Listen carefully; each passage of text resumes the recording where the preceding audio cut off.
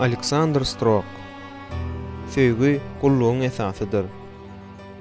Mesihi ýolbaşçynyň ýol beledi. Men size öz göwnümdäki ýaly çopanlary berjek. Olar sizi bilim we düşünje bilen bakarlar. Yeremiýe 3:15. Söýgü we ýygnaga ýolbaşçylyk etmek. Söýgüniň görelgesine eýeriň. 1 Korintoslar 14:1. Mukaddes kitabyň söýgü kitaby bolup durýandygyny aýtsak, onda bu çyşyr aýtdygymyz däldir. İnciliň çünkü Hudaý dünýäni köp söýýänligi üçin özüniň ýekeje ogluny berdi diýen taryhy Yohanna 3:16. Şu wagta çen dünýä aýan edilen iň beýik taryh bolup durýandyr. Hudaý bizi beýik söýgü bilen söýýär. Şoňa görä-de biz Rebbimiz Hudaýy bütün ýüregimiz, bütün janymyz, tenimiz, bütün aklymyz bilen söýmelidiriz. Matta 22:37. Bundan başga da biz ýakynymyzy özümiz söýüşimiz ýaly söýmelidiriz. Mark 12:31. Hudaý we ýakynyny söýme talaby hakyky imanlylaryň hemmesine de degişli bolýan bolsa da, men söýgü hakda ýygnak ýolbaşçylarynyň we mugallimleriň aýrylmaz borjy hökmünde gurrun etmek isleýärin. Birinjiden, Mesihiligiň Hudaýyň söýgüsi hakdaky taglimatynyň bardygy we Mesihlilerin hemmesiniň üstüne söýmeklik borjunyň ýüklenendigi sebäpli dünýädäki ýekeje din hem Mesihlik bilen deňeşip bilmez. Ýöne ýygnaga ýolbaşçylyk etmek hakynda gurrun edilende söýgü hakda az gurrun edilýär. Ýygnak ýolbaşçylarynda batyrlyk, ynamlylyk, sabyrlylyk, akyldarlyk, özüni tertip düzgüne salmaklyk, aýgytlylyk we şuňa meňzeş häsiýetleri terýelemek barada gaty gowy kitaplar we gollanmalar az däl. Ýöne ýygnaga ýolbaşçylyk etmeklige bagyşlanan kitaplaryň ören az sanlysy söýgü hakda agzap geçýär. Bu paýjygaly täwlikdir. Sebäbi täze ähtignak ýolbaşçylarynyň we mugallimleriň sylaklaryny iş ýüzünde ullanmak üçin söýgüniň dol derejede gerekdigi hakda bize aýdyn aýdýar. Dogrudanam täze äht öz ruhy sylaklaryny söýgü bilen görkezmäge boşly edýär. Imanlara söýgüsiz ýolbaşçylyk etmäge we olara söýgüsiz öwretmäge edilýän her bir synanşyk Paulusyň aýdyşy ýaly jyňyrdaýan mise ýa-da seslenýän kim wala meňzeş bir zatdyr. 1 Korintoslar 13:1. Ýygnak ýolbaşçysynda ýolbaşçylyk etmek üçin zerur bolan häsiýetleriň hemmesi bar bolup hem onda söýgü ýok bolsa, bu ol doly ygtybarly däldir.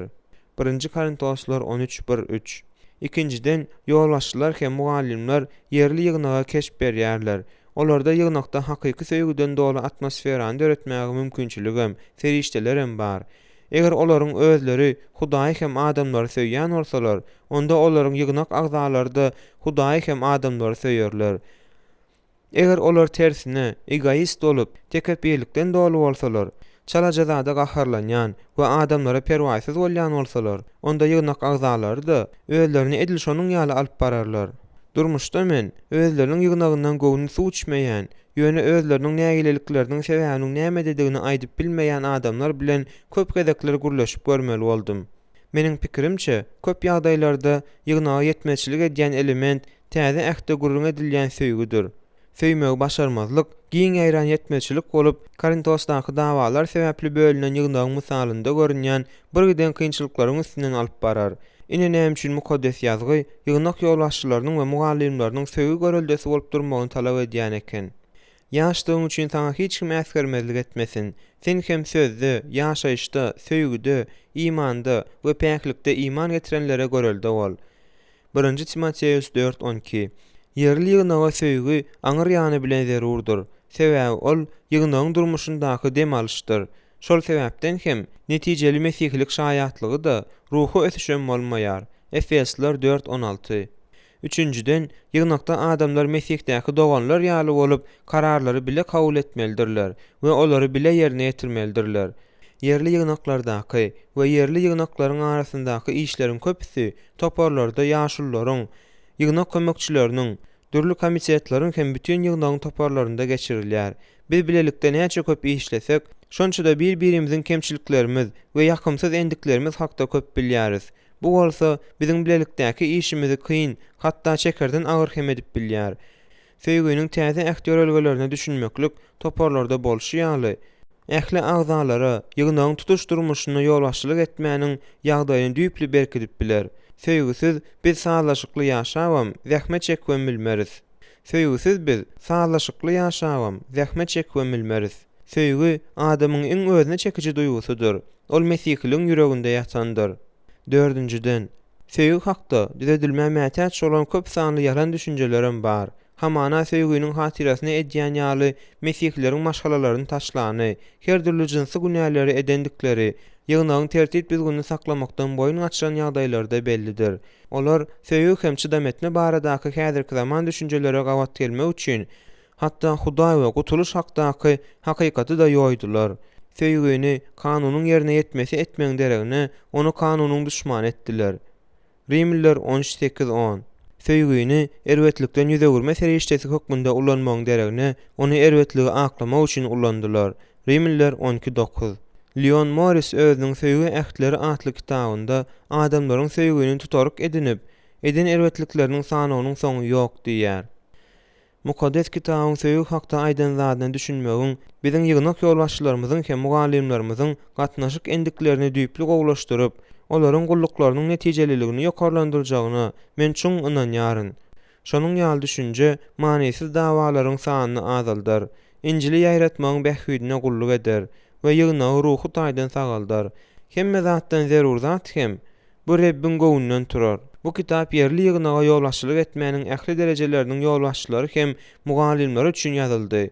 Eger siz ýekşenbe mektebiniň mugallimi, ýaşlaryň halipasy, mukaddes kitap mugallimi, administrator, saz öwretme we ýygnançlyklarda saz boýunça jogapkär, ýaşly, kömekçi, ruhy çapan, hoş habarçy ýa-da missioner hökmünde adamlara ýolbaşçylyk edýän ýa-da olary öwredýän bolsaňyz, onda size de, sizin gullugyňyza da söýgü gerek. Michael Green söýgü adamyň iň özüne çekici duýgusydyr. Ol Mesihliň ýüreginde ýatandyr diýip bize nähili gowy atladýar.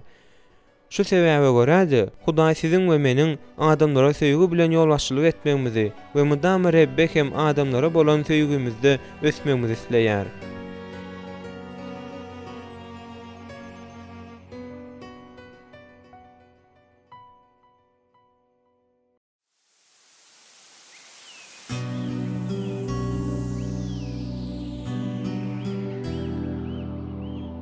Birinji bölüm.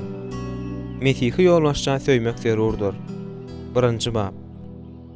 Indi bolsa size iň gowy ýol salyp bereýin. 1 Korintoslar 12:31 19-njy asyryň biligiremi diýip atlandyrmak mümkin bolan Dwight L. Moody söýgüniň öz durmuşyny nähili ütgedendig hakda gurrun berýär. Hemme zat 27 ýaşly Britaniýaly hoşhabarçy Henry Moorhouse Moody'niň barýan ýygnagynda bir hepdelap wagt eden wagtyndan başlandy. Hemmeleri hayran aldyryp, Moorhouse 7 wagtyny diňe Yohanna 3:16 boýunça okudy. Ol Hudaýyň dünýäni şeýle söýendigini suwd etmek üçin söýgü hakdaky wagtyny gelip çykyşdan başlap aýanlyk kitabynda oturdy. Moody'niň ogly Moorhouse'ň wagtlarynyň özünde nähili täsirleri galdyrandygy hakda kakasynyň beren gurruguna ýazyp alýar. Ol 6 günläp agşamyny şol bir aýadyň temasy boýunça wagt etdi. Ine de 7-nji agşam geldi. Moorhouse minbere mindi. Ol ýerdäkilerin hemmesiniň nazary oňa gönükdi. Ol söýgüli dostlarym, bugün men uzakly gün öz wagtym üçin başga bir mukaddes kitap aýadyny gözledim. Ýöne öňküden gowusyny tapyp bilmedim. Şonuň üçin biz ýene siziň bilen Yohannanyň hoş habarynyň 3-nji babynyň 16-njy aýadyna ýüzlenýäris diýdi. Şeýdip ol Hudaý dünýäni şeýle söýdi diýen ajaýyp sözler boýunça 7-nji wagtyny etdi. Şol wagtyň soňky sözleri ýadymda galdy. Dostlarım, men bütün bir hepdeläp size Hudaýyň sizi nähili güýçli söýýändigini gurrun bermäsi inançdym. Ýöne meniň muny özümiň gowşak, ejiz dilim bilen gurrun berip bilmedim. Eger men Ýakubyň merdivanyny alyp, gudraty güýçlüniň barlygynda duran Jewraýlyň ýanyna göklara çykyp, Ata Hudaýda bu dünýä üçin näçe söýgüsiniň bardygyny maňa aýtmagyny soran bolsam, onda onuň bar aýdyp biljek zady Hudaý dünýäni ören söýendigi sebäpli özüniň ýeketäk ogluny berdi. Ol muny ogluna iman edenleriň hiç biri helak bolman, baky ýaşaýşa gowuşmak üçin etdi diýen sözler bolardy. Yohanna 3:16 Hudaýyň öz oglunyň günäkärleriň ugrunda ölmeginde ýüze çykan Hudaýyň beýik söýgüsi hakda Moorhouse'ň beren gurrunlaryny diňlände Moody göz ýaşyny saklap bilmeýär. Bir gezek ol şeýle diýär. Şol pursada çenli men Hudaýyň bizi şeýle güýçli söýýändigine düşünmeýärdim. Meniň ýüregim eredi. Şonuň üçin göz ýaşymy saklap bilmedim. Bu edil biz uzak bir yurt hakdaky täzelige eşdenmez. Şol täzeligiň hem bizi hayran etmesi bilen gurşap alyşy ýaly bir zat boldy. Beýleki ýygnananlar hem edil şonuň ýaly duýgu duýdular. Men size diýärin, bütün dünýäden ýokary bolan diňe bir zat bar. Bu söýgüdir. Murhausyň wagzynyň täsiri aslynda muji söýgü taglimatyny öwrenip başlaýar. Bu onuň wagzlaryny da, bütün ömrüni de özgörtdi. Soňra ol şeýle diýdi: Men söýgü sözüni aldym da, mukaddes kitap ayatlarynyň haýsysynda ol bar bolsa, şolary öwrenip başladym. Bu işin başında näçe hepdäm geçerimi bilemok. Ýöne ahyr soňunda adamlary asla söýmän bilmedim. Men söýgüniň ruhy imitinden imitlenip, şeýle köp wagtymy geçirdim. Duş gelen adamlaryň hemmesine ýaşylyk etmek isledim. Men söýgüden doldum. Ol barmaklarymyň uçlaryndan ýöne bir akdy durdy. Mukaddes kitabyň söýgü düşünjesini alyň. Siz ondan şeýle orda olarsyňyz welin, ağzyňyzy ýöne bir açan wadyňyza dinleýijileriniziň üstüne Hudaýyň söýgüsiniň akymy joşup döküler. Ýygnakda söýgüsiz haýsydyr bir işi etmäge synanyşmagyň hiç hilmanysy ýokdur. Lukman ýa-da aklawjy söýgüsiz işläp biler. Emma Hudaýa söýgüsiz gulluk etmek mümkin däl. D.L. Moody Hudaýa söýgüsiz gulluk etmek mümkin däl diýende mukaddes kitabyň taglimaty nukda nazarynda mundan tahqiq söz aýdyp bilmezdi. Mukaddes kitabyň söýgü hakdaky iň meşhur parçasy 1-nji Korintoslar 13-nji bab. Bize hud bu hakda gurrun berýär. Has ajaýyp ýol. Paulusyň ilkinji hem iň beýik missionerdigine, mukaddes ýazygyny öwrenijigine, mugallimdigine, hoşhabarçydygyna we iman gahrymanydygyna hiç ýeli şübhe ýok. Şeýle de bolsa, Paulus eger söýgüden dolup bolmasa, özüniň öwşün atýan zehiniň, ukyýynyň we gulluga we palygynyň hiç zady aňlatmajakdygyny bilýärdi.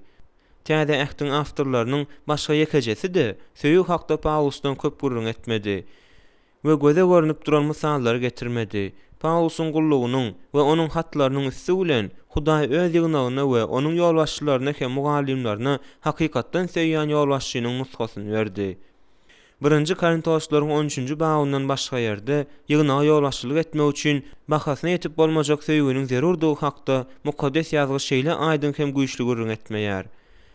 Paulus bu sözleri Korintosdaky ýygnakda ruhy syýlaglar hakda dawalaryň ýüze çykandygyny bilen sebäpli ýazýar. Bu ýygnagyň ruhy syýlaglar baradaky nädogry pikirlerini üýtgetmek, umumyň özüni weýran etmek howpy awanýan ýygnagyň özüni alyp bar stilini üýtgetmek üçin Paulus Korintoslara has ajaýyp ýol görkezmäge söz berýär. 1-nji Korintoslar 12:31.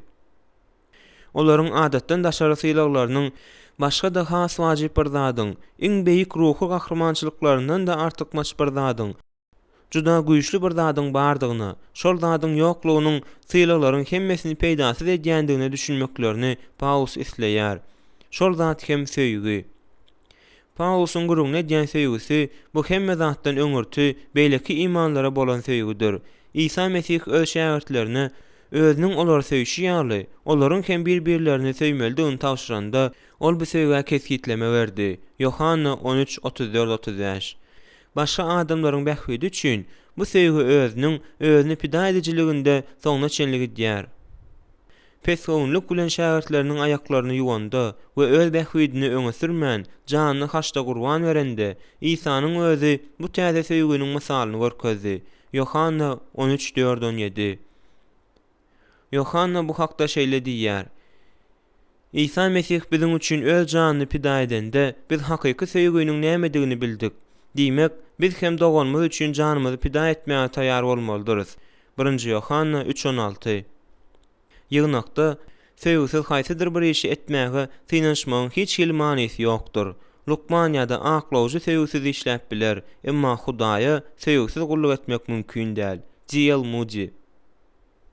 Söýgüniň has ajaýyp ýol bolup durýandygy baradaky şüpheleri aýyrmak we Korintosly imanlaryň ruhy syýlaglara bolan nädogry garaşlaryny düzeltmek üçin Paulus özüniň dile barlygyny ulanýar. Onuň maksady söýgüniň has ajaýyp ýoldugyny aňyrbaş güýç we ynandyrjylyk bilen görkezmekdi. Ol şeýle ýazýar: Ýöne siz has olarak peşkeşleri almaga ymtylyň. Indi bolsa size iň gowy ýoly salgy bereýin. İnsanlaryň we perişdeleriň dillerinde gurläp de söýgün bolmasa, güňleş seslenýän mistirin ýa-da ýa-da jyňyldaýan kim waldyryn. Eger peýgamberlik peşkeşin bolup da ähli sırlary we ilmleri bilip de dağlar söýüşürjek güýçli imanym bolup da söýgüň bolmasa men hiçdirin. Eger men tutuş emlägimi garyp gasarlara paýlap da magtanyp bilerim ýaly tenimi gurban edip de söýgüň bolmasa bularyň maňa hiç peýdasy ýokdur. 1 Korintoslar 12:31-13. Bu parçada näme hakda gurrun berilýändigine düşünmek üçin gelin onu ünsli öwreneliň. Söýgüsiz hatda göğüň dili hem ýakymsyz eşdilýär. Ruhy syýlagyň maksady Mesihiň tenini berkitmek we imanlylaryň hemmesini birikdirmekdir. Emma Korintosly imanlaryň özleriniň alan adatdan daşary syýlaglary bagatdaky ruh welentligi olarda tekebbirlik döretdi-de ýygnagy bulaşyklyga alyp bardy. Özüne göwünleri ýetýän Korintosly imanlylar özleriniň ruhy syýlaglaryny öz şahsy talaplaryny kanagatlandyrmak üçin ulandylar. Bu bolsa ýygnakda agzalylygyň bolmagyna alyp bardy. Ýagdaý düzetjek bolup Paulus şeýle usul ulanýardy. Onda özüni iň zehinli, başga dillerde gürleme okuýy bolan, insan hem perişteleriň dillerinde gürleýän adam hukmunda görkezýär. 1 Korintoslar 14:21. Gökden indirilen şunun ýalsyla Korintoslarda uly täsir galdyrmalydy. Şeýle de bolsa, Paulus bu wagyň 4-den 7-nji aýatyna çenli suratlandyrylan söýgüsiz hereket etse, şol syýlaglary bolan bolsa da, bary ol jyňyrdaýan mis, ýa-da seslenýän kim bolup galýandygyny, ýani manisiz hem gaharlandyrjy sesleriň çeşmesi bolup galýandygyny aýdýar. 1 Korintoslar 13:1. Paulus diňe şonuň ýaly bolanda, öz sözleriniň ýöne bir ýürege düşkünç ses bolýandygyny aýtman, eýsem özüň hem adamlary gaharlandyrýan sese öwrüljekdigini aýdýar. Ol şonda lider bolmazdy. Mesihlik durmuşyna da agyr urgu urlardy. Has ajaýyp ýol bilen gidip bilmezdi. Söýgüsi bolman, başga dillerde gürlese de, ol boş sese öwrülerdi. Ol başga dillerde gürleme syýlagyny ýygnaga gulluk etmek we onu awatlamak üçin ulanmagyň deregine öz-özüne gulluk etmek we öz-özüni şöhratlandyrmak üçin ulanardy. Emma ýygnaga gulluk etmek we onu awatlamak söýgüniň maksady ahyry. 1 Korintoslar 8:1. Söýgüsiz bilim adamdaky meni çiğşirýär we onu aldaýar. Men bu aýatlar boýunça wagt edenimde köplenç bir görkezme misalyny ulanýaryn. Ruhy syýlaglar we söýmegiň zerurlugy hakda gurrun edenimde münweriň aşagyndan metal pitini we çekici çykarýarynda çekiç bilen pitini urup başlaýaryn. İlki adamlar gülýärler. Olar bu şowly saýlanan usul diýip pikir edýärler. Ýöne men urmagy dowam etdirýärin. Men ruhy syýlaglar hakda gurrun edip duruşymy urmagy dowam etdirýärin. Tizara zal ýylgyrmagy we gülmegi bes edýär. Adamlara ses eýýäm ýeterlik bolýardy. Olar gitdigiçe gaharly bolup hem gyzyp başlaýarlar. Ýöne men urmagymy dowam etdirýärinde, dinleýijilerim muňa çydam edip bilmejek ýaly bolanlarynda saklanýarynda olardan gaharyňyz geldimi? Bu size yaramadymy? Bu size lezzet berdimi? Ýöne bu sapak beriji boldumy? Meniň wagtymyň ahyryna çenli urmagymy dowam etdirmegimi isleýärsiňizmi? diýip soraýaryn. Elbetde, hiç kim meniň pitä ýene urup başlamagymy islemeýär. Edil şol pursatda hem özleriniň syýlagyny söýgüsiz ulananda adamlar hem Hudaý bilen gatnaşyklarynda özlerini şeýle alyp barýandyklaryny men dinleýijilerime ýatladýaryn. Olar söýgüsiz jyňyrdaýan misen ýa-da seslenýän kim baldan uly zat däldirler. Söýgüsiz hatda ähli sırlary bilmekligem hiç kime peýda getirmez. Mundan soň Paulus şol retorik usuly ulanyp öz hakda peýgamberlik syýlagyna şeýle dol derejede eýe bolup ähli sırlary bilmeklige, umuman ähli bilime eýe bolan biri hukmunda gurrun edýär. Şonuň ýaly ýagdaýda ol adamlaryň bilmek isleýän Hudaýyň sırlarynyň hemmesini bilýär. Paulus il içinde aýdylşy ýaly canly ensiklopediýa bolýar. Käbir adamlar özleriniň teologiýa ulgamyndaky aklyny hem bilimini görkezmegin diýsen gowy berýärler. Olar özleriniň öwrenme we köpçüligiň öňünde çykyş edip bilme okuýugyna guwanýarlar. Şonuň ýaly tekebbirlik Korintosda ullakan mesele boldy. Korintoslaryň käbirleri çuň bilimli bolandyklarynyň netijesinde tekebbirlikden dolup özleri hakda aşa ýokary pikir edip başladylar. Olar özleriniň artykmaçlygyny beýleki adamlaryň inkar etmeklerini istediler. Özleri bolsa bilim hem peýgamberlik syýlaglary bolmadyk adamlara hondan ýarsy bolup garaýardylar. Netijede olar ýygnaga ziýan getirdiler. 1 Korintoslar 8-nji bab. Söýgüsiz bilim adamyň menini çiğşirýär we onu aldaýar. Munyň ýaly bilim özüňi akyl taýdan ýokary tutmaklygy alyp barýar-da, adam başgalaryň pikirini ýigrenýär we üstlerinden gülýär. Pesräk bilimli adamlara syylamaýar we öz pikir bilen alışmaýanlar bilen sylaşyksyz urlaşýar. Men mukaddes kitaby gaty gowy bilýän bir ruhy çopan tanaýardym. Ol mudamy adamlaryň göwnlerini degýärdi, ýüreklerini yaralaýardy. Olaryň ujypsyzja hem kiçiräk ýalňyşlyklaryna da juda gödöklük bilen garaýardy. Onuň ýygnagynyň adamy gitdigiçe azalyp, ahyr sonunda ýeköz galdy. Onuň bilimi ullakandy, emma ýüregi kiçidi. Onuň teologiýasy edil bu ýaly aňyrsy görnüp durandy, emma buzdan da sowukdy. Bilimi bolsa da, söýgüden mahrum olanlaryň ykbaly şeýle bolýar. Eger hemme zady öz içine alýan bilimi bolubam, söýgüsi bolmasa, onda özüniň bary bir ruhy nol bolup galýandygyny Paulus tasdiklaýar. Söýgüsiz peýgamberiň, söýgüsiz mukaddes kitaby öwrenijiniň we söýgüsiz mugallimyň Hudaýyň adamlaryna öwüt ündöw berme işinde de peýdasyzdygyny Paulus nogtaw aýdýar. Bu sözleriň mamladygyny taryh tasdiklaýar. John Short şeýle ýazýar. Söýgüsiz iman we söýgüsiz peýgamberlik Mesihliň taryhyndaky iň paçygal sahypalar üçin jogapkärdir. Hut imanly bolup, emma söýgüsi bolmadyk adamlar ýeretikleri ýakdylar.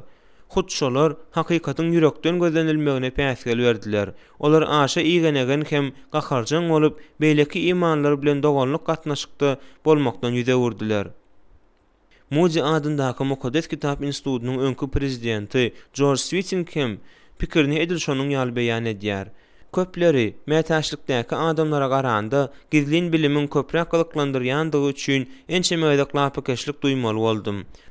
Juda köp ýagdaýlarda mesihler ruhy sırlary bilmek bilen aşa başygy bolýarlar-da, adamlara perwasyz garaýarlar we goýşan adamlar söýmek kyn bolýan bolsa da, olara hiç kili söýgü görkezmeýärler.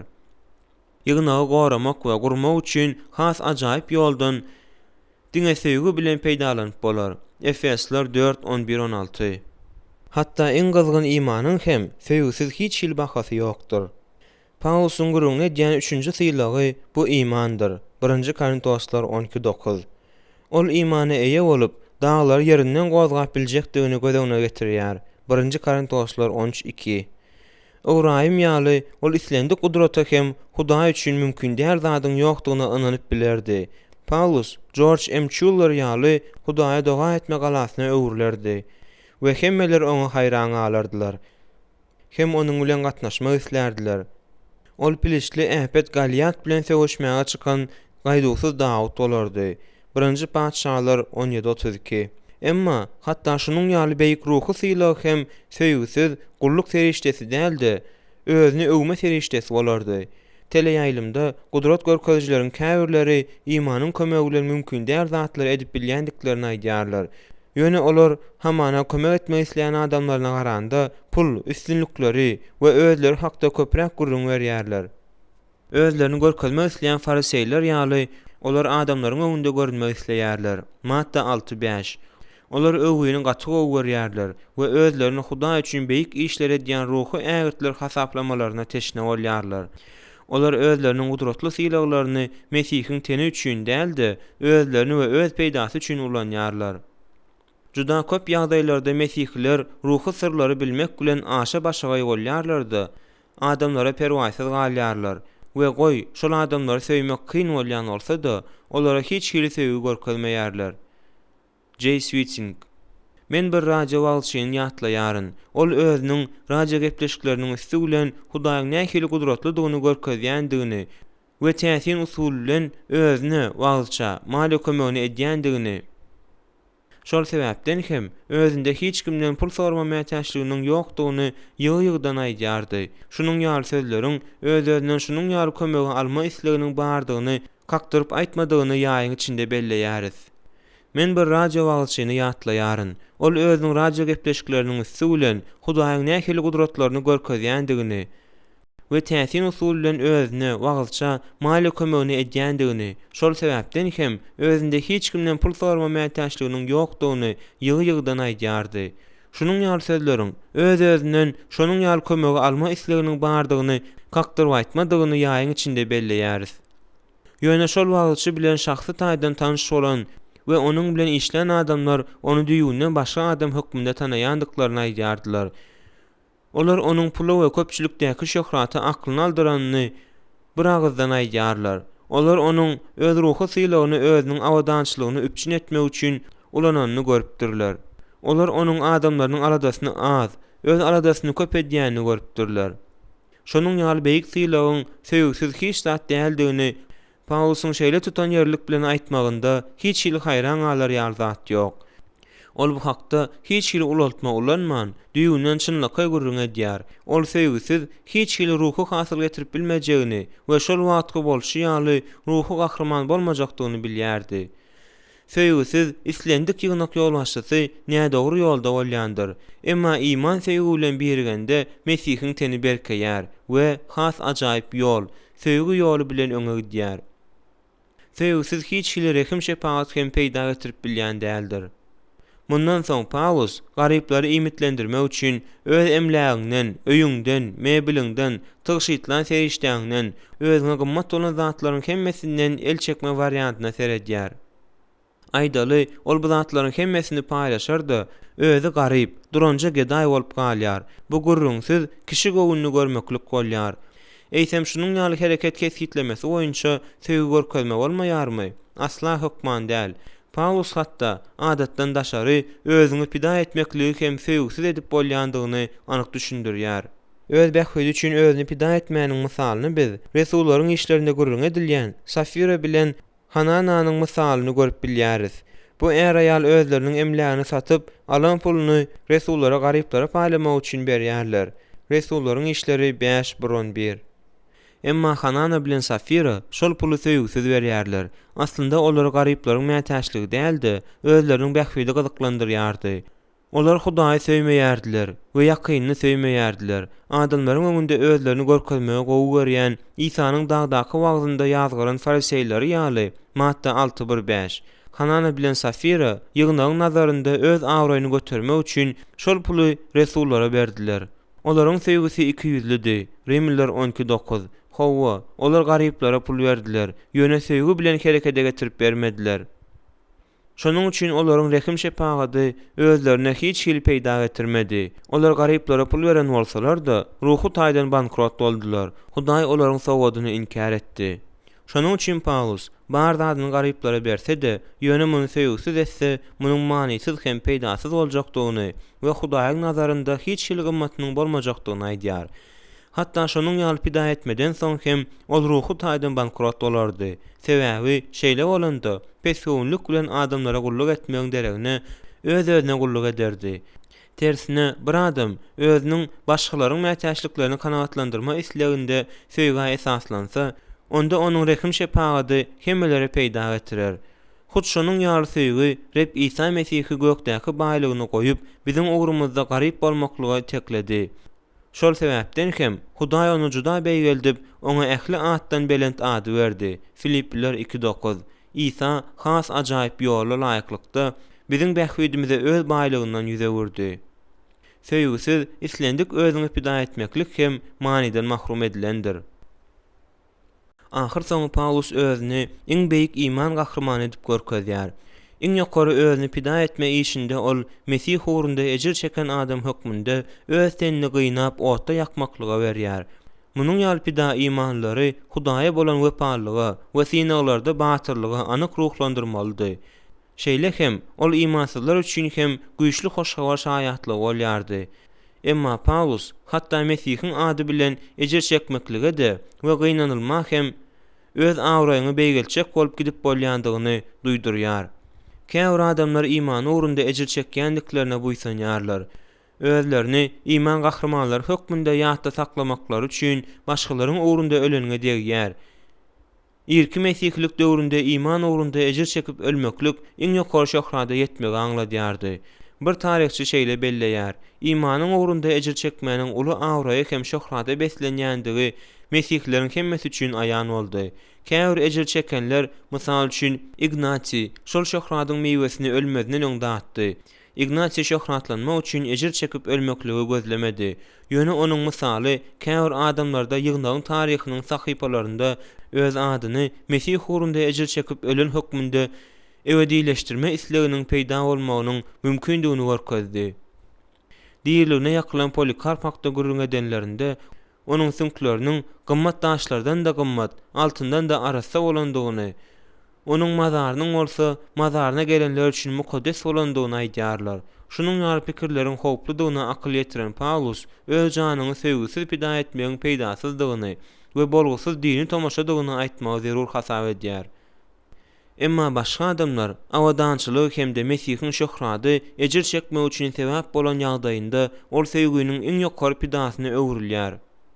Jonathan Edwards özüniň Rehim şepaat we onuň miweleri atly kitabynda Hudaýyň söýge we özüni pida etmelere bolan garaýşyny şeýle umumlaşdyrýar. Eger Hudaýa bolan hakyky söýgi herekete getirýän bolsa, onda kiçijik hereketler hem Hudaýyň göwünden turýandyr. Çyn söýgi bilen Rebbin şägirdine getirilip berilen bir käse sowuk suw hem onuň nazarynda bar emlägiň garyplara paýlandan da ýokardyr.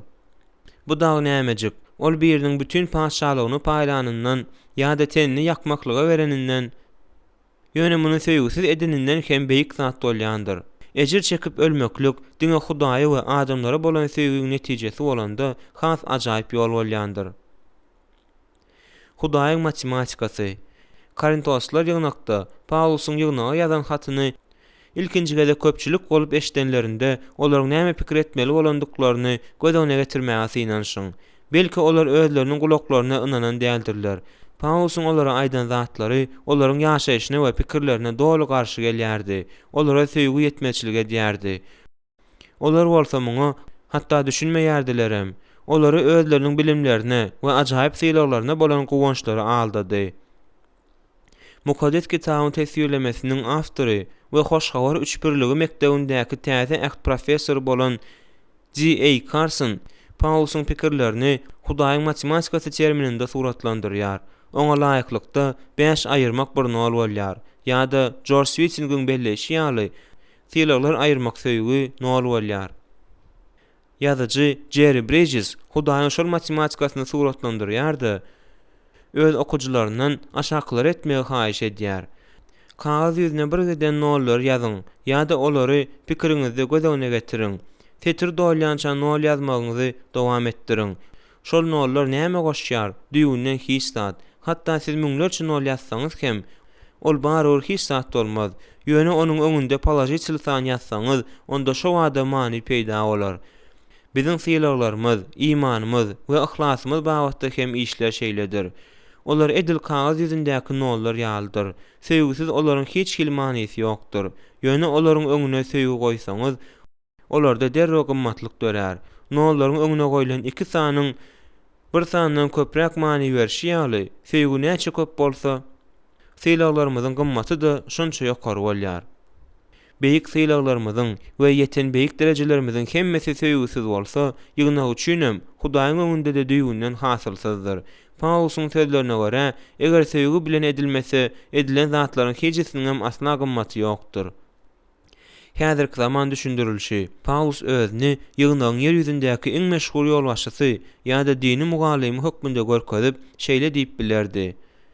Eger men iň zehirli wagtçy bolan bolsam, millionlarça adamlar meniň sözlerime üns berýän bolsalar, ýöne söýgüm bolmasa, onda men Hudaýyň hem adamlaryň öňünde gahar getiriji boş ses bolardym. Eger men iň harizmatik şahsiýet bolup, kemmeler iň güýçli magnet bilen çekilýän ýaly bolup, maňa tarap çekilýän bolsalar da, Mesihiň kiyar söýgüm bolmadyk bolsa, men hiç zada yaramaýan adam bolardym. Ondan uly zat bolmazdym. Eger men ýygnagyň şu wagtda çenli gören iň beýik ýolbaşçysy bolsam da, ýöne söýgüm bolmasa, onda men ýygnag üçin ýitirilen adam bolup, diňe özümi aldamak bilen meşgullanardym. Eger teologiýa we ýygnaga ýolbaşçylyk etmek boýunça bestsellerlaryň awtory bolubam, söýgüm bolmasa, onda işi başa barmadak boş kelleli bir adam bolardym. Eger bar wagtymy geljeki ýygnak ýolbaşçylaryny terbiýelemeklige sarp edýän bolsam, emma muny söýgüsiz edýän bolsam, onda men olary näde dogry ýoldan alyp giderdim we olara näde dogry görelde görkezerdim.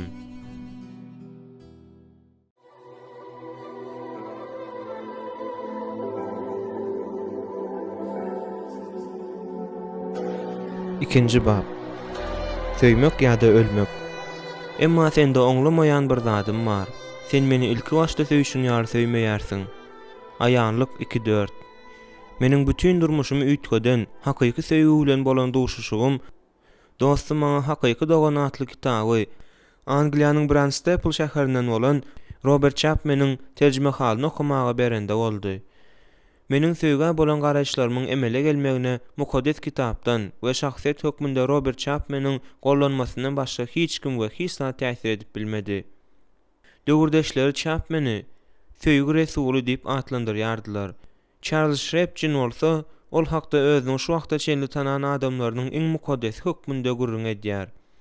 Robert Chapman Branstapel'däki kiçijik baptist ýygnagynda ruhy çapan bolmak üçin Londondaky aklawjylyk işini goýýar.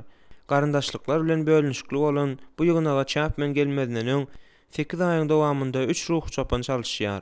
Mukaddes kitap mugalimi Chapman'yň öz sagyrlylygy we söýgüsi bilen bu ýygnagyň durmuşyny üýtgedişi baradaky taryh söýgüden doly ýolbaşçylygyň iň gözi ýylýan misalydyr. Kiçijik ýygnak ahir soňunda uly hem sazlaşykly dem alýan ýygnaga öwrüldi. Hem de özüniň söýgüsi, missionýerçiligi we garyplara kömek etme gullugy bilen bütün Angliýada meşhurlyk gazandy. Ömrüniň ahyrynda Chapman 99 ýaşady. Ol öz söýgüsiniň we akyldarlygynyň arkasyndan şeýle uly meşhurlyk gazandy welin. Hatda daşary ýurtda oňa iýerilip daşyna Chapman söýgü uniwersiteti diýilip ýazylanda hem ol eýesini aňsatlyk bilen tapypdyr. Chapman Branstapel'däki ýygnaga barmazyndan öň ýygnak özüniň taglimatynyň we guruluşynyň öz goşullygyna buýsanýardy. Ýöne söýgüsizlikden ölüp barýardy. Robert Chapman bu ýygnaga barandan soň oňa söýgü üfledi. Tiz wagtdan onuň agzalary Mesihe, birege, hoşgawar hakykatyna we günäli adamlara bolan söýgüni öwrendiler. Şeýdip olaryň ýygnagy söýgü uniwersitetine öwrüldi. Aýanlyk kitabynyň 2-nji babynda biz özüniň dogrulygyna hem wefalygyna buýsanýan, emma söýgü ýetmeçiliginden ölüp barýan bir ýygnak hakda okaýarys. Rebbim özü oňa we onuň ýolbaşçylaryna towa etmegi we ýaşaýyş getirýän söýgüniň ýygnaga gaýdyp getirmegine ýol bermegi buýurdy. İsa Mesihiň Efesdaky ýygnaga nähil gazaply duýduruş berýänini ünsli okan. Men seniň ähli edenlerini, şol sanda zähmet çekendiňi, gaýratlydygyny bilýärin. Seniň ýaman adamlary ýigrenýändiňi hem bilýärin. Sen özlerini resul saýanlary synap, olaryň ýalan resulduklaryny äşkar etdiň. Sen gaýratlysyň. Meniň ugrumda köp muşakkatlara çydadyň, ruhdan düşmediň. Emma sende oňlamaýan bir zadym bar. Sen meni ilki başda söýüşiň ýaly söýmeýärsiň. Şonuň üçin haýsy belentlikden ýykylanyňy ýadyňa sal. İlki başda eden işleriňi amal et. Eger towa gelmeseň, ýanyňa baryp, çyradanyňy ýerinden aýraryn. Aýanlyk 2-4-5. Öwme we ýazgarma.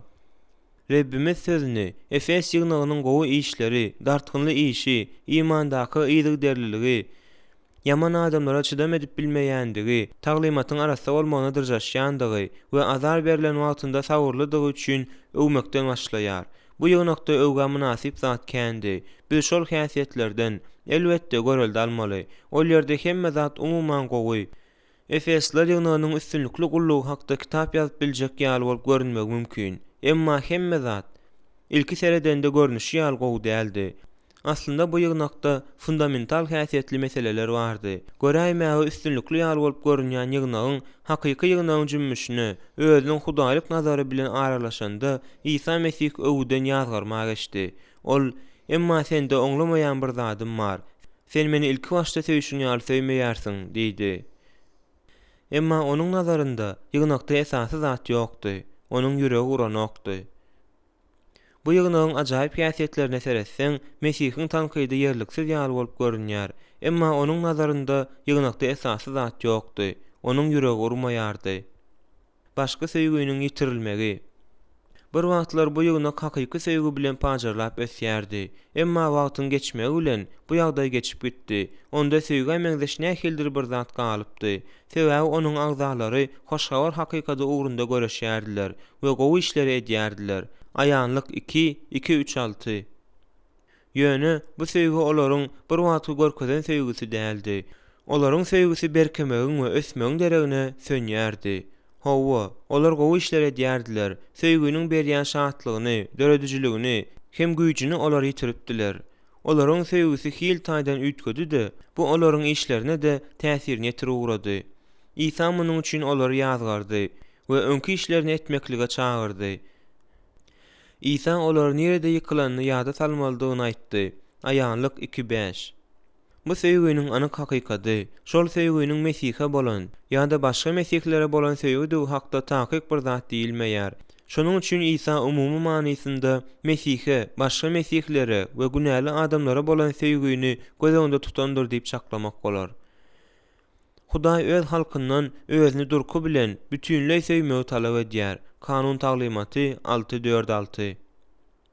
Biz Hudaý bütün ýüregimiz, janymyz, tenimiz, bütün düşünjämiz bilen söýmelidiriz. Matta 22:37.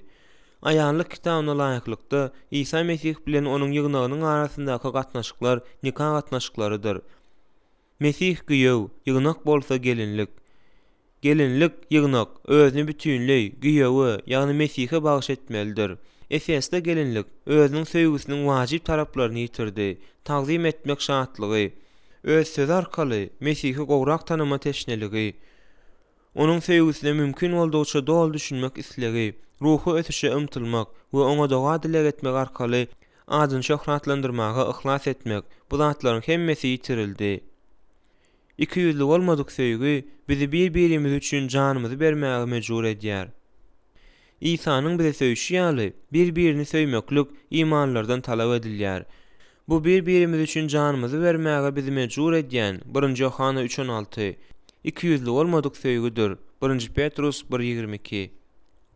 İsa Efesdaky imanlaryň bir-biriniň aladasyny özüni pida edicilik bilen etmeklerine, bir-birine öýleriniň gapysyny açmaklaryna, ullakan bir maşgala bolup ýaşamaklaryna, bir-birine şatlyk bilen gulluk etmeklerine, bir-biri üçin janypkeşlik bilen Hudaýa doga etmeklerine, adam saýlamadaky päselçilikleri aradan aýryp, öýdäki hem ýygnakdaky, bilelikdäki durmuşdan lezzet almaklaryna garaşýardy. Ýöne Efesli imanlaryň söýgüsi ýitdi. Taşlanan çağları halas eden ve olary Hindistandaky Dohnavur ýygnagynda öýewzar beren Amy Carmichael öz işdeşleriniň söýgüsiniň ýitmegi sebäpli ölüm howpunyň awanýandygyny akyl ýetirýärdi. Ol olar üçin düzgünler toplumyny ýazdy. Söýgüsizligiň ölüm howpy bardyr. Bu dügünü keseli däldir. Ol haýaljakdan öldürýär, öze mydamy öldürýändir. Gelin ondan gorkalyň. Kepçe başy saklamakdan gorkuşymyz ýaly, onuň özümizi gurşap almagyna ýol bermekden gorkalyň. Söýgüsizlik kepçe başdan da howpludyr. Kepçe başyň göze görünmeýän diýen ýaly zäherniň bir damjasynyň pidanyň bedenine derrew ýaýraşy ýaly. Siziň ýa-da meniň ýüregimde dören söýgüsizligiň bir damjasy hem biziň bütün maşgalamyzda derrew ýaýraýar. Sebäbi biz bir tendiriz, bir-birimiziň böleklerimizdiriz. Biz özümiziň ýaş kardeşlerimize eger söýgü ýok bolsa, onda umumy doga dilek etmegiň mümkin bolmaýandygyny öwretmelidiriz. Eger siz nerededir bir ýerde söýgüsizligi görseňiz, onda bar işiňizi goýuň-da şo wada ýagdaýy düzediň. Mesih bizden hemme adamlara bolan söýgüni talap edýär. 1 Salonikliler 3:12. Bu söýgü adamlaryň fiziki hem ruhy mätäçliklerini kanagatlandyrma mümkinçiligini gözleýär. Bu söýgü o Samariyalynyň özüne nätanş bolsa-da, ölüm halynda ýatan adama gorkadan söýgüsine meňzeşdir. Luka 10:30-37. Bu söýgü imansyzlara hoş habar wagt etmekde beýan tapýar. Paulus Israila bolan şeýle söýgüni duýýardy. Meniň uly gaýgym, ýüregimde dyňysyz agyrym bar. Hawa, men ganur doganlarym bolan Israil halkynyň İsa Mesihden aýra düşeninden özümiň gargyşa galyp, olaryň hatirasyna Mesihden aýra düşmäge de kaýyldyryn. Mätäçleri hem günäkärleri bolan şeýle söýgü ýok boldy. Bu pajygar zat ýöne Efesdaky ýygnak üýtgedi. Ol özüniň başdaky söýgüsini taşlady. Şonuň üçin Rep ony höküm etmez ýaly bir zat etmek gerekdi. Ýygnagy ýykmagyň üstünde işleýän şeytanyň söýgüni öldürmäge jan çekmeginde haýran galar ýar zat ýok. Diýip Puritan wagtçysy Nathaniel Vincent ýazýar. Mesihiň sönüp barýan söýgü üçin serişdesi. İsa yerli ýygnagy derejik üstad etmeklige çagyrýar. Eger şeýle etmese, onda ol eger towa gelmeseň ýanyňa baryp çyradanyň ýerinden aýraryn diýip aýdýar. Aýalyk 2-5. Mesihiň gurrun neden jazasynyň anyk nähili usulda boljakdygy jedeliň predmeti bolup galýan bolsa-da, ýagdaýyň agyrlygy göze görnüp dur. Eger bu ýygnakda ütgeşmeler bolmasa, onda Mesih gelip jazalandyrar. Söýgüniň ýitirilmegi bu güne. Aýalyk 2-4-5-de İsa muny ýazgarýar we oňa garşy serişde teklip edýär. 1. Haýsy belentlikden ýyklanyň ýada sal.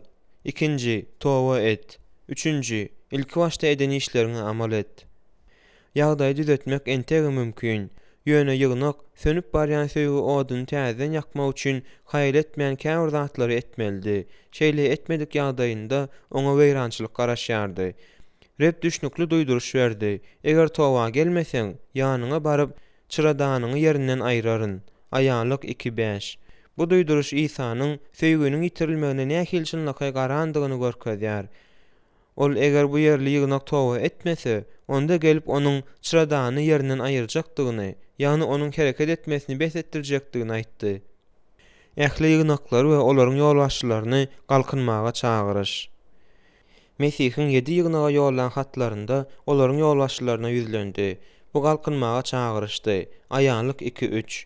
İsa Efesdaky ýygnaga özüniň köp zähmet çekip biljekdigini, eret adamlara garşy göreşip bilýändigini, ruhy syýlaglary alyp, dogry taglimatlary öwrenip, şol bir wagtyň özünde de söýgüsiz bolup bilýändigini, şol sebäpden hem berk tertip düzgün çäresini ullanma howpunyň astynda durandygyny duýdurýar. Yerli ýygnagyň dargaman galmagy üçin söýgüniň dol derejede gerekdigi sebäpli onuň ýolbaşçylary özleriniň ýüreklerinde Mesihe bolan hakyky söýgüniň ýanmagyny dowam etdirmegine gözegçilik etmeli we agzalaryny da şeýle söýgüde bolmaga çagyrmalydyrlar. Mesihe bolan öz söýgüni gymmat hasaplamak. Mesihe bolan öz söýgüni gymmat hasaplamak. Ýygnak ýolbaşçylary söýgüsini ýitirip başlanda, ýygnagyň beýleki agzalarynyň hemmesinde de şeýle bolmagy üçin onçakly köp wagt gerek däl.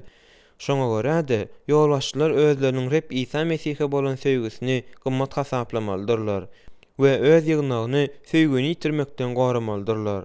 Ýürekden çykýan we gitdigiçe artýan rep İsa Mesihe bolan söýgüni hiç zat bilen çalyşyp bolmaz. Bu biziň ilkinji hem esasy borjumyzdyr. Efesdaky ýygnagyň ýolbaşçylary dogry taglimaty saklamaklyk özleri üçin ýeterlikdir öýdýärdiler. Ýöne bu beýle däldi. Eger biz özümiziň Hudaýa hem Mesihe bolan söýgümizi işçiňlik bilen goramasak, onda imanlara, mätäşlere, günäkärlere we hakykata bolan söýgümiz hem ýitip gider. Ýygnagy weýran etmegiň üstünde işleýän şeytanyň söýgüni de öldürmäge çalyşmagynda hiç hilgen alar ýaly zat ýokdur. En Vincent. Mesihligiň meşhur apologiýaty Francis Schaeffer öz aýaly Edith bilen bile Şwitsariýadaky öýüniň gapylaryny mätäşleriň hemmesine açdy da şeýle etmek bilen mesihlik söýgüsiniň göreldesini görkezdi. Sebäbi olar onuň wajyplygyna düşünýärdiler. Biziň her birimiz özümizden men diňe taglymaty wepal bolmagy ugrunda göreşmek bilen çäklenmeýärmikäm diýip soramalydyryz. Bu hiç haçan adamsyna ikilik etmeýän, ýöne oňa hiç hili söýgü hem görkezmeýän aýal ýalydyr. Eýsem, nikah üçin bu ýeterlikmidir? 10 000 gerek ýok. Ýöne men sözde hem işde taglimatyň arasalygynyň aladasyny edýän, emma özüniň gudratly güýegine hiç hili söýgü görkezmeýän Mesihi bolsam, onda ýokarda aýdylan aýal ýaly bolýandyryn. Hudaý her gün diňe bir biziň taglimaty wepaly bolmagymyzy däldi, eýsem söýgümize misleýär. Pikir edip bir görüň, özüm teoriýada däldi, iş ýüzünde. Musanyň Tewrady hakdaky kitaplary, mukaddes kitap düşündürişleriniň nusgasy hasaplanylýan Macintosh, Mesihe bildirilýän iň wajyp talap hökmünde Mesihe bolan söýgü dogrusynda ören pähimli maslahat berýär. Eger men öz işimiň, öz ýüregim hem mugallimim bilen aramda durmagyna ýol bersem, onuň hiç hili gymmaty bolmaz. Biz Mesihe diňe ondan lezzet alan ýagdaýymyzda netijeli gulluk edip bilýäris. Ýüregimiz diňe oňa dayananda we onda şatlyk tapanda ellerimiz onuň adyna münasip işler edip biler. Dogry, biz wagt edip, leksiýalar okap, Hudaýa doga edip, kitaplar ýazyp hem gullugyň daşky hereketleriniň hemmesini görkezip, şol bir wagtyň özünde de Mesihe gulluk etmeýän bileriz. Adamlara Mesihi görkezýän adamyň özü ol hakdaky pikire durku bilen berilen bolmaly. Hudaýa hem Mesihe bolan söýgü adamlaryň hemmesinde bolmaly söýgüniň esasy bolup durýar. Hudaýa bolan söýgü ilkinji hem iň uly tawşyrykdyr. Matta 22:38. Söýgüniň daşky görnüşleri bilen görüşmek. Ýygnagy dini däpleriň, desturlaryň we düzgünleriň daşky tarapy bilen gyzyklanmadan goramak zerurdur. Sebäbi onda Mesihe we birege bolan hakyky söýgüniň ýaşaýyş üçin wajyp elementleri ikinji derejäge geçýär. Efesli imanlılaryň ýygnaga kadalyk atnandyklaryna, taglymata gowy bilendiklerine, yalan mugallimleri inkar edendiklerine, takwa durmuşda ýaşandyklaryna, gowy işleri edendiklerine, Hudaýa doga edip onu şöhratlandyrandyklaryna ynamly bolup bileriz. Emma olardaky söýgüniň içki ody ýok boldy. Daşky desturlar we adaty edilmeli zatlar çyn imanyň we ýürekden çykkan söýgüniň ýerini tutdy. Olarda bir wagtlar Mesihe ýakynyňa bar bolan söýgü gutarypdy. Olaryň dindarlygy ihlasly däldi-de, göz üçindi. Ol ýürekden çykkan däldi-de, mehaniki bir zat boldy. Olar öňküsi ýaly hakykata yglan edýärdiler, emma ýam hakykat bolan söýmeýärdiler. Olar öňküler ýaly gowy işler edýärdiler. Ýöne indi muny söýgü, doganlyk duýgusy ýa-da duýgudaşlyk bilen etmeýärdiler. Olar hakykaty saklap, mesihlik şaýatlygyny ýaýratmaga dowam edýärdiler. Ýöne söýgüniň hakykatyň iň beýik şaýatlygy bolup durýanyny ýatdan çykarypdylar. Gep olaryň gowy hereketleriniň söýgüni gysyp çykaranynda däldi. Hiç şili gowy işiň, akyldarlygyň we ýygnagyň tertip düzgünne düşünmekligiň, agyr ýagdaýlarda sagyrly bolmagyň, günäni ýigrenmegiň ýa-da iň dogry taglymatyň hem söýgüniň ýoklugynyň öwezinde bolup bilmeýändigindedir. Ýygnagy towa hem ruhy dikelşe alyp barmak. Günäden püre-pür bolan bu dünýäde towa etmeklik we ruhy taýdan dikelmeklik derwäis hem geçip gitmeýän wezipe bolup durýar. Şonuň üçin ýygnak ýolbaşçylary we mugallimleri söýgü ýok bolanda we ikiyüzli söýgü bolanda öz sürüsini towa etmeklige alyp barmaga taýýar bolmalydyrlar. Rimliler 12:9. Söýgüni canlandyryp we täzeläp bolar. Aýanlyk 2:5. Ody täzeden ýakyp bolýar. Durmuşyny Mesihe hem birege täzen bagyş edip bolar. Söýgüniň ýaşaýyş getirýän güýjüni Hudaýa täzeden doga etmede, mukaddes kitaby öwrenmede, hoş hawar wagt etmede, secde etmede we gatnaşykda ulanyp bolar. Şeýle bolmagy üçin biz puritanly wagtçy Nathaniel Vincent'in doga dilegedişi ýaly mydama dilegde bolmalydyryz we zähmet çekmelidiriz. Ey söýgü, sen Mesihiň ýygnagyna nähil gerek? Ýygnak bu mätäçligi nähil duýýar, ýöne ıňyldaýar. Ol seniň ýoklugyň sebäpli her gün ölýär. Ey söýgü, dolan, yaralara şypa ber. Köne ýollary täzele we täze nesiller üçin esas goý.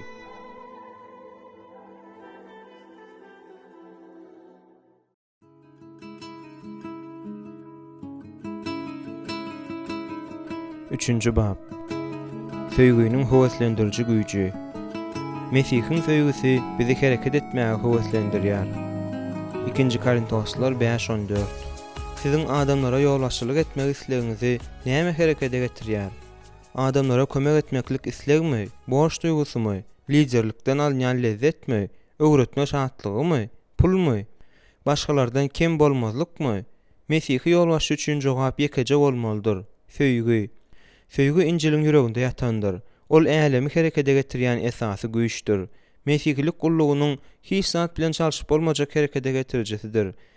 Liderlik Mesihiň bize bolan söýgüsi, biziň Mesihe bolan söýgümiz we ýakynymyza bolan söýgümiz. 3 manyda söýgü tarapyndan herekete getirilmelidir. Ruhlanma Mesihiň söýgüsindedir. Mukaddes ýazgynyň iň çuň bölekleriniň birinde Paulus bize öz durmuşynyň ýeketäk herekete getiriji güýjüni açyp görkezýär.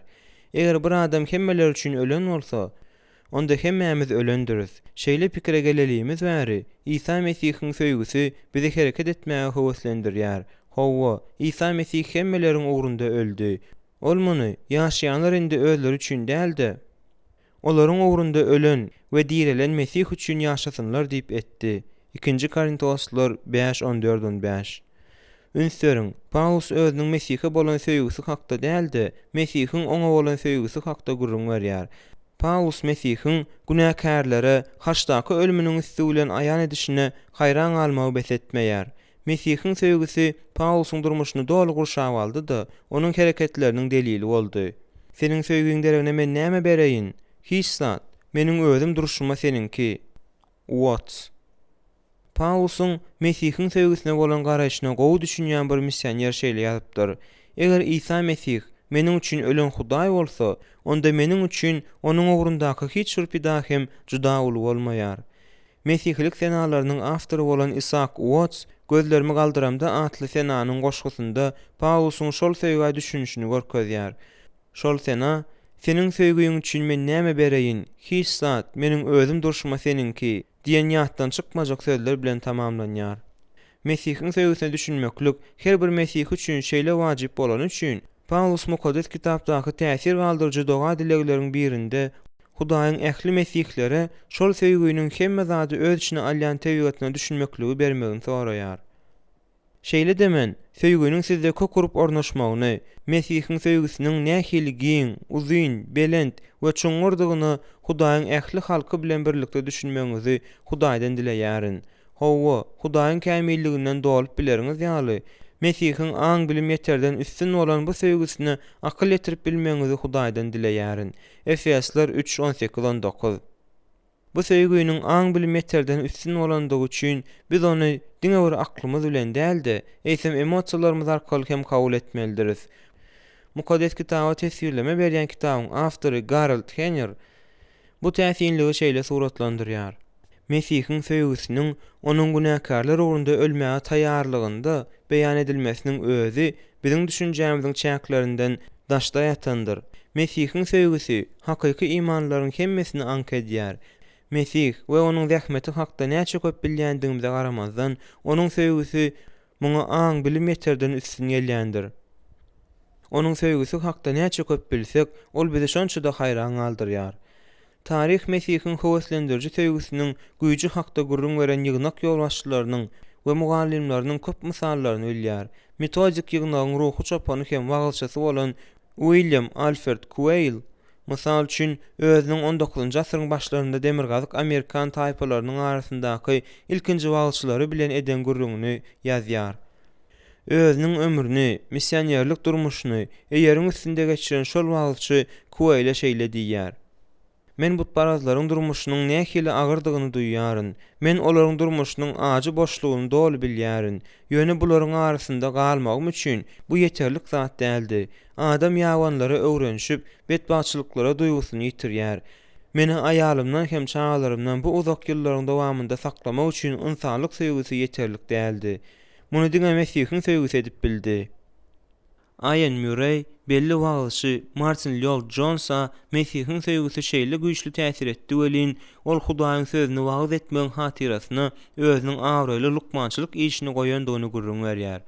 Ol Hudaýyň Mesihiň ölüminde beýany tapan söýgüsini görüp akly haýran boldy. Onuň täze ruhy durmuşynda bolup geçen zatlaryň hemmesi başda Mesihde bolup geçen zatlaryň täsiri bilen boldy. Braziliýada missionerçilik işini alyp barýan Hope McDonald özüniň Hudaýyň söýgüsine düşünýüşini şeýle suratlandyrýar. Biz onu söýýäris, çünki öňünçe ol bizi söýdi. 1 Yohanna 4:19 diýen gadymky hakykada diňe şu wagt akyl ýetirdim. Men nädip muny deňimden geçirip bildim-käm. Men bu aýady mektebe barmadymdan öňkem ýatdan bilýärdim ahyry. Onuň maňa bolan söýgüsiniň hakykady ilkinji gezek meni gurşap alanda kravatyň üstünden böküp düşüp begenjimden aýdym aýdasym geldi. Men üçega çykyp bütün dünýä oýanyň Hudaý meni söýýär diýip gaýyrasym geldi. Bu meniň hiç haçan ýatdan çykarmajak pursatym boldy. Şondan bäri men onuň özümi söýýändigine ýekejek edegem şüphelenmedim. İçki Hıtay missiýasyny häzirki daşa ýurt missionerçilik jemgyýetini esaslandyrjy Hudson Taylor eger pul girdejesini alma islegi Angliýaly täjirleri okeanlardan geçmäge we janlaryna ullakan tewekkelçilik edip Hıtaýyň territoriýasynyň jümmüşine gitmäge galkyndyryp bilen bolsa, onda Mesihiň söýgüsi missionerleri hoş habar ýaýratmak üçin edilşonyň ýaly ýoly geçmäge mejbur edip bilmezmi diýip soraýar. Biziň bütün ömrümiziň dowamynda gaýta-gaýta dolanyp barmaly hakykatymyzam ine şunda jemlenendir. Hudaý biz söýmedik-de, ol bizi ilki söýdi.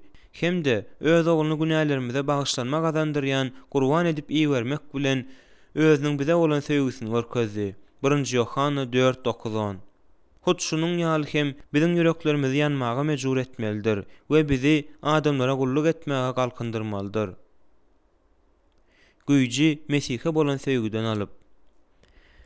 Mesihiň özümizi söýýändigini bilmeklik we bu söýgüniň beýikligini düşünmeklik bizi ona gulluk etmäge ruhlandyrýar.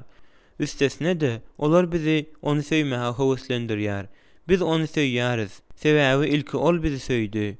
1 Yohanna 4:19. Şonuň üçin ol bize adamlara söýmek okuýuny berýär. Söýgü biziň adamlara edýän gullugymyzyň esasnamasy bolmalydyr.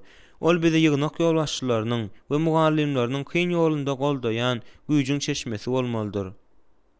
Biziň Rebbimiz birinji hem iň uly tawşyrygyň Hudaý bütün durkumyz, bütün ýüregimiz, janymyz, tenimiz, bütün aňymyz bilen söýmekden ibaratdygyny aýdýar. Matta 22:37-38.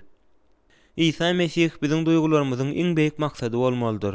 Biz onu söýmelidiriz we gymmat hasaplamalydyryz. Hemde bu dünýädäki hemme kişilerden we hemme zatlardan oňa köpräk begenmelidiriz.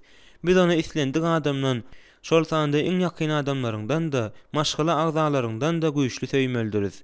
Atasyny, enesini menden artyk söýen maňa münasip däldir. Ogluny gyzyny menden artyk söýen maňa münasip däldir. Matta 10:37. Ýolbaşçylyk edýän adamlarymyz üçin Reb İsa Mesihi güýçli söýmekden we bu duýguny her gün täzeläp hem çuňlaşdyryp durmakdan başga hiç sadam edip bilmeýäris. Biziň ýolbaşçylyk hem mugallimçilik gullugymyz Hudaýa hem Mesihe bolan söýgüge esaslananda Hudaýyň göwünden has turýarys we öz gullugymyzda netijeli bolýarys. Siz ýokary zekinli arator we başarnykly ýolbaşçy bolup bilersiňiz. Emma birinji hem esasy orna Hudaýa bolan söýgüni goýmasaňyz, onda Hudaýa yaramly bolmarsyňyz. Şonuň ýaly bolanda ýolbaşçylyk ruhlandyrylan bolmaz. Gulluk üçin gulluk etmeklik Hudaýa yaramaýar. Oňa diňe özüne bolan söýgü bilen hereket edýänler ýakymlydyr we onuň kabul etmesine münasipdir. 1 Korintoslar 13:1. David Jones tawşyryklaryň hemmesi oňa bolan söýgü bilen berja edilmelidir. Secde hakda da gurrunam ýok, hatda ýakynyňa edilýän kömek hem şeýledir, diýip ýazýar. Elbetde biz mydamy özümiziň liderlik häsiýetlerimizi, tertip düzgünlerimizi, takyklygymyzy, gatnaşyk endiklerimizi we öwredişimizi gowlaşdyrmak mümkinçiligini gözläp ýörmelidiriz. Ýöne Mesih hakdaky bilimlerimizi we oňa bolan söýgümizi çuňlaşdyrma wezipesi bu zatlaryň hemmesinden ýokardyr. Filipliler 3:8-14. Ahir sonunda Mesihe bolan söýgümiz näçe güýçli bolsa, söýgüde şonça da köpräk oňa meňzeş bolarys we başgalara söýgüni öwredip bileriz. Şonuň üçin ýolbaşçylyk edýän adamlarymyz üçin Reb İsa Mesihi güýçli söýmekden we bu duýguny her gün täzeläp hem çuňlaşdyryp durmakdan başga hiç sadam edip bilmeýäris. Bu mukaddes hem ak patal gatnaşyklar bizde Hudaýyň söýgüsiniň adamlara ýaty saljak hem de olary Mesihiň ýanyna alyp barjak söýgüniň çeşmesi bolar. Amy Carmichael şonuň ýaly söýgüli durmuşda ýaşady. Ondaky Hudaýyň söýgüsi şeýle güýçli magnet ýalydy. Şol sebäpden hem onuň bütün ömrüniň dowamynda adamlar oňa tarap ýeňip geçip bolmajak çekiliş duýýardylar. Induslar onu çağaları jadylayan jadugoy diýip atlandyrmasynda geň alarlykly zat ýokdy. Olaryň özleri de öz çağalaryna Eminiň nähildir bir sırly paraşowy berýänini, şol paraşowyň hem çağalary özleriniň köp wagtyny onuň bilen bile geçirmäge mejbur edici täsirini döredýändigine ynanýardylar. Hudaýyň adamlarynyň aladasyny etmeklik mydama ýakymly iş däldir. Öz durmuşymyzy bagyş edýän adamlarymyz köplenç kämil bolmaýarlar. Olar hatda günäkärdirler. Olaryň bizden ýüze urup, soň hem ähtiýalanlyk bilen bize hüjüm etmekleri mümkin. Olar öňünden bilinmeýän, aşa talapkär we gadyr bilmezek bolup bilerler. Eger pul girdejesini alma islegi Angliýaly täjirleri okeanlardan geçmäge we janlaryna ullakan tewekkelçilik edip Hitaýyň territoriýasynyň jümmüşine gitmäge galkyndyryp bilen bolsa, onda Mesihiň söýgüsi missionerleri hoş habar ýaýratmak üçin edil şonuň ýaly ýol geçmäge mejbur edip bilmezmi? Hudaýyň bu dünýä beren, Hudaýdan gorkan iki ruhly ijri, bu Musa bilen Dawuddur. Ýöne wagtyň geçmegi bilen adamlar olardan arz etdiler, hatda olary öldürjek hem boldular. Şondan bäri ýagdaý ütgemedi. Bir ýerli ýygnagyň ýaşulsy uzak ýyllar gulluk eden döwründe özüniň öýkeleri we kemsidilmelere duçar edilişini gurrun berdi. Şol uzyn sanawa bir näçe gezek urulmalar we äňiň döwülmesi, bogup öldürmäge synanşma, ýüzüňe tüýkürme, gargama, yalan aýyplamalar we suda berme haýwatynyň atylmasy ýaly ownuk zatlar hem giýýär. Ýygnakdaky adamlaryň şeýle gatnaşyklarynyň mysaly köp ruhy çopanlaryň we ýygnak gullukçylarynyň öýkeden dolýandygyny, lapykeşlige düşýändigini, adamlardan göňülleriniň geçýändigini we ýygnagy terk edýändigini düşündirmäge kömek edýär. Ýöne gullugymyz Mesih'e bolan söýgä esaslananda, bu zatlaryň hemmesine arkaýyn dözgelip, has ulurak zada ýetip bileriz. Oswald Chambers, hemme zat onuň üçin atylmys gowy kitabyň awtory, muny aşaky sözler bilen gowy beýan edýär.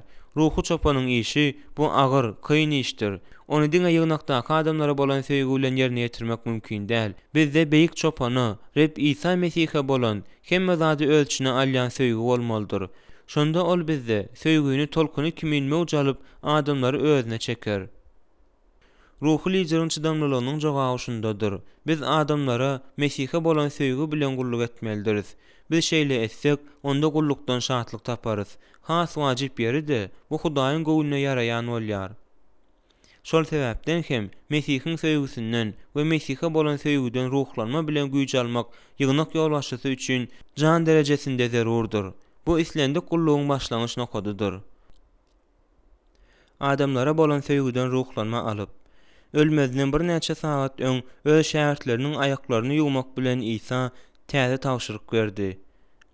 Size bir täze tawşyryk berýärin. Bir-biriňizi söýüň. Meniň sizi söýüşüm ýaly siz de bir-biriňizi söýüň. Bir-biriňize söýgüňiz bolsa, siziň meniň şäherdim diýiňizi hemmeler biler. Yohanna 13:34-35.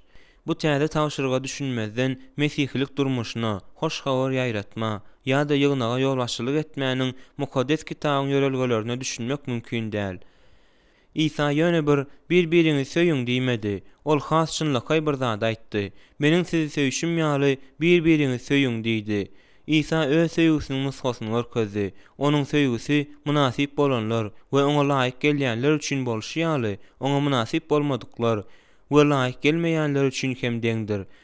Bu söýgü mulaýymlykdan hem aladadan doludur. Bu söýgü özüni başgalaryň bähüdi üçin dolu berýär. Ine näme üçin ol şähertleriniň aýaklaryny ýuwmak we öz janyny haçda gurban bermek bilen bize özüniň söýgü görüldesini görkezen eken.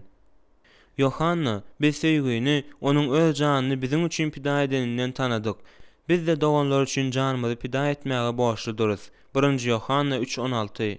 Yohanna biz söýgüni onuň öz janyny biziň üçin pida edeninden tanadyk.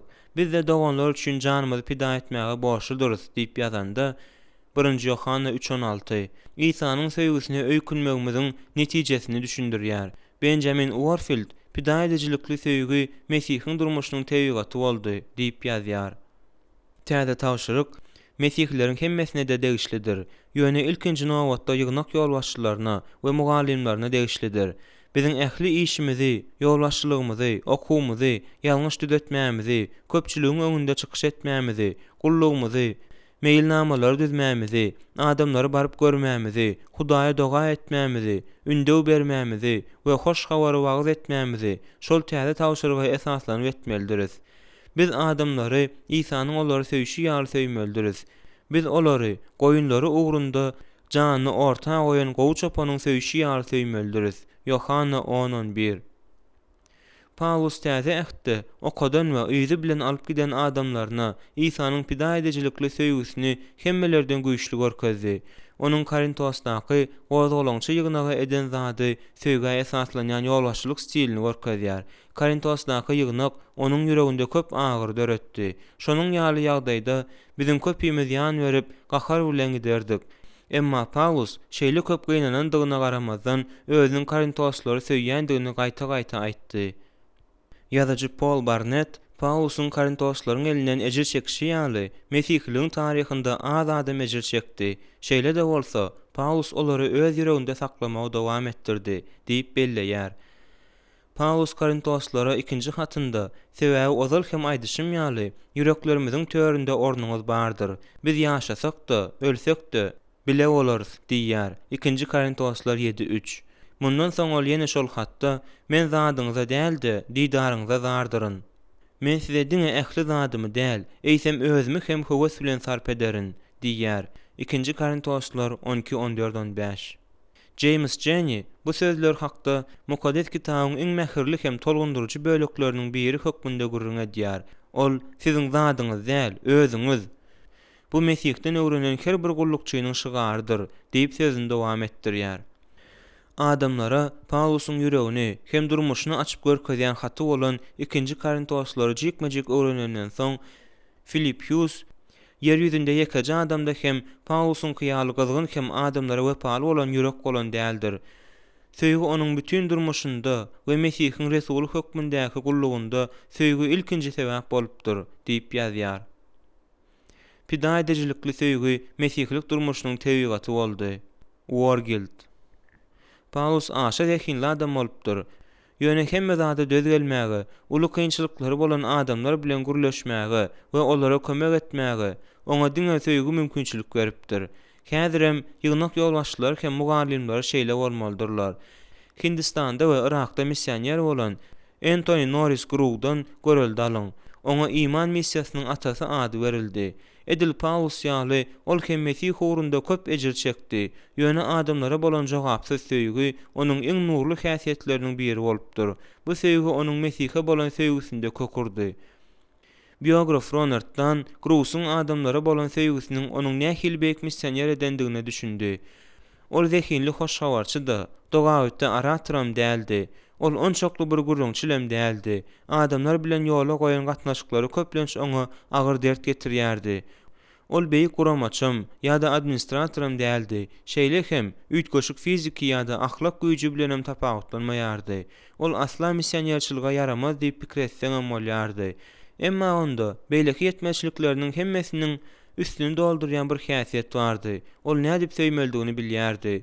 Söýgü onuň bütün ömrüniň açary boldy. Söýgüde nähildir bir mukaddes hem merhemetli bir zadyň bardygyny men duýýaryn. Ol bütün adam zady gurşap bolan ýigrençi egoizmi öldürýär.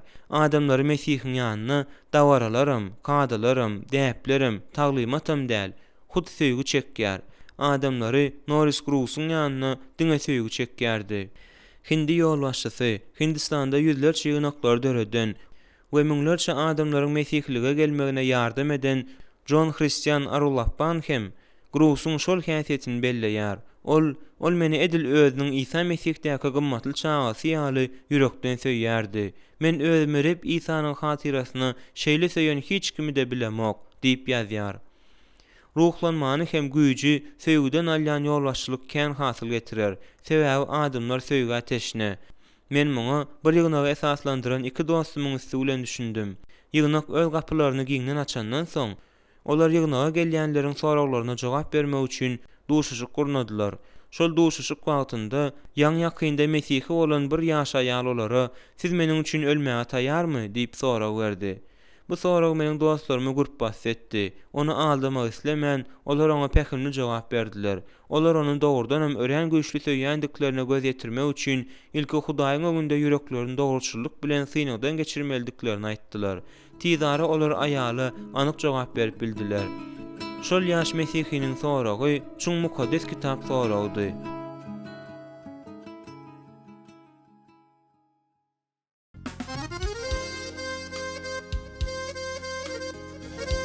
Dördüncü bab. 2-nji bölüm. Söýýän Mesihiniň häsiýeti we özüni alyp barşy. Sawr edýär, rehimli bolýar. Söýgü sawrlydyr, şepaatlydyr. 1-nji Korintoslar 13:4. Dürli denominasiýadan bolan 300 Mesihiniň we dünýäniň giýje gündüziniň dowamında 24 saatla bile ýaşaýan 40 ýurduny gözüne getiriň. Olaryň 2 ýylyň dowamında käwirleriniň hem ondan da uzak wagtlap bilelikde nähili dıknaşykly şertlerde işleýänini göz öňüne getiriň. Olaryň hemmesiniň muny hiç hil töleg alman meýletine düşüni göz öňüne getiriň. Dulos gemisiniň bortunda durmuş şeýle. Soňky 27 ýylyň dowamında Dulos bütün dünýäni aýlanyp, ýüzden gowrak ýurduň portlaryna girdi. Ol muny mesihlik kitaplaryny görkezmek we 18 million adama konferensiýa zaly bolmak üçin şeýletdi. Dulos we oňa meňzeşen iki gemi bu operasiýa mobilizasiýa OM guramasynyň esaslandyrjysy George Ferver'ın işinin netijesidir. OM şunun ýaly missionerçilik guramasynyň birinjisidir we ol missionerçilik işine 150 miňden gowrak adamy taýýarlady. Bu gemide işleýän meýletinler, ýöneki adamlar. Duolsuň bortunda olar gury ýerdäki adamlaryň çözmeli bolýan meselelerini çözýärler. Tapawut gemide siziň dawalardan açyp gidere ýeriňiziň ýoklugunda. Ol adamlar bir-birine ziyan ýetirmän, nädip bile ýaşap hem işläp bilýärkäler. Jogap şeýle, söýgüniň arkasyndan. George Ferver OM dören pursatynda söýgü revolýusiýasy bolmadyk bolsa, bu geminiň we mesihlik edebiýatyny ýaýradýan mesihleriň müňlerçe toparlarynyň maksady amala aşmadyk arzuwlugyna galjakdygyny belledi. Şol gemilerde bile işlemek üçin zerur bolan söýgü mehirli, ýüpek söýgüdür. Bu can dilden olan pida edicilikli Golgota'daki söýgüdür. Bu söýgü 1. Korintoslar 13:4-7'däki sawurly, rehimli, görüpçilik etmeýän, özüni ýokary tutmaýan, öz nepini gözlemeýän, gaharlanmaýan we ýamanlyk gözlemeýän söýgüdür. Bu Mesihde bolan söýgüdür. Poeziýa däl-de düzgünnama. Korintoslara ýazylan 1-nji hat söýgüniň teoretiki derňegi ýa-da şol duýguny şöhratlandyrýan poetik senalaryň ýygyndysy däl. Paulus romantik şahyr däldi. Ol İsa Mesihiň resuludy, missionerdi, ýygnaklary esaslandyrjydy, ruhu çopan hem bagylçydy. Bu sözler adaşan Korintos ýygnagyna, onuň söýgüniň nämedigini bilmeýän agzalarynyň eden hereketleri sebäpli böleklere bölünen ýygnaga Paulusyň beren düzgünnamalarynyň ýa-da öwütleriniň ören wajyp bölegidir. Özleriniň kemçiliklerine we has ajaýyp ýola düşünmäge kömek etmek üçin Paulus Korintoslara söýgüniň 15 häsiýeti hakda gurrun berýär. Grek tekstinde şol häsiýetleriň hemmesi söýgüniň näme edýänini we näme etmeýänini habar bermäge kömek edýän işlikleriň kömegi bilen berilýär. Mukaddes kitabyň ingliz tilindäki terjimelerinde şol häsiýetnamalar käwag sypatlar görnüşinde berilýär. Şeýlelikde söýgü sawur edýär, söýgü rehim edýär, söýgü görüpçilik etmeýär, söýgü özüni ýokary tutmaýar, söýgü tekepirlik etmeýär, söýgü biýawraýlyk etmeýär, söýgü öz nepini gözlemeýär, söýgü gaharlanmaýar, söýgü erwetlik etmeýär, söýgü adalatsyzlyga begenmeýär, söýgü hakykata begenýär, söýgü hemme zady örtýär, söýgü hemme zady ynanýar, söýgü hemme zady umyt baglaýar. Söýgüniň bu 15 häsiýeti bizlere hep İsa Mesihiň şahsiýetini we häsiýetini görkezýär. Biz adamlary söýmeldiriz we olary İsanyň alyp gidişi ýaly alyp gitmeldiriz. 1. Yohanna 2:6.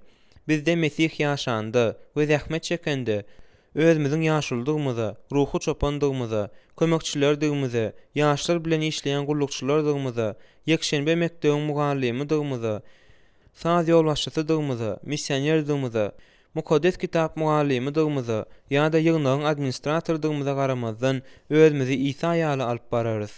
Biziň adamlara edýän gullugymyzda bu häsiýetler birinji ýerde durmalydyr. Yerli ýygnagyň durmuşyna we ýolbaşçylygyna degişli bolan iň wajyp mukaddes kitap baplarynyň biri 1. Korintoslaryň 13-nji babydyr. Ol biziň nikamyzy, dostlukly gatnaşyklary, ýygnagy we jemgyýeti nädip gurmalydygymyzy kesgitleýär. Ol biziň häsiýetimiziň nähili bolmalydygyny suratlandyrýar. Mesihlik gullugunda bolsa häsiýet iň esasy zatdyr. Paulus söýgü hakda ýöne ýazmak bilen çäklenmän, eýsem şol sözler bilen ýaşady. Şol sebäpden hem Korintoslar özleriniň durmuşynda şol sözleriň hakykatdygyny gördüler. Söýgü sawurlydyr. Eger biz Rabbimizden söýýän ýygnak ýolbaşçysy nähili bolmaly diýip sorap bilýän bolsak, onda ol öz jogabyny sawurlyk hem gowy diýen sözlerden başlardy. Onun üçin Paulus özüniň söýgü häsiýetleriniň sanyny sagyrlyk hem düz gelme bilen başlaýar we tamamlaýar. 1 Korintoslar 13:4-7. Biziň kämil bolmadyk dünýämizde ýolbaşçy sagyrly bolmalydyr. Sagyr sözüni beýan etmek üçin alınan grek sözü gönüm manysynda aýratynam şahsy öýkelere degişli zatdy uzak wagtlap saklanma başarnygy, sagyrlylyk diýip terjime edilýär. Söýgüniň mesihlik ruhy aralmany gözlemeýär. Mesihi gaharda çalt bolmaly däldir. Hudaýyň özü uzak sagır etmäniň iň ýokary mysaly bolup durýar.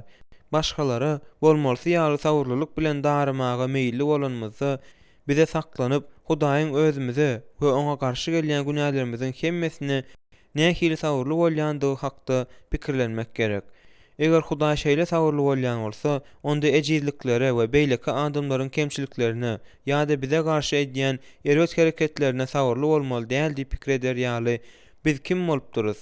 Hudaýyň özü uzak sagır etmäniň iň ýokary mysaly bolup durýar. Sagyrlylygyň ýoklugy Mesihi ýolbaşçynyň uly ýetmezçiligidir. Biziň adamlar bilen alyp barýan işimiz esasan hem ruhy häsiýetlidir. Şonuň üçin ony Hudaýyň düzgünleri boýunça beýik sagyr we alada bilen alyp gitmelidir. Sagyrsyz ýolbaşçy sagyrsyz atanyň öz çağalaryna ýa-da sagyrsyz çopanyň öz goýunlaryna ziýan ýetirişi ýaly ziýan ýetirýändir. Sagyrlylyk wajyp zatdyr. Sebäbi durmuş lapykeşliklerden, adalatsızlykdan we öýkelerden doludur. Aslynda wagtal hüjümlere duş gelmän adamlara ýolbaşçylyk etmek mümkin däldir. Adamlar öz ýolbaşçylarynyň häsiýetini we olaryň gelen kararlaryny tanqidlarlar. Olar hakda erwet mışmışlary ýaýradarlar we onuň söýgüsinden hyýanatçylykly peýdalanarlar. Şunun ýaly hüjümlere jogap edip söýgü sagyrly bolýar. Şol sebäpden hem Paulus özlerine garşy bolgusyz hereket edenlerinde sagyrly bolmalydyklaryny Rebbin gullukçylaryna öwüt berýär. Rebbin hyzmatçysy dawalaşmaly däldir. Tersine hemmelere mülakatly, öwretmäge ukyply, sagyr takatly bolmalydyr. Ol özüne garşy çykýan adamlara hem ýumşaklyk bilen öwüt ünde bermelidir. Belki Hudaý bu adamlaryň hem towa gelmegine bir ýol açar. Olar da hakykaty bilip akylyna aýlanarlar. Iblisiň duzagyndan gutularlar. Sebäbi iblis olary ýesirlige alyp öz niýetini amala aşyrmaga mejbur edýändir. 2 Timoteus 2:24-26. Adamlara mahsus bolan köp sanly ejizlikler hem kemçilikler bilen iş çalışmaly bolanda hem sagyrsyzlyk zerurdur. Biz okatmasy kyn bolanlara, üýtgetmek islemeýänlere, imanda ejiz bolanlara, arz etmäge ökdelere, öz boşlaryny ýatdan çykarýanlara, emosional taýdan durnukly bolmadyklara, öz bolşly häsiýetli bolanlara ýa-da gorkaklara sagyrly darymalydyryz.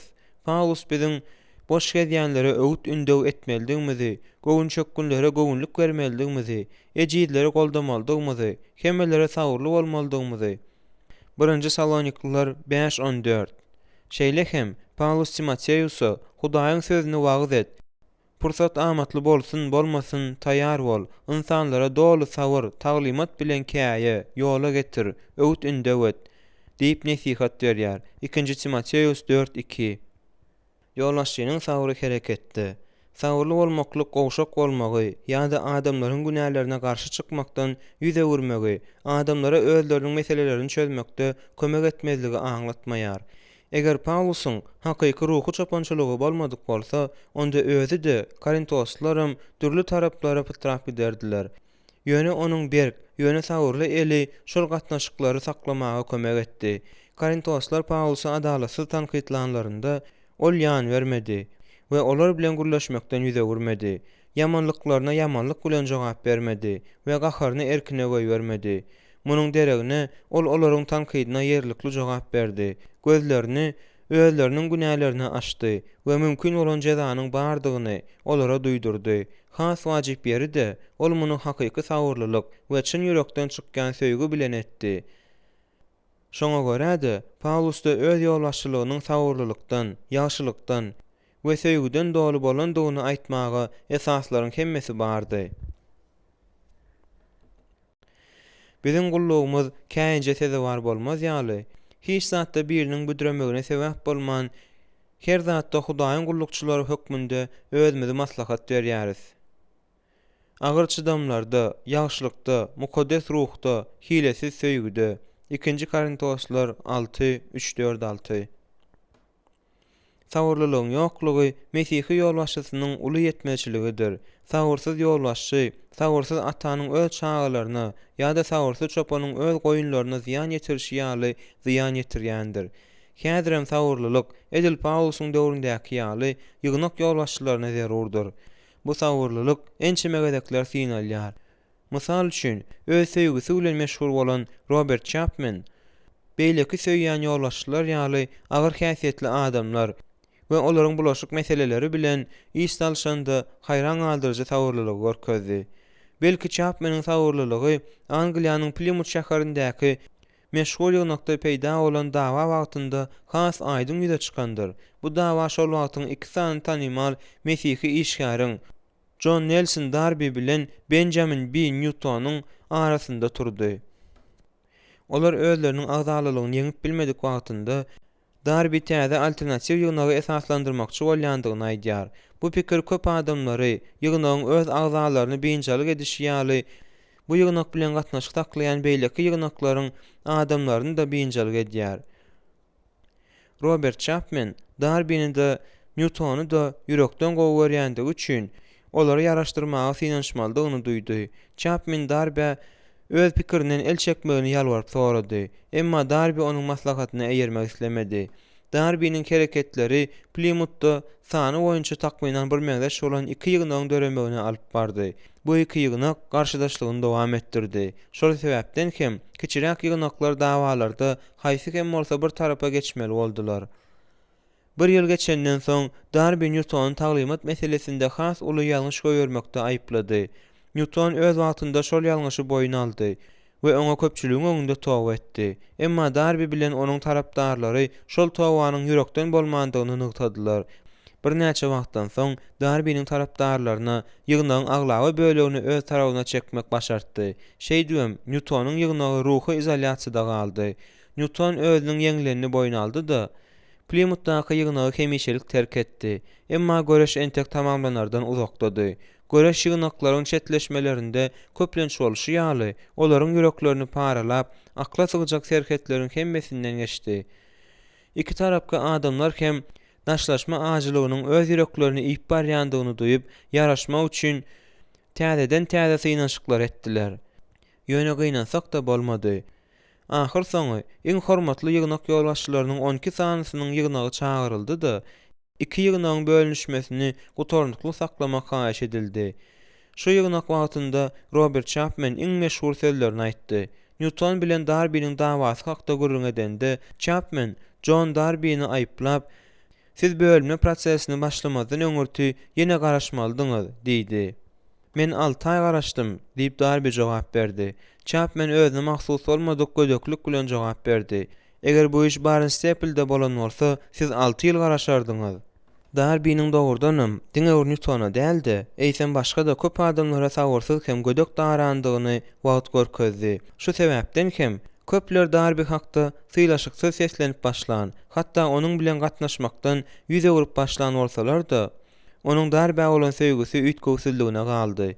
Darby'niň ýyzyna ýerenleri hormatsyz bolmagyň deregine olar hakda söýgüli doganlar hökmünde gürledi. Chapmanyň gussasy ýürekdendi. Sebäbi ol has ajaýyp ýoldan barýardy. Paulusyň söýgä berýän 2 häsiýeti ajaýyp juwuty düzüp, bir-birini deň agramly edýär. Söýgü sagur edýär, passiw häsiýet we söýgü rehim edýär, işçiň häsiýet. Sagyrlylyk bilen rehimdarlyk bir medalyň 2 tarapydyr. Ýazyň gülsiz bolup bilmeýşi ýaly siz ýaşlyksyz söýgä eýe bolup bilmersiňiz diýip Graham Scroggie ýazýar. Rehimdarlyk ýaşlyk etmäge, kömek bermäge, başga biriniň ýüküni ýeňletmäge, gullyk etmäge, peýdalyk hem mähirli bolmagy, başgalary gowy görmäge taýýarlykdyr. Kimdir biriniň aýdyşy ýaly rehimdarlyk iş geýimdäki söýgüdir. Hudaý adamlaryň hemmesine rehimdardyr. Reb İsa Mesihiň ýerdäki zähmeti onuň duýgudaşlygyny hem ýaşlygyny artykmajy bilen görkezýär. Hoş habarlar Rebbin mätäşlere rehimli bolandygy baradaky wakalardan doly. İsa Lukman Lukanyň gurugny edýän adamna elini degirýär. Ýogsam şol adam duruşyna heýwere kesellidi. Luka 5:12-13. William Lane muny görlüp eşdilmedik duýgudaşlyk iş hökmünde suratlandyrýar. İsa küý körüp dikelme mümkinçiliginden mahrum bolan ejizlik ruhundan ejir çekýän aýaly görende onuň üstüne elini goýdy. Luka 13:13. Ol körüň gözüne elini degirdi we adamlaryň giden mehellesini naharlady. Ol öz sözüni kesip çağlara ak pata vermek üçin özüniň gymmatly wagtyny sarp etmäge taýardy. İsa şol döwrüň iň ýigrenilýän adamlary, salat ýygnaýjylar bilen bile nahar ýerdi we gurlaşýardy. Juda ahlaksyz bolan aýal onuň aýaklarynyň ýanynda rehimdarlyk aldy. Luka 7:37-38. Resullaryň işleri 10:38-de İsa'nın işi hemmelere ýaşylyk edip şypa berdi diýen sözler bilen umumlaşýar. Rehimdarlygyň güýji Rebbin adamlaryna ýolbaşçylyk edip, olary okadýan adamlaryň hemmelere rehimdar bolmalydygyny nogtaýar. 2 Timoteus 2:24. Hudaýyň gullukçylary hökmünde sabr hem rehimdarlyk bilen özümizi maslahat berýäris diýip Paulus ýazýar. 2 Korintoslar 6:3-6. Augustin özüniň towa etmek kitabynda Mesihlige gelmedinden öň özüne meşhur wagylçy yepiskop Ambrosiýanyň owadan wagzlaryna garanda öz ýaşylygy bilen täsir edenini ýazýar. Ol meni kabul etdi we göçüp barmamy yepiskoplarça oňlady. Men onu ilki dogry, seniň ýygndagynda tapmadyk hakykatymyň mugallymy hökmünde däl-de eýsem maňa mehirli bolan adam hökmünde gowy gördüm. Söýýän ýolbaşçylar, hatda özlerini tankytlaýanlary da, özlerine garşy çykýanlary da gowy görýärler. Angliýanyň ýygnak arhiyepiskopu Thomas Cranmer hakda ona nämedir bir erwesat etmek, onu gowy işe öjükdirmekdir diýerdiler. Hudaýyň adamlaryna ýaşylyksyz ýolbaşçylyk etmeklik paçygaly ýagdaýa alyp barýar. Süleýmanyň ogly Rehabgam paçha hakdaky köne ähçaýatlygy, rehimdarlygyň ýoklugynyň bu adamyň durmuşyny nädip weýran edendigine şaýatlyk edýär. Rehabgam paşa tahtına çykmadyndan öň Israil adamlary onuň ýanyna gelip özlerine nähili paşalyk etjekdigini aýtmagyny talap etdiler. Bu onuň kakasynyň hökümdarlyk eden soňky ýyllarynda gazaply azar bermeler bilen meşhur bolan dow sebäpli şeýle edildi. Rehabgam halka jogap bermedinden öň ýaşullar öz kakasyna gulluk eden tejribeli, onuň gowy hem erwet ýörelgeleri bilen tanış bolan adamlar bilen paýhasly maslahatlaşdy. Ýaşullar Rehabgama halka mülakatly bolmagy maslahat berdiler. Olar, eger sen şu gün bu halka ýaşylyk edip, onu razy edip, onuň ýaşy sözüňe gaýgyrmasaň, ol sana baka hyzmat eder, diýdiler. 2 Ýyl ýazgylary 17. Eger adamlara İsa Mesih hakdaky hoş habary gurrun bermek we olara täsir ýetirmek isleýän bolsak, onda özümizde olara bolan gowy gatnaşyklaryny işläp çykarmalydyryz. Rehabgam ýaşullaryň pähimlerini we tejribesini äsgermezlik etdi-de, olaryň maslahatyny ret etdi. Munyň derine ol, özüne halka agyr, gazaply el bilen hökümdarlyk etmegi teklip eden ýaş tejribesiz dostlaryň maslahatyna ýerdi. 2 Ýyl ýazgylary 10-11. Netijede raýatly gurşy turdy. Sebäbi adamlar ýowuz däldi, gowy paşa isleýärdiler. Adamlar häzirem şonuň ýaly zady isleýärdiler. Ýaşylyk hem rehimdarlyk ine netijeli ýolbaşçylygyň açary. Eger adamlara İsa Mesih hakdaky hoş habary gurrun bermek we olara täsir ýetirmek isleýän bolsak, onda özümizde olara bolan gowy gatnaşyklary işläp çykarmalydyryz. Rehimdarlyk işleri adamlara uly güýç bilen täsir edip, olaryň ünsüni çekýär. Bu sırkow adama ýazylyp goýuberlen hat, oňa jaň etmeklik ýa-da onu baryp görmeklik, nahara çağırmaklyk, onuň ýüküni nähildir bir ýol bilen ýeňilleşdirmäge taýýarlyk. Ýöne bir aladaçyly ses, elini mehirli degirme, oýlanyp tapylan işaret bolup biler. Rehimdarlyk ýoly has ajaýyp ýoldur.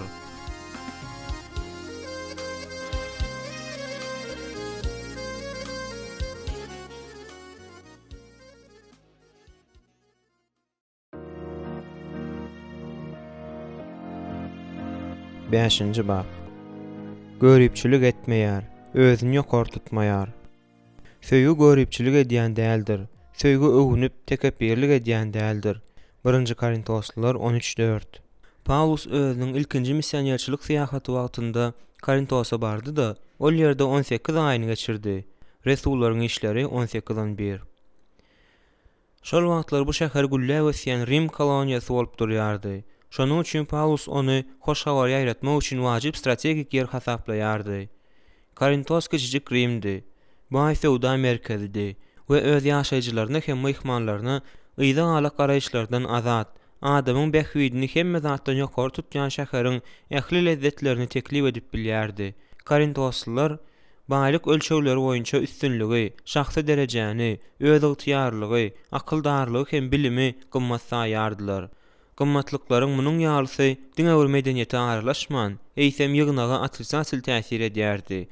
Mesihi awtorlaryň biriniň belläp geçmegine görä, mesele Korintosda ýygnagyň bolanlygynda däldi, Korintosyň ýygnakda juda köp bolandygyndady. Paulus Korintoslara birinji hatyny şol şäherden gidenne 3,5 ýyl geçenden soň ýazanda, ol ýygnagyň agyr meseleleri bilen iş salşmaly boldy. Şol meseleleriň kökü ruhy zatlara bolan dünýäwi gatnaşyklardy we Mesihiň haçynyň hoş hawaryna düýünden ýat bolan garaýşlardy. Korintosdaky ýygnagyň köp günälere batandygy sebäpli Paulus hereketleriň atysaçyl tarapyny saýlamaly, hem söýgü bilen bir ýere sygmajak 8 häsiýeti sanamaly boldy. Söýgüniň ýokdugyny aýdýan şol 8 häsiýet Korintosdaky ýygnagy bölünşige getirdi. Ol häsiýetler häzirki ýygnaklarda da şeýle edýär. Paulus söýgüniň etmeýän zatlaryny gön sanaýar.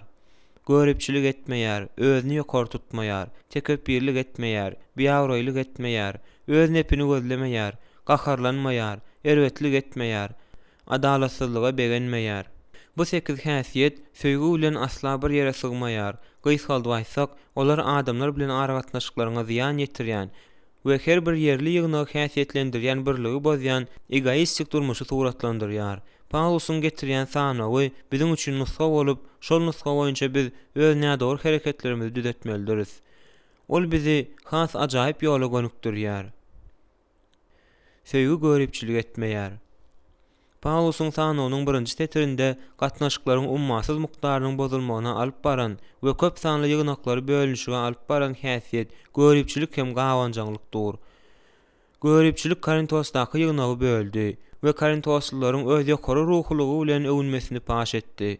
Araňyzda içi garaçylyk, çekişme we dawanyň barlygyna görä siz tewigi adamlar dälmi? 1 Korintoslular 3:3. Görüpçilik adamlary ölerine garanda başga biriniň işiniň şogly bolanyna gahar etmäge mejbur edýär. Ol başgalara degişli zady, olaryň syýlaglaryny, material awadançylygyny, derejesini ýa-da jemgyýetdäki täsirini isleýär. Ol adamlaryň meşgullygyna şuka bilen seredip, olary tanqidlaýar. Nathaniel Vincent egoistik ruhyň düýp özenini görkezýär. Görüp adamyň häsiýetinde näçe dograk bar. Başga biriniň bagty bu betbatlyk, başga biriniň şatlygy bu ejir. Görüp başga biriniň gowy erwet gözlen seredýär. Başga adamlary öwenlerinde görüp edil övgü öz elinden alynan ýaly gynanýar. Görüpçilik onu ýakynyny ýigrenmäge mejbur edýär we onu özüniň gynanýan adam edýär. Görüpçilik söýgü bilen asla bir ýere sygmaýar. Görüpçilik söýgüni onuň bilen birlikde hem ýolbaşçynyň häsiýetini de weýran edýär. Görüpçilik weýran edicidir. Şaul paşa bilen Dawudyň taryhy görüpçiligiň ruhy lideriň durmuşyndaky weýran edicilikli güýjüni göze görnüp duran ýagdaýda suratlandyrýar. Ilki Şaul Dawudy gowurýar. Ýöne çopan oglanjyk äpet Goliaty gudrat bilen ýeňen wadyna diýen ýaly olaňa görüpçilik edip başlaýar. Görüpçilik söýgü bilen asla bir ýere sygmaýar. Görüpçilik söýgüni onuň bilen birlikde hem ýolbaşçynyň häsiýetini de weýran edýär. Elbetde, Dawuda görüpçilik edip bolýardy. Ol ýaşdy, gelşiklidi, güýçlüdi, zekinlidi we adamlaryň arasynda meşhurdy. Üstünlükli esker Dawuda Hudaý bereket bilen ahpata beripdi we onuň ady diýsen şöhratlanypdy. 1 Samuel 18:30. Ol halkyň arasynda şeýle meşhurdy welin, oňa gowanýan aýallar Şaul müňüsini, Dawud 10 müňüsini öldürdi diýişip aýdym aýdýardylar. 1 Samuel 18:7. Şaulun üstünlüklerini Dawudyň ýeňişleri bilen deňeşdirmeklik paşada görüpçiligiň gazaply hüjüminde öretdi. Ahir soňra Şaul Dawudy ýigrenip hemme zatdan oňa garşy çykyp başlady. Üstlendik mümkinçilik ýüze çykanda ol oňa töhmet atdy we onu kemsitmegiň we ýokary derejesinden ýykmak hakda pikir edýärdi. Görüpçiligiňe towa edip Hudaýdan Dawudy halk üçin Hudaýyň sowgady hökmünde ikrar etmäge kömek soramagyň deregine Şaul gazawyny öz erkine goýberdi. Bu onu müdamalyk kanaatlanmazlyk duýgusyna, hyýaly pikirlere, şahsy pajygalylyga we öldürme hakdaky pikirlere alyp bardy. Onuň durmuşy görüpçiligiň hem gawanjaňlygyň bar ýerinde söýgüniň bolmaýandygyny suwd etdi. Biziň hiçimizem görüpçilik duýgusyna ätýaşlandyrylan däldiris. Hatda Hudaýa iň wepaly missionerlerim we gullukçylarym bu duýgu bilen göreşdiler. George Mueller Angliýadaky Bristol şäherindäki Ashley Down çağlar öýüni esaslandyrjydyr. Şeýle hem ol Henry Craig atly bir adam bilen bile bir ýygnaň ruhy çapanydy. Ýygnakda wagt edende Mueller öz wagtlaryna garanda adamlara Craig'iň wagtlarynyň has köprek ýaraýandygyny duýýar. Muňa geň alar ýaly hiç hildat ýokdy. Sebäbi Craig diňe bir ajaýyp mukaddes kitap mugallim bolman, eýse mukaddes ýazgynyň asyl nusga tekstleri boýunça hem hunärmendi. Ýöne Müller şaula meňzeş bolmady, hakyky iman adamsy boldy. Ol Craig'e gözügidijilik edýän bolsa-da, bu günäni boýun almagy we onuň bilen görüşmäge güýç tapdy. 1832-nji ýylda käwr adamlaryň öz söýgüli doganmyň gullugyny meninkiden ileri tutýandyklaryny görenimde men görüpçilik etmeň deregine muňa Hudaýyň güýji bilen begenme kararyna geldim. Men Yahya şokundurjy bilen bile adam gökden berilmedik hiç bir zady alyp bilmez diýdim. Yohanna 3:27. Bu garşylyk görkezme şeytanyň meniň ýüregime günä salmagyna päsgel berdi. George Mueller bilen Henry Craig'iň dostlugy 36 ýyl, Craig'iň ölümine şenli dowam etdi. Olaryň her biri öz başyna ören güýçli, köp taraplyň, zekinli şahsiýet bolsalar-da, olaryň uzak dostlukly gatnaşyklary Mesihilik söýgüsiniň güýjüniň köpçüligiň öňündäki şaýatlygy boldy. Mueller, Hudson Taylor, Charles Spurgeon, D.L. Moody, Robert Chapman we başgalar bilen dowamly hem berk dostlugy arkaly meşhurdur. Gynansak-da, görüp adamlaryň durmuşynda hakyky dostlar az bolýar, emma dawalar köp bolýar. Hudaýyň adamlarynyň we ýygnak ýolbaşçylarynyň arasynda görüpçiligiň juda giň ýaýran günä bolýandygyna akyl ýetirmelidiris. Ruhy çopanlaryň pikiriçe, özleriniň derejesine hop salýan zekinli adamlary ýygnakdan kowmaga dyrjaşmasynda olaryň öte geçmekleri mümkin. Ýygnaklaryň göwrümi boýunça uly ýa-da çalt ösýän beýleki ýygnaklara gözügidijilik bilen garamaklary mümkin. Missionerler işleri köprek üstünlükli gidýän ýa-da sahylyk bilen goldanylýan beýleki missionerlere görüpçilik etmek mümkin. Mukaddes kitap mugallimlarynyň has meşhur mugallimlary, bagşylaryň uly öwgi alýan bagşylary, ýaşullaryň has tejribeli hem bilimli ýaşullary, eger has netijeli gulluk edýän bolsalar ýa-da kömek sorap köp ýüzlenilýän bolsalar, beýleki kömekçilere gözügidijilik etmekleri mümkin. Söýgü başgalaryň üstünlüklerine begenýär.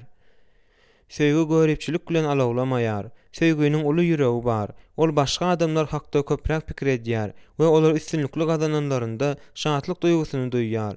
Söýgü meşhur, üstünlükli, owadan ýa-da zekinli birini görende onuň üçin begenýär we oňa hiç haçan görüpçilik etmeýär we gawanmaýar. Doganlyk söýgüsi hormatda beýlekini özünden ýokarda saýmaga çalyşýar. Rimliler 12:10. Mysal üçin Paulusyň egindeşi Barnabas Resulüň uly zekininiň bardygyna begendi we Antakiýadaky ýygnakda işläp ýörende onu ýygnagyň iň wajyp ýygnaşyklaryna gatnaşmaga çagyrdy. Resullaryň işleri 11-19-26. Şaul paçanyň ogly Jonatan özüniň görüp kakasyndan düýp götür tapawutlanýardy. Ol Dawudyň okybyna begenýärdi we onu gymmat saýardy. Ol Dawudy goramak we onuň tarapyna geçmek üçin paçalyk taýtyndan ýüze gurmaga taýýardy. 1 Samuel 23:16-17. Ýygnak ýolbaşçylarynyň söýgä ymtylşy başga adamlaryň zekinine we üstünlüklerine şahatlanmaklyga alyp barmalydyr. Biz ýygnaşyklarda imanlaryň syýlaklaryny ýüze çykarma mümkinçiligini gözlemelidiris we olaryň zekinine edil özümiziňki ýaly garamalydyryz. 1 Korintoslar 12:25-26. Ýygnak ýolbaşçylarynyň söýgä ymtylşy başga adamlaryň zekinine we üstünlüklerine şahatlanmaklyga alyp barmalydyr. Biz ýygnaşyklarda imanlaryň syýlaklaryny ýüze çykarma mümkinçiligini gözlemelidiris we olaryň zekinine edil özümiziňki ýaly garamalydyryz. 1 Korintoslar 12:25-26.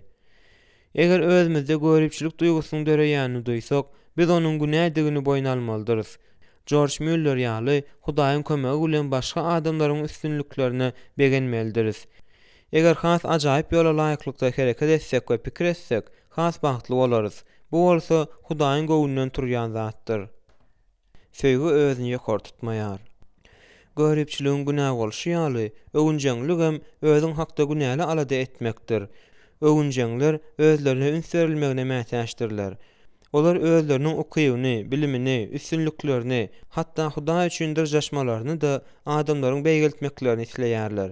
Olar özleriniň tanalmaklaryny isleýändikleri sebäpli özleri hakda ören köp we hatda aslynda aýdara zat ýok bolmagy mümkin bolsa-da, özleri hakda juda gowy gurulmalar berýärler. Öwünjeňlik köpden bäri dindar adamlaryň çynlyky meselesi bolup durýar. 200'li Hudaý hon bolan fariseýler özlerine töwerekdäkleriň ünsüni çekmegi diýseň isläpdirler. Olar dini öwünjeňlerdiler. İsa fariseýlere o adatkanalarda birinji ýerlere eýilemegi, köçelerde hormat bilen salam berilmegini, köpçüligiň öňünde dindarlygyny görkezýän üçin öwülmegini isleýändiklerini görkezýär. Korintosdaky imanlylar hem edilşolar ýaly özleriniň bilimleri, mugallimläriniň dilewarlygy we adatdan daşary syýlaglary bilen öwünýärdiler. Olar söýgüden däl-de özlerinden doludy. Şonuň ýaly öwünjeňlik häzire mesele bolup galýar. Bir gezek meniň öýüme beýleki myhmanlar bilen birlikde bir missioneryň geleni ýadyma düşýär. Ol üstadadyň dowamında saklanman özü, öz gullugy we üstünlikler hakda gurrun berdi. Ol bize özüniň nähil köp işleýändigini, syýahat edýändigini we özüni Hudaýyň nähil sahylyk bilen bereketlendigini gurrun berdi. Ol öwünjeňdi. Başga bir gezek men ýygnaklaryň bir konferensiýasyna bardym. Ol ýerde kitaplaryň sergisi de gurnalypdy. Biziň kitaply stolumyz gowy meşhur Ruhy Çapanyň belli awtoryň diýwar gazetiniň ýanynda durdy. Ol diýwar gazetiniň ýanynda duran wagtynyň dowamında dynman özü hakda gurrun berdi. Biziň gidere ýerimiz ýokdy. Şonuň üçin 2 günläp onuň özü hakdaky öwgüsini dinlemeli bolduk. Ol gürleşen adamlarynyň her birine özüniň ýygnanyň nähili uludygyny, onda işleýänleriň köpdigini we büdjetiniň gaçy ýokarydygyny gurrun berdi. Ol tanış bolan tanymal adamlarynyň atlaryny we wagt eden ýurtlaryny da aýtma mümkinçiligini deňinden geçirmedi. Ol öwünjeňdi. Emma öwünjeňlik hiç kime kömek etmeýär. Biz boş öwünjeňlik diýäris. Ýöne aslynda Scrogie'nin aýdyşy ýaly öwünjeňligiň başga görnüşi ýok. Öwünjeňligiň özüniň tebigaty hem düýp özüni boşlukdyr. Öwünjeňlik mudama garyplygyň reklamasydyr. Öwünjeňlik hiç haçan ýygnaň peýdasyna bolýan däldir. Öwünjeňlik Mesihi şöhratlandyrmaýar. Munyň deregine ol adamlary ürküzýär we olary aýryşdyrýar. Ol görüpçilik edilmegine mejbur edýär. Öwünjeňlik ýygnak ýol başçysynda bolsa, bu hassa ýygrenji zatdyr. Sebäbi ol onuň häsiýetini bozýar. Ýygnagyň şunuň ýaly görelde eýermegini asla islemeýärsiň. Sebäbi öwünjeňler Hudaýyň öz-özüňe öwmegi gadagan etmesini bozýar. Seni öz agzyň däl, iýilewsin, öz dodaklaryň däl, keseki öwsün. Süleýmanyň pähimleri 27:2. Öwünjeňler özlerini beýgeldýär. Göripler başgalary peseldýär. Emma söýýän adamlar başgalary beýgeldýär. Söýgü başgalary beýgeldýär we olara kömek edýär. Ol agrassyr, özü hakda gurlaýan däldir. Şonuň üçin kimde Mesihiň söýgüsi bar bolsa, ünsüni başgalara berip we olary sahnanyň öň tarapyna süýçürip begenýärler. Ruhy zekinlilik hakda oýlanmanyň mazmununda Paulus şeýle ýazýar. Men özüme berilen merhemet arkaly siziň hemmeňize diýärin. Özüňiz barada gereginden artyk oýlanmaň. Hudaýyň her kime beren imanyň möçürine görä salykatlylyk bilen oýlanyň. Rimliler 12:3. Bu biziň özümiz hakda hiç haçan gürlemeli däldigimizi we öz durmuşymyz we gullugymyz bilen başgalaryň gyzyklanmagyna mümkinçilik bermeli däldigimizi aňlatmaýar. Özüň hakda öwünmän gürlemek bilen egoistik öwünmäniň arasynda ýokajyk çäk bardyr. Edil şunuň ýaly Paulus bilen Barnabasa missionerlere özleriniň üstü bilen Hudaýyň edýän işleri, olara goltugy berýän adamlar hakda gurrun bermek zerurdy. Resullaryň işleri 14:27, 15:3. Tejribeli mugallimler öz pikirleriniň düýp manysyny düşündirmek üçin hiç hili öwünjeňliksiz öz durmuşyndaky misallar getirýärler. Galatýalılar 2:1-14. Bu ýerdäki tapawut öwünjeňleriň ünsörilme we öwge bolan öz şahsy mätäçligini kanagatlandyrmak üçin adamlara ulan ýandygyndadyr. Afrikadan bir missioner dostum, ol wagtlar entek ýaşajyk bolan Billy Graham bilen bir gäme düşýär we öwünmeýän söýgüniň mysalyny görýär. Graham hoş habar ýaýratmak maksady bilen Nowatdaky syýahatdadyr. Olar duşuşyp gürleşdikleri Graham'yň bir häsiýeti meniň dostumy diýsen haýran galdyrýar. Graham onda Afrikadaky gulluk hakda soraýar. Sebäbi ol missioneriň işi bilen çyndan gyzyklanýar. Meniň dostum Graham'yň özü hakda we hoş habar ýaýratmakdaky adatdan daşar üstünlikler hakda nähili az gürleýände üns berýär. Barmaly ýerlerine baryp ýetenlerinde dostum ýaş wagtçydan özü üçin näme diläp doga etmelidigini soranda Graham meniň pesgowunly bolmagym üçin diýip jogap berýär. Bu dogadylyk akyldarlykdan hem söýgüden doly ýüreg açdy. 10 ýyllyklar geçdi. Şeýdip Billy Graham'yň öz syýlaglaryna ýa-da üstünliklerine buýsanyndygyny hiç kim aýdyp bilmejekdigi aýan boldy. Öwünjeňler özlerini beýgeldýär. Göripler başgalary peseldýär. Emma söýýän adamlar başgalary beýgeldýär. Bu misalda öwrener ýaly zat bar. Pesgowunly adamlar özlerini söýýän öwünjeňler däldirler. Ýok, öwünjeňligiň deregine olar başgalary öwýärler we has ajaýyp ýolda kämilleşmäge olara kömek edýärler.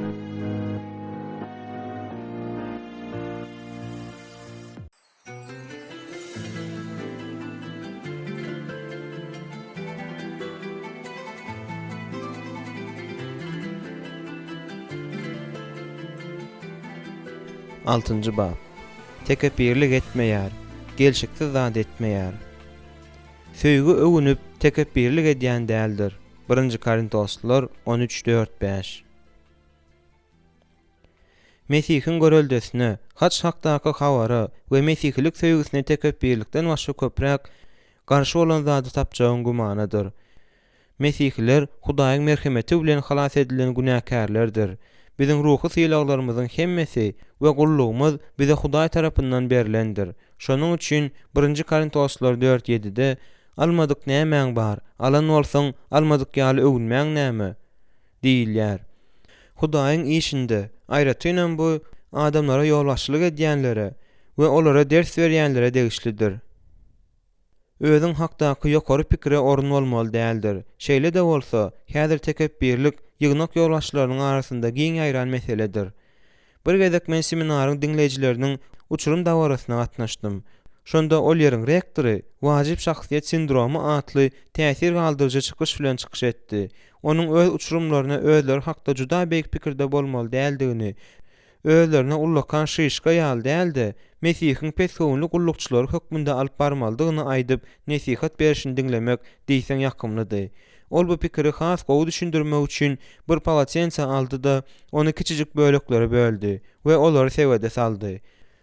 Dawaranyň ahyrynda ol uçurumlary gelip palatensa bölejigini almagy haýyş etdi. Soň ol her kimiň öz alan palatensa bölejigini gapçyga salyp onu Mesihiň öz şähertleriniň aýaklaryny ýuwanyň we palatensa bilen süpüreniň ýatlamasy hökmünde saklamagy teklip etdi.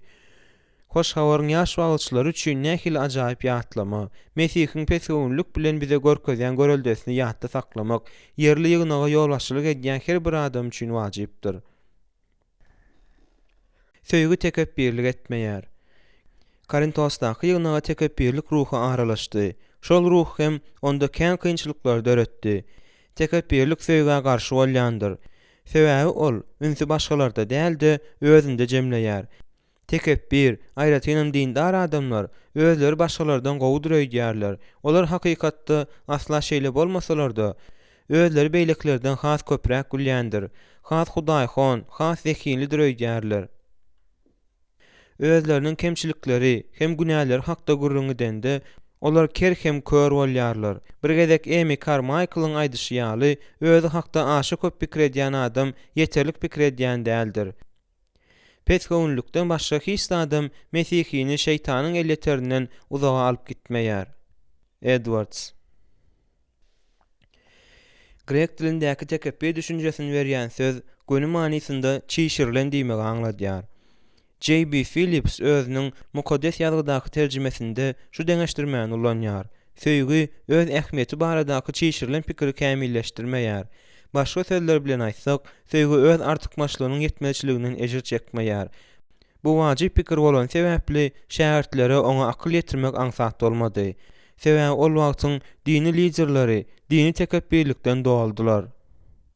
Şonuň ýaly fariseýleriň biri Hudaýa şeýle doga edýär: "Hudaý, meniň beýleki adamlar ýaly däldigim üçin minnetdar." Luka 18:11. Muňa garşy bolup, İsa öz şähertlerine özüni beýgeltmäniň islendik görnüşini şähertlerine gadagan etdi.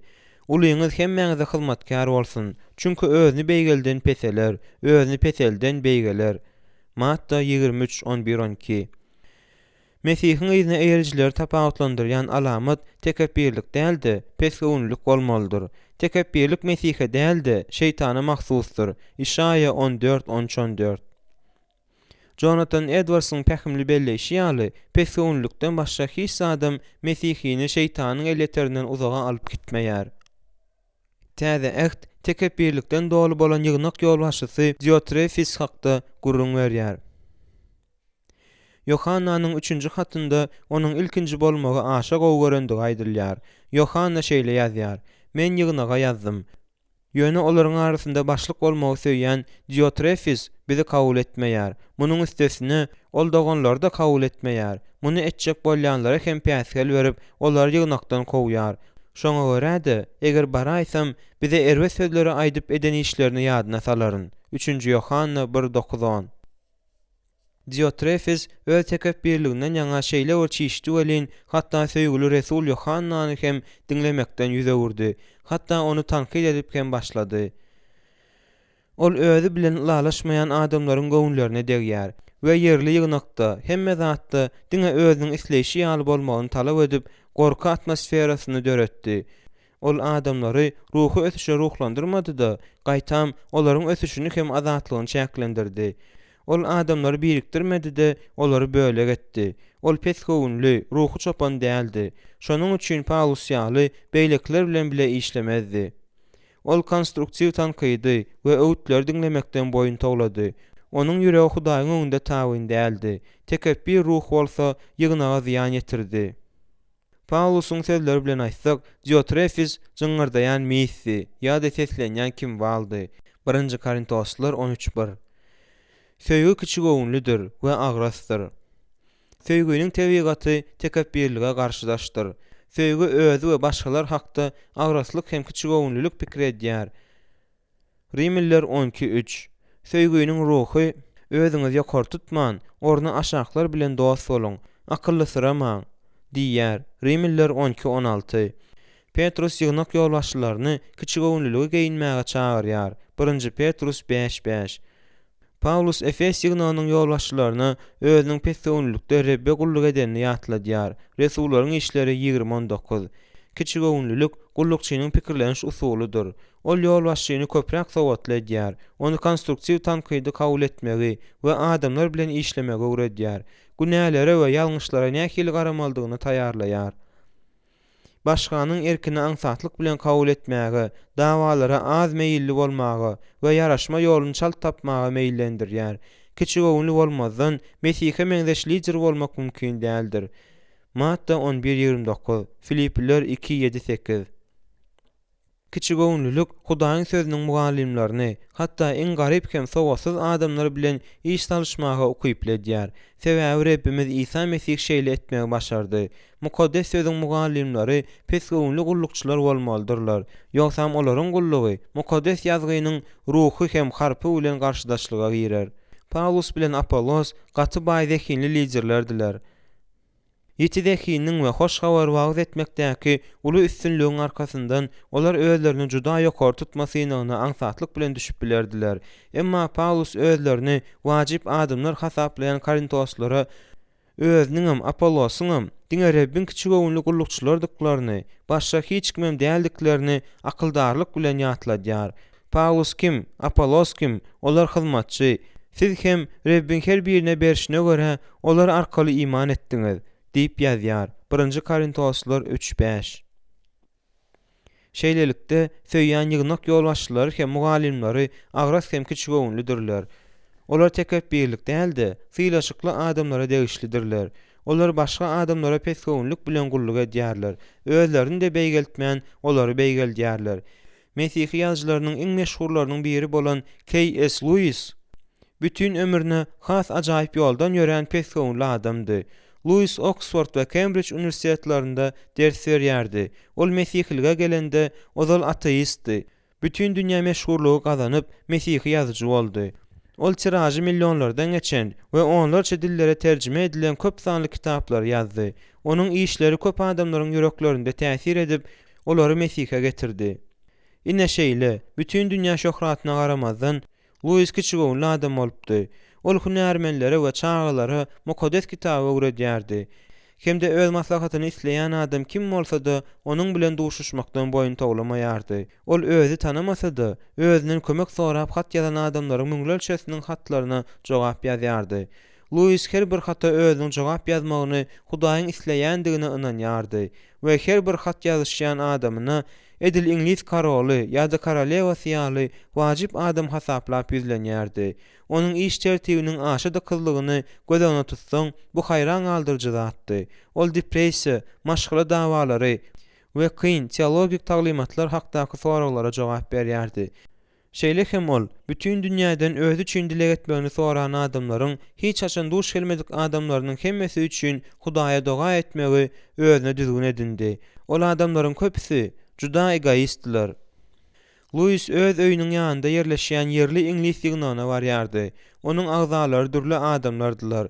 Olaryň köpüsi Lewis'iň edebi üstünlükleri we bütün dünýä şöhraty hakda asla bilmeýärdiler. Lewis gökde Hudaýy sylaýan dürli adamlaryň boljakdyklary sebäpli agzalary diňe akylly hem teologiýa ulgamynda hünärmen bolan ýygnagy gözlemegi akla sygmajak zat hasaplaýardy.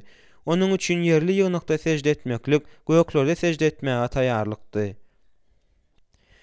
Lewis'iň adamlara bolan pesgowunly gatnaşygy adatça onu gatnaýan taksirçiniň gurrun gören bir wakasynda gaty gowy ýüze çykýar. Onuň özünde ulogy bolmandyr. Bu adamyň ady Clifford Morris bolupdyr.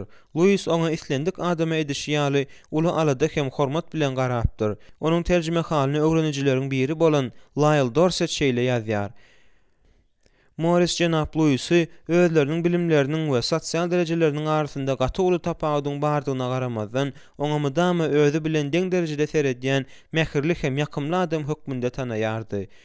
Munun ýagdaý Morris'i haýran galdyrýardy. Onda iň ýakymly täsir galdyrýar. Sebäbi başga adamlar şol sanda mesihlerim Morris'a hiç haçan beýle mähirli hem sahy bolmandy.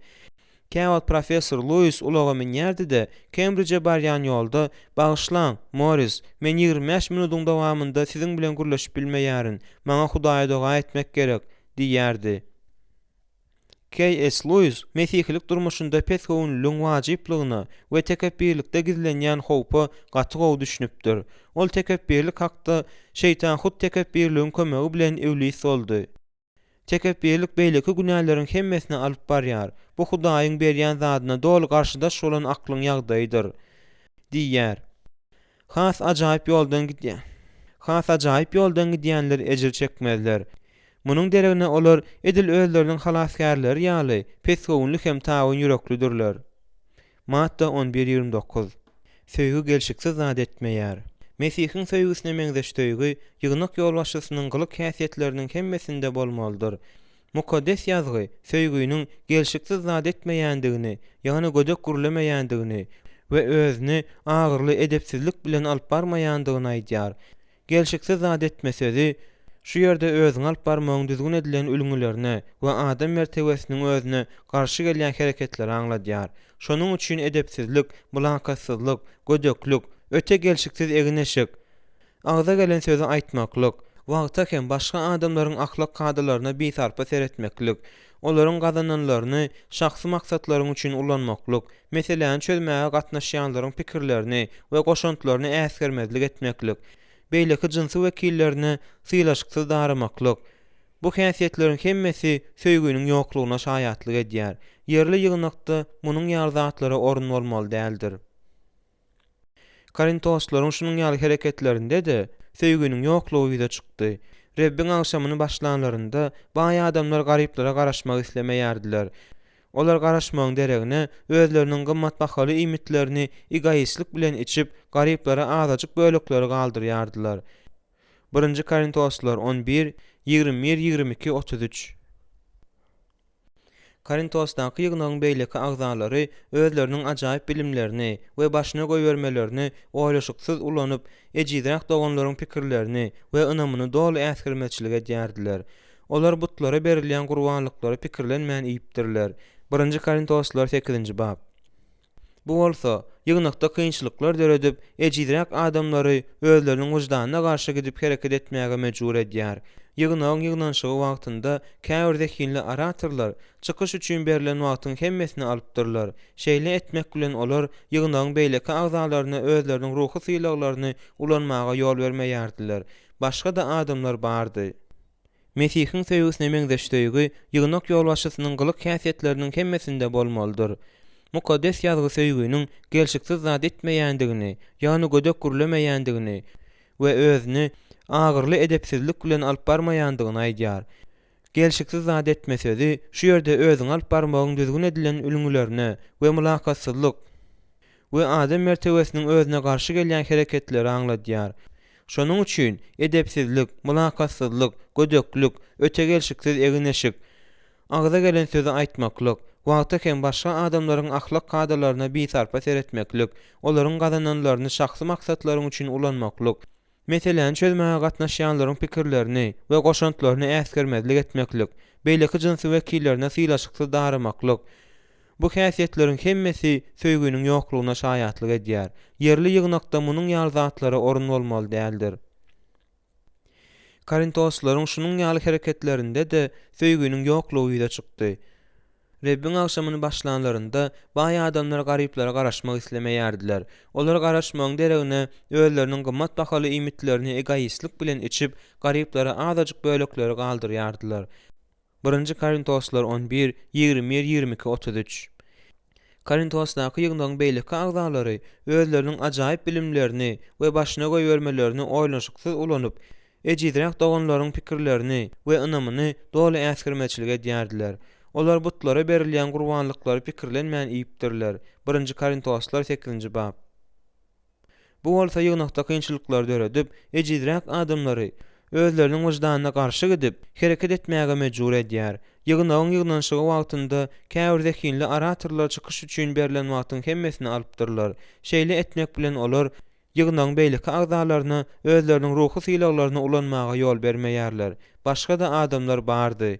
Olar insafsızlyk edip çykyş edýänleriň sözlerini bölýärdiler. Käbirleri başga dillerde gürläp onuň düşündürüşini bermeýärdiler. Şonuň üçin beýleki imanlar gurunyň näme hakda barýanyny da düşünmeýärdiler. Şonuň ýaly günäli işleriň soňuna çykmak üçin Paulus Korintosly imanlylara her kızansı paýçylyk hem tertip bilen bolsun diýip nesihat berýär. 1 Korintoslar 14:40. Başga adamlaryň bähwitlerini we ýörelgelerini äsgermeçilik etmeklik Korintosdaky ýygnak bilen bile ölüp gitmedi. Ol şu güne çenlide ýaşap gelýär. Bu ýygnakdaky Rebbiň agşamy wagtynda tertip hem ahlaklygy insafsızlyk bilen bozýan iki sany ýaşygdy men ünsärdim. Olar maňa bilen gaty süýjileri sesli iýdiler. Ol plastik çüýşeden suwy sesli içdiler de her gezek owurtlanlarynda şypyldatdylar. Olar bir-biri bilen pışırdaşdylar we diňe üstlerinden gülmek üçin imanlar bilen bile amin diýdiler. Olar ol ýere gatnaşýanlaryň hemmesini bimaza etdiler.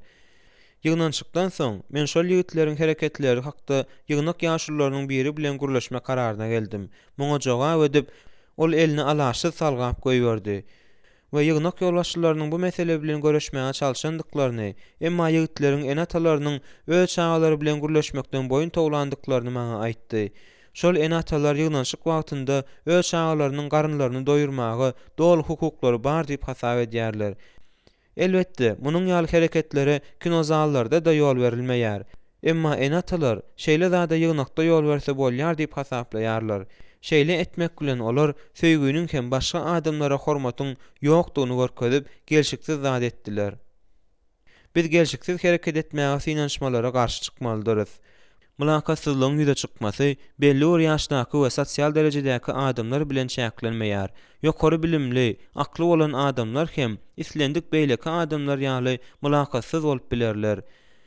Bir Mesihlik universitetine çağırılan daklatçy, konserwatiw derejeli alim meşhur bolmadyk, ýagny syýasat aýdan gelşikli temada leksiýa okap başlady. Ol öz sözüne başlanda bilimli adamlardan doluzal şerip ses çıkarıp, syklyk atyp we gaty gülüp başladylar. Mülakatsyzlygyň munyň ýaly utançsyz ýüze çykmasy we oratory pikirlerine hem duýgularyna üns bermezlik söýgüden uzakdady. Söýgü gelşiksiz zat edýän däldir. Söýgü edepliligi saklaýar. Söýýän adamlar mydama öz hereketleriniň goý ownuk zat bolsa-da başga adamlaryň hereketlerine täsir edişine seredýärler. Özünde Hudaýyň söýgüsini saklaýan adamlar edepliligi ýerine ýetirmeklige, awraýy, salykatlylygy, ters pikirleri, edilgeýimde, sözde we hereketde bolşy ýaly ünsli seredýärler. Olar wagtçy ýa-da horuň ýolbaşçysy jinsy bilen switer geyip, penjek bilen gawşlyk takynmadyk bolsa, onda ýygnakdaky käwr adamlaryň öýkelemeginiň mümkindigi hakdaky fakta çynlakay garaýarlar. Olar ýekşenbe mekdegi mugallymy suwa düşülýän eşige meňze şeşikde klasa gelse, onda munyň gelşiksiz boljakdygyna akyl ýetirýärler. 1-nji Timoteus 2:9-10. Olar ýygnanyşygy wagtynda telefon ulanmaýarlar. Mülakatsyz, gelşiksiz hereketleriň ýygnakdaky beýleki islendik ýygnanyşyk ýaly ýaşulylaryň ýa-da kömekçileriň ýygnagynyň gidişini bozýandygyny söýgü düşünýär. Söýgü hemme zady bolmasy ýaly tertipde we edeplilik çäklerinde gidýän netijeli ýygnanyşyklary goldaýar. 1-nji Korintoslar 14:40. Çykyş edýäniň sözüni bölmek, onu dinlemezlik, ýygnagyň beýleki agzalarynyň tekliplerini äsgirmezçilik etmek, olara haýwat atmak, olary öjükdirmek we özü bilen lalaşmaýanlara sylaşyksyz bolmak söýgüge mahsus däldir. Ýygnak ýolbaşçysynyň durmuşynda we işinde munyň ýaly hereketlere orun ýokdur. Günwatar jemgyýetiniň gitdigiçe gödekleşýändigi, mülakatlylyk kadrlaryna we gowy ählilik düzgünlerine perwasyzlaşýandygy sebäpli biz özüňi gelşiksiz alyp barmagy edilýän synançyklara garşy durmalydyryz. Eger biz muny etmesek, onda şonuň ýaly hereket öz durmuşymyza hem ýygnagymyza uly ziýan ýetirer. Bu başga ýurtlara hoş habar wagt etmek üçin barýan mesihler üçin hassa wajypdyr. Hudson Taylor ähli döwürlerdäki beýik ruhly liderleriň biridir. Hemmeler onuň söýýän ruhy çapan bolandygyny aýdýarlar. Onuň durmuşynyň täsin taryhy we içki Hytaý missiýasyny döredişi jikmejik dokumentlaşdyrylypdyr. Taylor'ın güýçli taraplarynyň biri de Hytaý medeniýetine inçe duýgusynyň we onuň däplerine hormatynyň kömegi arkaly onuň Hytaýlar bilen gowgatnaşygy ýola goýmagy başarmagydy. Taylor öz hatlarynyň birinde edepliligiň ýoklugundan, hatda käbir missionerleriň Hytaý medeniýetiniň wajyp elementi bolup durýan däplerini we dawaralaryna görkezýän sylaşyksyz hereketi edýändiklerinden arz edýär. Onuň sözleri häzirem aktualdyr. Käbir adamlar dogry zatlary diýsen şowsuz ýagdaýda ýa-da iň ýerliksiz wagt etmek boýunça ussat bolýarlar öýdýärin. Mülakatsyzlyk we edepsiz adamlara her nenen bilimli, akylly we Hudaýhon bolsalar-da, Hytaýda üstünlük gazanmagyň başarjagy gumanadyr. Missiýa hukmynda biz özümizde edegiň hem mülakatlylygyň ýoklugundan ejir çekýäris. Mesihiň beýik tawşyrygy Matta 28:18-20. Mesihleriň hemmesiniň öňlerinde global wezipany goýdy. Paulus muňa düşünýärdi. 3 Yahudi, Rim we Grek medeniýetiň adamy bolan Paulus kän syýahat edip, hoş hawary adamlara ýaýratdy. Şonuň üçin ol durly sosial şertlere nädip uýgunlaşmalydygyny bilýärdi. 1-nji Korintoslar 9:19-23, 10:30-33. Hoş hawary ýaýratmak üçin ýola düşenmizde özümizi kabul edýän adamlaryň göwnlerine degmezlik we Hudaýyň söýgüsiniň gowy ilçileri bolmak üçin edepli bolmalydyryz. Missiýa hukmynda biz özümizde edegiň hem mülakatlylygyň ýoklugundan ejir çekýäris. Taylor. Has ajaýyp ýola eýermek mülakatlylygyň nämedigine we medeni däplere bolan gatnaşygyňda edepli bolmalydygyna hem-de adamlaryň adatlaryna hem sosial desturlaryna hormat goýmalydygyna düşünmegi aňlatýar.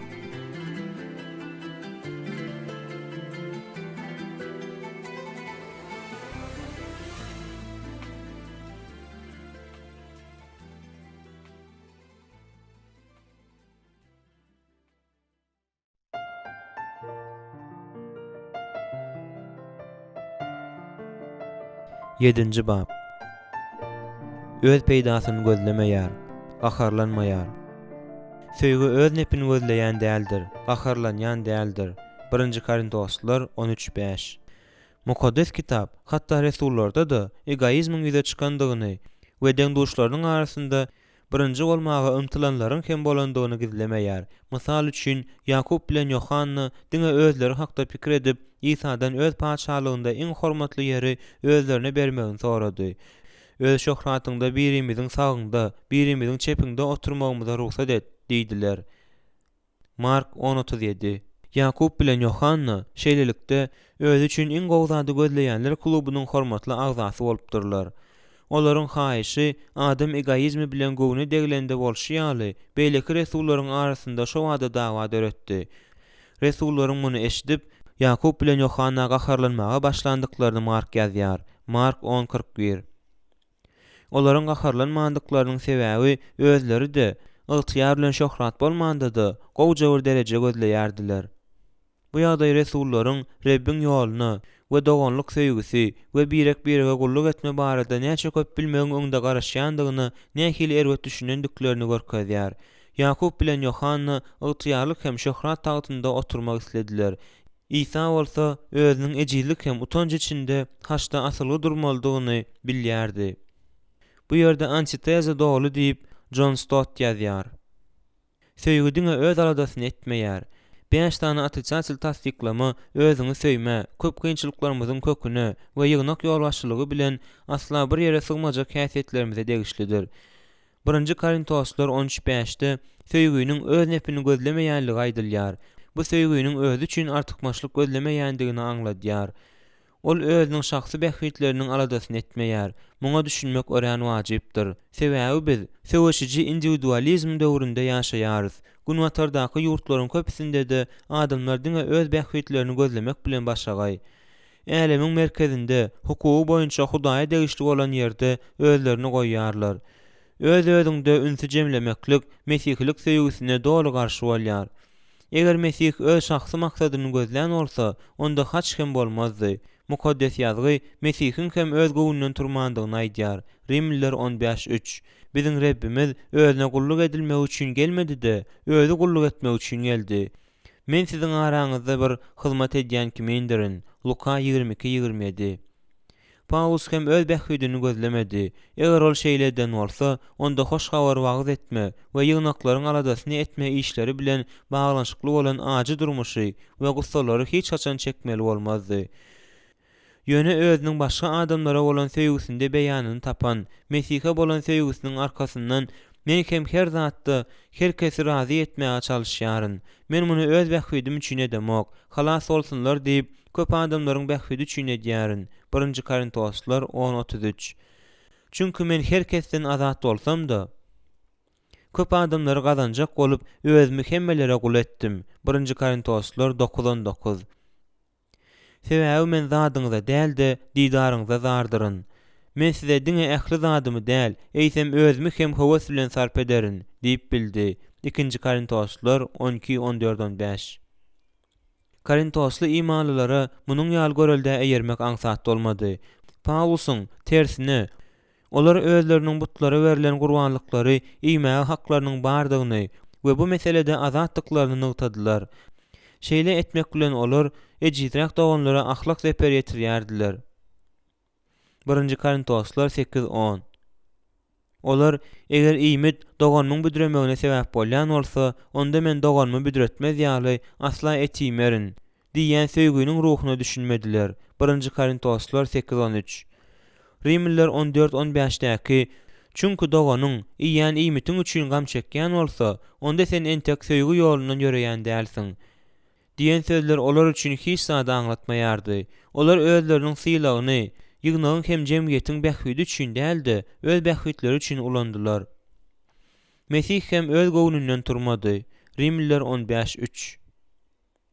Öz bähwitlerini gözleýändikleri sebäpli olar mesihlik gullugynyň düýp manysyny we ýygnak ýolbaşçysynyň roluny düşünmediler.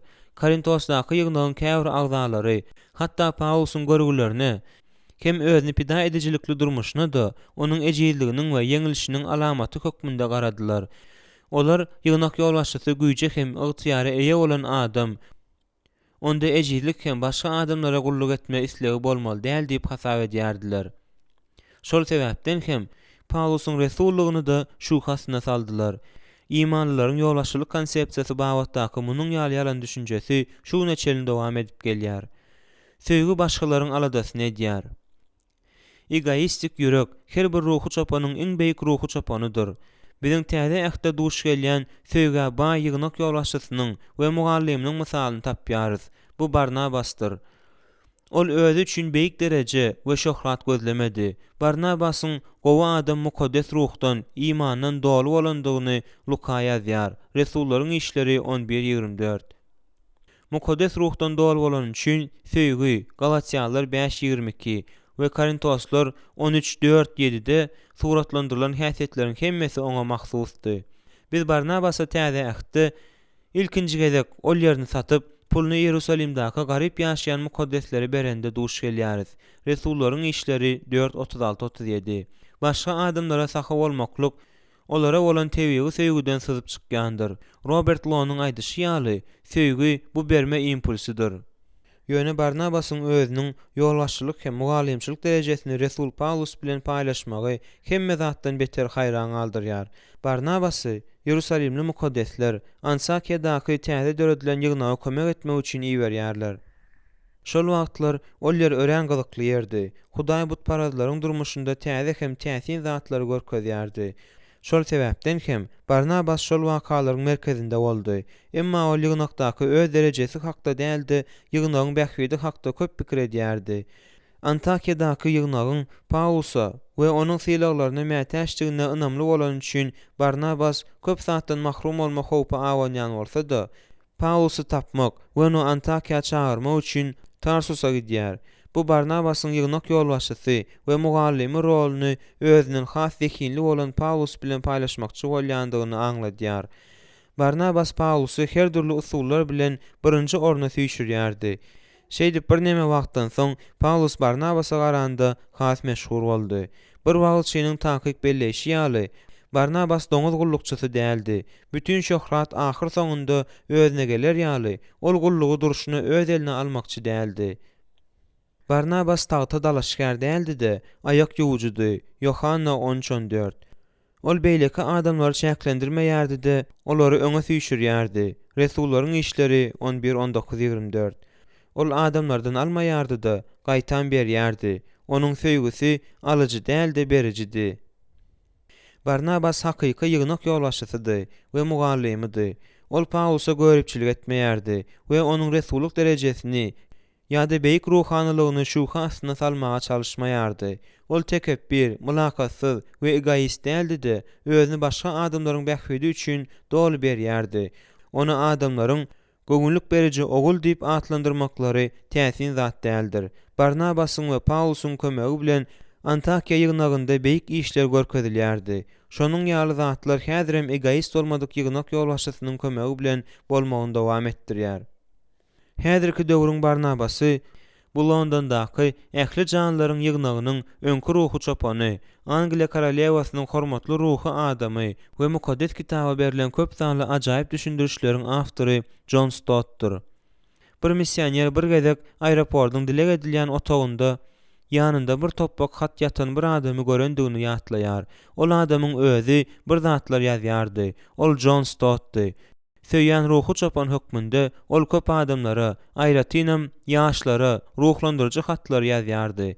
Barnabas ýaly Stott hem ýygnak ýolbaşçylygyny we mugallimçiligyny başga adamlar bilen höwesli paýlaşýan Hudaýyň gullukçysy hökmünde meşhur boldy.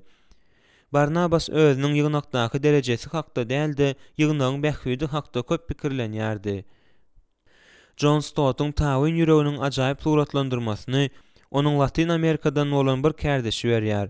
5 güniň dowamında John Stott'un terjimechisi bolup işlänimden soň ol meni özü bilen bile guşlar syýlamaga çağırdy. Ýöne men duýdansyz syr kowladym. John Stott'un seniň aladaňy etmegi, naharlamagy, seniň üçin Hudaýa doga etmegi, seni köşeşdirmegi we sana hyzmat etmegi nähili hormat. Biziň düşlän mehmanhanamyzyň işgärleri men ören wajiby adamdyr öýdýän ýaly pikir mende döredi. Şeýle öýtmez ýalymy, sebäbi ingliz dilinde gürleýän ak adam meniň aladamy edýär dahyry. Bu şu wagta çenli görülmedik zatdy.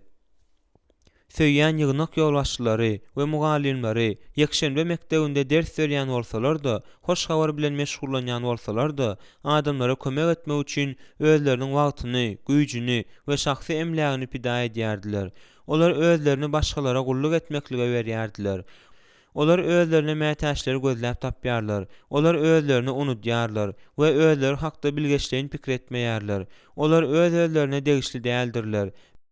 Özlerini erwet daramaklarynyň mümkindigi, hyzmaty üçin tölew tölemezlikleriniň, hatda minnetdarlyk hem bildirmezlikleriniň mümkindigi olara alada goýmaýar.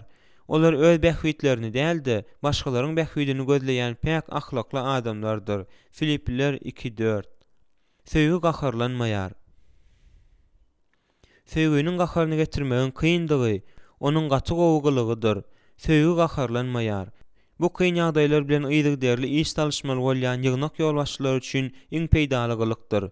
Ýolbaşçylarda gahary, gaharlanmany, öýkäni, kinäni we gyzmaklygy döretmäge okuyply bolan sebäpler sansız sajaksyzdyr. Ine näme üçin mukaddes kitabyň ýolbaşçylar bildirýän talawynyň biri onuň gaharjaň bolmaly dälligi eken. Titus 1:7. Ruhu çopanlar gaharlananda öz goýunlaryny urmaly ýa-da öldürmeli däldirler. Bu ruhu çapanyň hiç haçan adamlara gaharlanmaýandygyny we olara gana gyzgynlyk etmeýändigini aňlatmaýar. Söýgüniň asla hiç haçan gaharlanmaýandygyny aýtmaýar. Ol söýgüni gaharlandyrmagyň kyndygyny aýdýar. Söýgü esaslanýan we adamlara ziýan ýetirýän ýamanlygy hem ýalana garşy bolan erkedilýän takwa gahar bar.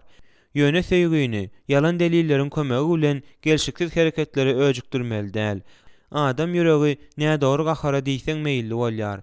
Sebäbi ol tebigaty boýunça tekepirlikden hem egoizmden dolu diýip Jonathan Edwards aýdýar. Munyň ýaly gahar söýgü bilen bir ýere sygýan däldir. Seminaryň bir professory bir gezek özüniň restoranda bir ruhu çopan bilen naharlananyny, şonda ofisiant gyzyň tötänden onuň penjegine suw dökenini maňa gurrun berdi. Ruhu çopan gaharyny erkine goýup gyzyň üstüne goýgyrypdyr. Pola dökülen suw süpürlenden, penjek hem düzedilenden soň professor ruhu çopana tarap egilip oňa belki oňa Mesihiň söýgüsi hakda gurrun beren bolsak gowy bolardy, ha, diýip pişirdapdyr. Ruhu çopan professoryň näme diýjek bolanyny düşünüpdir. Mesihiň kyýaly söýýän ýürek şo wada özüniň suw dökülen penjegi hakda däldi, ofisianda duýgudaşlyk duýardy we onuň duýgulary hakda köpräk pikir ederdi. Şonuň ýaly ýürek ýagdaýy agyrlaşdyrmazdy da ofisiandyň ýagdaýyny ýeňilleşdirmäge çalyşardy. Bu ýagdaýy Mesih hakdaky ajaýyp şaýatlygy öwürmek aňsat bolardy. Munyň deregine ruhu çopan özü we öz penjegi hakda pikir etdi. Onu gaharlandyrmak aňsatdy. Adam ýüregi nädor gahara diýseň meýilli bolýar. Sebäbi ol tebigaty boýunça tekepirlikden hem egoizmden dolu. Edwards. Ýygnagyň içinden başga ýerde şonuň ýaly ýygnak ýolbaşçylary Mesihi ýalan tärde görkezýärler we onuň ýyzyna erijileriň awraýyny peseldýärler. Ýygnagyň içinde bolsa gaharlandyrmak aňsat bolan adamlaryň başga adamlary oýlanman gorkuzýanyny, olaryň göwünlerine degýänini we agzalylyk döredýänini görmek aňsat bolýar. Gaharly adam ünsini başgalarda däldi, öz emosiýalarynda we meselelerinde jemleýär. Ýolbaşçylar gaharlananlarynda meseleler çuňlaşýar, düşünmezlik artýar, akyldarlyk hem çyn hakykat gitýär. Gahar adamy hökümdarlyk edende kiçijik meseleler ýygnagy bölek-bölek edip biljek uly meselelere öwrülýär. Erkedilmeýän gaharyň ýygnaklarymyza boyun almaga taýýar bolanmyzdakydan has köp ziýan getirýändigine men ynanýaryn. Bu uly meseledir. Şeytan ýygnagy we maşgalalary dargatmak üçin gahary usatlyk bilen ullanýar. Ol takwa ýolbaşçylary başgalary gelşiksiz zatlary etmäge öjükdirmäge okuyplydyr. Gaharymyz bilen kimdir biriniň gowunyna degmezlikden hiç haýsymyzam ätýaşlandyrylan däldiris. Henry Drummond gaharyň takwalaryň kemçiligidigini pähimlilik bilen belläpdir. Gahar partlamamyzy nähili aňsat hem çalt aklap bilýändigimiziň üstünde oýlanyň. Biz gaharsyz häsiýeti, ziýansyz kemçilik hökmünde garamaga meýilli bolýarys. Şeýle de bolsa, ol bu ýerde söýgü seljermesiniň edil merkezinde özüne yer tapýar. Mukaddes kitap bu häsiýeti adam tebigatynyň iň erwet gylygy hukmunda gaýta-gaýta ýazgarýar. Gyzma häsiýetiň aýratynlygy, onuň gowy iş edýänleriniň kemçiligi bolmagynda jemlenendir. Ören köp ýagdaýlarda ol bütün ajaýyp häsiýetdäki ýeketäk tegmil bolup durýar. Siz gyzma bolmadyk ýa-da çalt gaharlanýan bolmadyk bolsalar, onda kämil bolup biläjek erkekleri hem aýallary tanaýarsyňyz. Gyzma häsiýetlen beýik ahlagyň bir ýerde bolup bilmegi etikanyň iň täsin hem gynandyrjy meseleläriniň biridir. Biz mesihliler dawalary we olar bilen baglanşykly bolan meselelere duş gelenimizde özümize erk etmäni we mukaddes ruhun gözegçiligine ulanmalydyryz. Galatiýanlylar 5:22-23. Erk edip bolmayan gahar tenin hem şeytanyň işidir. Galatiýanlylar 5:19-20. Efesliler 4:30-32.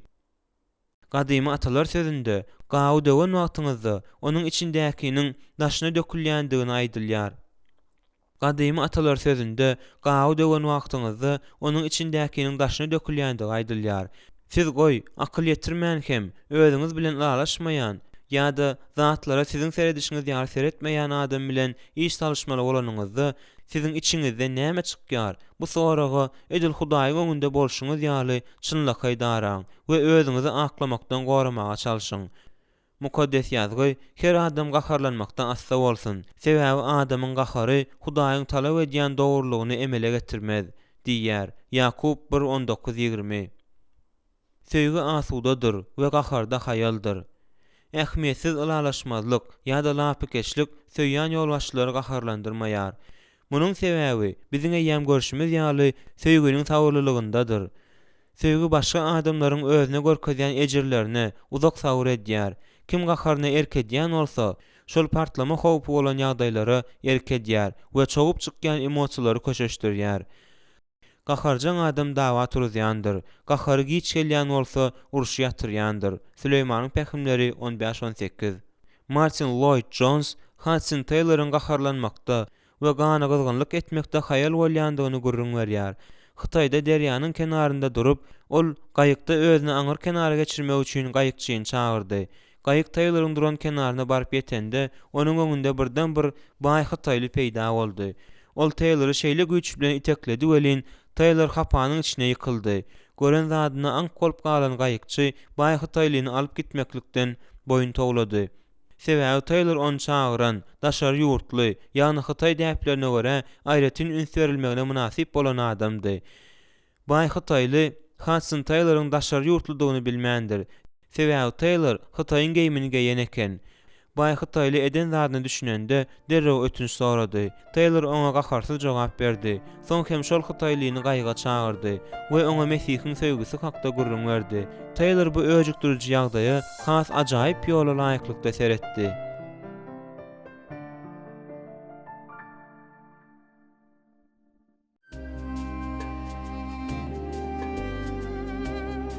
Sekizinci bab. Söýgü erwes zadyň pikirini etmeýär. Adalatsızlygy begenmeýär. Korintoslar 13:5-6. Robert Chapman'ın häsiýetiniň gaty gowdugyna garamazdan onu ýigrenýän adamlarym bolupdyr. Mysal üçin Barnes Chapel'da bir bakaleýaçy onuň köçedäki wagazlaryna şeýle gaharlanypdyr welin, hatda bir gezek onuň üstüne de tüýküripdir.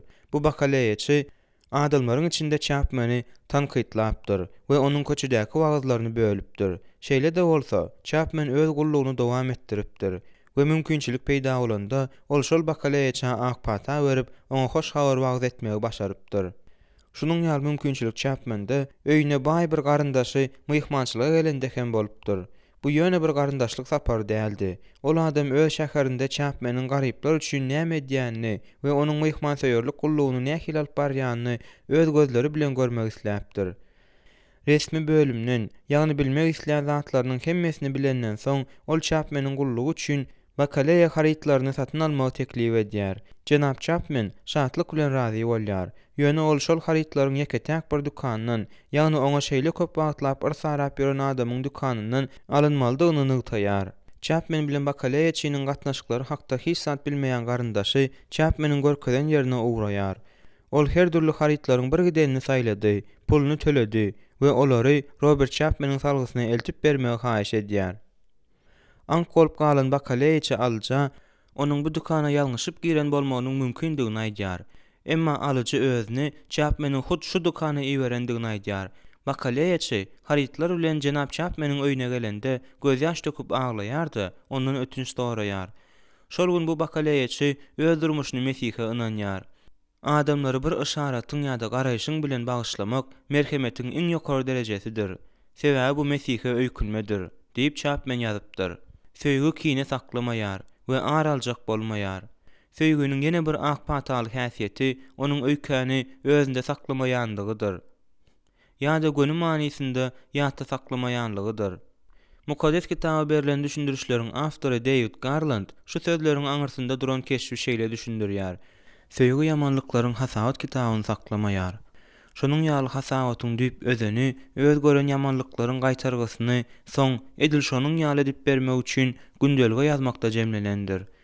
Söýgü kine saklamaýar we araljak bolmaýar.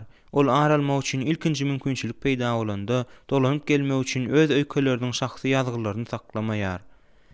Mesih'i maslahatçysy we bir näçe kitaplaryň awtory J. Adams bir ära ýalyň taryhyny gurrun berýär. Bu jügüt hiç hili fiziologik sebäp bolmasa-da aýalynda aşgadan ýarasynyň ulalýandygy üçin maslahat soramaga gelýär. Söhbetdeşlik wagtynda aýal maslahatçynyň stolunyň üstüne gol ýazmany, 8,5 formatly, galynlygy 11 dюймly, iki tarapyna da hat ýazýan maşynda teksti ýazylan bir kagazy goýdy. Bu onuň Adamsynyň 13 ýylyň dowamynda eden ýazgyklarynyň ýazgysydy. Aýalyň ärinden öýkeleriniň, onuň ýazgyklarynyň jikmejik resmileşdirmesiniň öz ýüregine gatydandygyny maslahatçy derrew gördü. Günäleriniň hemmesiniň ýazylmagy işidiň erwetleşdiripdir-de, aýal hakykatdan hem sirkowlapdyr. Maslahatçy ol aýaly 1-nji Korintoslar 13-nji babdaky sözleri pähimlilik bilen ýatladýar we söýgüniň kineleri ýazmaýandygyny we göwne degilmeleriň hemmesini ýatda saklamaýandygyny belleýär. Söýgü üçin kineleri ýatda saklamazlyk okuýy ýa-da ondan azatlyk aňyr ýany bilen wajypdyr. Biziň hemmämizem başga adamlaryň günäsi bilen nähildir bir usulda ejir çekdik. Olary bagyşlamak üçin hemmämizem tagalla etmeli boldyk. Biziň hemmämizem özümizden agyr ýatlamalary kowyp, göwnümizi agyrdanlar bilen ýaraşmak üçin aralma synagyndan saplanmaly boldyk. Söýgüniň şu häsiýeti bolmasa, nikada ýani ýoldaşyň bilen bagtly ýaşamanyň ýa-da ýerli ýygnakdaky beýleki imanlar bilen oňuşmagyň başga usuly ýokdur. Eger öýkeleri unutmakdan boyun toglasak, eger köne ýaralarymyzy näzirgetmek bize lezzet berýän bolsa, eger düşmanlarymyzdan aralmalydygyny duýýan bolsak, onda öýke bilen ýürek gatamasy bizi ýugdar. Şonda gözgöýüni göreldi görkezeriz we ýygnak ýolbaşçysy hökmünde netijesiz bolarys. Söýgü bagyşlaýar. Hudaýyň tanymala adamlarynyň hemmesem adalatsız tankytdan ejir çekmeli boldular. Emma bary olar özlerine kine saklamaklygy däldi, bagyşlamany saýlap aldylar. Yamanlyga yamanlyk bilen jogap berme ýa-da başga bir adamyň durmuşyny weýran etmesi ýanşygyna aklama bolup bilmez. Biziň göwnümize degenlerinde bize täze tawşyrygy ýerine ýetirme, söýgü ýoly bilen ýöreme, öz düşmanymyzy naharlama we suwdan gandyrma, onuň başyna közler goýma, yamanlyga ýaşylyk bilen ýeňme mümkinçiligi berilýär. Rimliler 12, 14, 19, 21. Bu, Mesih uğrunda ejir çekme ve Hudaýyň hemme zady bagyşlaýan söýgüsine öýkünme mümkinçiligidir. Biri-biriňize mehriban, gamhor bolun. Hudaýyň sizi Mesihde bagyşlaýşy ýaly, siz hem bir-biriňizi bagyşlaň. Mesih bize nähili söýen bolsa, özüni biziň üçin atyryýsly sowgat, gurban hökmünde Hudaýa hödürlän bolsa, onda siz hem söýgüde gediň. Efesler 4:32, 5:2. Eger yamanlygy ýeňip, erwet ýatlamalary kowyp, bagyşlap, aralmakdan ýüze urup hem öýke saklaman bilýän bolsa, onda söýgü nähili kuwatly güýç bolup durýan eken. Louis Smith'in ýazyşy ýaly, bolan zatlaryň soňuna çenli düşünmeli däl. Söýgü öz güýji bilen geçmişiň jikmejiklerini ýok ýaly eder. Hasaplaşylmadyk bolsa, agzalylyklar aradan aýrylmadyk bolsa, deňleşdirme geçirilmedik bolsa boluversin. Wakanyň nähili bolup geçendigi hakdaky adamlaryň ýatlamalarynyň arasyndaky dawalar çözülmedik. Geçmiş ömürli ýaly bolup galýar. Geçmişdäki mamlalygyň we mamla dälligiň üzülen uşlaryny söýgü, bagyşlama sypatynyň üstünde goýanyny gowy berýär we öňe okdurulýar. Yaraşyga gelmeklik adamyň etmeli bolýan zatlarynyň iň kynýydyr. Söýgüde muny etmäge güýç bar. Söýgü ýoluny saklamaklyk, adalatsyzlygy duýmazlygy, ýa-da gahyr, ýa-da erwet ýatlamalar bilen göreşmeli däldigini aňlatmaýar. Biz dogrudanam agryny duýýarys. Şeýle de bolsa, biz has ajaýyp ýol saýlaýarys. Bu bolsa mukaddes ruhyň güýji we onuň kömegi bilen özümiziň emosional yaralarymyzy ýürekden unutmak isleýäris. Biz başgalary bagyşlaýarys. Sebäbi özümizi de Mesih ençemegedekleri bagyşlapdy. Biz öz gowlumize degen adamy düşünmäge çalışýarys we özümiziň hem başgalara şeýle edenimizi boýuna alýarys. Biz özümiziň ýakymsyz hereket edenimizi we ýüregimizde bagyşlamanyň ýokdugyny boýuna alýarys. Biz hemme zady Hudaýyň nukdaý nazaryndan görýärisde, dawany dowam etdirmekden el çekýäris. Biz Hudaýa doga edip, gowlumize degen adamlaryň ýanyna gidýäris. Onuň bilen ýaraşmagy hem gatnaşyklaryň dikelmegini gözleýäris.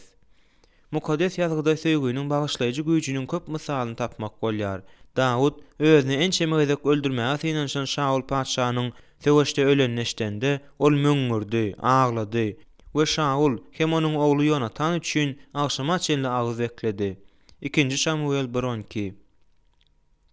Dawud Şauluň ölenine begenmedi. Ýöne onuň deregine başga biri bolan bolsa, begençden ýaňa tans ederdi. İsa haçda, atam, olary bagyşla, sebäbi näme diýenlerini özleri de bilenok, diýip doga etdi. Luka 23:34. İlkinji görgü görüp ölen Mesihi Stefan hem öz jellatlarynyň bagyşlanmagy üçin doga edip, "Ya Rab, bu günäni olara ýükleme" diýdi. Resullaryň işleri 7:60. Başga imanlylar hem bize bagyşlaýjy söýgüniň gowy mysalyny görkezmege dowam etdirýärler. Jim Elliot bilen onuň 4 dostuny Pete Fleming, Roger Eugerian, Ed McCallie hem Nate Saint gündogor Ekvadoryň jeňelligindäki injeýlaryň Auka taýpasyny öldürende Jim'iň aýaly Elizabeth we beýleki 4 dul galan aýallar aralma hakda däldi, bagyşlama hakda pikir etdiler. Olaryň öz ärleriniň ölümi hakdaky habara garaşlarynyň şaýady bolan reportajy şeýle habar berdi. Dul galan aýallar ärleriniň ölümini köpleriň gowunlaryna bolşy ýaly manisiz paçygal ýagdaý hasaplamadylar. Aralma hakdaky pikir olaryň kellelerine de gelmedi. Munyň deregine olar Auka taýpasyna söýgü hem halas bolmany ýetirme zerurlygynyň gitdigiçe artýanyny duýdular. Soňrak Elizabeth Elliot şeýle ýazýar: "Men olara hoş habar ýetirmäniň ýetişligini duýdum. Mesihiň hem adamlar üçin ölendigi meni ählumumy gutuluş gyzyklandyrýar. Jim'iň şol Auka taýpasynyň injeýlerini söýendigi we olar üçin ölendigi meniň olara bolan söýgümi güýçlendirýär." Bu 5 tany missionerlaryň ölenine 3 ýyl golay wagt geçenden soň Elizabeth Elliot bilen Rachel Saint Auka taýpasynyň owasyna geldiler de bu gazaply taýpanyň içinde ýerleşen ilkinji daşar ýurtlar boldular. Bu aýallar özleriniň ärlerini öldüren adamlar bilen dostlaşdylar we olar üçin hoş habarçylar boldular. Munyň şeýle hem bu başlangyja soňra gatnaşan beýleki missionerlaryň işiniň netijesinde täze äht bu taýpanyň diline terjime edildi. Soň hem ilkinji ýygnak esaslandyryldy. Bu söýgüniň we bagyşlamanyň ajaýyp taryhydyr. Amerikan gyzyl haçyny esaslandyrjy. Söwüş meýdanynyň periştesi hökmünde belli bolan Clara Barton gaýdusyz ýürekli hem gyzyl ýaly häsiýetli adatdan daşar aýaldy. Islendik ütgeşik adamda bolşýaly, onuň hem köp tanqytçysy bardy. Claranyň dostlarynyň biri oňa biriniň özüni tanqytlaýyşyny ýatlydanda, Clara ony ýada salyp bilmedi. Claranyň haýran galan dosty ondan "Näme şol ýadyňa düşenokmy?" diýip soranda, ol "Ýok, ony ýatdan çykaranym anyk ýadyma düşýär" diýip jogap berýär. Söýgü öýkäni gowy ýatdan çykarýar. Neger wagtçysy we ýygnak reformatory John Perkins negerlere ykdysady garaşdyrlygy we aklar bilen deň sosial hukugy almagy kömek etmäge inanşanlarynda özüni dostlary bilen birlikde Mississippi ştatynyň türmesinde gynayşlaryny we ölüm halyna çenli uruşlaryny ýatlaýar. Perkins'i elleri, aýaklary, taýak, polisiýa dubinkasy bilen bir näçe sagatlap gana ulaşyp huşundan gidýänçä urýarlar. Bir serhoş ofitser üstünden gülmek üçin onuň ýygnygynyň ýanyna ok salynmadyk sapançany getirýärdi Tapançanyň gulagyny ysıp goýberýär. Başga bir ofitser onuň bokurdagyna ýabak sokýar. Bu adamlar öz ýigrencini başyna goýberýärler. 2 ýyl geçenden soň, John aşgazyna operasiýa edilenden soň özüne gelýär. Ol öňküsi ýaly raýatlyk adalatynyň amala aşmagyna garaşýar. Ýöne keselhana krawadynda ýatan ýerinde özüniň başdan geçiren görgüleri hakda we şol ýagdaýda özünden Hudaýyň näme isländigi hakda pikirlendi. Perkins şeýle ýazýar: Men ýigrenjiň, özüme ýamanlyk edenlere birden ýamanlyk etmegiň we olara has agyrletmegiň özüme nähili ziýan ýetirip biljekdigine uly gorky bilen düşünüp başladym. Men köp doganlarymyň edişleri ýaly özüme gynanlardan aralmagy synanyşyp bilerdim. Ýöne men şonuň ýaly etsem, onda bizi şeýle ýigrenýän aklarda näme tapawdym bolar? Ýigrenç meni nire alyp barar? Ýigrenmegi her kimem başarýar. Bütün bu iki taraplyň ýigrenç. Şol hem jins parazlygyň gara söýme teoriýasyny saklap durýar. Men düşekde ýatan wagtymda Hudaýyň ruhy mende işledi. Şonda meniň aňymda bir keşp peýda boldy. Bu haçyň, haçdaky Mesihiň keşfidi. Bu keşp meniň aňymda beýleki zatlaryň hemmesini gysyp çykardy. Meniň eziýet çekýänimi Isa bilýärdi. Ol hemme zady düşünýärdi. Şoňa görä-de ol meniň aladam etdi we meni gaýgy etdi. Sebäbi onuň özü de bu zatlary başdan geçirip görüpdi. Ol, atam, olary bagyşla, sebäbi näme diýenlerini özleri de bilenok, diýip öz jellatlaryny bagyşlamagyny Hudaýdan doga edip sorady. Duşmanlary Isany ýigrenýärdiler, emma ol olary bagyşlady. Men mundan aýrylyp hiç ýere gidip bilmedim. Men Isa bilen bile menem olary bagyşlaýaryn diýip bilýänçem, Hudaýyň ruhy mende we meniň üstümde işledi. Men ýamanlyga ýamanlyk bilen jogap bermän, ýamanlyga ýagşylyk bilen jogap berjekdigime oňa söz berdim. Soň ol maňa söýgü berdi. Şol söýgü öz bilişime görä onuň duşmanyny söýme taşrygyny ýerine ýetirmegim üçin gerekdi. Mesihiň kömegi bilen Hudaýyň özü öz söýgüsi bilen meniň ýüregime hem aklyma şypa berdi. Özümiň diňe Mesihiň söýgüsinde özüm we bir wagtlar agyr hyzmatyny eden adamlarym üçin umydyň bardygyny, şeýle köp oglan eden zatyma ynanmagyma Hudaýyň ruhy hakykatdan hem kömek etdi. Has ajaýyp ýoldan barýan söýgü öýkeleriň we ýürek ýaralarynyň gündeligini ýöretmeýär. Ol aralmak bilen hasaplaşmagy meýilleşdirmeýär. Munyň deregine söýgü bagyşlamakda sahydyr. Ol özüni ynjydanlary bagyşlaýar we gowuny degenlere akpata berýär. Söýgü adalatsyzlyga begenmeýär. 8-nji hem soňky atil konstruksiýa aýdanlary jemleýär. Söýgü adalatsyzlyga begenmeýär. 1-nji Korintoslar 16. Leon Morrisoň ýazyşy ýaly hiç hili ýamanlyga begenmeýär.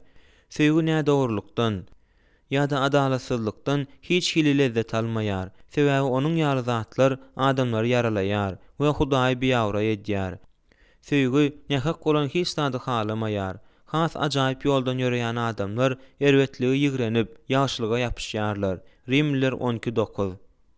Biziň başagay dünýämizde ýamanlygy ýagşylyk, ýagşylygy ýamanlyk diýip atlandyrýan dünýäde adamlar gynansak da näde dogry zatlara begenýärler we olary goldaýarlar. Rimliler 1:32. Dindar adamlaryň hem erwetlik etmekden lezzet alýandyklary haýran galdyrjy zat.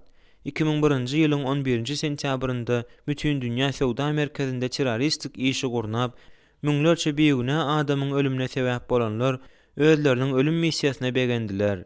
Bu waka hakda bilenlerinde dürli ýurtlardaky käwr adamlar gizlin begendiler. Käwrler bolsa begenjinden ýaňa açaçan tans etdi. Hudaýyň we öz ynamynyň ady bilen adamlar aldap, öldürüp we uruşturdup bilýärler. Käwr mesihiler hem başganyň gynanjyna begenip bilýän ekenler. Hoş habar ýygnynyň bir ruhy çopany öz gullugyny gödek tankyd eden bir doganyň duýdansyz ölendigini öz ýygnyna şantlyk bilen habar berdi. Ruhu çopan şol adamyň ölüminiň Hudaýyň beren jazasydygyny yglan etdi. Bir ýygna kömekçisi bolan aýal özüniň joralaryny, ýazan hatlarynyň we telefon üstü bilen ýaýradan gymmatlaryň kömegi bilen ýygnagynyň 4 ruhu çopany nädip üstünlikli kowandygyny lezzet bilen gurrun berýär. Ýygnagyň ýaşulysy ýygnagyň iş meýilnamasyny bozup ruhu çopan bilen uly dawa turulmagyň we onu kemsitmegiň özüne başardandygyny aýdyp öwündi. Ruhu çopan öz ýygnagyndan giden adamlaryň betbaçylygy hakda bilende muňa begenýändigini gizlemedi. Munun ýaly hereketler Hudaýyň mukaddes ruhuny çuň gynandyrýar. Efesler 4:30. Has ajaýyp ýoldan ýöreýän adamlar özlerini munun ýaly asla alyp barmaýarlar. Adamyň näme begenýändigi onuň häsiýetiniň nähildigini görkezýär. Graham Scroggie adamyň näme begenýändigi onuň häsiýetiniň nähildigini görkezýär. Eger adam ýamanlygyň dawaralanmagyna ýa-da adamlaryň betbatlygyna begense, bu onuň ahlak taýdan kemçilikdigini görkezýär diýip gaty takyk belleýär. Söýýän adamlar özleriniň başga adamdan ýokary bolma duýgusundan hiç hili lezzet almaýarlar. Olar çiğişirilen gıýbatlardan keyip almaýarlar. Özleriniň halamaýan ýygnak ýol başçylarynyň agyr günäler hem kynçylyklary hakda eşdenlerinde begenmeýärler. Olar özleriniň bir wagtlar degişli bolan denominasiýalaryndaky jedellere şatlanmaýarlar. Hemde öz ýygnagyndan giden adamlaryň betbaçylygy hakda bilenlerinde ýeňillik duýmaýarlar.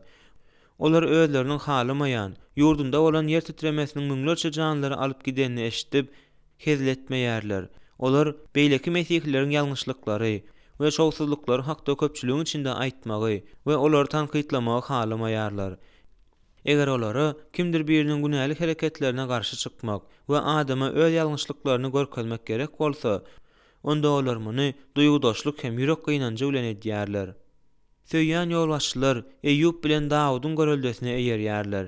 Eýýub öz halkyny söýýän ýolbaşçydy. Şonuň üçin öz gıýbatyny edýänlere düşmanlarymyň helakçylygyna begenip, başlaryndan bela ýynende heşelle kakan däldirin diýip bildi. Eýýub 31:29. Dawuda öz düşmanlarynyň aralmaklyk hiç hili keyip bermeýärdi. Ol özüniň ganym düşmany Şaul paşany öldürme mümkinçiliginden peýdalanmady. 1 Samuel 24:1-7. Özünde paşany öldürmäge bir näçe gezek mümkinçilik bolan bolsa-da, ol her gezek hem onuň janyny almady. Hatda Şaul hem "Sen menden adalatly ekeniň, ýamanlygyma ýagşylyk bilen jogap berdiň" diýip boyun almaga mejbur boldy. 1 Samuel 24:18. Şaul özüni we maşgalasyny Dawudyň şeýle gowgurýanyna hiç haçan düşünip bilmedi. Kem akyl hem görüp adamlar özleriniň başgalar baradaky atysal pikirlerine hiç haçan şüphelenmeýärler. Sebäbi olarda başgalar hakda gowy pikir etme endigi asla ýok. Söýgü hakykata şatlanýar. Soňky atysal konstruksiýa, söýgü adalatsyzlyga begenmeýär konstruksiýasyna Paulus Palajitsil, söýgü hakykata şatlanýar, antitezany goşýar. Söýýän ýürek günäniň edilenine gynanýar. Sebäbi ol adamlara weýran edicilikli täsirini ýetirýär we Hudaýy gynandyrýar. Ýöne hakykat tersine Palajitsil täsir berýär. Ol söýgüni Tomus günündäki seher guşy kimin şatlykdan aýdym aýtmaga mejbur edýär. Söýgü hakykat bilen lalaşýan hereketi hem ýörelgän derrew tanaýar we hakykatyň dawralanmasyna begenýär. Bu kontekstde hakykat sözi hoşgawar hakykatyna gawat gelýän awraly hereketi ýa-da ýörelgäni aňladýar. Paulus hyýaly hakykat däldi, dogry ýaşaýyş ýoluna alyp barýan durmuşy hakykat hakda gurrun edýär. Hakykat bilen dogruluk mesihlik namynda bir bütewlükdir. Adamyň imanlydygyna ýa-da imanly däldigine garamazdan söýgü islendik ýagşylyga el çarpýar. Ol mukaddes häsiýeti, özüni dogry alyp barmaklyga we mesihlikdäki ösüşe begenýär. Mesihlik söýgüsinden dolu bolan adam mudama hoşgawaryň ruhuny şöhlelendirýän herekede, her bir ýeňşe, her bir bagyşlama we her bir gowy işe begenýär. Adamlar söýýän ýygnak ýolbaşçylary hem mugallimler öz ýygnagyndakylaryň imanda hem Mesihe taýynlykda ösýänini görmekligiň özleri üçin iň uly şatlyklaryň biri bolup durýandygyny aýdýarlar. Bir gezek Mesihlik kollejinyň mugallimler topary bilen kafe baranym ýadyma düşýär. Şonda islesem islemesem olaryň gurrunlaryny eşitdim. Gurrun edil şu wagtçyk dünýä çempionatynyň jemleýici oýnunda ýeňi şalanan futbol komandasy hakda barýan ýaly. Olaryň öz okuwçylarynyň durmuşyndaky ösüşe begendiler. Öz okuwçylarynyň hakykat boýunça ýaşaýandyklaryny görmeklik olar üçin bagytdy. Ýiten ogluň kakasy öz oglunyň towa edip öýüne gaýdyp gelenine uly şatlyk bilen şatlandy. Luka 15:11-32. Luka şeýle ýazýar: Entek daşdaka kakasy onu görüp onuň ýüregi awaýar. Ilgap baryp oglunyň boýundan ujaklap onu owşaýar. Emma kakasy hyzmatkarlaryna şeýle tawşyryk berýär: "Derrew iň gowdy ony getiriň-de oňa geýdiriň. ellerine yüzük, ayaklarına çarık verin. Bağa bakılan göläni getirin de damagyny çalyň, iýip şatlanalyň. Luka 15-20-22-23. Ýiten ogluň uly dogany bolsa, bu towa gelme we gaýdyp gelme asla begenmedi. Sebäbi ýüreginde Hudaýyň söýgüsi ýokdy. Öz dogrulygynyň doly bolan üçin bu dogan gaharlandy da, ýiten doganyň gaýdyp gelme bayramçylygyna girmek islemedi. Ol diňe dogany hakdaky erwet habarlara, hatda ölümne de begenmäge okuýplydy. Paulusyň mehirden doly ýüregi, ýalňyşandyklaryna we kemçiliklerine garamazdan Korintoslaryň gowy hem dogry işleriniň hemmesine begendi. 1 Korintoslar 1-4-8, 11-2. Ol özüniň tawşyryklaryny ýerine ýetirmändige üçin Hudaýyň käbir Korintoslary jezalandyrmagy içinden begenmedi. 1 Korintoslar 11-30. Günäýden ol adamlaryň gören görgüleri oňa lezzet bermedi we özüniň mamladygy bagtda kanagatlanma bermedi. Ol diňe bu adamlaryň towa gelmegine, ýaraşanyna we Hudaýyň göwünden turýan zatlary edýänine, şeytany ýeňenine begenip bildi. Onuň ýüregi diňe şähertleriň söýgüde ösýändigi we dogurlyk ýolundan gidýändigini duýanda şatlanyp bildi. Gaius atly doganyň mesihilik durmuşynda, ýagny hakykat boýunça ýaşaýanyny görende Yohanna begenýär. Serhetler bilen çäklenen söýgü bu tekebbir dünýäde gaýratly söýgüni tanamak. Çünkü käbir doganlar gelip senin hakykatda gezişiň ýaly, hakykata baglydygyňa güwä geçenlerinde men gaty şat boldum. Meniň oglanlarymyň hakykatda gezýändiklerini eşitmekden uly şatlygym ýok. Ey söýgüli doganym, sen ýatkem bolsalar doganlara edýän ähli zatlaryňda sadyksyň.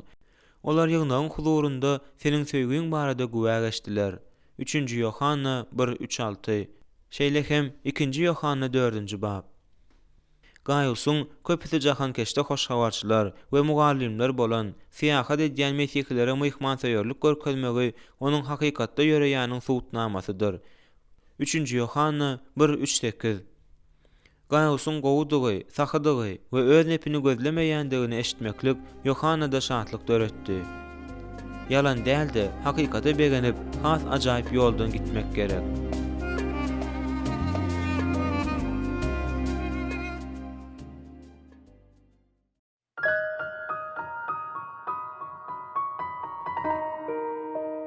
Dokuzuncu bab. Hemme zady örtýändir, hemme zady ynanýandyr, hemme zady umyt baglaýandyr, hemme zady dözgelýändir. Söýgü, her zady dözgelýändir, her zady ynanýandyr, her zady umyt baglaýandyr, her zady çydaýandyr. 1 Korintoslar 13:7. Söýgü tutan ýerlidir. Bir gezek men mudama ogurluk hem neşe terişdeleri bilen bağlanşykly jenaýetlarda polisiýa düşýän bir jenaýetçi hakda okudum. Onu bir näçe gezek tutsak edip türmäge salýarlar. Şeýdip ol ahyr soňa galan ömrüniň hemmesini diýen ýaly türmede geçirmeli bolan uzaklykdaky möhlet alýar. Ol gözenegiň aňyrsynda birazrak wagtyny geçirenden soň dostlary onu doly ýatdan çykarýarlar. Onu hatda öz kahkasy da ýatdan çykarýar. Türme diwarlarynyň aňyrsynda onu bir adamdan başga ýekeje adam hem ýatlamaýar. Onuň ejesi her hepde awtobusa minip onu görmek üçin bir näçe saatlyk ýol geçip barýar. 2-3 saatlyk duşukdan soň ol ýene awtobusa minip öýüne gidýär. Ol her gün diýen ýaly ogluna hat ýazýar we türmede geçirmäge ruhsat edilýän zatlary oňa iý berýär. Histat, aralygam, berk diwarlarym, wagtym, pulum onu öz ogluny söýmegi besetmegini we onuň ýanyna ýygyderlik atnamagyny besetdirip bilmändir. Käbir adamlar söýýän adam ejit hem gowşak diýip pikir edýärler. Ýöne bu ýalňyş pikirden başga hakykatdan has taşda bolan zat ýokdur. Hiç kimi söýmeýän adamlar ejizdirler. Sebäbi olar diňe ownuk hem egoistik bähwitler üçin hereket edýärler. İsa bu dünýä döräp görülmedik iň ulu söýgüni görkezdi. Ýöne ol ejiz däldi. Ol başgalary halas etmek üçin öz janyny berdi. Paulusyň Korintoslaryň özüne kynçylyklar baryny görkezýändigine garamazdan olar deliller bilen inandyrmaga mudama inançyp bermesi Resuluň gowşaklygy hakda däldi, onuň güýji hem çydamlylygy hakda gurrun berýär. Söýgüniň kejir güýji. Paulus özüniň söýgüni suratlandyrmasyny, onuň 4 häsiýeti, ýagny söýgüniň edýän zatlaryny bize gurrun berýän häsiýeti bilen tamamlaýar. Söýgü her zady dözgelýändir, her zada ynanýandyr, her zada umyt baglaýandyr, her zada çydaýandyr. Hemme zada örtýär. Söýgü ýaşaýyş getirýän ejirleriň we kynçylyklaryň agyr ýüki astynda berkdirýär. Ol opozisiýa ýitge we agyr zähmete garamazdan güýçlüligine galýar. Söýgü gaýdusyzdyr. Şonuň üçin söýýän ýolbaşçylar, başgalar we Injil üçin ähli görgüleri we çäklendirmeleri çekmäniň haýran aldyrjy ukybyna eýedirler. 1-nji Korintoslar 9:12. Bu ähli gowy çopanlaryň hemmesine mahsus häsiýetdir. Gelip çykyş 31, 38, 40. Olar çydamlylyk görkezýärler, ýan bermeýärler we basyş astynda gatnaşmaýarlar. Hemme zada ynanýar. Mundan soň Paulus çydamlylyk we dözgelme temasy bilen baglanşyklykda iman hem umyt hakda gurrun edýär. Anam bilen umyt durmuşyň agyr ýüküni götermäge bize mümkinçilik berýän söýgüniň bölekleridir. Öz söýýänlerimiz bilen gatnaşyklar hakda gurrun edende söýgü özüni şuhly ýa-da edepsiz alyp barmaýardy, açyklyk hem ýagşy niýetliligini görkezýär. Ol biziň durmuşymyzyň çylşyrmlylygyny hasaba alyp, her bir adamyň gowy tarapyny görmäge çalyşýar. Ol adamlaryň gowy tarapy üýtgäp biljekdigine ynanýar. Ol adamlaryň gymmatyny, güýjüni we geljeginiň bardygyny görýär. Ol maksatlary öwrenýär we mümkin bolan ýol bermeleriň hemmesini edýär diýip Scrooge ýazýar. Ol ýalňyşmakdan we başga adamlar üçin tanqid nişany bolmakdan gorkmaýar. Söýýän ýolbaşçylar çydamlylyk görkezýärler, ýan bermeýärler we basyş astynda gyşarmaýarlar. Bu söýgüniň yeňillik bilen ynanýandygyny ýa-da kördügini aňlatmaýar. Çünki şeýle bolsa, onuň ynamy hyýaly bolardy. Bu hakda gön aýdylmadyk bolsa da, söýgü ýalana ynanýan däldir. İsa'nyň 12 şagirdine, olaryň ähli ejizliklerini we ýalňyşlaryna seredişi bize Mesihiň söýgüsini, hemme zada ynanýan we hemme zada umyt baglaýan söýgüsiniň görüldesini görkezýär. Söýgü Hudaýa we onuň sözüne ynanýar. Onuň adamlara garaýşynyň we olaryň meselelerine baş galdyrşynyň kökü hem şundadyr. Ynam adamlara we durmuşa Hudaý tarapyndan özüne degişli adamlar üçin bellenilen beýik maksatly prizmanyň üstü bilen seredýär. Ynam hemme zatlaryň Hudaý söýýänleriň bähwidine hereket edýändigini bilýär. Rimliler 8:28. Ol hiç zadyň bizi Hudaýyň Reb İsa Mesih'däki söýgüsinden aýryp bilmejekdigine we bizde oňat işe başlan Hudaýyň şol işini Mesih İsa'nyň gününe çenli bitirjekdigine, Hudaý üçin bolsa mümkin bolmadyk hiç zadyň ýokdugyna ynanýar. Rimliler 8:39, Filipliler 1:6. Hemme zada umyt baglaýar. Söýgüniň ýene bir esasy bölegi bu umytdyr. Korintosdaky ýagdaý durşuna paçygaldy. Emma Paulus ýekece minutluk hem umydyny ýitirmedi. Ol ruhdan düşmedi. Ol göreşmekden ýüze gürmedi. Ol bu ýygnaga hatlar ýazdy, baryp gördi. Ol ýere özüniň wekillerini uğratdy we Hudaýa doga etdi. Ol olara gazaply sözler aýtdy. Emma ahyr soňy Korintoslaryň öz haýyşlaryna baş galdyrjakdyklaryna ynandy. Paulus özüniň Korintoslara ynanýandygyny aýtdy. Size biçak ynanýaryn, size biçak guwanýaryn. Men teselliden doly, muşakkatymyz arasynda begencim çäksiz. 2-nji Korintoslar 7:4. Her zatda size bil baglap biljegime begenýäryn. 2-nji Korintoslar 7:16. Şeýle hem 1:7, 2:3, 7:14-16, 10:15. Bu önamlylyk arzuga esaslanýan isleg däl. Bu Hudaýyň ýeňiş gazanjagyna, onuň özüninkilere ýagşylyk isleýänine bolan ynamdyr. Bu ynam mydamy kynçylyklar we gutulgysyz lapykeşlikler bolup duran bolsa hem Paulusda geljege bolan ynam döretdi. Rebbe umyt baglamaklyk we onuň öz wadalaryny ýerine ýetirjekdigine bolan ynam Paulusa kynçylyklara hem şowsuzluklara ynam pozisiýasyndan garamagy mümkinçilik berdi. Galatiýanlylar 5:10, 2-nji Salonikliler 3:4, Filemon 21-nji bab. Hemme zada dözgelýär. Soňky häsiýet, dözümlülük 1-nji, hemme zada örtýäre meňzeşdir. Söýgü güýçlü hem tutan ýerlidir. Hiç hil kynçylyklar we garşy çykmalar hiç haçan söýgüni söýgü bolup galmagyny besetmäge mejbur edip bilmez. Söýgü çydaýar, ol saklanýar, ol garşy çykmalaryň, betniýetlilikleriň we ýöne bir kynçylyklaryň zulmy astynda berkdurmagy okyplydyr. Ol ýan berýän däldir. Mesihe we onuň halkyna agyr zähmetsiz we özüni pida etmesiz gulluk etmek mümkin däldir. Söýgü adama bu zatlaryň hemmesiniň içinden geçmäge güýç berýär. Hudaýyň ýeňiş kazanjagyna, onuň özüninkilere ýaşylyk isleýänine bolan ynam, mydama kynçylyklar we gutulgusy lapykeşlikler bolup duran bolsa hem, geljege bolan ynam döredýär. Söýgüýüniň hemme zady örtýändiginiň, hemme zady döz gelýändiginiň, hemme zady ynanýandygynyň, hemme zady umyt baglaýandygynyň ajaýyp tasdiklama misalyny bize Israýlyň iň beýik ruhy lideri Musanyň durmuşynda görýäris. Ol agyr 40 ýylyň dowamynda öz halkyny Sinay çölüniň içi bilen alyp gitdi. Adamlar mydama onuň ýolbaşçylygyndan arz etdiler. Olar onu özlerine zalim daramakda, öňde goýan wezipelerini ýerine ýetirmäge ukypsızlykda, erwet niýetlilikde, tekepbirlikde, hatda özlerini çağalary bilen birlikde öldürmekde hem yalan aýtmak bilen aýyplapdylar. Olaryň arzularyny we aýyplamalaryny görkezýän käbir bölekler. Misirde näme gawur ýokmudy? Sen bizi çölde ölmegimiz üçin alyp gaýtdyňmy? Bizi Misirden çykaryp bu näme etdigiň boldy? Biz saňa Misirde bizi öz günümize goý, biz Misirlilere hyzmat edibereli diýip aýtmanmydyk.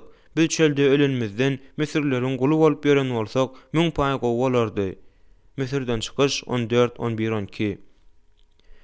Çölde ähli Israil halky Musa we Haruny iýgenmäge başladylar. Olar şeýle diýdiler: Biz Rabbiň elinden Misirde ölen bolsak gowy bolardy. Biz ol ýerde etli gazanlar ataryp, doýýan çak nahary ýerdik. Sen bolsa bu tutuş jemaaty aşykdan öldürmek üçin çöle getiripsiň. Misirden çykyş 16-2-3. Olar Musany ýazgardylar. Musa Rabbe dady perýad edip, men bu halky näme deýin? Olar meni daşlap öldürmäge taýýar ahyryn diýdi.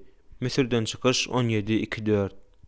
Bizi kılıçdan geçirtmek üçin, ayarlarımız bilen çağalarımızı yesir etmek üçin bu ýurdan alyp barýarmyka? Misire dolansak, gaýtam bizim üçin gowy bolmazmy? Şondan soň olar bir-birlerine gelin özümize baş tutan saýlalyň da Misire dolanalyň diýişdiler. Çölde 14-3-4.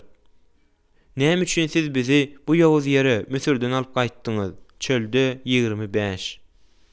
Bir gezek Musanyň agasy hem aýal dogany ol hakda gowdýar zat aýtdylar. Çölde 12-nji bab. Olar Rabbiňe bir Musa bilen gepleşdimi? Ol biziň bilenem gepleşmedimi? diýdiler. Çölde 12-2. Öz maşgalasynyň agzalary, özüniň dolu inanan adamlarynyň özüni şeýle tanqidlamalary Musa aýratyn agyr degen bolsa gerek. Şeýle de bolsa, ol olary bagyşlady we bu ýalan aýyplamalary üçin Hudaý olary jezalandyraryndan soň olara Hudaýyň ýene nazar salmagy üçin Hudaýa doga etdi. Musanyň durmuşyndaky iň agyr wakalaryň biri hem Israýlyň 250 lideriniň öz ygtyýarlygyny hyýanatçylykly ulanyp, özüni hemmelerden ýokary goýmakda aýyplanmakdy bolsa gerek. Çölde 16-njy bab. Bu adamlar Harun bilen Musa şeýle diýdiler: Siz juda öte geçdiňiz. Özüňizi näme üçin Rabbiň jemaatyndan ýokary tutýarsyňyz? Bizi çölde öldürmek üçin süýt we balakyan Misir toprağyndan çykaryp, şu ýere getireniňi az görýärmiň? Ýene de üstümizden höküm hem sürjek bolýarmyň? Bizi süýt we balakyan ýurda getirmediňe belli. Ýa bolmasa bize meýdanlary, üzümçilikleri mülk edip bermediň. Çölde 16-3-13-14. Halk Musanyň ygtyýaryny doly inkar edip, Israýly ýyzyna Misire alyp gitmeli bolan täze lider belledi. Nehemia 9-17. Bu gezek Musa, Hudaýyň Israýly günäsi üçin jezalandyrmagyny sorap dilek etdi. Hudaý hem bu dilege jogap berdi. Hudaýyň ulanan jezasy adalatlydy. Hem taýyn bolmazak halk ona bir ýa münasip bolupdy. Başga ýagdaýlarda Musa Hudaýyň halka jezalandyrmazlygy üçin ona doga etdi. 4 türlü wakalarda Hudaý öz islegine mydama garşy çykýan Israýlyň hemmesini doly ýok etmekçi boldy. Emma Musa öz dileglerinde Hudaýdan adamlara rehim etmegini sorady. Musada şeýle dileg bilen Hudaýa ýüzlenmezlige ýüzlerçe sebäp bardy. Emma Hudaýyň adamy hökmünde ol öz şahsy öýkelerinden ýokary bolup, Israýl üçin we oňa rehim edilmegi üçin Hudaýa doga edip bildi. Musanyň Israýla görkezen sagry onuň Hudaýa we adamlara bolan söýgüsi bilen düşündirilip biliner. Söýgü sagry edýär, söýgü hemme zada döz gelýär, söýgü hemme zada ynanýar, söýgü hemme zada umyt baglaýar. Gaýta-gaýta Israýl halky üçin hemme zat ýitirilen ýaly bolup görnende Musa umyt baglady, ynandy we çydady. Egoistik ýolbaşçylar bolsa tersine, islegler gyzyşanda edil gar ýaly bolup ereýärler. Olarda çydamlylyk ýok. Hudaýyň halky bilen baglanşykly bolan iň wajyp iş düzgün bolşy ýaly uzak möhletlidir. Ýöne uzak möhletli iş diňe durmuşy kynçylyklaryň we meseleleriň hemmesini ýeňip geçmek üçin oňa ýokardan adatdan daşar güýç berilende üstünlikli bolup bilýär. Käbir missionerler onlarça ýyllap kynçylyklar hem meseleler hiç açan gutarmayan howply ýerlerde işleýärler. Bu olara nädip başardýar? Bu soragyň jogaby ören ýöneköy. Olarda Hudaýa we adamlara bolan söýgü bar. Söýgü olara bütün ömrüne kynçylyklary ýeňmäge mümkinçilik berýän ynamy, umydy hem sabry berýär. Dünýädäki iň beýik zat. Sabrlylykda beýany tapýan söýgüniň güýji hakdaky pikir. 1 Korintoslar 13:7. Bizi Korintoslara hatyň 13-nji bagynyň jemleji bölegine alyp barýar. 8-13 ayetler. Onda Paulus mesihlik söýgüsi hakda özüniň iki sany has şuň belligini edýär. Söýgü asla tükenmez we häzir şu üçisi galýar. İman, umyt, söýgü. Bularyň iň ulsy bolsa söýgüdir. Söýgü ebedidir. 1 Korintoslar 13:8-13. 8-nji ayetde Paulus söýgü asla tükenmez diýär. Resmi nukta nazardan seretsek, bu sözleriň Paulusyň 4-7 ayetlerde getiren söýgü häsiýetnamalaryna göni dahyly ýok. 8-nji ayet täze bölme başlaýar. Onda Paulus ruhy sylaklaryň wagtlaýyn häsiýetini söýgüniň ebedi häsiýeti bilen deňeşdirýär. Bu sözler Paulusyň özüni biňjal edýän tema, Korintosdaky ýygnagyň ruhy sylaklaryny hyýanatçylykda ulanmasyna gaýtaryp alyp barýar. 1 Korintoslar 12:1, 13:3. Söýgüniň has ajaýyp ýol bolup durýandygyny ýene görkezmek üçin Paulus öz okuwçylaryna ruhy sylaklary her neniň wajyp ýaly bolup görünýän bolsa-da, günleriň birinde olaryň besedilýändigini aýdýar. Söýgü asla tükenmez. Peýgamberlikler bolsa aýyrlar, diller dymar, bilim ýoga çykar. 1 Korintoslar 13:8. Ruhy sylaklary mätäçligiň aýrylyp, olaryň hem ýok bolup gitjek güni geler. Göklerde olar bize gerek bolmaýar. Olar diňe bu dünýä üçin berilendir. Munyň tersine söýgü hiç açan ýok bolmaýar. Ol häzir bar we bakiýetde de bolar. Gökler ebedi söýgüden doly öý bolar. Sebäbi ol ýerde Hudaý bar. Hudaý bolsa söýgüdir. Jonathan Edwards özüniň rahimdarlyk baglary atly kitabynda gökleri mukaddes söýgüniň dünýäsi we söýgü jenneti hökmünde suratlandyrýar. Gökler ebedi söýgüden doly öý bolar. Sebäbi ol ýerde Hudaý bar. Hudaý bolsa söýgüdir. 1 Yohanna 4:8.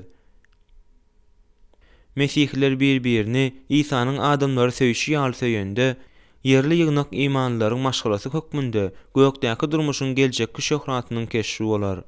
Gynansak-da, göğün söýgüsi Korintosdaky ýygnakda belli däldi. Bu ýygnaga agzalylyk, kynçylyklar, ahlaksyz hereketler, tekebbirlik we egoizm mahsusdy.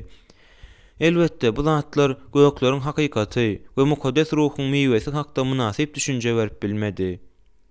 Söýgü hemme zatdan da beýikdir. 1 Korintoslar 13:3. Bu bab hemmeleri mälim bolan sözler bilen tamamlanýar. Häzir şu üçisi galýar: iman, umyt, söýgü. Bularyň iň ulsy bolsa söýgüdir. 1 Korintoslar 13:13. Peýgamberlik sylagy, dillerde gürlemeklik ýa-da aýratyn bilim sylagy hemme Mesihä berilmeýär. Ýöne her bir Mesihide ynam, umyt we söýgü bolmalydyr. Bu üç tany gowy iş mesihlik durmuşynyň esasy bolup durýar. Ol yerli ýygnakda serasaplyk bilen goldanylmalydyr we saklanylmalydyr. 1 Salonikliler 1-2-3. Ýöne hatda bu esasy gowy zatlaryň ynam, umyt we söýgüniň içinden hem Paulus söýgüni aýratyn belleýär. Bularyň iň ulsy bolsa söýgüdir. Şonuň üçin biz Mesihiň ruhy sylaklary ýa-da esasy gowy zatlary hakda gürrüňetsegem, söýgü hemme zatdan ýokarydyr. Ine näme üçin her bir ýygnak ýol başlasy ýa-da mugallymy işçilik hem düşünme bilen söýgü ýetmeli eken. 1 Korintoslar 14:1. Gysgadyk netije: söýýän ýolbaşa mahsus häsiýetler we özüni alyp barma ýörelgeleri. Eger Paulusyň gürrüňeden söýgüsiniň 15-sini de esas edip alsak, onda Hudaýyň halkyny yzyna düşürip alyp barýan we oňa ders berýän adamlar hökmünde hemme zatdan öňürti sabrlylygymyz hem ýagşylygymyz bilen häsiýetlendirilmelidir. Hatda gulluk edýän adamlarymyz göwnümize degse de şeýle bolmalydyr. Sagyrlylyk hem ýagşylyk bütün gullugymyzda bolmalydyr. Biz özümizden has zekinliräk ýa-da meşhurak bolan adamlara gözümiz gidýän egoistler bolmaly däldiris. Öz ýeten derejämize öňüp başga adamlaryň roluny peseltmeli däldiris. Ýöne iň wajyp zat hem biz tekebbir bolmaly däldiris we özümiz başga adamlardan gowy diýip pikir etmeli däldiris. Biz agras hem pes göňüli bolmalydyrs. Biz mülakatsyz bolmaly däldiris we terje görmedik ýaly hereket etmeli däldirisde gaýtam mudamy edepli hem sosial ýagdaýlara ünsli bolmalydyrs. Biz öz bähwidimizi birinji ýerde goýmaly däldiris. Ýok, biz gulluk edýän adamlarymyzyň ösüşine we öňe gitmesine ýardam berýän gullukçylar bolmalydyrs. Biz özümizi gaharlandyrmaklaryna, ýa gyzmalaryna alyp barmaklaryna mümkinçilik bermeli däldiris. Bu ýolbaşçylyk edýän adamlarymyza ziýan ýetdirer. Biz asuda, gaharlanmakda haýal bolmalydyrs we göwnümize degenlerden hiç haçan araljak bolmaly däldiris. Öýke saklamaklyk bize mahsus bolmaly däldir. Sebäbi biz bagyşlamalydyrs we rehimdar bolmalydyrs. Iň soňunda da biz hiç hili ýamanlyga begenmeli däldiris. Hakykata begenmelidirs. Biz söýgüniň hemme zady örtýändigini, hemme zady ynanýandygyny, hemme zady umyt baglaýandygyny, hemme zady döz gelýändigini ýatda saklamak gerek. Özüňe seljerme bermäge çagyryş. Men bu bagy size ören wajyp çagyryş bilen ýüzlem tamamlaýaryn. Bu kitaby başga adamlara özlerinde söýgüniň ýoklugyny aýtmak üçin ulanmaň. Meniň tanaýan, söýgä baý adamlarymyň bir näçesini olarda söýgüniň ýoklugynda ençegedek aýplapdylar. Köne ähde Israil halky Musany söýgüsizlikde we gaty ýüreklilikde aýplapdylar. Ýogsam Musa olary köp gezek ölümden halas etdi we olary Misirden alyp çykmak üçin ömrüniň 40 ýylyny sarp etdi. Eger söýgü birinde ýok bolsa, onda Musada däldi, Israil halkynda ýokdy. Hakykat ine şunda jemlenendi. Köplençi adaýlarda kimdir birini söýgüniň ýoklugynda aýplaýan adamlaryň özleri şu näsaglykdan ejir çekýärler. Olar täze tawşyrykda "Meni söý, ýogsam seni we ýygnagyňy ýok ederin" diýilýär diýip hasap edýärler. Olar başgalar gelip özlerini söýer diýip garaşyp oturýarlar. Başga adamyň gözündäki söýgüniň ýoklugynyň çöpüni görmek we öz gözündäki egoizmiň, ikiyüzlüğün hem gaharlylığın agajyny görmezlik aňsat. Matta 7:3-5. Şoňa görä-de bu kitaby hemme zatdan öňürti. Özüňizi seljermek üçin ulanyň. Has ajaýyp ýola laýyklykda başgalar üçin söýgü görüldesi bolmaklyga çalyşyň. Söýgüni tanımayan adamlaryň hereketlerine garşy durmaly bolan ýagdaý ýüze çykanda, sizde mun etmäge ahlak hukugy da, hakyky söýgü bilen etme okuýy da bolar. Efesler 4:5. Eger özüňizde dogruçyl bolsak, onda hemmemizin söýmelisi ýaly söýmeýändigimizi boýun almaly bolýarys. Şol sebäpden hem bize ilki özümizden syna galmak gerek. Diňe özümizde söýgüniň ýoklugynyň günäsini boýun alanymyzdan we oňa towa edenimizden soň başga adamlara söýgü edinmäge kömek edip başlap bileriz. Munyň üçin gowy başlangyç bu olar üçin Hudaýa doga etmekdir. Sebäbi ýüregi diňe Hudaý ütgedip bilýändir. Elbetde käme wagtym hatda söýýän adamlar hem içinde söýgü bolmadyk zatlar edýärler. Olar gaterwet ýagdaýa düşýärler-de özlerini bolmaly ýaly alyp barmaýarlar. 16-njy asyryň reformasiýa işgäri bolan Martin Luther söýgüniň nämedigini bilýän özüni pida edici adam bolupdyr. Ýöne ol käwasy paýçylyksyz, hatda gödek hem bolupdyr. Bu ýerde söýgüsi kämil bolan ýeke-täk biri Reb Isa Mesihdir. Adamlar bütün ömürlerini onun söýüşi ýaly ilkinji nowatda kyn ýagdaýlarda söýmege öwrenmäge synanşýarlar.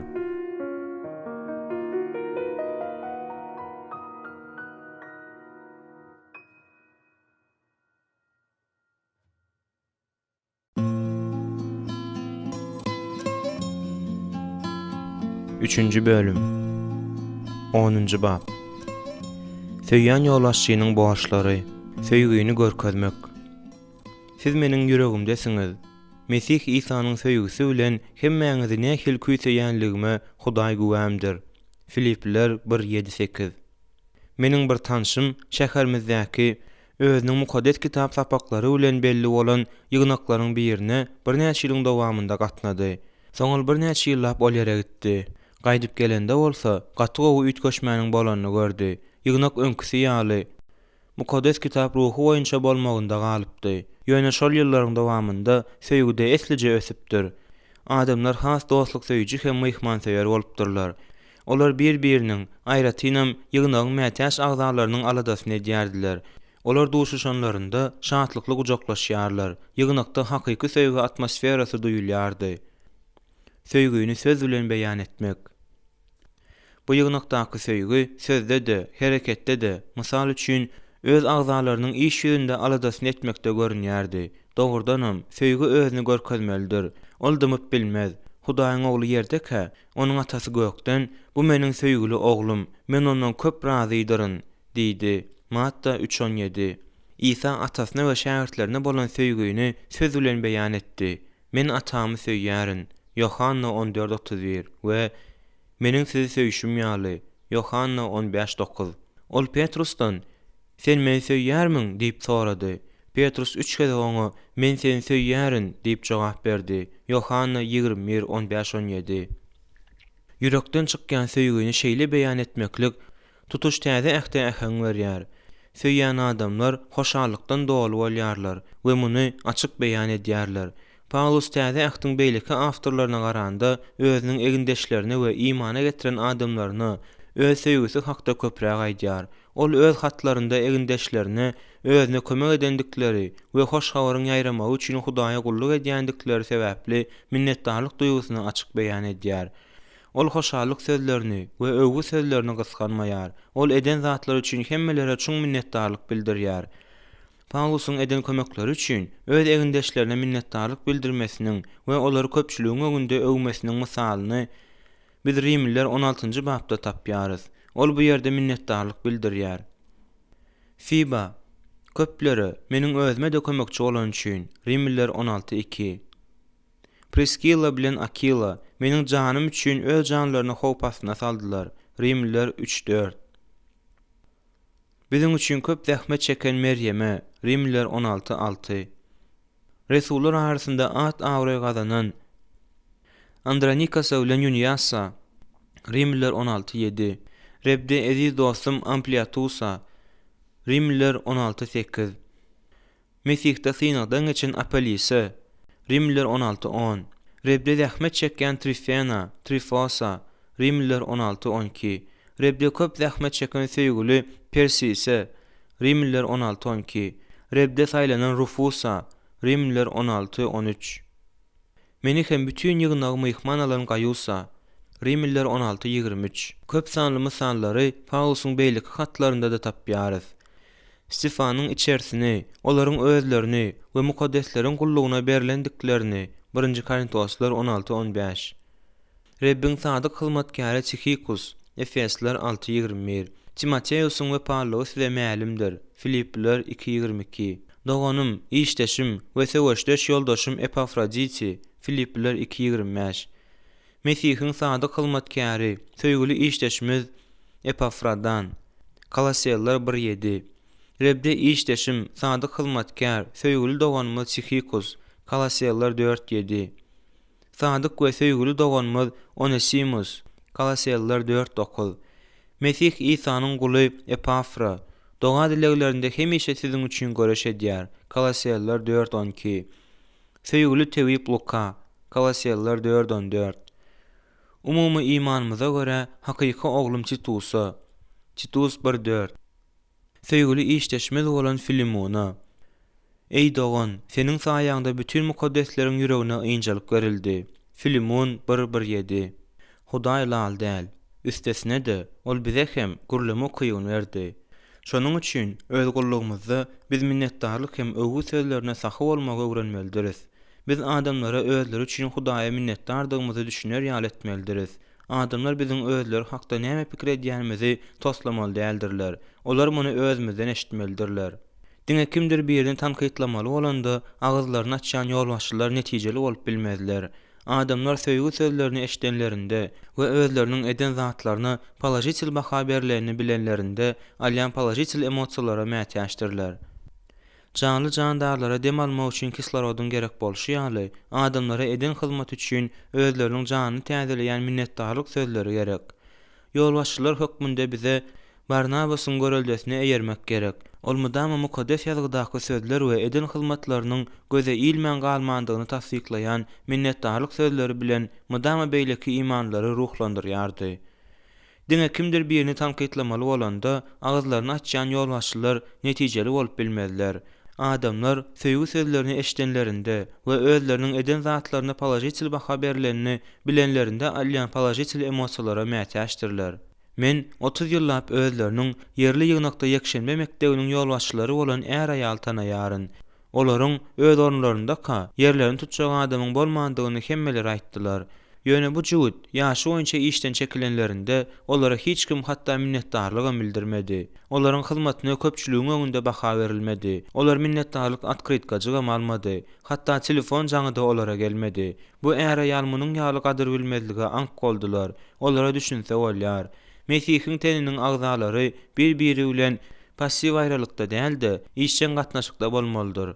Ýygnak adamlaryň bir-birine minnetdarlyk bildirýän, hem söýgü görkezýän, hoşallygyny aýdýan we bir-birini ruhlandyrýan ýeri bolmalydyr.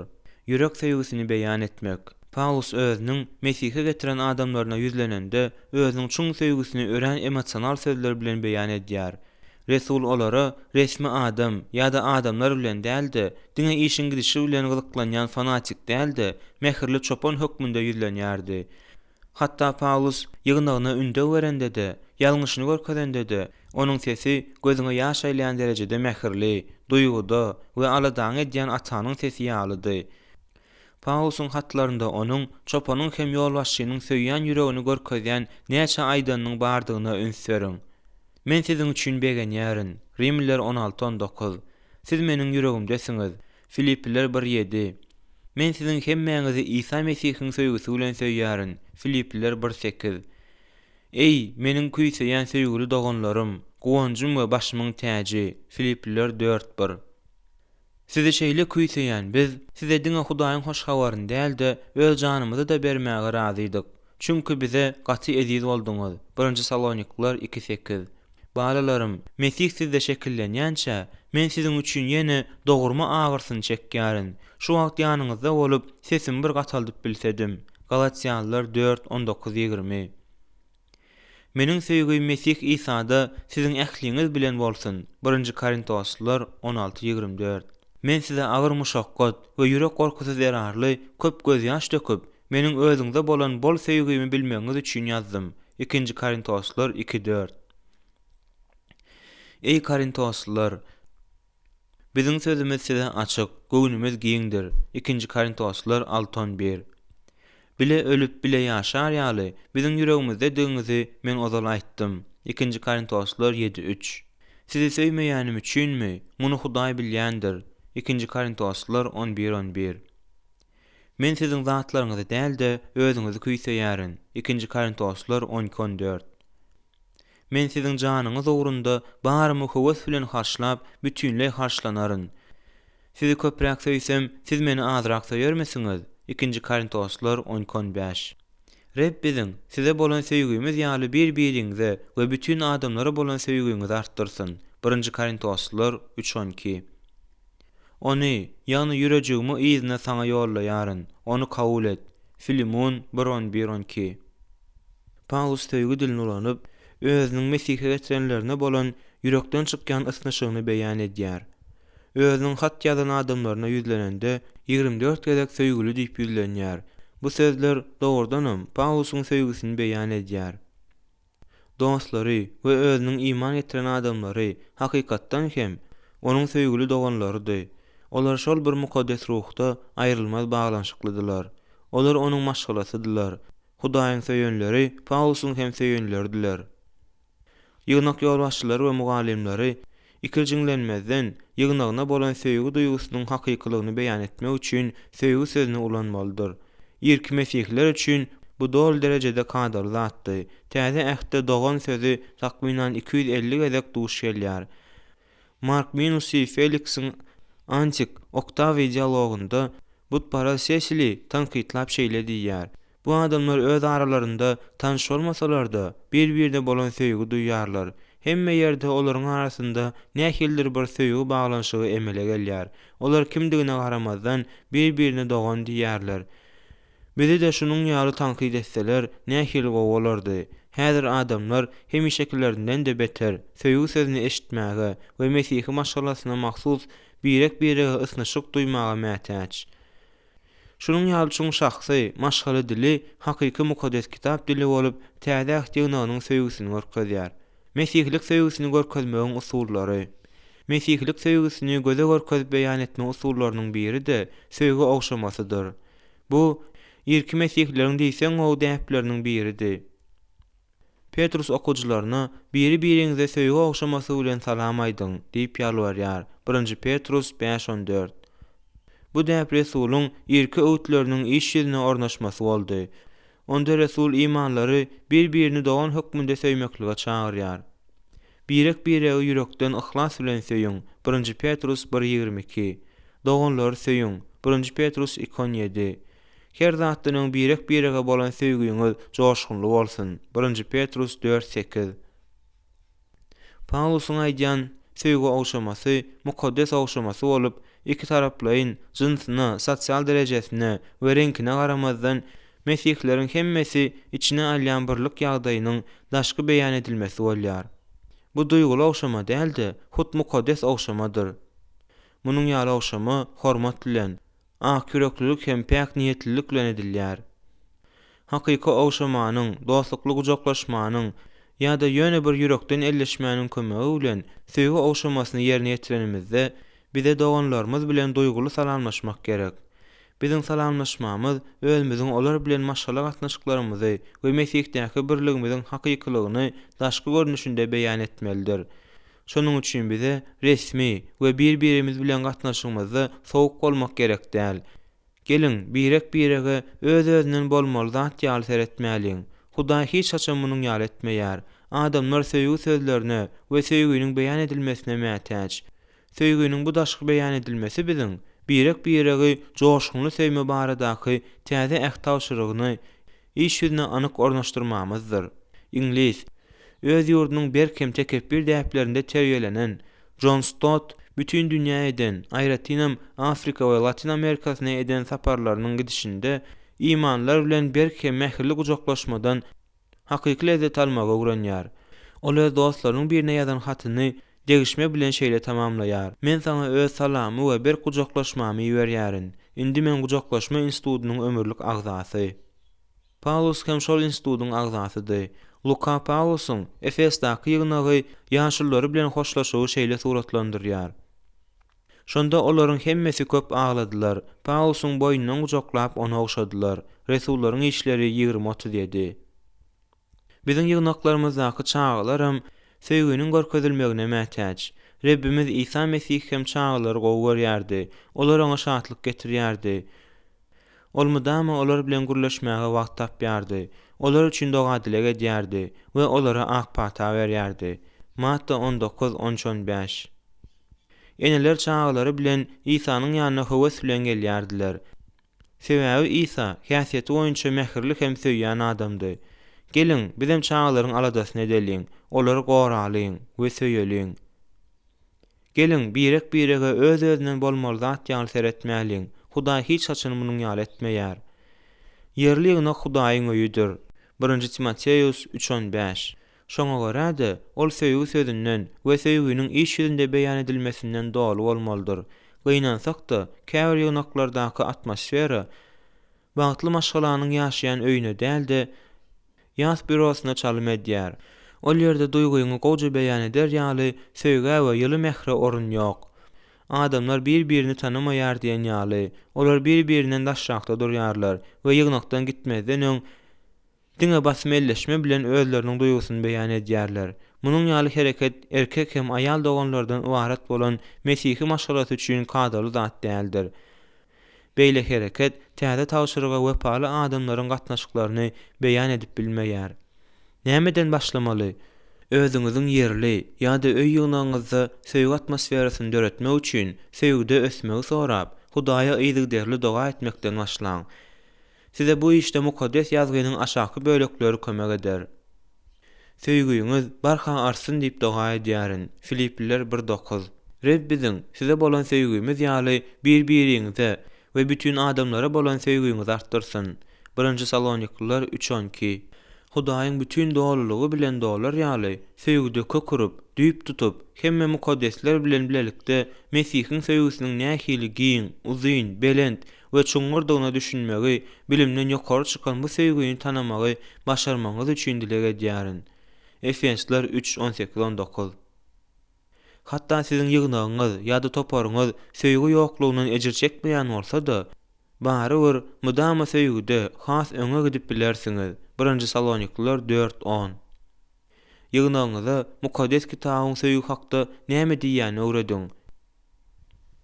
Mesihliler 1-nji Korintoslar 13-nji bab, Efesler 3:14-19 we 4:1-16 ýa-da 1-nji Ýohanna 4:7-21 parçalary esaslanýan wagzlary Mesihliler eşidýärlermi? Ýygnaga ýyzyk derli gatnaýanlaryň köpüsi mukaddes kitabyň söýgü hakdaky tawşyryklaryny bilmeýärler we çynlakay okuwa mätäç bolýarlar. Siz olara söýgüde ösüň diýen çagyryş bilen ýüzlenip bilersiňiz. Söýgü atmosferasy diňe şu predmetiň okudylmagy bilen deredilmeýär. Ýygnak ýolbaşçysy söýgü hakdaky taglymatyň görüldesini görkezji bolmalydyr. Her ýygnakda hem ýygnagy köp ýyllaryň dowamynda imany bilen we hakykatda gulluk eden mugallimler, sazandalar we beýleki adamlar bar. Olar özleriniň Hudaýa we ýygnakdaky adamlara we parlygynyň ikrar edilmegine mätäçdir. Olara öz minnetdarlygyňyzy bildiriň we beýlekilerden hem şeýletmegini haýyş ediň. Ýygnakda şeýle hem tam süpürjiler, onuň binasyny hem emlägini awatlaýjylar we bolmaly ýaly tertipde saklayan adamlar hem bar. Olary da ünsden düşürmäň. Siz olara dilden minnetdarlyk bildirwem, atkrytkaçyk ýa-da sowaçyk hem berip bilersiňiz. Hiç zady öz-özüne şeýle bolmaly zat ýaly garamaň. Hudaý beýletmeýär. Ýygnak adamlaryň ýüreklerini üýtgedýän ýer. Adamlaryň ruhy taýdan ösýän we özleriniň söýýän Rebbine has meňzeýän ýeri bolmalydyr.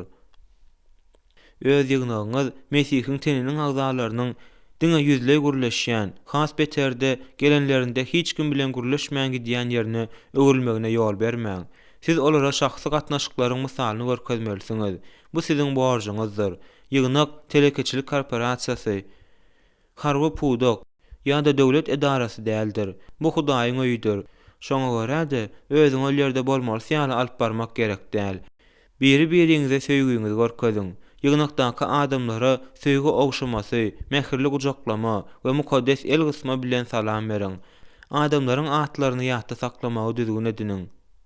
Ýygnak biri-birine Mesihiň söýgüsini görkezýän erkek hem aýal doganlaryň berk maşgalasy bolmalydyr. Ýygnak adamlaryň ýüreklerini üýtgedýän ýer, adamlaryň ruhy taýdan ösýän we özleriniň söýýän Rebbine has meňzeýän ýeri bolmalydyr. Eger siz adamlara söýgü bilen ýolbaşçylyk etseňiz we öwretseňiz, onda ýygnagyňyz söýgüde gowja öser.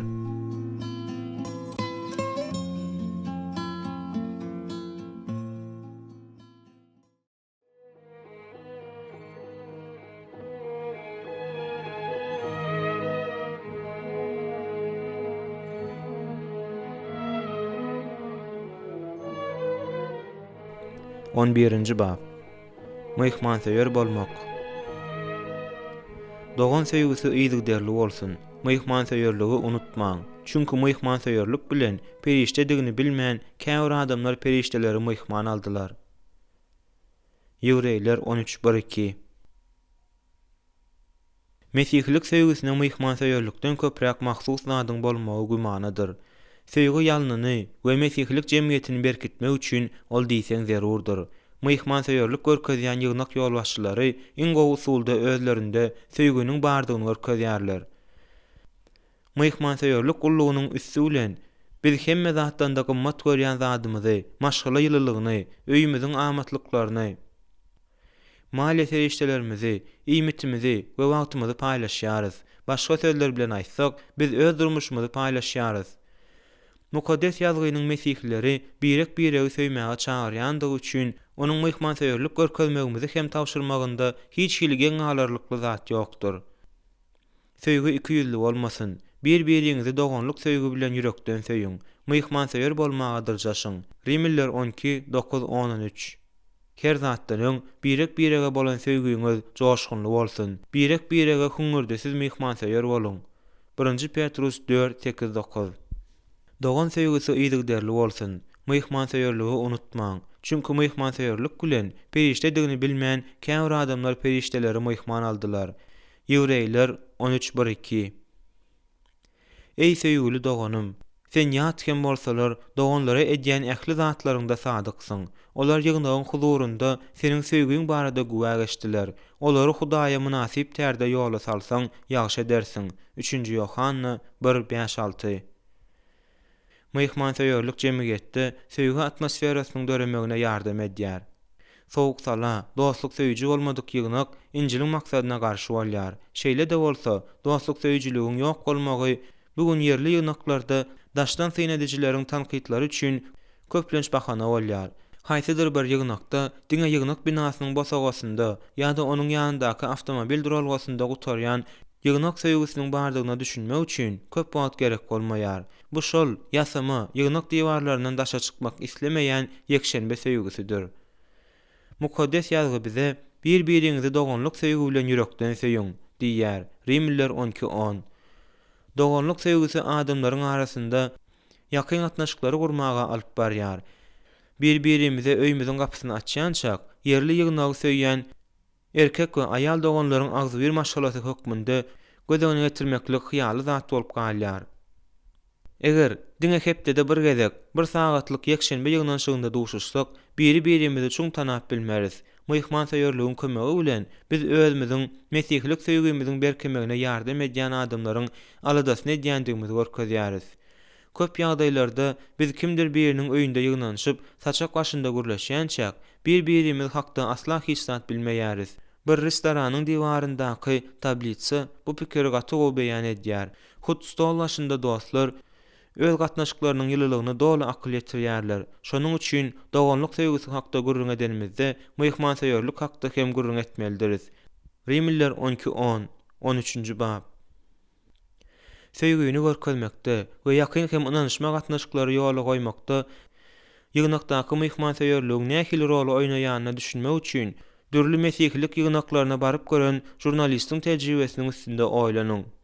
Ol muny ýygnakdaky ýagdaýyň näme derejede dostlukly we ýylydygyny kesgitlemek üçin etdi. Ol özünde galan täsirleriň bahasynyň şkalasyny düzdi. Gapynyň agzynda salam berilmesine 2 utuk berilýär. Ruhu çapandan gelýän standart salam hat üçin 3 utuk. Ýygnanşykdaky soňky çaý içişlige 5 utuk. Tanışmak üçin dostlukly gürüňdeşlige başlamaklyga 10 utuk. Ýöne nahara şahsy taýdan çağırmaklyga bu sistemede 60 utuk berilýär.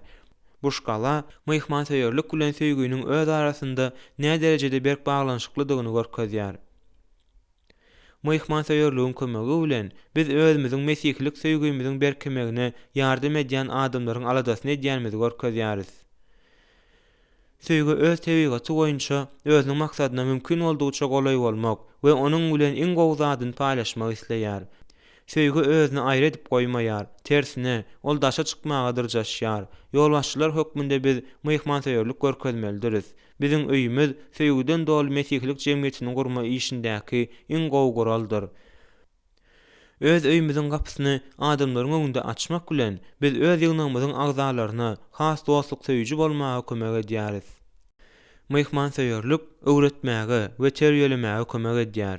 Adamlar bilen ýakynlaşmasak we şahsy gatnaşyklarymyzy ýekşenbe ertirinde ýylgyrmak hem elleşme bilen şäklendirsek, onda olara ýolbaşçylyk etmek mümkin bolmaz. Bilelikde işlemeklik ýakyn gatnaşygy talap edýär. Adamlary öwretmek, olaryň aladasyny etmek we olarda Mesihiň şäherdi bolmagy terbiýelemek üçin iň gowy ýer öýdür. Mukaddes ýazgyny amatly öý şertlerinde öwretmeklik Hudaýyň sözüni öwrenmäge ören gowy ýardam edýär. Resullaryň işleri 5:42 20:20. Martin Luther nahar stolunyň Hudaýyň hakykatyny öwretmek we Hudaýyň halkyna nesihat bermek üçin iň gowy münwer bolup durýandygyny suwd etdi.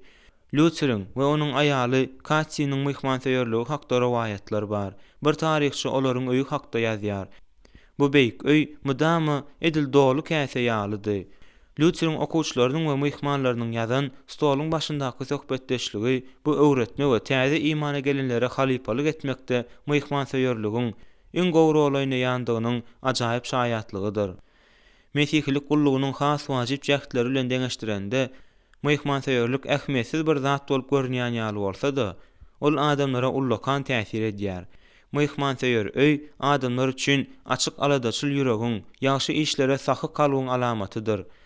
Adamlara, şol sanda bize gürleşmek kyn bolanlara da öýüňe nahara çagyryp, ýa-da maslahata çagyryp, söýgü sowgat bermek, bu nähil tolgundurjy zat. Hudaýyň halkynyň aladasyny etmeklik, beýleki zatlar bilen birlikde siziň öýüňizde naharlanmagy, biri-biriňizkä ýygy-ýygydan myhmançylyga barmagy, hatda mätäş bolan adama wagtlaýyn ýaşar ýaly ýer bermegi göz tutýar. Mukaddes kitaby we adamlar hakdaky aladany öwredenimizde myhmanseýörlügiň edýän kömegine kem baha seretmeli däldiris. Hudaý öz halkyny öwretmek we ündew bermek üçin bize belli bolmadyk ýol bilen öý eýesi bilen myhmanyň arasyndaky gatnaşygy ulanýar. Bu täze ähtiň ýygnak ýolbaşçylarynyň myhmanseýör bolmagy talap etmegiň sebäpleriniň biridir. 1-nji Timoteus 3:1-2, Titus 1:8. Hudaý öz halkyny öwretmek we ündew bermek üçin bize belli bolmadyk ýol bilen öý eýesi bilen myhmanyň arasyndaky gatnaşygy ulanýar. 20-nji asyryň hoşgawarçylarynyň biri, köp ýygnaklary esaslandyran doganmaz Hindistandan bolan Bagt Singhdir. Ol Mesihlige gelenine az wagt geçenden soň, ondan öň ol ateist, soň hem hindust bolupdyr. Rep oňa öwretmek hem ündew bermek üçin John bilen Edith Haywards'laryň sahy myhmanseýörligini ulanypdyr. Ol olar bilen Kanadanyň Manitoba welaýatynyň merkezi bolan Winnipeg'de 3 ýyl ogly wagt ýaşapdyr. Şol wagt olar entek Bagt Singh'yň soňu bilen hoşgabar wagt etme işinde öz halky üçin nähil ullakan rol oýnajakdygyny bilmeýärdiler.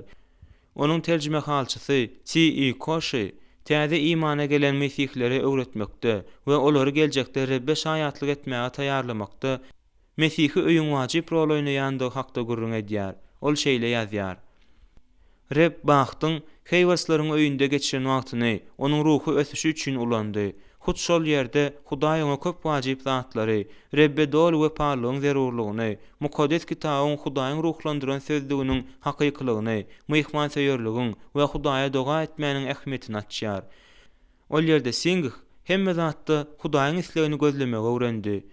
Üstesine de bu aladaçyl hem söýýän Mesihi är aýalyň kömegi bilen Reb onuň material mätäçligini kanawatlandyrdy. Haywards'lar Kanadada injalmaga gelen missionerlaryň hemmesi üçin özleriniň öýüni açdy. Bu Bagt Singh'a türli denominasiýalardan bolan Hudaýdan gorkýan kän adamlara duşma we olar bilen gürleşme mümkinçiligini berdi. Myhmanseýörlük diňe imanlylara däldi, eýsem imansyzlara da täsir galdyrýar. Öz töýgaty goýunça söýgü, hoşgabar ýetirmek bilen adamlary halas etmek isleýär. Söýýän ýolbaşçylar halas bolmadyklary gaýga edýärler. Rimliler 9:1-11. Şol sebäpden hem söýgü şol adamlara myhmanseýörlük görkezmäge ruhlandyrýar. Myhmanseýörlük entek Mesihe gelmedikleri hoşgabar ýetirmegiň netijeli usulydyr. Irki mesihler üçin öý olaryň öz maşgalalaryna, goňşularyna we dostlaryna Mesih hakda gurrun berip biljek iň gowy hem köplençe ýagdaýda ýeketäk ýerdir. Irki ýygnakdaky hoşgabary wagt etme atly kitabyň awtory Michael Green hususy öýlerdäki duşluklar hakda antik döwründäki hoşgabary ýaýratma usulynyň iň wajyplarynyň biri hökmünde aýdýar. Aquilanyň we Priscillanyň öýü hakda gurrun edende Green şonuň ýaly öýler ýygnagy köp peýda getiren bolsa gerek diýen netije gelýär. Bu pikir häzir hem adalatlydyr. Eger biz netijeli hoşgabar wagty üçin mümkinçilik gözleýän bolsak, onda öz sözümizi imansyzlara ýetirmegiň iň gowy usullarynyň biri bu olara öz öýüň gapysyny açmakdyr. Biziň köpüýimiz goňşularymyz bilen hatda tanyş hem däl, ýöne olara myhmanseýörlük görkezmek bilen biz Rebbiň özüniň bu dünýädäki ilçileri hökmünde berýän her bir mümkinçiligini iň gowy usulda ulanyp bileriz. Eger adamlara myhmanseýörlük bildirmek islesek, onda öýümüz ruhy garaňkylygyň hökm sürýän ýerindäki ışık bolup biler. Navigatorlar hereketini esaslandyrjy Dawson Trotman Harwy deňizçilere hoşgabar wagt etmek üçin öz öýüniň gapysyny açýar. Ol bir näçe ýylyň dowamında myhmanseýörlük görkezenden soň öz myhmany togunda ABŞ-nyň ähli ştatlaryndan deňizçiler Mesihe iman edendiklerini aýdyp bildi. Jim Peterson özüniň Hoş habar wagt etmeklik ýaşaýyş stili hökmünde atly kitabynda Mario atly Braziliýaly hakdaky gyzykly wakany gurrun berýär. Mario Mesihe gelmezden öň ol onuň bilen 4 ýylyň dowamında mukaddes kitaby öwrenýär. Mario akylly marksistdi we işçiň siýasatçydy. Ýagny onuň Mesihe boljagyna ynam azdy. Mario imana gelenne bir näçe ýyl geçenden soň Jimden özüniň Mesihi bolma kararyna gelmegine ilkinji nowatda nämeniň täsir edenini bilýänmidigini soraýar. Jim köp wagtlap ulaky temada çekeleşikler diýip pikir etdi. Ýöne Mario şeýle diýdi. Meniň sizde myhmançylykda bolan günüm ýadyňyza düşýärmi? Biz siziň bilen bile bir ýere gitjek boldyk. Ýöne naharlanmak üçin siziň öýüňize sowulma kararyna geldik. Şonda stoluň başynda oturanda sizi, aýalyňyzy we çagalaryňyzy synlanymda men özümden meniň gelinligim bilen haçan şunuň ýaly gatnaşyklarym bolar diýip soradym. Bu soragyň jogabynyň hiç haçandygyna düşünenimde halas bolmak üçin Mesihi bolmaly diýen netijäge geldim. İmansyzlary öýüňize çagyrmak we şeýle etmek bilen olara söýgü hem hormat görkezmek bilen biz olary Mesihiň ýanyna alyp gelýäris. Adamlara gulluk etmek üçin size ustad wagtçy ýa-da ulahyatçy bolmak gerek däl. Eger öýüňiziň gapysyny açsaňyz, adamlar hökman gelerler. Nämeden başlamaly? Häzirki zaman dünýäde myhmanseýerlik üçin wagt galmaýar diýen ýaly. Şonuň üçin men size mukaddes kitabyň myhmanseýerlik hakdaky tawşyrygyny eýermäge kömek etjek bir näçe maslahaty bermek isleýärin. Rimliler 2-nji seret. Birinjiden, myhmanlary näçe wagtdan, her hepdemi ýa-da aýdamy çağırjakdyňyzy kesgitläň. Eger öz gün tertibiňize myhmanlaryň gelmesini goşmasaňyz, onda gowy niýetlerden herekede hiç haçan hem geçip bilmersiňiz. Siz bu wajyp şeýle etmelidigini mukaddes kitap notaýar, ol ýygnagymyza kömek edýär, ol mesihlilerin birliginiň hem ýakynlygynyň ýeri bolar diýýärsiňiz. Ýöne, eger myhmanlaryň gelmeli wagtyny öňünden meýilleşdirmeseňiz, onda indiki hepdede, bir hepde ondan soň, iki hepdeden soň hem aşa işli bolarsyňyz.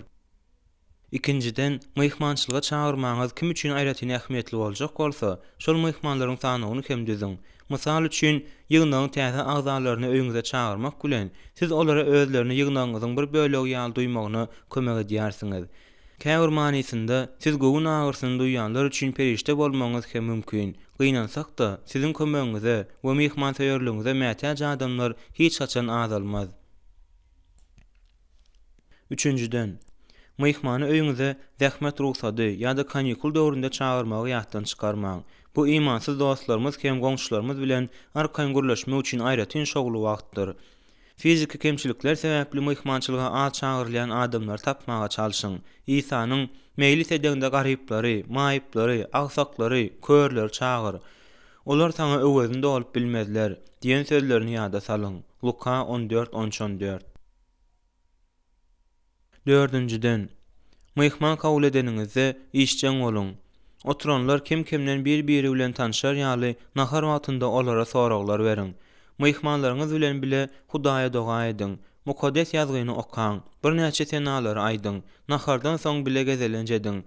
Bu zatlaryň hemmesi sizi myhmanlaryňyz, olary bolsa bir-birleri bilen hem-de hemmeňizi Rebbe ýakynlaşdyrar. Beşinciden, adamlara myhmanseýerlige öwredin. Siz şu temadaky wagty soňky geze kaçan eşitdiňiz? Adamlara özleriniň öýlerini hoş habar wagt etmek we ondan syzyp çykýan ak patalar üçin ulanmaga boşluklarını aýtmak gerek.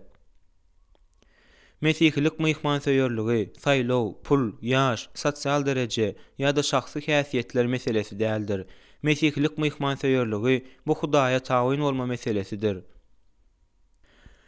Altıncıdan, özüňiz başlanyç görkezinde öýüňize missionerleri ýa-da Rebbiň syýahat edýän gullukçylaryny kabul edin. Käbir missionerçilik guramalar syýahatlar döwründe missionerleri ýygderli kabul edip biljek adamlaryň sanawyny düzýärler. Şonuň ýaly guramany tapyňda özüňizi şol sanawa goşmagyny soraň. Ýygnagyňyzdaky missionerler dynjalmak üçin öýlerine gelenlerinde olary öýüňize nahara çağırma mümkinçiligini sypdyrmaň. Hudaýyň gullukçylarynyň öýüňizde bolmagy çağlara has ýakymly täsirini etdirýär. Wagtçy hem ýazyjy, Afrikada missionerleriň maşgalasynda doglan Stephen Olford öz enatasynyň sahy myhmanseýerligini şeýle ýatlaýar.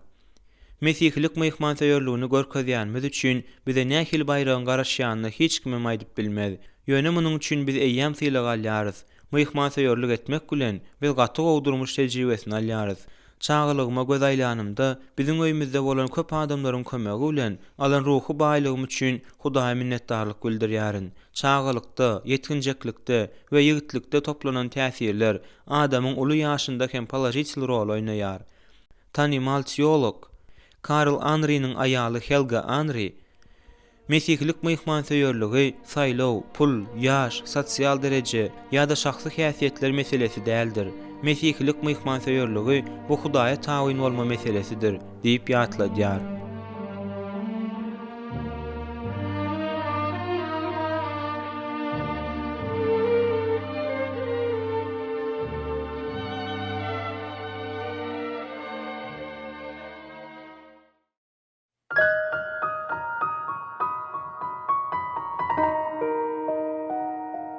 Onkinji bab.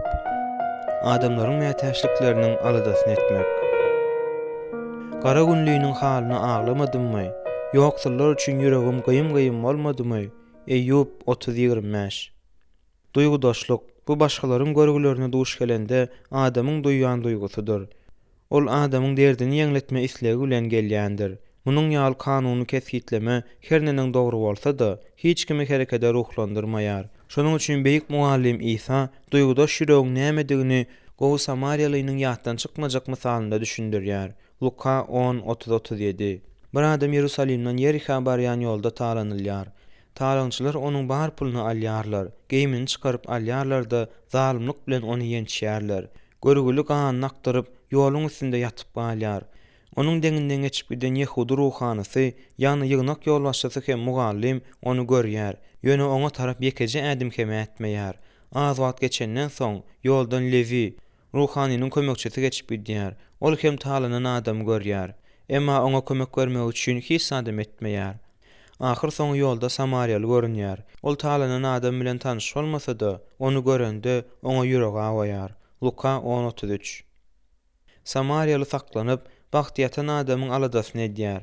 Ol onuň yaralaryny ýa hem şerap bilen arassalaýar. Soň hem ony eşegine mündürip myhmanhana alyp gidýär. Ertesi gün Samariýaly ýoluny dowam etdirmeli bolýar. Şonuň üçin myhmanhananyň eýesine yaraly üçin iýmit hem jaý töleg üçin pul goýýar we oňa seretmegi haýyş edýär.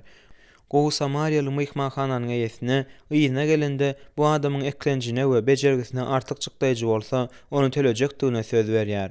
Ýatda saklan. Samariýaly bu zatlaryň hemmesini tanamayan adam üçin hiç hili hasapsyz hem sowgasyz etdi. Eger özüniň aladasyny ýürekden edilýänini ýygnagy bilmese, onda hakyky ýolbaşçy ýygnagynda öz gullugyny dol derejede alyp gidip bilmez. Bu hekaýe mesihlik söýgüsiniň we duýgudaşlygyň nusgasyny berýär. Gowy Samariýalynyň eden hereketiniň manysine düşünmemizde Rebbiň adamlary onuň söýüşi ýaly söýmäge söz berýän adamlardan näme garaşýanyny akyl ýetirýäris.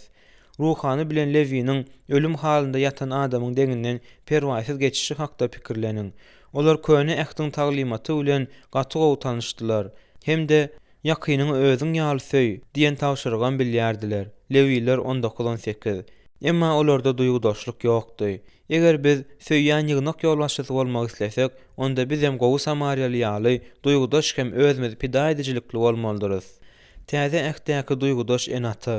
İncilde duýguny suratlandyrmak üçin hemmesinden köp kullanylýan söz Isanyň mätäşleri bolan duýgusydy, duýgudaşlykdy.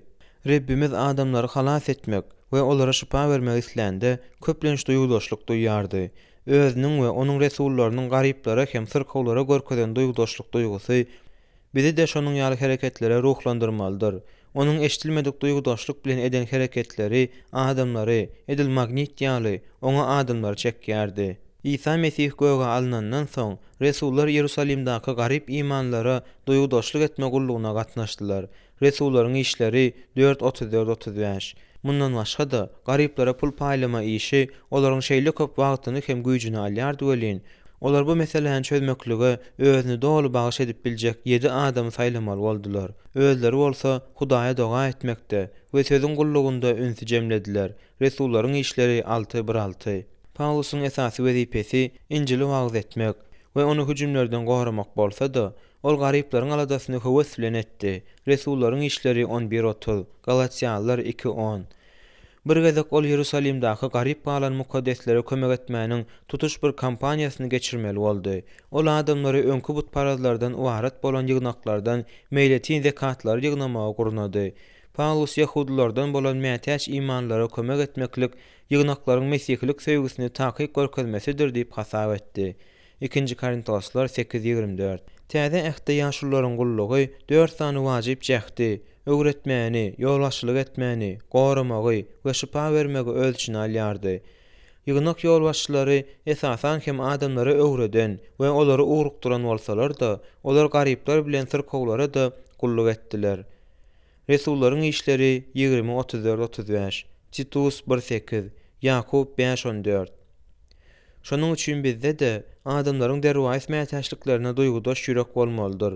Täze ähde jakynlar hem adamlara hoş niýetlilik we rehimlilik bilen gulluk etmelidiler. Şonuň üçin häzirki ýaşullar bilen jakynlara hem duýgudaşlyk bildirip, mätäç mukaddesleriň awadançylygynyň aladasyny etmek, şeýletmek bilen hem maşgalada görelde görkezmek gerek. Ýygnak ýolbaşçylary duýgudaş aladasy bilen görelde görkezýärler. Yerli ýygnak bir-birine kömek edýän we özüni pida edicilik bilen gulluk edýän adamlaryň maşgalasy, berk jemgyýeti bolmalydyr. Ol duýgudaş hem sahy jemgyýeti bilen hereket edýän söýgüniň göze görnüp duran mysaly bolmalydyr. Şunuň ýaly söýgü ýygnak ýolbaşçylaryndan başlamalydyr. Adamlar siziň olaryň aladasyny edýäniňizi bilýän çäler, özleri hakda siziň näçe köp bilýäniňiz olara az gyzyklandyrýar diýen atalar sözü bar. Bu atalar sözünde köp many bar. Eger adamlar özleriniň aladasyny ýolbaşçysynyň ýürekden edýänini bilmese, onda hakyky ýolbaşçy dol derejesinde öz gullugyny alyp baryp bilmez. Şonuň üçin oňa ejir çekýän ýygnak agzalaryna mehri bilen garaýanyny bildirmek, sirkowlar hakda hakykatdan alad edýänini we garyplaryň mätäçligini kanagatlandyrmagy ýürekden isleýänini görkezmek gerek. Mydama kynçylyklarda we aladalarda ýaşaýan adamlara kömek etmek üçin ol rehimdarlyk ruhundan dolu bolmalydyr. Onuň ýaly adamlar bolsa, häzirki döwürde köpdür. Sirkowlara duýgudaşlyk. Dünýä fizika agyrlardan we kesellerden dolu. Şonuň üçin duýgudaşlyk dünýä Hudaýyň söýgüsini ýetirýän adamlaryň esasy işleri bolup durýar. Sirkowlara duýgudaşlyk etmeklik, Hudaýa doga etmegi, olary baryp görmegi, iş ýüzündäki kömegi bermeklik, telefon jaňlaryny, hatlary we atkritkalary öz içine alýar. Hudaýa doga etmeklik, duýgudaşlygy bildirmegiň ören wajyp usulydyr. Biz hiç haçan, ýer näme, meniň siziň üçin edip biljek bar zadym, bu sagalmagyňyz üçin Hudaýa doga etmek diýen howaý jümle bilen başyňyzdan sowmaly däldiris. Bu sözler biziň Hudaýa doga etmeklige çynlaka eser etmeýändigimizi aňladýar. Hudaý şüpha tapar ýaly günälerinizi bir-biriňiziň ýanynda boyun alyp, bir-biriňiz üçin doga dilek edin. Dogry adamyň ihlasly dilegi gaty güýçlüdir, diýýär. Jakub 5:16. Aslynda biziň sirkow ýa-da ölüm ýasygyndaky adamlar üçin edip biljek iň ulu zadymyz bu olar üçin Hudaýa doga etmekdir. Hudaýa doga edilmegi tesellik hem umyt getirýär. Şonuň üçin ýygnak ýolbaşçylary sirkowlar üçin Hudaýa ýygdyrly doga etmelidirler.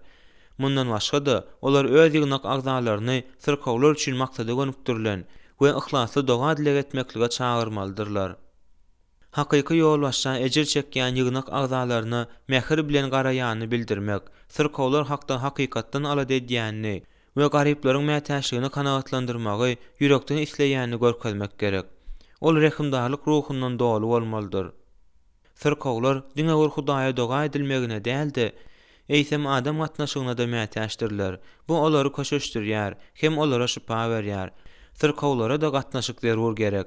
Käwa şunuň ýaly adamlara aýratynam ölüm ýasygynda ýatanlara özleriniň ýanynda kimdir biriniň bardygyny bilmek gerek. Biz sirkowy ýa-da ölüm ýasygyndaky adamy baryp görenimizde oňa Hudaýyň söýgüsini we teselli alyp barýarys.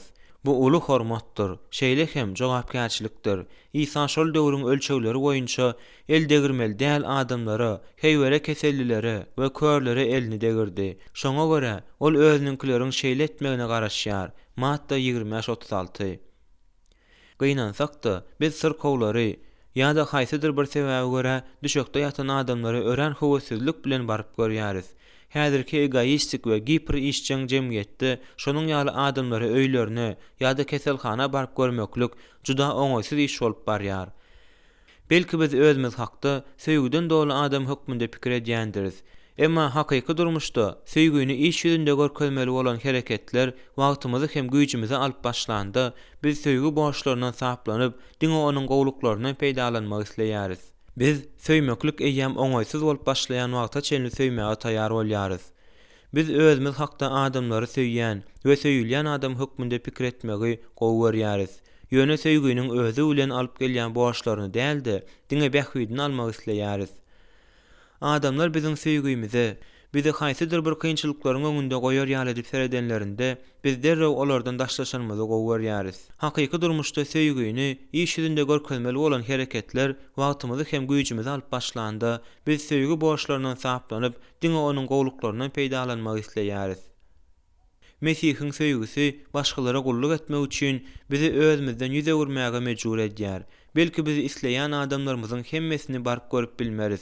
Ýöne şonuň ýaly adamlara telefonda jaň edip bileriz. Telefon görüp gören adamlary köşeşdirmek we ruhlandyrmak üçin biziň ulanyp biljek iň gowy serişdämizdir. Aladasyny edýäni bildirip jaň etsek, adamlar muny ören gowy görýärler. Olar özleriniň ýanyna biziň her gün barp bilmeýänimizi bilýärler. Käwagt barp görmek asla mümkin däl. Ýöne olar biziň özlerine jaň edip bilýänimizi bilýärler. Söýýän ýolbaşçylar telefonda gürleşip köp wagtlaryny geçirýärler. Sırkow adamlar hem atkritkalary, elektron we adaty hatlary gowy görýärler. Dugnuк keselinden ýogalan bir ýygnak agzamyz atkritkalary şeýle gowy görýär diýelin. Olary öz öýüniň bir diwaryna duruşuna asyp çykypdyr. Olary köp gezekler okap çykypdyr we hakyky söýgüniň alamaty hasaplapdyr. Diwardaky atkritkalar oňa her gün öz aladasyny şeýle köp adamyň edýändigini, özü üçin Hudaýa doga edýändigini ýatladýardy. Bu kesel bilen görüşmekde onuň ruhuny berkidýärdi. Sırkowlar we ölüm ýastygyndakylar üçin iň gowy dermanlaryň biri oňa söýgü bilen edilen hyzmatdyr. Ol adamlara nahar taýýarlamak, içeriğini süpürmek ýa-da lukmanyň ýanyna alyp gitmek bilen kömek edip bolar. Olara kömek edenimizde Mesihiň teniniň aladasyny edýäris we Rabbiň özüne kömek edýäris. Matta 25-35-36. Düşekde ýatan sırkowlara we ýaşuly adamlara duýgudaşlyk. Biz dünýäniň ilatynyň basym garraýanyna akyl ýetirmelidiris. Kimdir biri maşgalasyz garra adamlary, garra ýetimler diýip atlandyrypdyr. Biz olary syýlamalydyryz. Gartaşan we düşekde ýatan, dört diwaryň içinden çykyp bilmeýän, keselhana palatasynda ýatan adamlar ýeterlik derejede aladasy edilmeýän ýa-da asla unutulan adamlar bolýarlar. Fizik ýa-da psihik kemçilikler sebäpli olar köplen şekerlikden ejir çekýärler.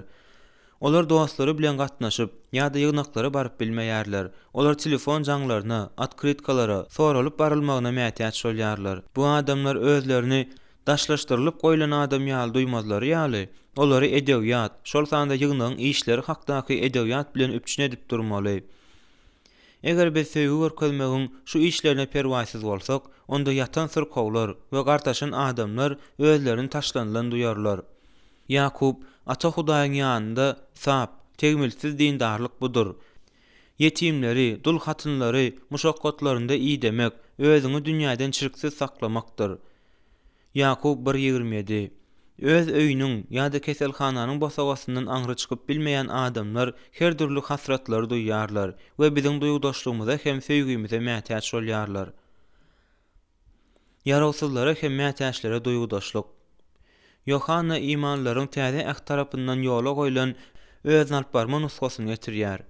Biz söýgüni, onuň öz janyny biziň üçin pida edeninden tanadyk. Biz de doganlar üçin janymyzy pida etmäge borçlydyrys. Dünýä malyna baý bolup, doganyny mätäçlikde görende, oňa ýüregi ýokal etmeýän kişide Hudaýyň söýgüsini nähili galar. Ey balalar, diňe bir söz bilen, dil bilen däldi, iş hem hakykat bilen söýeliň. 1 Yohanna 3:16-18. Bu sözleri aýtmak bilen Yohanna diňe söz bilen aýdylýan söýgüden seresag edýär. Ol adamlara duýgudaşlyk görkezmekden ýüze gurýan söýgüni özüni diňe sözde däldi, iş ýüzünde de hem görkezýän söýgüge garşydaş edip goýýar.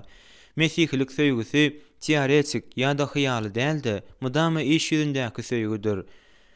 Söýýän adam öz söýgüsiniň maksady bolup durýan adamyň görgüsini ýeňletmek üçin özüni hereket etmäge borçly duýýar. Leon Morris Yohannanyň pikirini ýaýwanlandyryp şeýle ýazýar. Yohanna tejribeli adam. Ol adamy janyny başgalar üçin bermäge taýýardygyny aýtmak aňsat bolýar. Sebäbi sözüň hiç hil gymmaty ýokdur. Şonuň ýaly pidanyň dogrudanam gerek bolma mümkinçiligi uly däldir. Şonuň üçin Yohanna gahrmançylykly pidalar hakda däldi, özümizde bar zadymyzy her gün ýoksullar bilen paýlaşma zerurlygy hakda gurrun edýär. Ýoksullaryň aladasyny her gün etme borjy haçda bolup geçen zadyň gön netijesidir diýip hasaplaýar.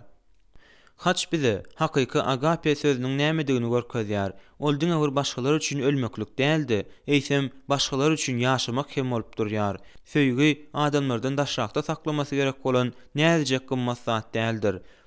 Bu her gün görkezmesi gerek bolan gowy işdir.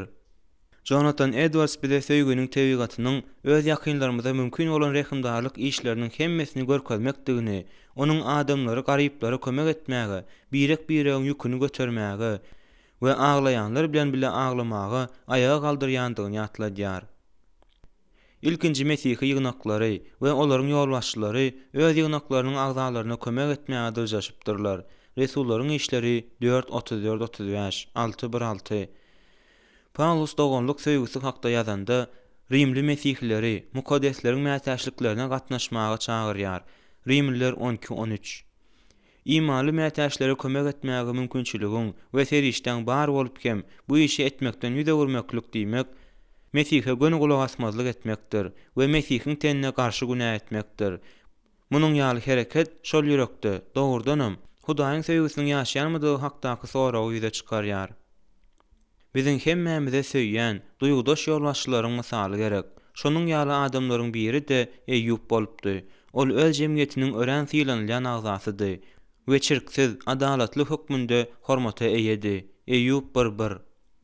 Eýýub garyplara hem mätäşlere duýgudaşlygyny görkezýärdi. Onda ejir çekýänlere duýgudaş bolan näzik ýüregi bardy.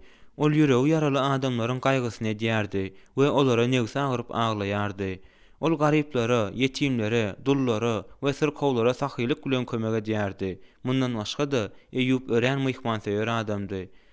O adatkanalarda ýaşuly bolan gaty ýürekli dostlaryna jogap berende Eýýub özüni şeýle goraýardy. Gara günlüğünün halyna aglamadymmy? Ýoksullar üçin ýüregim gıyım bolmadymy? Eýýub 30:25. Çünkü men hara isleýän garyby, kömege mätäç ýetimi halas ederdim. Ölümüň bäri ýandaklaryň alkyşyny alardym. Dul hatynlaryň kalyna nagmalar bererdim. Dogruçylygy eşik kimin geydim. Ol meni örtdi. Adalatym bolsa don we sellik kimindi. Körlere gözdim, agsaklara da ayaktım, garyplara atadım, ýatlaryň hukuklaryny gorardım.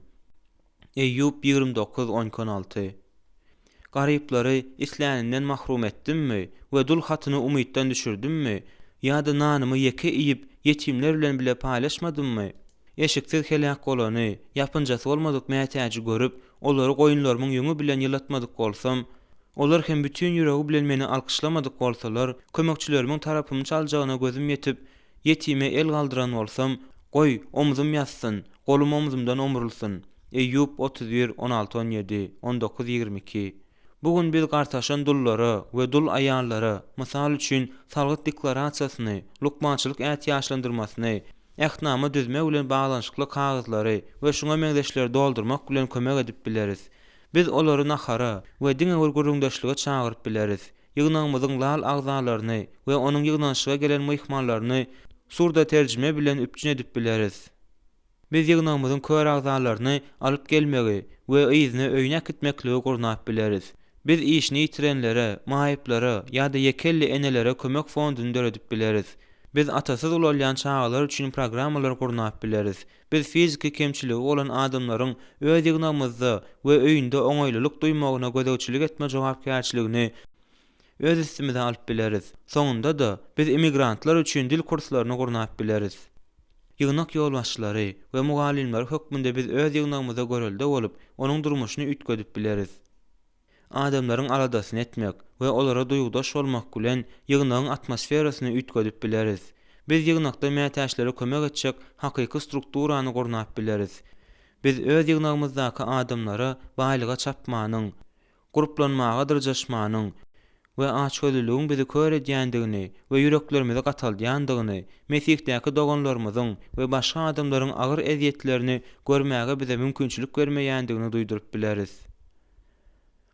Bizim dünýämiz garyplykdan hem keselden doly. Her gün 80 milyon adam aç ýatýar. 3 milliarda goly adam ýeriň ilatynyň ýarysy gününe $2 az sarp edip bilýär. Milliard adam arasalanmadyk we saglyk üçin howply suw içýär.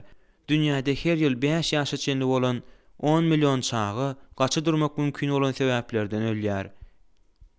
Yer ýüzündäki garyp adamlaryň 70 göterimi aýallar hem çagylardyr. Her gün 27 000 çagy açlykdan we doýup iýmezlikden döreýän kesellerden ölýärler. Her ýyl milliondan gowrak gyz jelep bolmagy mejbur bolýar. Yohanna bizi diňe sözde bolan söýgüniň bardygyny duýdurýar. Dünýäniň görgüleri diňe bu meseleler bilen gutarmaýar. Adamzadyň şu wagta çene duş gelen agyr lukmançylyk meselesi Dale Burke'ň sözlerine görä bu speeddir. Speed pandemiýasy 8,5 000 adamyň janyny alýar. Burke şeýle ýazýar. Speed öz atynda 25 milyon adamy, şol wagtlar Ýewropanyň ilatynyň 4/1 bölegini dizen mukdardaky adamy ıran, mäz mergisinden de güýçli rekord goýdy. Hunärmenleriň berýän bahasyna görä, her ýyl Speedden 3 milyon adam ölýär. Bu her gün hyrynda kyn bolan 20 sany Boeing 747 helak bolan ýaly sandyr. Speed dünýäniň ähli ýurtlaryna ýaýrady. Bu keselden syrkawlanlaryň sany Hindistanda we Hytaýda şeýle çalt artýar welin, olar tizara şeýle syrkawlaryň sany boýunça Afrikany ozup geçerler. Käwr ýurtlarda ilatyň 3/1 bölegi infisirlenipdir. Şeýlelikde tutuş nesil ölüp gutaryp barýar. Afrikanyň speed, açlyk we uruşlar zararly görýän görgüleri biziň düşünjämiziň serketlerinden daşdadyr. Bu bize alada goýarmy? Adamlara kömek etmek üçin biz näme edip bileriz?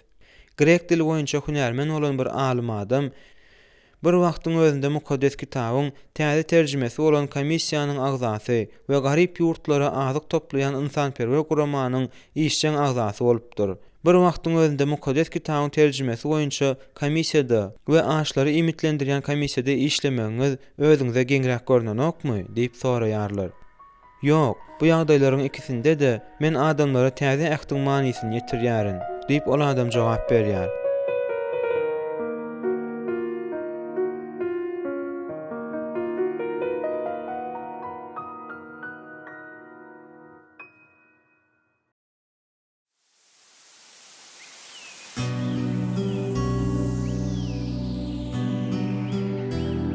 On 3-nji bab. Doğa dilegde bolup zähmet çekmek. Özüňizden bolan Mesih İsa'nın kulu Epafra size salam aýdýar. Ol Hudaýyň her isleginde kämil bolup, dolu ynam bilen durun diýip dogalarynda hemişe siziň üçin göreşýär. Kolossiýallar 4:12. Söýýän ýolbaşçylar doga dilegde töwelläçilik etmezden, dol derejeli bolup bilmezler. Mukaddes ýazgy söýgü ikiyüzlü bolmasyn, erwetligi ýigrenip ýagşylyga ýapyşyň. Hudaýa dogada gyzygderli bolun diýýär. Rimliler 12:92. Başga adamlar üçin Hudaýa doga etmeklik bu söýgüniň işidir. Çyn söýgü adamlar üçin Hudaýa doga etmek isleýär. Ikiyüzlü söýgü olar üçin Hudaýa doga etmäge söz berýär, ýöne onu etmeýär. Hudaýa doga etmeklik tagallan talap edýär. Adamlar üçin Hudaýa doga edenimizde pikirimizi olarda jemleýäris. Olaryň ýüklerini öz üstümize alýarys. Hudaýyň öňünde olar üçin töwella edýäris. Olar üçin wagtymyzy pida edýäris. Özümizi olaryň awadançylygyna bagyş edýäris. Şeýdip biz hakyka aladany we duýgudaşlygy görkezýäris. Martin Lloyd-Jones Hudaýa doga etmekligiň biziň mesihlik durmuşymyzyň iň kyn taraplarynyň biri bolmagynyň mümkindigini bize ýatladýar. Adam Hudaý bilen gürleşen wagtynda ol emosional taýdan iň beýikde bolýar we özüniň ruhy güýjini aňyr ýany bilen dartgynlaşdyrýar. Hudaýa doga etmeklik adam janynyň iň güýçli işçen görnüşidir. Şonuň üçin ol bir wagtyň özünde adamyň ruhy ýagdaýynyň iň ýokary synagy bolup durýar. Mesihler hakda olaryň Hudaýa doga etme durmuşyndan başga hiç adam gowurun berip bilmez. Mesihlik durmuşynyň beýleki taraplarynyň hemmesi Hudaýa doga etmeden eslice ýeňildir. Hudaýa doga etmekligi söýgü boýunça hereket edýär. Paulusyň özüniň Mesih'e getiren adamlaryna bolan söýgüsi Resulümi dama şol adamlar üçin Hudaýa doga etmeklige ruhlandyrýar. G.A. Carson Paulusy adamlara bolan ihlasyn Hudaýa doga etmäge ruhlandyrandygyny aýdýar. Paulusyň Salonikdäki täze imana gelen adamlara bolan söýgüsini suratlandyranda Carson şeýle ýazýar. Ine beýleki mesihlilerin aýratynam täze imana gelenleri awadançylygyň aladasyny şeýle güýçleýän mesihiniň misaly. Ol olar bilen bolmak, olara kömek etmek, olary imitlendirmek we dogry esasyň üstünde berkitmek islägi bilen alawlaýar. Şonuň üçin onuň olaryň ýanyna baryp bilmände özüni olar üçin Hudaýa doga etmekligi bagyş edendigi geň zat däldir. Carson Paulusyň pikirini jemleýärdi. Bizi adamlar üçin Hudaýa doga etmämizde ýüze çykýan söýgüde ösmeklige çagyrýar. Paulusyň Hudaýa doga etmeleri onuň adamlara bolan ihlasynyň meýwesidir. Onuň doga dilegdäki ihlaslylygy, emosiýalaryň çogup çykmasy däldi, İsa Mesih'däki doganlara bolan söýgüsiniň ýüze çykmasydyr. Bu, eger biz Hudaýa has gowy doga etmek isleýän bolsak, onda has güýçli töýmeldigimizi aňladýar. Özüni pida edýän söýgüde ösdigimizçe, Hudaýa doga etmede hem kämilleşeriz. İçinde söýgü bolmadyk ýalan emosiýaly doga dileg etmeler boşçadyr. Paulus bize Hudaýa doga etmede zähmet çekip, söýýän ýol başçynyň göreldesini görkezýär.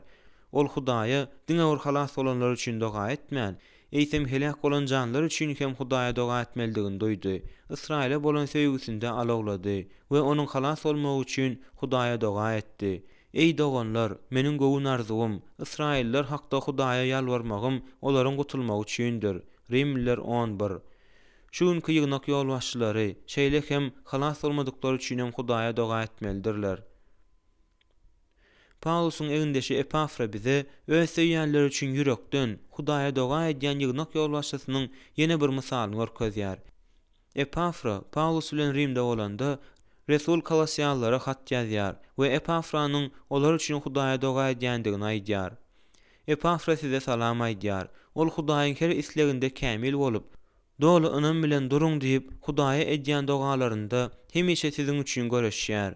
Men onuň siz barada we Laodikiýa bilen Hierapolisdakylar barada gaty ihlaslydygyna güwäg etýärin. Kolosiýalılar 4:12-13.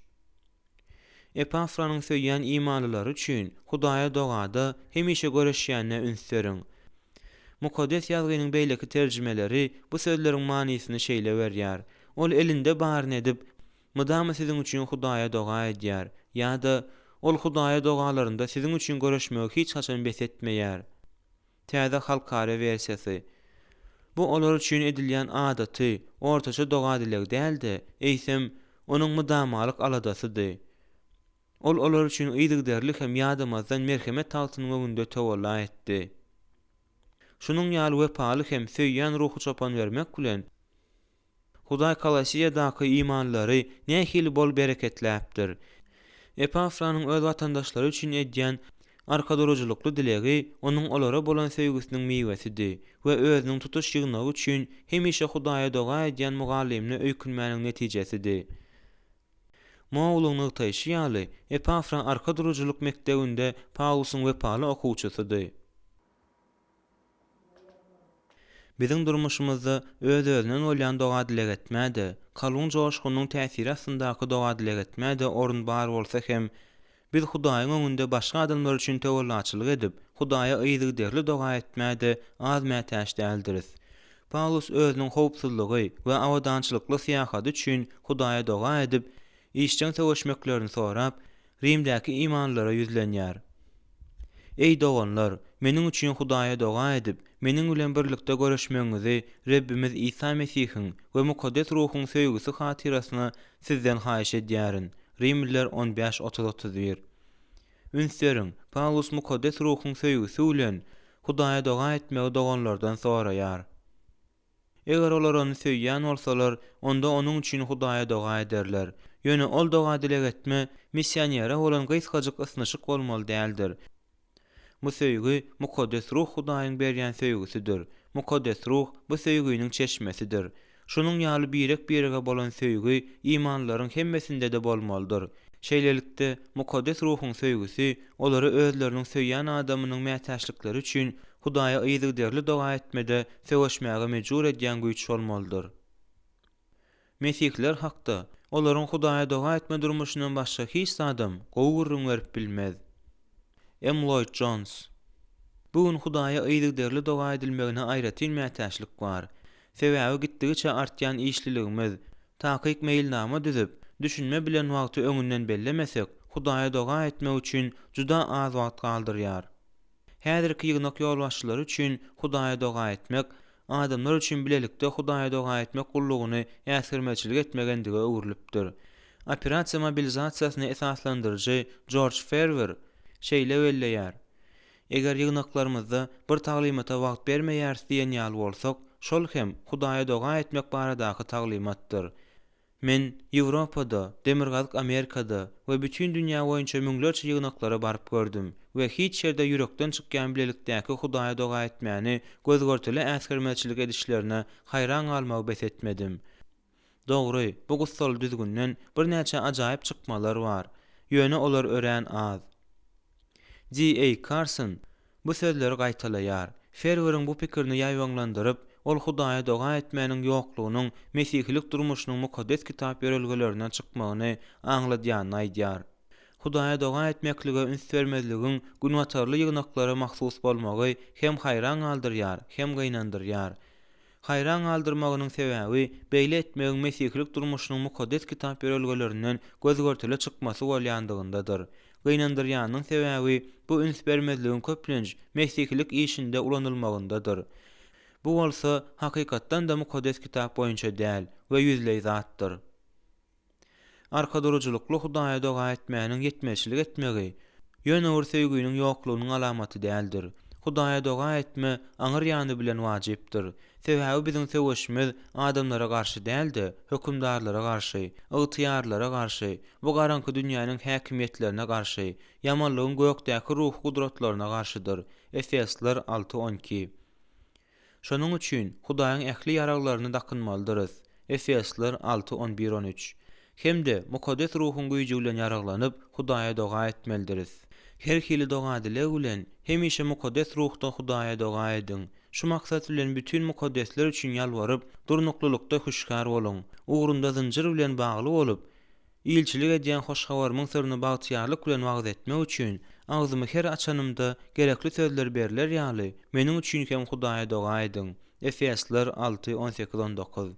Gelin Hudaýa doga etmäni unutmalyň. Gelin oýa bolalyň. Paulus bilen Epafra Mesihiň eskerleri hökmünde mydama häzir bolup durdular. Olar mydama ähli mukaddesler üçin mydama we ýyzygderlikde Hudaýa doga etdiler. Bizem mydama oýa bolup özümizde howandarlyk etmek üçin ynanylan mukaddesleriň hemmesi üçin Hudaýa doga etmelidiriz. Hudaýa doga etmeklige ünsiz bolmaklyk ýolbaşçylar, mugallimler we hoşgawaryň wagtçylary hökmündäki öz artykmaçlygymyzy, öz borjumyzy çynlakay äsgirmäçilik etmegimizdir. Hudaýyň halkynyň serdary bolup, doga dilek etmeklige bolmalysy ýaly ünsüň berilmezligini Şamuel peýgamber günah hasaplaýardy. Siziň üçin dilek etmegimi bes edip, Rebbiň öňünde günah gazanmagymdan Rebbim öz saklasyn. 1 Şamuel 12:23. Her bir ýygnakda Hudaýa diňe ýürekden çykýan tutan ýerli doga etmäniň kömegi bilen kanagatlandyryp bolýan derwäs ruhy talaplar bar. Fizika agyrdan görüp görýän, agyr hem howply keselli, maşgalada kyn meselelere duş gelýän adamlar bar. Köp imanlylar Hudaýa doga edilmegine mätäç bolýarlar. Sebäbi özlerini gul edýän we töweregindäkiler bilen gatnaşyklaryny ýok edýän her türlü garaşly zatlaryndan ejir çekýärler. Hudaýa doga etmeklige üns bermezlik köplenç mesihlik işinde ulanylýar. Bu bolsa hakykatdan da mukaddes kitap boýunça däl we ýüzleý zatdyr. D.A. Carson. Reb öz şähertleriniň çözüp bilmedik meselesine duş gelende gurrun erwet ruhun gynaýan oglan hakda barýar. Bu hili ruhlary doga dilek etmekden, agyz beklemekden başga hiç zat bilen çykaryp bolýan däldir, diýdi. Mark 9:29. Şonuň üçin biz dogry adamyň ihlasy doga dileginiň gaty güýçlüdigine ynanmalydyryz. Ýakup 5:16. Ýogsam biz size adamlaryň mätäçlikleri üçin arka tutucu dilek etmäniň üstünde işlemegi teklip etmezdik. Mukaddes kitabyň en gowy mugallimleri, wagylçylary, ýygnak ýolbaşçylary özleriniň öwredicilik ustatlyklaryny kämilleşmegi üçin Hudaýa doga edýärler. Bu şeýle hem bolmalydyr. Başarjyň administratorlar özleriniň hünär endiklerini gowulaşdyrma mümkinçiligini gözleýärler. Olar dogry edýärler. Ruhanylar hem özleriniň Hudaýa doga etme gullugyny kämilleşdirmek üçin zähmet çekmelidirler. Aşagda ýolbaşçylyk edýän we öwredýän adamlaryňyz üçin Hudaýa doga edip başlamagy kömek etjek ýörelgeler sanalyp geçilýär. Maglumat. Akyl ýetirip doga dilek etmek üçin bize Hudaýa doga etmek predmeti hakda maglumat gerek. Hudaýa näme üçin doga edilmegini sorap edilen haýyş gerek. Hudson Taylor göz öňüne getirerden has agyr ýagdaýlara düşen başga ýüzlerçe missionerler üçin Hudaýa doga etmekde ummasyz tejribesi bolan missionerdi. Ol öz missionerlerini hoş habar wagt etmek üçin goýberen ýygnaklara Hudaýa doga etmek ruhuny goldamak üçin olar baradaky maglumatyň juda zerurdygyny öwretdi. Taylor'ın terjime halini öwrenýän Brumhall şeýle ýazýar. Mesihler missionerlerde aslında nämeleriň bolup geçýändigini bilenlerinde olarmy dama goldadylar. Ýygnak özüniň missionerler bilen aragatnaşygyny ýitirenini duýanda onuň material, hatda Hudaýa doga etmek goldawy da gowşady. Maglumat ýygnagy öz missionerlerini wepal etdi. Adamlarym özleriniň ömrüni olary goldamaklyga bagyş etdiler. Söýýän ýolbaşçy hökmünde siz ýolbaşçylyk edýänleriňiziň hem-de öwredýän adamlaryňyzyň işleri we meseleleri hakda bilmek üçin tagalla etmelisiňiz. Siz şeýle de bilýänsiňiz diýip pikir etmäň. Adamlaryň özlerinden soraň. Hakykatda özünde nämeleriň bolup geçýäniniň söýgü üçin tapawdy ýok. Ol öz hakykaty hakda mümkin boldugyça köp bilmek isleýär. Bu siziň ýüregiňizi Hudaýa doga etmek üçin meýillenmäge kömek eder. Bu bolsa Hudaýa doga etmeleriňize täze impuls berer. Goý, adamlar siziň özleri üçin Hudaýa doga etmäge teşnediňizi, taky kaýsy zat üçin Hudaýa doga etmeňiziň gerekdigini bilmek isleýändiňizi bilsinler. Köp adamlaryň öz kynçylyklary hakda gurruna başlamak islemeýändikleri üçin gurrunun başyny özüňiz başlaň. Ahyrynda da eger beren sözüňizde durmajak bolsaňyz, adamlara özleri üçin Hudaýa doga etjekdiňizi aýtmaň. Hudaýa doga etmäniň sanawy. Hudaýa arka duruju doga etmelerde netijeli zähmet çekmegiňiz üçin size kim üçin, taky kaýsy zat üçin doga dilek etjekdiňiziň sanawyny düzmek zerurdur. Köpüýmizde çirkse ýatkeşligiň ýoklugy sebäpli sanawy gowsy kagazda düzüň. Eger öz ýygnakdaky adamlaryňyz üçin jogapkärçilik çekmeli bolsaňyz, onda sanawyňyz uly bolar. Bütün ýygnak üçin Hudaýa netijeli doga eder ýaly ýygnak agzalarynyň elipbi boýunça sanawyny ulanyň. Şonda ähli mukaddesler üçin ýygyderlik hem dama Hudaýa doga etme mümkinçiligi bolar. Mundan başga da ýygnagyňyzyň missionerleri üçin hem Hudaýa doga ediň. Efesler 6:19-20. Sanawyňyza duşmanlaryňyzy da goşmagy unutmaň. İsa bize duşmanlarymyzy söýmegi we olar üçin Hudaýa doga etmegi buýurýar. Matta 5:44, Luka 6:28. G.A. Carson şeýle belleýär. Eger diňe bir sanawy adamlaryň hemmesini şol sanda duşmanlarymyzy da goşan bolsak, onda hemmemiz paýhaslyrak bolardyk. Mukaddes kitapda Hudaýa edilen dogalar. Eger ýolbaşçylyk edýänleriňiz üçin Hudaýa nähil doga etmelidigini bilmeýän bolsaňyz, Mukaddes kitabymyzy açyň. Ol Hudaýa en gowy doga etmek kitabydyr. Adamlar we özüňiz üçin Hudaýa doga eder ýaly siz Mukaddes ýazgyda edilen dogalary ulanyp bilersiňiz. Ine bir näçe misallar. Ey goýun Hudaý Reb, beýik we haýwatly Hudaý, sen özüňi söýüp tawşyryklaryňy berja edýänler bilen ähdiňi hem wepaly söýgüňi saklaýan. Guluň bolan meniň Israil halkynyň saňa garşy eden günäsini boyun alyp, gijegiň diýip saňa edýän dilegimi eşideriň ýaly, gulagyň eşitgir, gözüň ýiti bolsun. Menem atalarymam seniň öňünde günä etdik. Biz seniň guluň Musa beren tawşyryklaryňy, parzlaryňy, hökümleriňi berja etmän, seniň garşyňa juda erwediş etdik. Guluň Musa, eger bir wepaly etseňiz, sizi halklaryň arasynda pytradaryn diýen sözleriňi ýada sal. Nehemia 1:5-8. Men olar üçin doga edýärin. Olar seninkidirler. Mukaddes atam, olar dünýäden almagyny däldi, ýamanlykdan goramagyny dileýärin. Olary hakykatyň bilen mukaddes et. Seniň sözüň hakykatdyr. Goý, olar kämil bolsunlar. Meni söýüşüň kimin olar da söýýändiňi dünýä biler ýaly, olar bütünlei birlikde bolsun. Yohanna 17:9, 11, 15, 17, 23. Siziň üçin duýňysy şükür edip, siz dogalarymda ýatlaýaryn. Rebbimiz İsa Mesihiň Hudaýy, şöhratly Ata özüni tanamakda size akyldarlyk hem ilham ruhuny bersin diýip doga edýäryn. Onuň çaklygynyň beren umydyny, mukaddeslerdäki mirasynyň şöhratly baýlygyny, biz iman edenlerde bolan güýjüniň biçak uludygyny biler ýaly, ýüregiňiziň gözleri aýdynlansyn diýip doga edýäryn. Efesler 1:16-19. Siz Hudaýyň şöhraty hem övgüsü üçin İsa Mesihden gelen dogurlygyň miwesinden dolup, Mesih İsanyň gününe çenli sap, müýnsiz bolar ýaly, iň ýokary zatlara göz ýetirmeňiz üçin söýgüýiňiz bilim hem düşünjede barha artsyn diýip doga edýärin. Filipliler 1:9-11. Muny eşiden günümizden bäri biz hem siziň üçin doga etmegiň, bütün akyldarlyk we ruhy düşünjede Hudaýyň isleginiň bilimi bilen dolmaňyzy dilemegiň iýnizmeýäris. Rebbe münasip ýagdaýda gezip, onu her bagtda hoşnut etmegiňiz, her oňa diýişde miwe berip, Hudaýy tanamakda ösmegiňiz, onuň şöhratly gudratyna görä bütün sabyr, çydam üçin, her hili güýç bilen güýçlenmegiňiz üçin dileg edýäris. Kolosiyalılar 1:9-11. Şonuň üçin Hudaýymyz sizi öz çaklygyna münasip saýsyn.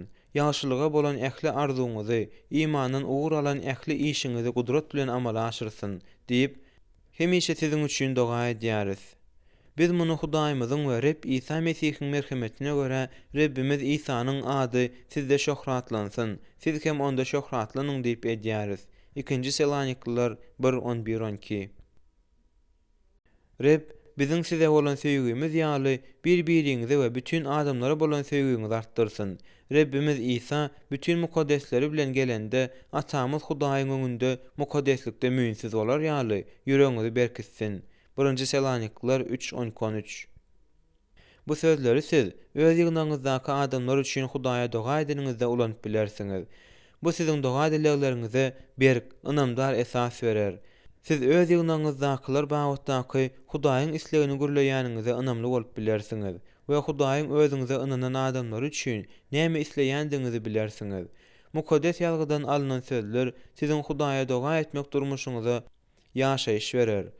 Öz ýygnaňyzdaklara bolan söýgüňiz sebäpli Hudaýa arka tutuju doga etmek endigini gowlaşdyrmagy özüňizde wezipe edip goýmalysyňyz. Özüňizden eger ýolbaşçylyk edýän adamlar meniň Hudaýa eden dogalaryma bil baglanyp bolsalar, onda olaryň durmuşy nähil bolardy diýip soraň. Özüňizden şu hakda we beýleki missionerler bagtda soraň. Hudaýa doga etmek durmuşyňyzy gowlaşdyrmak üçin simfoniýany alyňda Hudaýa doga etmeklige degişli bolan mukaddes kitap ayatlarynyň hemmesini okaň. Şeýle etmek bilen siz Hudaýa doga etmek hakda özüňiziň nämäni bilmeňizi, Hudaýyň isleýändigini bilersiňiz. Hudaýa doga etmeklik hakdaky kitaplary okaň we bu hakda adamlar bilen gürleşiň. Şol gürrüňdeşliklerde hem siz nädip Hudaýa has gowy doga etmek baradaky pikir alarsyňyz. Tejribeli imanlylar bilen bile Hudaýa doga edin we olardan öwreniň. Kim üçin Hudaýa ýyly derli doga etmekçi bolýan bolsaňyz, şolaryň sanawyny düzüň we Hudaýa doga etmek üçin ýer hem wagt belläň. Her gün hatda 5-10 minut öz ýygnaňyzdaklar üçin Hudaýa doga etmeklik hem esleje hasyl getirer. Hudaýa islendik doga etmeklik Hudaýa doga etmäniň ýoklugyndan gowudyr. Özüňizi Hudaýa ýyly derli doga etmeklige öwrenişdirmek, haýyşlaryňyza Hudaýyň nähili gudrat bilen jogap berişini görmek bilen hem de söýgüde ösmek bilen bu prosesse has şuň çekilýäniňizi görersiňiz.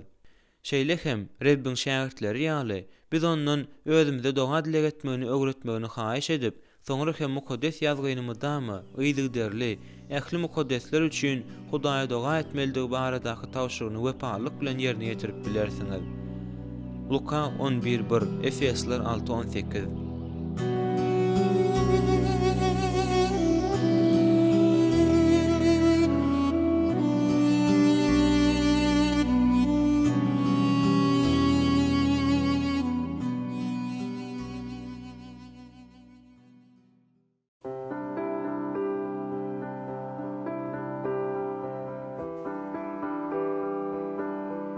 14-nji bab.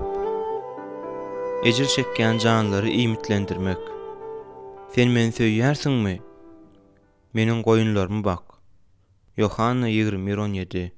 Gowy çopanlar özleriniň goýunlaryny söýýärler we olary ýaşly otly ýerlere we arasa suwlaryň boýuna alyp gitmek üçin güýçlerini gaýgyrmaýarlar. Emma ýalta çopan üçin islendik öri we islendik suw bolsa da bolýar. Köne ähde Huda ýalta çopanlar hakda gazaply sözler aýdýar. Ezekiel peýgamberiň kitabynda Huda Israýlyň liderlerini öz halkyny bakmaga perwaýsızlykda günäkärleýär. Ezekiel 34:2. Hoşeýa peýgamberiň kitabynda biz ruhanlaryň halka kanuny öwretmändigini, şol sebäpden hem Hudaýyň seniň bilimi ret edişiň ýaly meniň halkym bilimsizlikden weýran edilýär diýip aýdandygy beýlenilýär. Hoşeýa 4:6. Ýöne Hudaý Israýla men size öz gowunumdaky ýaly çopanlary berjek. Olar sizi bilim we düşünje bilen bakarlar diýip söz berdi. Yeremiýa 3:15. İsa Mesih gowy çopan. Ol Hudaýyň ýüreginden turýan çopan. Bu çopan adamlary Hudaýyň sözü bilen iýmitlendirmeklige özüniň ömrüni bagş etdi. Şonuň üçin adamlar oňa mugallim diýerler. Hatda häzirem göklerde bolsa-da İsa Mesih öz beren ruhy sylaklaryny alanlaryň onuň sürüsini bakyp bilmekleri üçin olara ruhy sylaklary berýär. Efesler 4:11-16. İsa özüniňkileri söýýänligi sebäpli olar özlerine meňzeşleri ösdürip hem kemaly getirip bilerler ýaly olarda öz sözleriniň, ýaşaýyş sözleriniň bolmagyny isleýär. Yohanna 6:63-68. Söýýän ýygnak ýolbaşçylary we mugallimler hem özleriniň ömürlerini Hudaýyň sürüsini terbiýelemäge bagyş edýärler. Söýgü öwredýär we berkidýär. Biz açlyk çekýän çağlaryň suratlaryny görenimizde ýüregimiz näwse agyrjylykdan we gussadan dolýar. Bu bizde olara kömek etmek islegini öğretýär. Edil şonuň ýaly edip Hudaýyň halkynyň arasyndaky açlygy, Hudaýyň sözüniň yetmezçiligi sebäpli bolýan açlygy görenimizde ýüregimiz gussalanmalydyr. Şonuň ýaly ýagdaýda bizde şo wagda nämedir bir zat etmek islegi döremelidir. Sebäbi söýgü öz hakykaty bolup durýan adamyň mätäçligini kanagatlandyrma mümkinçiligini mydamy gözleýär. Islendik adamyň esas talaby bu Hudaýyň sözüne bolan talapdyr. Rebbin özü şeýle öwredýär. İnsan diňe bir çörek bilen ýaşaman, eýsem Rebbin agzyndan çykýan her bir sözü bilen hem ýaşap bilýändir. Kanun taglymaty 8:3. Hudaýyň sözü adamlara halas bolma hakda aýdýar we olary dogry mesihlik ýoluna gönükdirýär. 2 Timoteus 3:15-17. Adamlara bolan söýgü bizi olara Hudaýyň sözüni wagt etmäge ruhlandyrýar. Hud söýgü hem bize güýç berýär. Soň biz mukaddes sözü okap hem öwrenip, şeýle hem ony wagt etmäge ýa-da taýýarlanyp bilýäris. Söýgü bizi mukaddes sözü aýry adamlara, kiçi toparlara we tutuş ýygnaklara wagt etmek üçin wagtymy sarp etmäge ruhlandyrýar. Ol bize ýaş hem garry, sowatly hem sowatsyz adamlara öwretmek islegini berýär. Söýgü öz hakykatynyň Hudaýyň sözü bolmazdan ruhy garyplykda galmagyna seredip durup bilmeýär.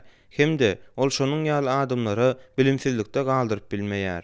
Hudaýyň halky ösmek hem köpelmek üçin ruhy iýmite mätäç bolýar. Ine näme üçin Paulus Timoteusa mukaddes ýazyny öwretmekligi öz gullugynyň merkez etmegini tawşyrýan eken.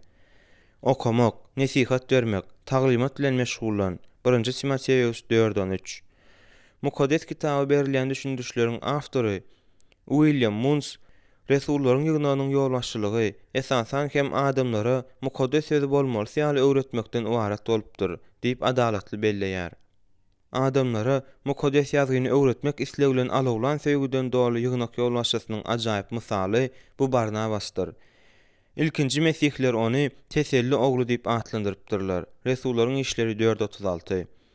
Ol olaryň imanny berkidipdir. Olaryň öňlerinde täze wezipeler goýupdyr we olary Mesihe has we pal bolmagy ruhlandyrypdyr. Resullaryň işleri 11:23. Ol şeýle hem täze imana gelenlere öwredipdir. Resullaryň işleri 11:26-13:1. Barnabasyň hoş habara bolan söýgüsi ol ýerdäki imanlylar, mugallimleriň iň gowusyny diňlär ýaly Tarsusdan Paulusy tapyp Antakiýa alyp gelmäge ruhlandyrdy. Paulus bilen Barnabas adamlary bile öwredip we Hudaýyň sagdyn hem berk sürüsini terbiýelep bildiler. Söýgü öz hakykatynyň Hudaýyň sözi bolmazdan ruhy garyplykda galmagyna seredip durup bilmeýär. Hemde ol şonuň ýaly adamlary bilimsizlikde galdyryp bilmeýär. Angliýanyň Barnstaple şäherindäki kiçijik we meseleleri bilen parçalanan baptist ýygnagynda ruhy çapan bolmak üçin ýurist kärini goýan Robert Chapman soňraky Barnabas boldy. Chapman adamlar bilen gowuşýardy. Ýöne şol ýygnaga ýol başçylyk etmek hatda onuň üçin hem kyn mesele bolupdy. Ilki bilen onuň öňünde ýygnakdakylar bilen özüniň arasynda taglimat boýunça partlama howpy bolan ılalaşmazlygy çözmeklik durdy. Avenyezer adyny götüren bu ýygnagyň aslynda onu ruhy çapan wezipesine çağırmagy haýran galdyrjy zatdy. Chapman baptist däldi we ýygnak durmuşy hakdaky baptistleriň pikirleri bilen ılalaşmaýardy. Chapman bilen ýygnagyň arasyndaky bu ılalaşmazlyklary hasap alsaň, onuň missiýasy başa barmajak ýalydy. Chapman'ın bu ýygnagy soňky 2 ýylyň dowamında terk eden 4-nji ruhy çapan boljagy bolajak zatdy.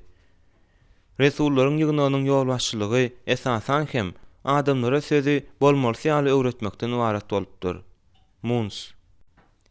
Emma beýle bolmady. Robert Chapman eger özüne Hudaýyň sözüni öwretme azatlygy berilmese, özüniň Avenyezer ýygnagyna gulluk edip bilmejegine ynanýardy. Şonuň üçin ol öňünden bir şert goýdy. Ol bu şerti hiç kim bilen ara alyp maslahatlaşmaly däldi. Gowusy sözü onuň özüne bereliň. Meni şol wagtlar konserwatiw baptistler denominasiýasyna degişli bolan Avenyezer ýygnagyndaky mesihleri Hudaýyň sözüni öwretmäge çağıranlarynda men muňa diňe bir şert bilen razy boldum. Maňa özümiň mukaddes ýagdyny okap biljek zatlaryň hemmesini öwretmekde azatlyk berilmeli. Avenyezerin mesihleri özleriniň awraýy üçin bu şert bilen ılalaşdylar. Soň Chapman Barnstaple'da 6 ýyla çeken täze gullugyna başlady. Chapman'ın düşnüklik hem ýygyderli taglimatynyň täsiri aslynda ýygnak kemkemden üýtgedi. Ýyllaryň geçmegi bilen bu ýygnak beýleki ýygnaklara we denominasiýalara çynlykly täsirini ýetiren we köp ýygnaklary açan kämil imanlylar jemgyýetine öwrüldi. Onuň Ispaniýa, Hindistana we Hytaýa iýeren missiýalar hakda gurrunam ýok. Söýgü biziň adamlaryň Hudaýyň sözüne bolan talabyny kanatlandyrmagymyzy talap edýär. Kanun taglimaty 8.3. Beýleki işleriň hemmesini etse-de, ýöne adamlara mukaddes sözi öwretmese, onda ruhy çapanlar nähili ýalňyş goýberýärler. Mukaddes kitap imanlylaryň iýmitidir. Olara goralmak we ösüş üçin Hudaýyň sözüniň süýdünden we etinden iýmitlenip durmak gerek. Bu mätäçligi kanatlandyrmak üçin söýýän ýygnak ýolbaşçylar hem mugallimleri tutan ýerlik bilen zähmet çekerler. Söýgü mugallimleriň netijeligini ýokarlandyrýar. Söýgü diňe bir ýygnak ýolbaşçylaryny öz sürüsine öwretmäge ruhlandyrman, eýsem olary bu gullukda has netijeli edýär. Gowy mugallimlere öz okuwçylary bilen özara düşünşmek zerurdur. Hem de olarda gowy häsiýet we öz dinleýijilerine, öz predmetine bolan söýgü bolmalydyr. Okuwçylara bolan söýgü. Dallas seminarynyň professory hem meşhur lektor Howard Hendricks öwretmek endiklerini müňlerçe adamlara öwretdi. Ol özüniň ýekşenbe mekdebindäki Walt atly mugallim hakda gurrun bermegi halaýar. Walt çağılary we Hudaýyň sözüne gowy görýärdi. Şonuň üçin ol öz şäheriniň onçokly howpsuz bolmadyk köçelerinde aýlanyp, ýekşenbe mektebine çağırmak üçin çağı gözleýärdi. Bir gezekde Waltyň synp otagynda bir etrapçydan 17-nji okapdyr. Olaryň hemmesi imanly adamlar bolup ýetişipdir. Olaryň 11-si bolsa durmuşyny Mesihe gulluk etmeklige bagyş edipdir. Şol ýetginjekleriň biri de Howard Hendricks bolupdyr. Waltda adatdan daşary akly da bolmandyr. Nähilidir bir şahsy karizmasy bolmandyr. Beýle bolsa, onuň nämesi ol oglanjyklara şeýle güýçli täsir edip, şeýle bolmagy eltip bildikkä. Hendricks şeýle diýär: "Aslynda men Waltyň bize näme diýenini ýada salyp bilemok. Ýöne onuň özü hakda size gurrun berjek. Sebäbi ol meni Mesihiň hatyrasyna söýýärdi. Ol meni öz enatamdan da köp söýýärdi." Gowy mugallimler özleriniň okuwçylaryny söýýär we olara özüni duruşuna bagyş edýär. Olar öz okuwçylarynyň aladasyny edýärler, olary sylaýarlar we gadyryny bilýärler, tanaýarlar we olara düşünýärler. Olar Paulus ýaly: "Size şeýle küýseýän biz size diňe Hudaýyň hoş habaryny däldi, öz janymyzy da bermäge razydyk.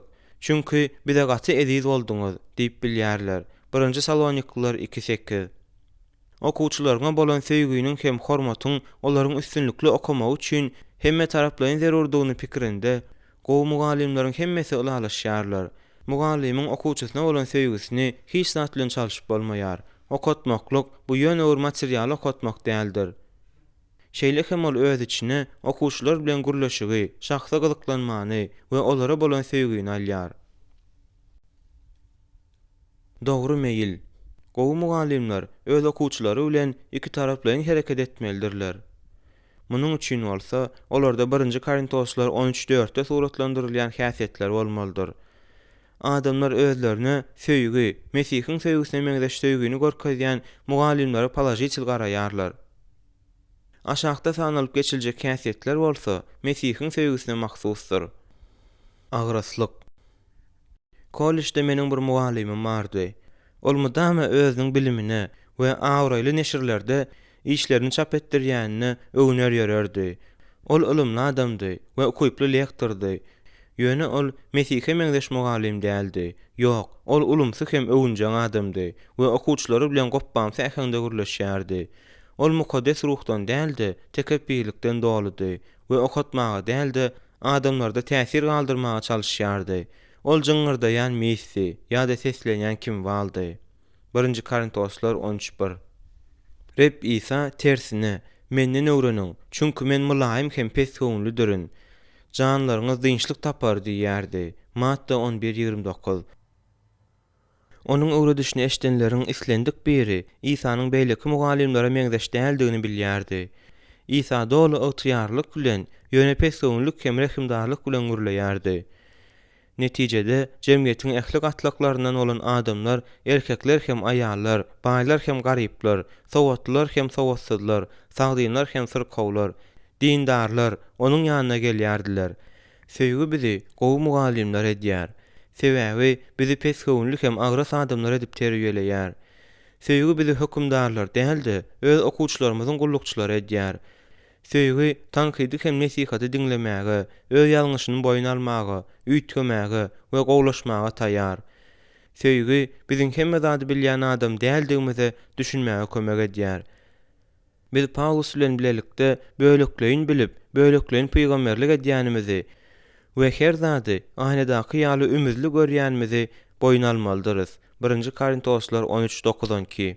Söýgü münýere çykanymyzda ýa-da syn potowynyň bosagasyndan girenimizde tekebbirligi unutmagymy bizden talap edýär. Gopbamsylyk itekleýär, kiçigöwnlük özüne çekýär. Netijeli ders vermeklik kiçigöwnlügi talap edýär. Kiçigöwnlülük ruhy bizi İsa Mesihiň we onuň taglimatynyň munasip wekilleri edýär. Biziň okuwçylarymyz bolsa, biziň öwredýän materialymyza gowja düşünýär ýaly edýär. John Oman: eger münwer adamlara Hudaýyň sözüni öwredýän wagtymyzda iň beýik kiçigöwnlüge ýetýän ýerimiz bolmasa, onda ol biziň biderk ýere güýjümizi ýitirýän ýerimize öwürler diýip duýdurýar. Sawur we ýagşylyk. Bir pedagogik kollejiň talipleriniň arasynda iň gowy mugallimiň şahsiýeti, olaryň pikirçe nähil bolmalydygy barada soraw jogap geçirildi. Şonda olar öz okuwçysyna söýgü we sawurlylygy gowy mugallimiň wajyp iki gylygy hökmünde aýtdylar. Söýgü agyr häsiýetli okuwçylary, hatda mugallimiň özü bilen oňuşmaýanlary da okutmakda mugallimlere sawurly hem gowy bolmaklyga, hem de Korintoslar ýaly kejir okuwçylaryň gelşiksiz hereketlerine we erwet okuwçylaryň gadyr bilmezligine de pähimli garamagy mümkinçilik berýär. Gowy mugallimler gowşa okuwçylara kömek etmek üçin artykmaç wagt hem güýç sarp etmäge taýýar bolýarlar. Olar perwaýsyzlar däldi, nädip gyzyklandyrmalydygynyň usulyny özleýärler. Olar alada edýändiklerini hem de kynçylyklary başdan geçirýänlere düşünýändiklerini görkezýärler. Adamlaryň köpüsi üçin mukaddes kitaby düşünmek we ýatda saklamak kyn bolýar. Şonuň üçin onuň mugallimlerine öz boşly sawur gerek bolýar. Biziň ynanýan we öwrenýän konsepsiýalarymyzyň köpüsine diňe ýyllaryň geçmegi bilen düşünýäris.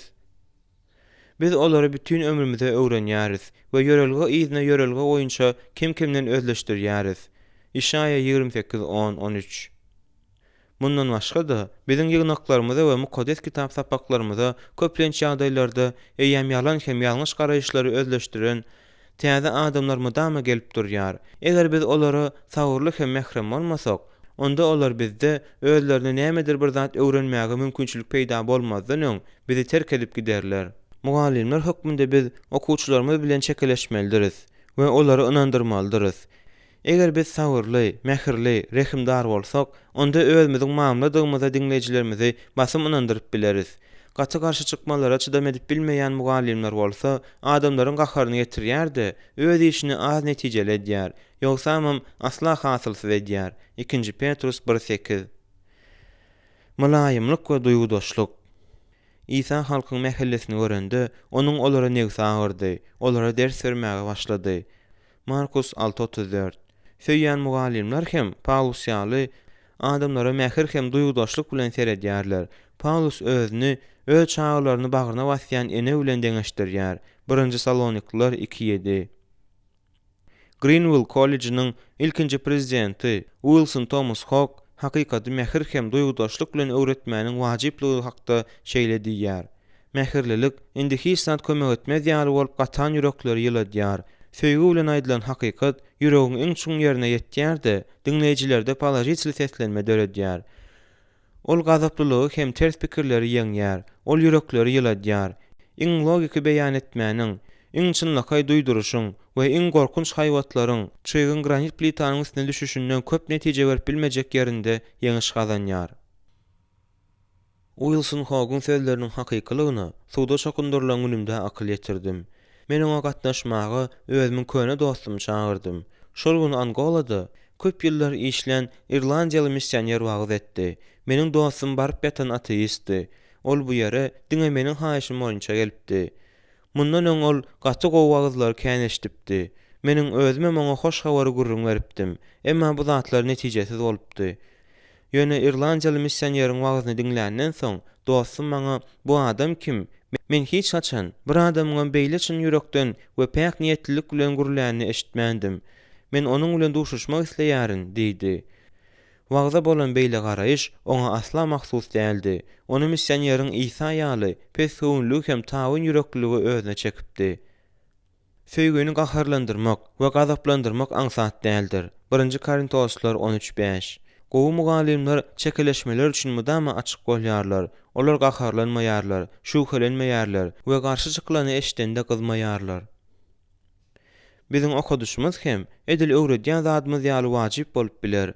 Biz özümizi elimizde saklamalydyryz. Özümizi erketmäni ýitirmeli däldiris. Okuwçylarymyza käýemeli däldiris. Olara gaýgyrmaly däl we eger olar bir zat edip göwnümize degseler, olardan aralmagy synanşmaly däldiris. Eger özümize erketmämizi ýitirsek, onda şeýletmek bilen şeytany öz gullugymyza uly ziýan ýetirmäge mümkinçilik bereriz. Efesler 4:26-27. Mundan başga da biz okuwçylarymyzyň göwnlerine degeriz we hormatymyzy ýitireriz. Gaharjan wagtçylar we mugallimler dinleýijilerinde gorku döredip, olardaky öz predmetine bolan gyzyklanmany öldürerler. Mülakatlylyk. Söýýän ýolbaşçylar we mugallimler özlerini gödök, terbiýelenmedik adamlar ýaly alyp barmaýarlar. Olar adamlaryň içinde öz okuwçylaryny utandyrmaýarlar. Olaryň sözlerini bölmeýärler, kemsitmeýärler, gaharyny getirmeýärler we olaryň gıýbatyny etmeýärler. Olar öz wezipesinden hyýanatçylykly peýdalanmaýarlar. Olar sözleri ölçäp döküp saýlaýarlar. Egneşikde edepliligi berjaý edýärler. Ilkinji nowatda aýratynam garşydaş jynsly adamlar bilen gürleşenlerinde etiketi saklaýarlar. Olar mülakatly, edepli hem duýduruju bolýarlar. Olar wagtyň hem başga adamlaryň zähmetiniň gymmatyny bilýärler. Eger söýgü bilen ýumşatmasaň, hakykat juda gödökdir. Söýgü bolsa, eger hakykat bilen berkidilmese, juda şekilsizdir. J. Stott. Hakykatyň we söýgüniň sazlaşygy. Duýgudaş hem mähirli bolmaklyk hakykat bilen egleşige gitmegi aňlatmaýar. Hiç haçan mukaddes kitap bize hakykat bilen söýgüniň sazlaşygyny görkezýär. Hakykat bilen söýgü aýrylmaz bolmalydyrlar.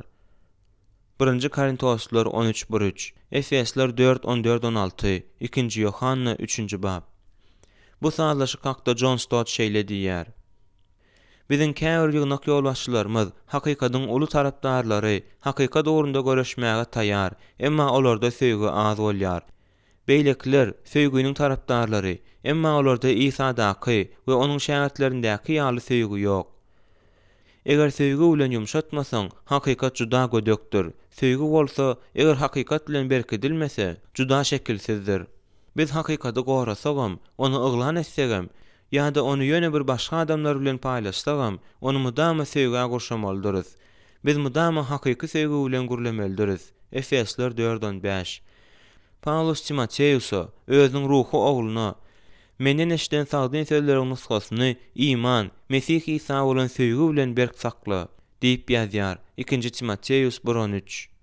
Howard Marshall'ın belleşi ýaly, Timoteusyň dogry taglimata bolan wepalygynyň mesihlik durmuş obrazynda, şol sanda Hudaýa bolan imanda we adamlara bolan söýgüde bolmalydygyny biz görýäris. Hudaýyň sözüni öwrenmekligi we ýaýratmaga bolan söýgü. İlkinji hem iň uly tawşyryk bize Hudaýy bütün ýüregimiz, janymyz, tenimiz, bar aklymyz bilen söýmeklige çagyrýar. Matta 22:37-38. Hudaýa bolan bu söýgü, Hudaýyň sözüni öwrenmeklige bolan söýgüni gözeňde tutýar we bizi bu sözü adamlara ýetirmek okuyymyzy ösdirmäge ruhlandyrýar. Hudaýyň sözüne bolan söýgü ýüreklerimizde bizi bütün ömrümizde onu öwrenmäge ruhlandyrýan ody ýakýar. Hudaýyň sözüni okumaga we öwrenmäge teşnelik.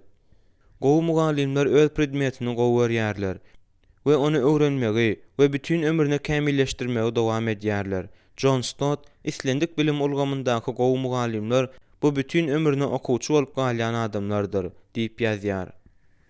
Gowy manysynda ebedi talybyň ajaýyp misaly, Mukaddes kitaby öz ýygnygynyň gartaşan agzalaryny öwredýän 97 ýaşly erkek kişidir.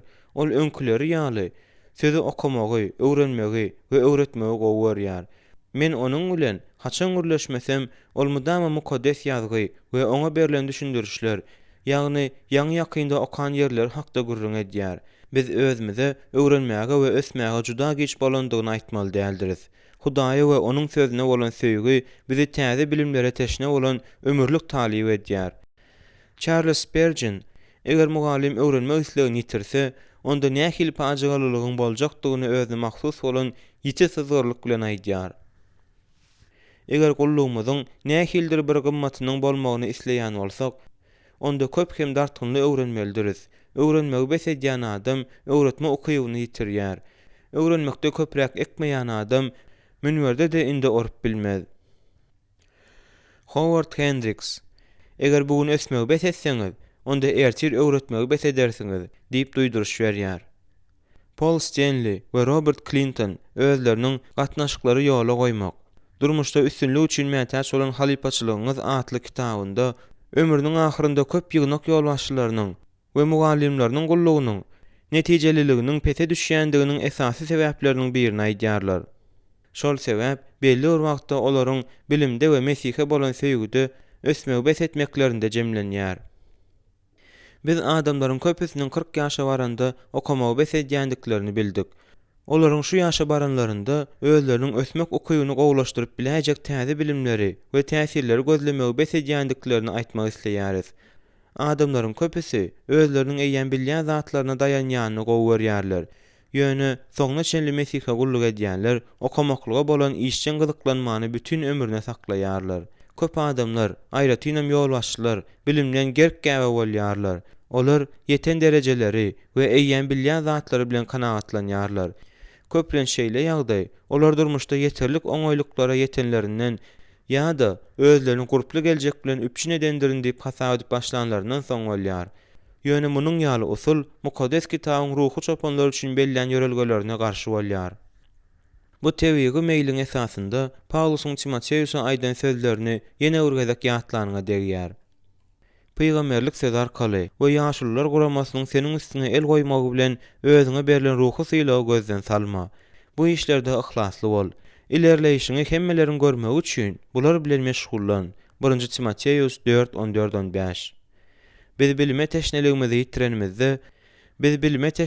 ýitirenimizde, öwretmämiziň netijeliligi hem ýitýär. Ösmegi besedenimizde adamlara täsirimizi ýetirmegi hem ýitirýäris. Eger mukaddes ýazgy bizde ruhy titremäni öwretmeýän bolsa, onda biz titremäni başgalarda da öwredip bilmeriz. Eger biz indiki neslin adamlarynyň ýüreklerini ýakmak islesek, onda şol ot bilen özümizem ýanmaly. Eger öwrenmeýän, üýtgemeýän we ösmeýän bolsak, adamlary Hudaýa tarap äkidip bilmeriz. Hudaý we onuň sözüni söýýän mugallimler bu söýgüni başgalarda oýarýarlar.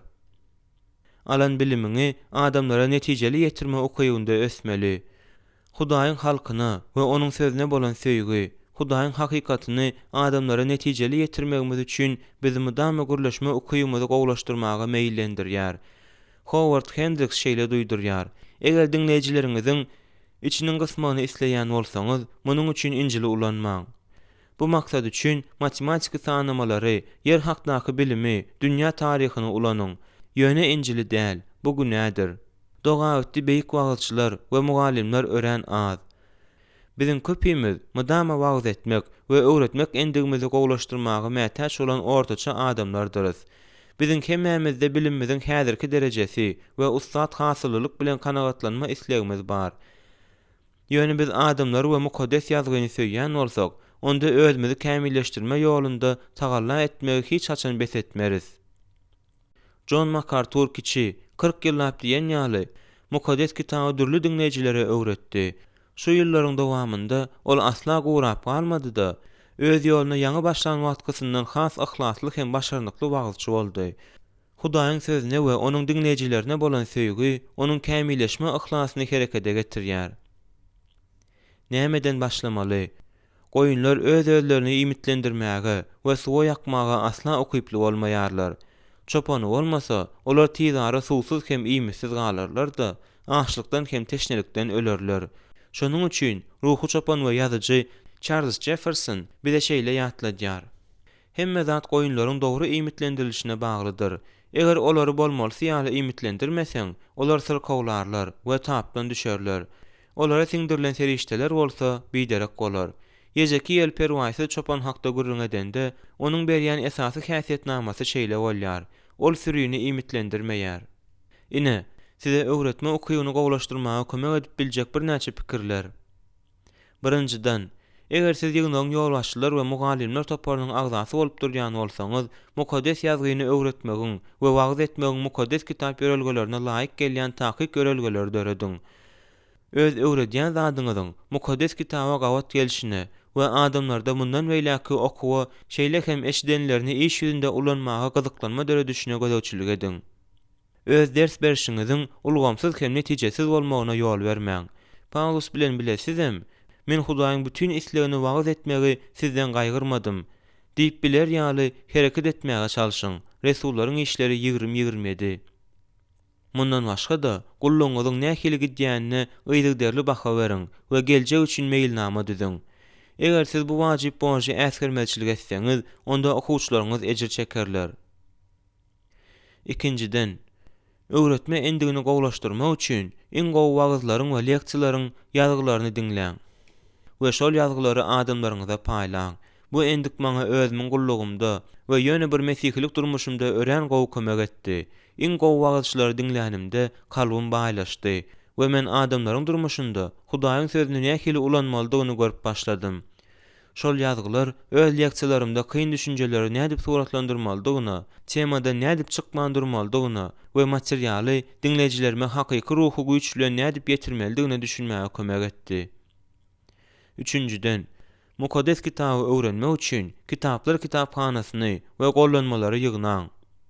Elbetde, iň esasy zat bu gowy mukaddes kitabyň bolmagydyr. Sebäbi ol siziň Hudaýyň halky üçin diýerlik suwuny alýan esasy çeşmäňizdir. Ýöne size gowja simfoniýa bilen mukaddes kitap sözlükleri, düşündirişler we başga da köp zatlar hem gerek bolýar. Gowja soraw jogap kompýuter programmalary hem bar. Mundan başga da köplenç mugut, peýdal materiallary internetden tap bolýar. Mundan başga da gulluňyzyň nähili gidýändigine ýygyderli baha beriň we geljek üçin meýilnama düzüň. Käwagt ruhy çopanlar diňewir imanlara däl-de eýsem ýolbaşçylyk we mugallimçilik işindäki kärdeşlerine de nesihat bermeli bolýarlar. Dördünciden, size özüňiziň lektorluk we wagtçylyk endiklerinizi gowlaşdyrmaga kömek etjek kitaplar hem başga materiallar bar. Mukaddes kitap kollejiňe ýa-da seminaryna jaň ediňde şol ýerdäki professorlardan maslahat soraň. eger mümkinçilik bar bolsa, onda retorika we praktik pedagogika kursuny geçiň. Hatda siz öz wagtynda mukaddes kitap mektebi ýa-da seminaryny tamamlanan bolsaňyz hem dinleýijilerinize hakykatda nädip has gowy ýetirmeligi baradaky täze pikirlere bolan talap sizde ýitip gitmeýär. Adamlar özleriniň wagtçylarynyň we mugallimläriniň ösýändiklerini görseler, bu olary ruhy ösüşe ruhlandyrar. 5-den öz-özüňizi dinleň. Hatda iň gowy lektorlarda da käwag ziýanly endikleri bolýar. Eger audio iň gowusy öz wagtlaryňyzyň video ýazgysyny dinleseňiz, onda dinleýijileri gaharlandyrýan endikleriňizden saplanyp, gürleşme endiňizi gowlaşdyrarsyňyz. Bu sizi tekebbirlik etmäge mejbur eder diýip beýinjalyk bolmaň. Ahir soňunda munyň ýaly işler gaýtam size agraslyk berer. Iň gowy wagtçylar hem özlerini kämilleşdirmäge mätäç bolýarlar. 6-dan siziň endiklerinize baha berip biljek özüňize ýakyn adam tapyň. Şonda şunun ýaly adamyň zalda oturanyny dinleýijilerinize aýtmak gerek däl. Sebäbi bu olaryň ünsüni siziň wagtyňyzdan ýa-da leksiýaňyzdan böler. Aýalym meniň iň gowy tanqyçylarymyň biri. Şeýle de bolsa, biz şu wagta çenlide bile ýaşap ýörüz. Iň soňunda, eger wagtçylar bilen mugallimler öz zähmetiniň miwe getirmegini isleýän bolsalar, onda olar söýgüden püre-pür bolmagy mätäçdirler. Charles Spurgeon şeýle diýär: "Biziň söýgüden püre-pür bolmalydygymyz göze görnüp dur. Köp wagtçylara özleriniň wagtlaryny söýgüden doldurmak kyn bolýar. Sebäbi öz tebigaty boýunça ol adamlar sowuk salak hem egoistdirler. Biziň hijimiz hem kämil däldiris. Ýöne käbirlerimize söýgü hassa ýetmeçilik edýär. Paulusyň sözleri bilen aýtsak, olar adamlaryň janynyň aladasyny ýürekden edip bilmeýärler. Hemmeleri aýratynam şonuň ýaly adamlara men şeýle diýärin. Öz rehimdarlygyňyzy 2 hisse artdyryň. Sebäbi şol duýgu bolmasa, siz jyňyrdaýan meýsiňiz ýa-da seslenýän kim barsyňyz. Söýgü bu güýçdür. Mukaddes ruh hem biziň söýgümiziň üstü bilen hereket edýär. Adamlary Mesih üçin söýüň. Iman köp zady edip bilýär. Ýöne aslynda diňe söýgü, Rebbin hatyrasyna bolan söýgümizi durmuşa ornaşdyrmaga kömek edýän guraldyr. Öz işimizi hem hyzmatyny edýän adamlarymyzy bütün ýürekden söýýänçä biz köp zada ýetip bilmejekdigimize men ynanýaryn.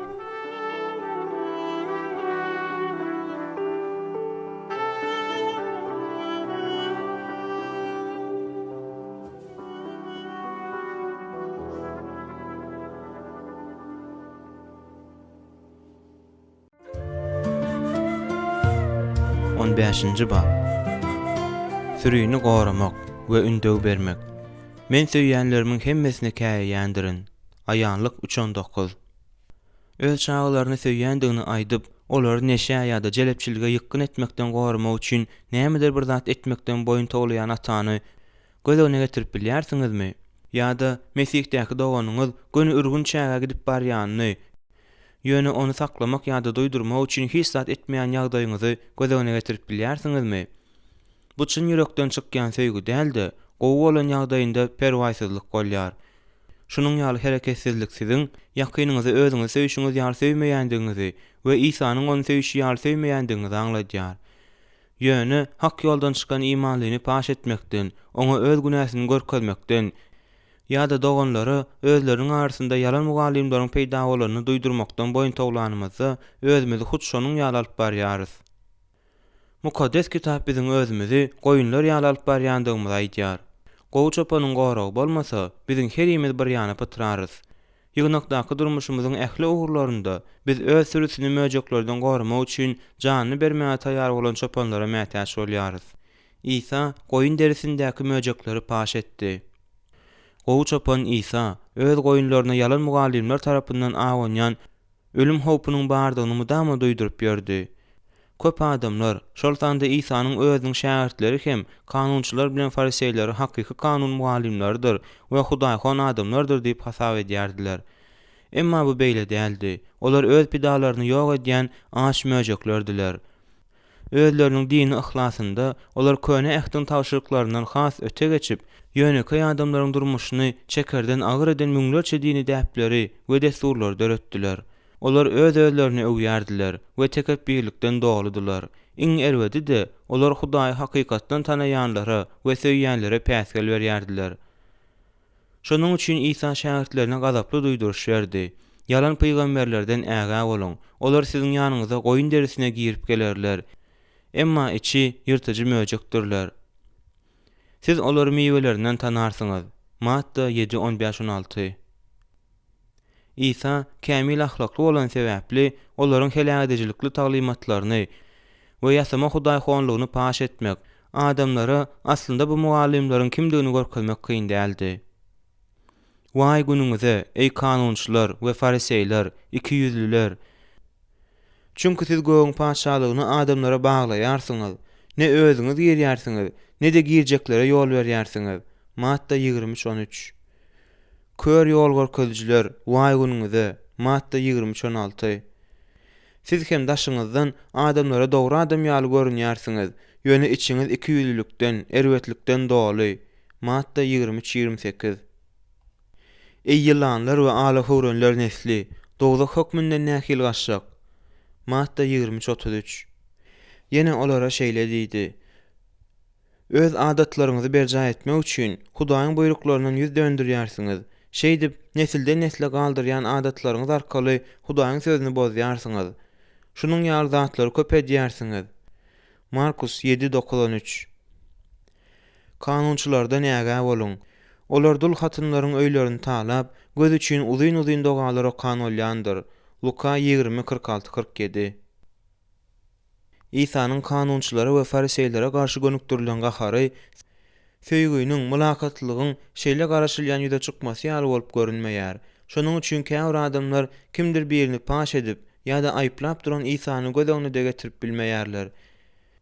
Ýöne şeýle bolan ýagdaýynda ol adamlar İsa'nyň kimdigine düşünmeýärler. Onuň kanunçylara hem fariseýlere gönükdirilen göni sözleri adyl Hudaýyň ýazgyrmasynyň aňladylmagydy. Mukaddes kitabyň Hudaýy, diňe bir söýgü Hudaýy bolman, eýse mukaddes gahar hem höküm Hudaýy hem bolup durýar. Hudaýyň söýgüsi näzik hem gaharly bolup biler. Rimliler 11:22. İsa parksyz, adamlardan daşlaşdyrylan peýgamber däldi. Ýerusalim halas bolmany almak üçin onuň ýanyna gelmekden ýüz öwrende ol aglady. Matta 22:37, Luka 19:41. Ol adamlaryň we olaryň ýolbaşçylarynyň imansyzlygyny görende gynandy. İsa adamlara howpyň barlygyny duýdurmak üçin öz janyna tewekkelçilik edýän hakyky peýgamber hem Hudaýyň mugallimy. Ol şäheri duşmandan goramak üçin zenzele turuzýan şäher diýwarynyň üstündäki garawl ýalydyr. Ol öz sürüsünden möjegi, ýolbarsy hem aýyny kowýan gaýdygysyz gorawçydyr. Sebäbi ol öz goýunlaryny söýýär. İsa men gowy çapandyryn. Gowy çapan goýunlar üçin janyny pida edýändir diýip oglan edýär. Yohanna 10:11. Ýygnak ýolbaşçylary we mugallimleri yalan mugallimleriň bardygyny öz sürüsine duýdurmakdan boýun towlanlarynda gaty gynandyrjy ýagdaýda özleriniň borçlaryna perwasyzlyk edýärler. Sürü üçin ölüm howply netijeleri alyp barýar.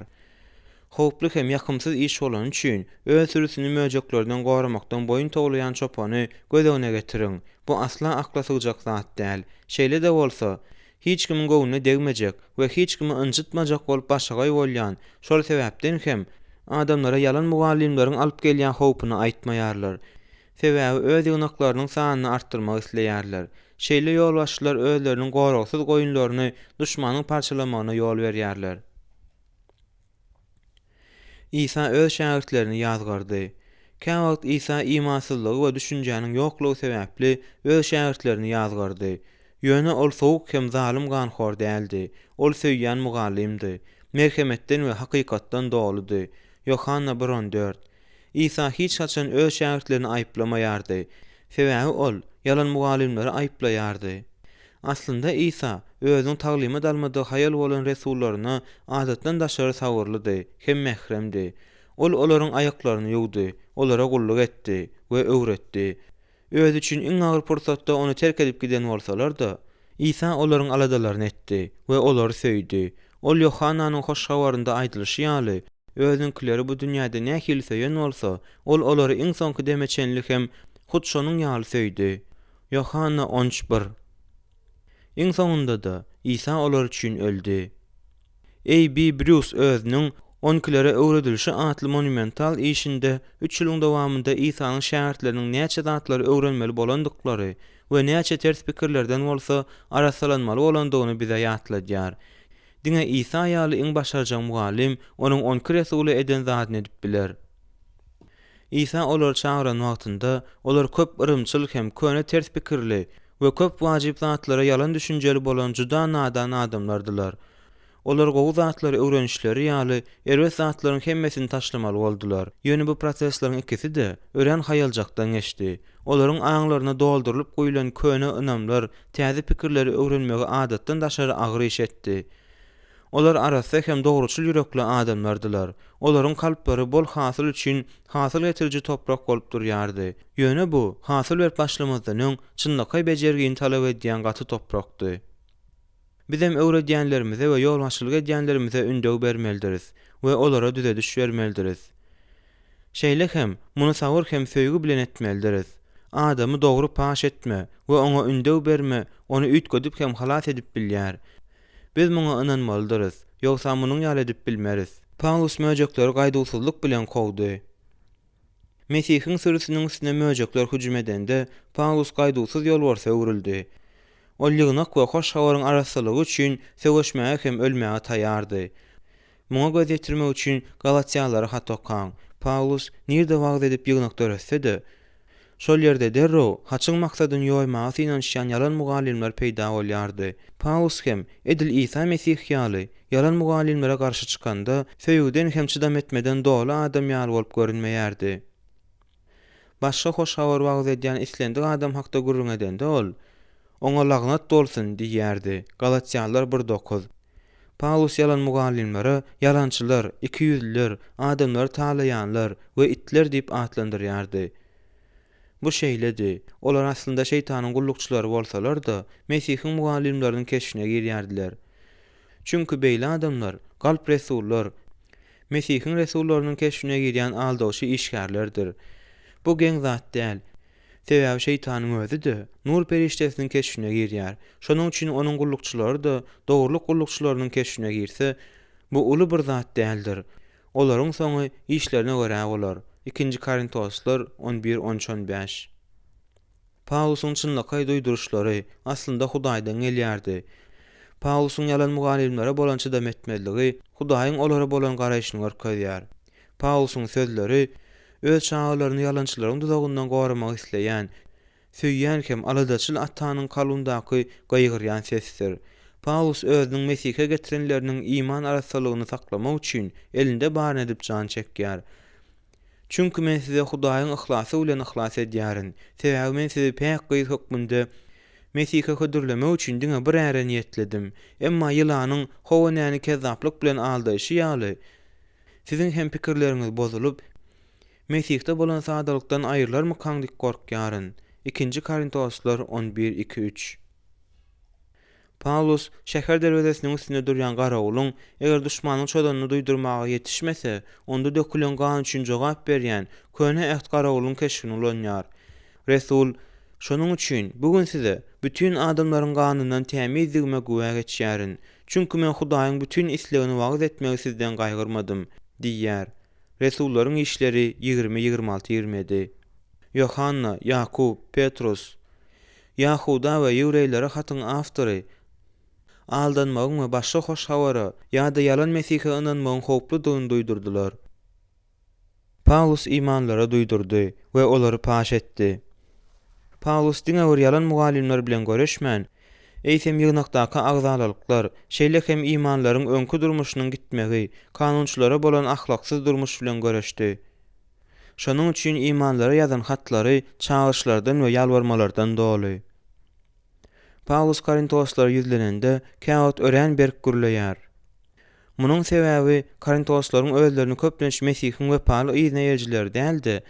Edil kanunçylar dünýäsyny degişli ýaly alyp barmagynda jemlenendi. Bu ýazgyrmalar we agyr duýduruş bermeler Paulusyň bu adamlara bolan söýgüsine garşy bolmaýardy. Olar şol söýgüniň netijeleridiler.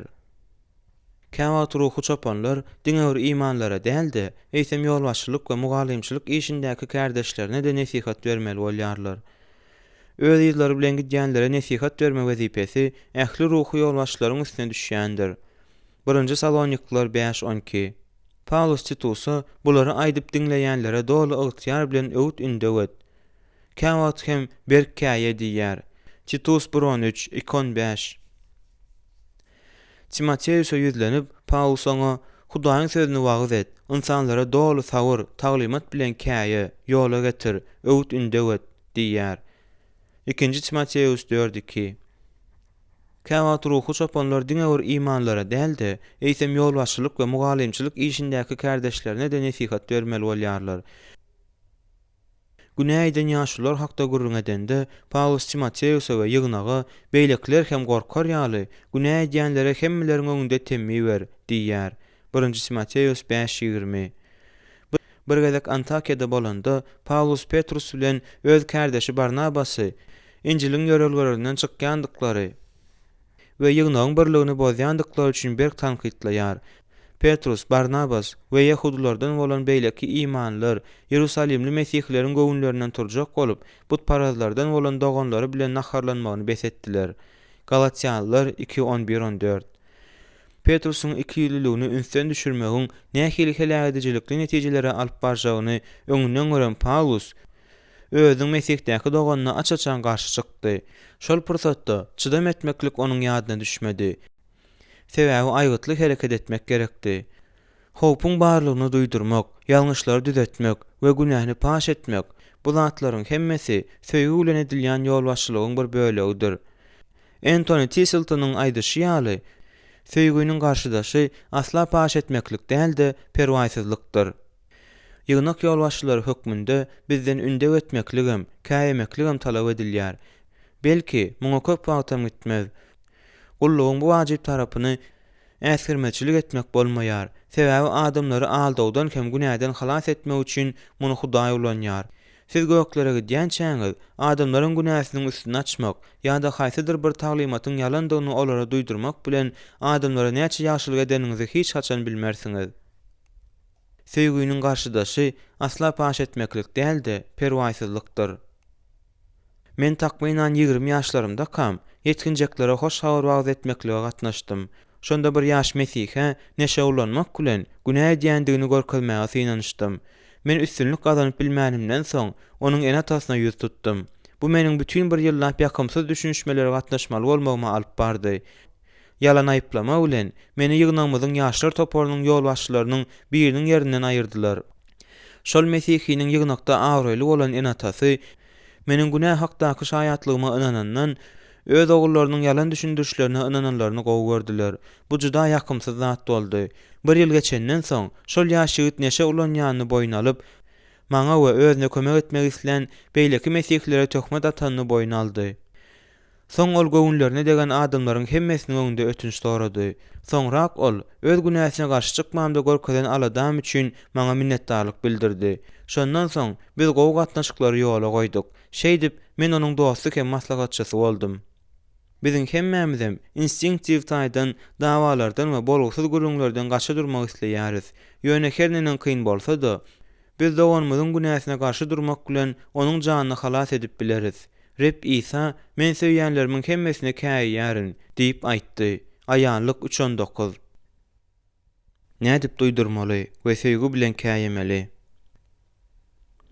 Biz kimdir birine käýejek bolanymyzda muny mukaddes ruhun kömegi arkaly akyldarlyk hem söýgü bilen etmelidiriz. Paulus tertibe salmak üçin özüniň hasasyny ulanmaga taýýar bolan bolsa-da, pesbälik hem pesgowunluk ruhu bilen hereket edenini gowy berýär. 1 Korintoslar 4:21. Ol adamlara pesgowunluk, sawyr hem söýgü bilen ýüzlenipdi. 2 Korintoslar 6:3-13, 11. We olara göz ýaşlary bilen duýdurdy. Resullaryň işleri 20:31. Ol öz ygtyýaryny ulanyp buyruk bermedi-de, adamlara imanda berkemäge kömek edip işledi. 2 Korintoslar 1:24. Paulusyň hatlary onuň ilçiligi hakda gurrun edýär. Hatda haýwat hem atmaklyga, diňe adamlara düşündirmegiň başga usuly galmadyk wagtynda geçýär. Ýöne hatda şonda da ol täze ähde tapmak mümkin bolan iň mähirli we söýgüden dolu sözlerini ulanyp özüni saklaýar. Ýygnak ýolbaşçylary bolan biziň duýduruşymyz we ýalňyşlary hem adamlarymyzyň nädorlyklaryny düze düşmez, tutuş missiýamyzyň üstünligini kesitleýär. Günäkärlara käýmeli bolanda, söýgü bilen etmesi zerur bolan, ören kynny şakda gurrun edýär. 1-nji Korintoslar 16-14. Söýgüsiz öwüt bermeklik, käýemeklik we düze düş bermeklik adamlaryň diňe gowuny agyrtýar. Ýöne söýgü bilen käýelse, onda onuň kabul edilme hem-de adamyň durmuşynyň gowuluga tarap üýtgemeginiň mümkinçiligi artýar. Şonuň üçin adamlara garşy durmanyň we olara käýemäniň indiki esasy ýörelgeleri hakda pikir ediň. Özüňize, aýratynam diliňize seredin. Ulakan mesihlik guramasynyň meşhur bir ýol başçysyndan öz işiniň näme dejemlenýändigini soraýarlar. Ol şonda adamlaryň işe bolan gatnaşygyny barlamak diýip jogap berýär. Onuň öz guramasyndaky adamlaryň işe bolan gatnaşygyny barlamalydygyny göz öňüne tutan bolsa-da, beren jogaby bize ýene bir zat öwredip biler.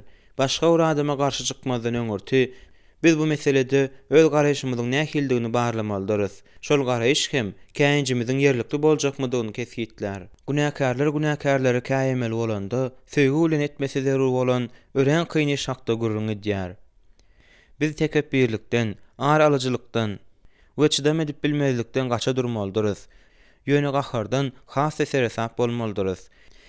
Eger siz gaharly bolsaňyz, hiç haçan adamlara nesihat bermäge, olara käýemäge synanşmaň. Gaharyňyz mukaddes ruhun gözewçiligi aslynda geçýänçä garaşyň. Galatiýalılar 5:15-23. William Arnott bu işte ören gowy maslahat berýär. Akyldar adamyň gaharyň güýçli hüjüm etmesini gurrunsyz duýup biler.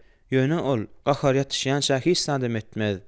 Eger egniňizdäki geýmiňiz ýansa, onda ýorgana dolanyp oda öçürjek bolarsyňyz. Edil şonuň ýaly. Eger ýüregiňiz gahar ýalyna gurşalan bolsa, siz ilki bilen şol oda öçürmelisiňiz. Diňe şondan soň siz hakyky pikir döredip we adalatlylyk bilen hereket edip bilersiňiz. Ýatda saklaň, söýgüniň gaharyny ýetirmek kyndyr. 1-nji Korintoslar 13:5. Eger gaharlansaňyz, onda erkedip bolmayan gaharyňyzyň içki duýgusyny çiğşirip, sizi meseleniň wajyplygyny ulatmaga mejbur etjegini we dawany pähimli çözmäge päsgel berjegini boýna almalysyňyz. Siz şonda az oýlanyp, özüňizi aklamaga köprek meýilli bolýarsyňyz. Mundan başga-da siz ýoğuz hereket edýärsiňiz. Howplar bilen bilelikde aşa güýçli çykyşyňyz adamy hemişelik daşlaşdyryp biler. Şonuň üçin mukaddes kitap şeýle diýär: gaharlanmakdan assa bolsun.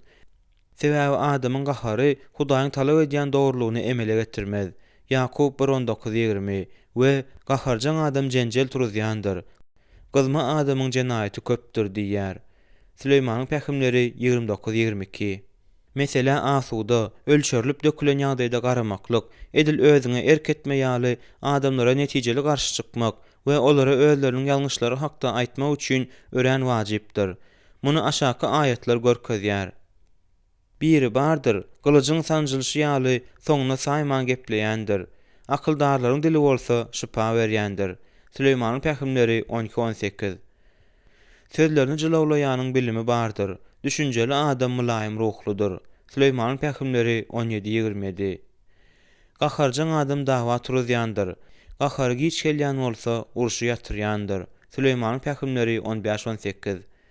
Gahary giç gelýän adamyň düşünjesi köpdür. Dar gursak bolsa akmaklygy beýgelýändir. Süleýmanyň pähimleri 14-29.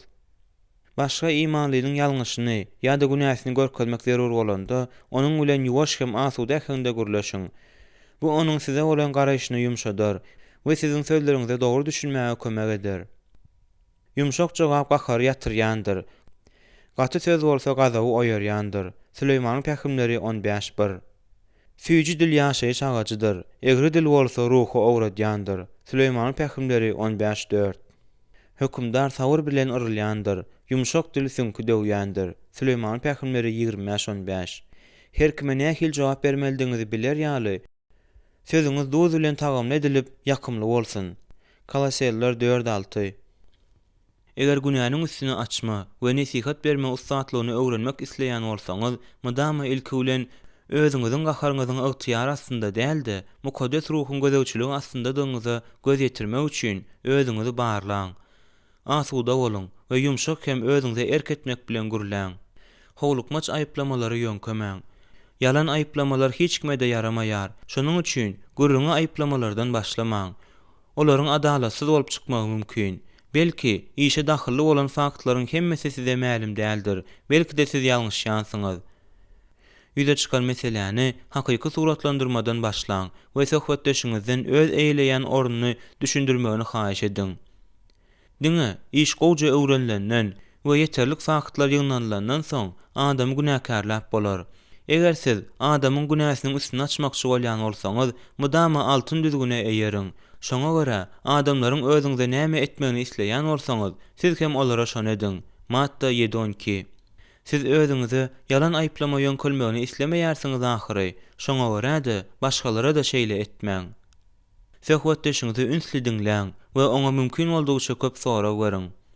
Mülakatly boluň. Beýleki tarapyň öz pikirini aýtmagyna ýol beriň we oňa özüňiz hakykatçy bolmaga çalyşýanyňyzy we ony diňlemäge taýýardygyňyzy görkeziň.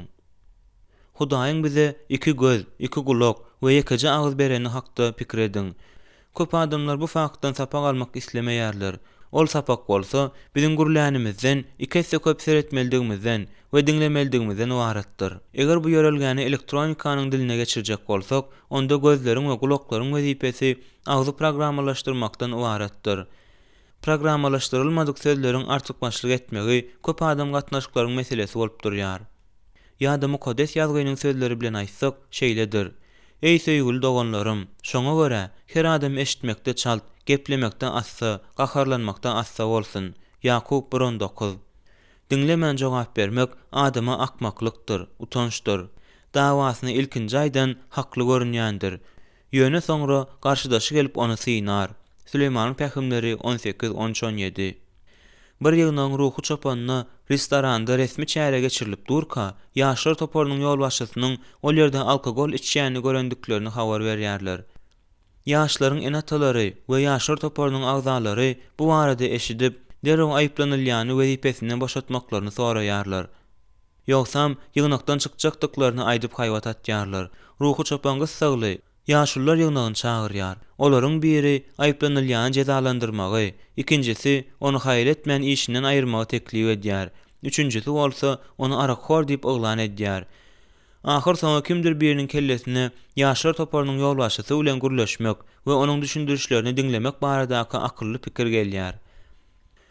Ýaşullar bu pikiri amala aşyranlarynda restoranda bolan wakany ruhu çopana gürrüňleren adamyň ýalňyşandygy anyklanyldy.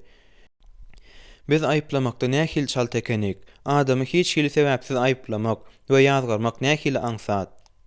Pikirleniň we meýilleşdiriň. Hereket edip başlamadyňyzdan öň pikirleniň. Adama ýalňyşyny ýa-da günäsini görkezeniňizde ulanjak sözleriňizi saýlaň. Gowy sözler adama akpata berýär. Efesler 4:29. Erwet sözler bolsa oňa ziýan ýetirýär. Dogry sözleriň şüpha berýändigini, näme dogry sözleriň bolsa edil pyçak ýaly kesýändigini aýdýar. Biri bardyr, gylyjyň sanjylşy ýaly soňuna saýman gepleýändir. Akyldarlaryň dili bolsa şüpha berýändir. Süleýmanyň pähimleri 12:18. Hoş sözler jana balýar süýji, süňklere şüphadyr. Süleýmanyň pähimleri 16:24. Ölüm we ýaşaýyş diliň ygtýaryndadyr. Dili söýýänler onuň miwesinden ýer. Süleýmanyň pähimleri 18:21. Her kime nähil jogap bermeldiňizi biler ýaly, sözüňiz duz bilen tagamly edilip ýakymly bolsun. Kolosiýalar 4:6. Mundan başga da şunuň ýaly söhbetdeşlikler üçin dogry wagt bilen dogry ýer saýlamaly. Keseki adamlaryň ýanynda ýazgarmak we käýemek bilen adamy kemsitmek bolmaýar. Söýgü ýakynyna hiç hil ýamanlyk etmez. Söýgü kanunyň belja edilmesidir. Rimliler 13:10. Adama öz ýalňyşyny görkezmek bilen onuň gowuna dedegmäň. Onu kemsitmäňem. Adamlar çykyp barýar kalar. Ýygnak binasynyň gapysynda durup, wagtça gaýryp gürlän tankytça meňzemäň. Munyň ýaly hereket töwerekdäkileri ank eder. Dogry, käm wagt adamlaryň arasynda hem şunuň ýaly görüňdeşlikler geçirmeli. Ýöne oňa ýörite taýýarlamak gerek. 1 Timoteus 5:20, Galatiýalılar 2:14.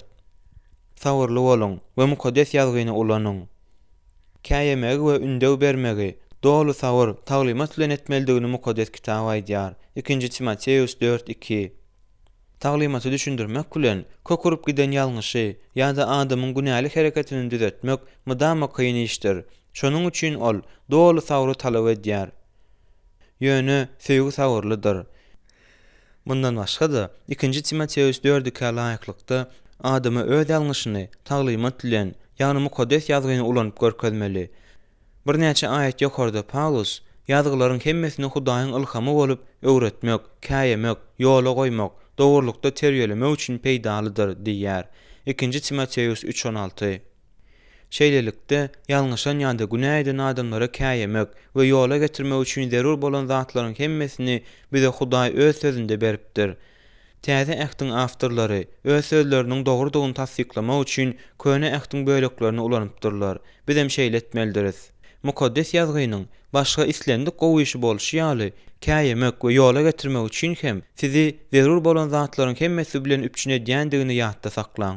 Mukaddes ýazgyny näçe gowy bilseňiz, adamlaryň ýalňyşlaryny we günälerini şonça da netijeli görkezip bilersiňiz. Men arakhorlara nesihat berýän bir adamy tanaýaryn. Ol öz işini alkogola ýykyn edýänler bilen bile mukaddes ýazgynyň serhoşluk hakda aýdýan zatlaryny jikmejik öwrenýär. Mundan başga da ol olara lukmançylyk faktlaryny da beýan edýär. Soňra ol şol adama Hudaýyň bu meseleni nähili garaýanyny görmäge kömek edýär we alkogoluň helak edicilikli täsirini açyp görkezýär. Onuň ol bedbatlary aýdýan zatlary öz pikirini beýan etmek däl, bu Hudaýyň pikiri. Mukaddes ýazgy onuň sözlerini tasdiklaýar. Şunun ýaly usulda esasy üns meniň tanşymyň nesihat berýän adamna däldi, Hudaýa we onuň sözüne berilýär. Hut şu usul başga da ziýanly endigi bolan we ölüm howply garaşlylygy bolan adamlary halas etmek üçin hem ulanylyp bilinär. Rehimli bolun. Vietnam uruşy eýmenç, paçygaly waka boldy. Ýöne ol gowy sapaklary berdi. Şonuň ýaly sapaklaryň biri ýesirlere darama usulunda jemlenendi. Amerikan goşunlary özlerine rehimlilik bilen garaljakdygyna söz berip, Vietnamlylary ýesirlige boýun almaklyga yrmagy öwrendiler. Vietnamlylara gowy iýmit, lukmançylyk kömegi, bilim, gowja iş we öz maşgalalaryna gowuşma mümkinçiliginiň beriljakdygyna söz berdiler. Bu programmanyň ady Çuhoýdy. Muny açyk gujoklar diýip arkaýyn terjime edip bolýar. Onuň maksady Vietnamlylary ýesirlige boýun bolmaga meýillendirmek däldi. Olaryň kommunistik ideologiýa bolan garaýşlaryny üýtgetmäge edilen synanşykdy. Bu programma jan koýarlara täsir edip bilmedik bolsa da, Demirgazyk Vietnamyň 200.000 eskeriniň durmuşyny dogrudan hem üýtgetdi. Olar bu sahlykdan we ýagşylykdan ören gorkdular. Sebäbi ahyr netijesinde ýagşylyk bombalardan has güýçlidir. Rebbin guly dawalaşmaly däldir. Hemmeleri mülakatly, öwretmäge okuýply, sagyrly bolmalydyr. Özüne garşy bolanlary ýumşaklyk bilen ýola getirmelidir. Hakykatyň bilimine ýeter ýaly, Hudaý olary belki bir towa ýoluny açar. Şeýdip olar aýrylyp, islegini ýerine ýetirmekleri üçin özlerini tutsak eden iblisiň duzagyndan gutular. 2-nji Timoteus 2:24-26. Adama günäsini görkezmek ýa-da ýola getirmek maksady bilen ýüzlenenimizde mülakatly bolmalydygymyzy täze ähd belleýär. Bu ýygnak agzalygyny dikeltmesi gerek bolan imanly adama hem degişlidir. Rehimdar bolmaklyk, zalim hem gaharjaň däldi, gowy, mehirli we geçirimli bolmagy aňladýar. Paulus Korintosdaky ýygnagyň meseleleri bilen göreşende Korintoslary kiçi göňüllülük, Mesihiň ýumşaklygy bilen käýedi, hem ýola getirdi. Ol ýalňyşan imanlygyny, ýumşaklyk ruhy bilen dogry ýola getirmeklerini Mesihlere ýalwaryp aýtdy. Galatiýalılar 6:1. Ol Timoteusa Rebbin gulunyň özüne garşy bolanlary ýumşaklyk bilen ýola getirmelidigini aýtdy. 2-nji Timoteus 2:24-25. Biziň öz gurundaşymyza rehimli bolmalydygymyzyň sebäbi rehimliligimiziň ýalňyşanlary ýola getirme we olar bilen gowy gatnaşyklary ýola goýma mümkinçiligini artdyrýandygyndadyr. Hudaý olara belki bir towa ýoluny açar. Şeýdip olar islegini ýerine ýetirmekleri üçin özlerini tutsak eden iblisiň duzagyndan gutular. 2-nji Timoteus 2:25-26. Hudaýyň adamy hukmynda Timoteusa sagyrlylyga, pesgönlülüge dyrjaşmak gerekdi. 1-nji Timoteus 6:11. Bu häsiýetler oňa dürli adamlar bilen gürleşmekde we her hili görnüşli dawalary çözmekde kömek etmelidir. Eger siz adamy öwüp hem ruhlandyryp bilmeýän bolsaňyz, onda oňa öz ýalňyşyny görkezip, kömek edip bilmersiňiz. Eger adamlara rehimdarlyk bilen hereket edip käýesek we ýola getirsek, onda olar bizi diňlärler we gowy tarapy hakykatdan ütgemeklige has açyk bolarlar. Eger adamlara rehimdarlyk bilen hereket edip käýesek we ýola getirsek, onda olar bizi diňlärler we gowy tarapy hakykatdan ütgemeklige has açyk bolarlar. Däp desturlary başga, dürli bolan adamlar bilen harçaňlaşmakdan gaça durmalydygyny talap edýän adamlar bilen has mülakatly bolmak zerur gerek. Ýazgarma bilen ruhlandyrmanyň arasyndaky balansy saklaň. Käýeme sözlerini ruhlandyrmak hem umyt sözleri bilen bile aýdyň. Paulus öz hatlarynda hut şeýle diýär. Ýazgarma sözlerine ol ruhlandyrma, goldaw we övgü sözlerini goşýar. Şu ýerde ýazyjy Paul Barnetyň Paulusyň gullugy hakda aýdynlaryny gaýtalasak bolýar. Gurrun düzetmesi gerek bolan agyr ýalňyşlyklar hakda barýar kada. Ruhlandyrma sözleri bilen hat ýazmaklyk gowandyrjy hili gullukdur. Ýygnagyň agyr günäden agzasyny ýygnakdan çykarma, soňra hem onuň hukuklaryny dikeltme bilen baglanşykly uly dawadan soň Paulus ahyr soňa olaryň dogry hereket etjegini iň başynda bilendigine ynandyrýar. Size biçak ynanýaryn, size biçak gowanýaryn. Men teselliden doly, muşakatymyz arasynda begencim çäksiz. Men her zatda size bil baglap biljegime begenýaryn. 2 Korintoslar 7:14-16.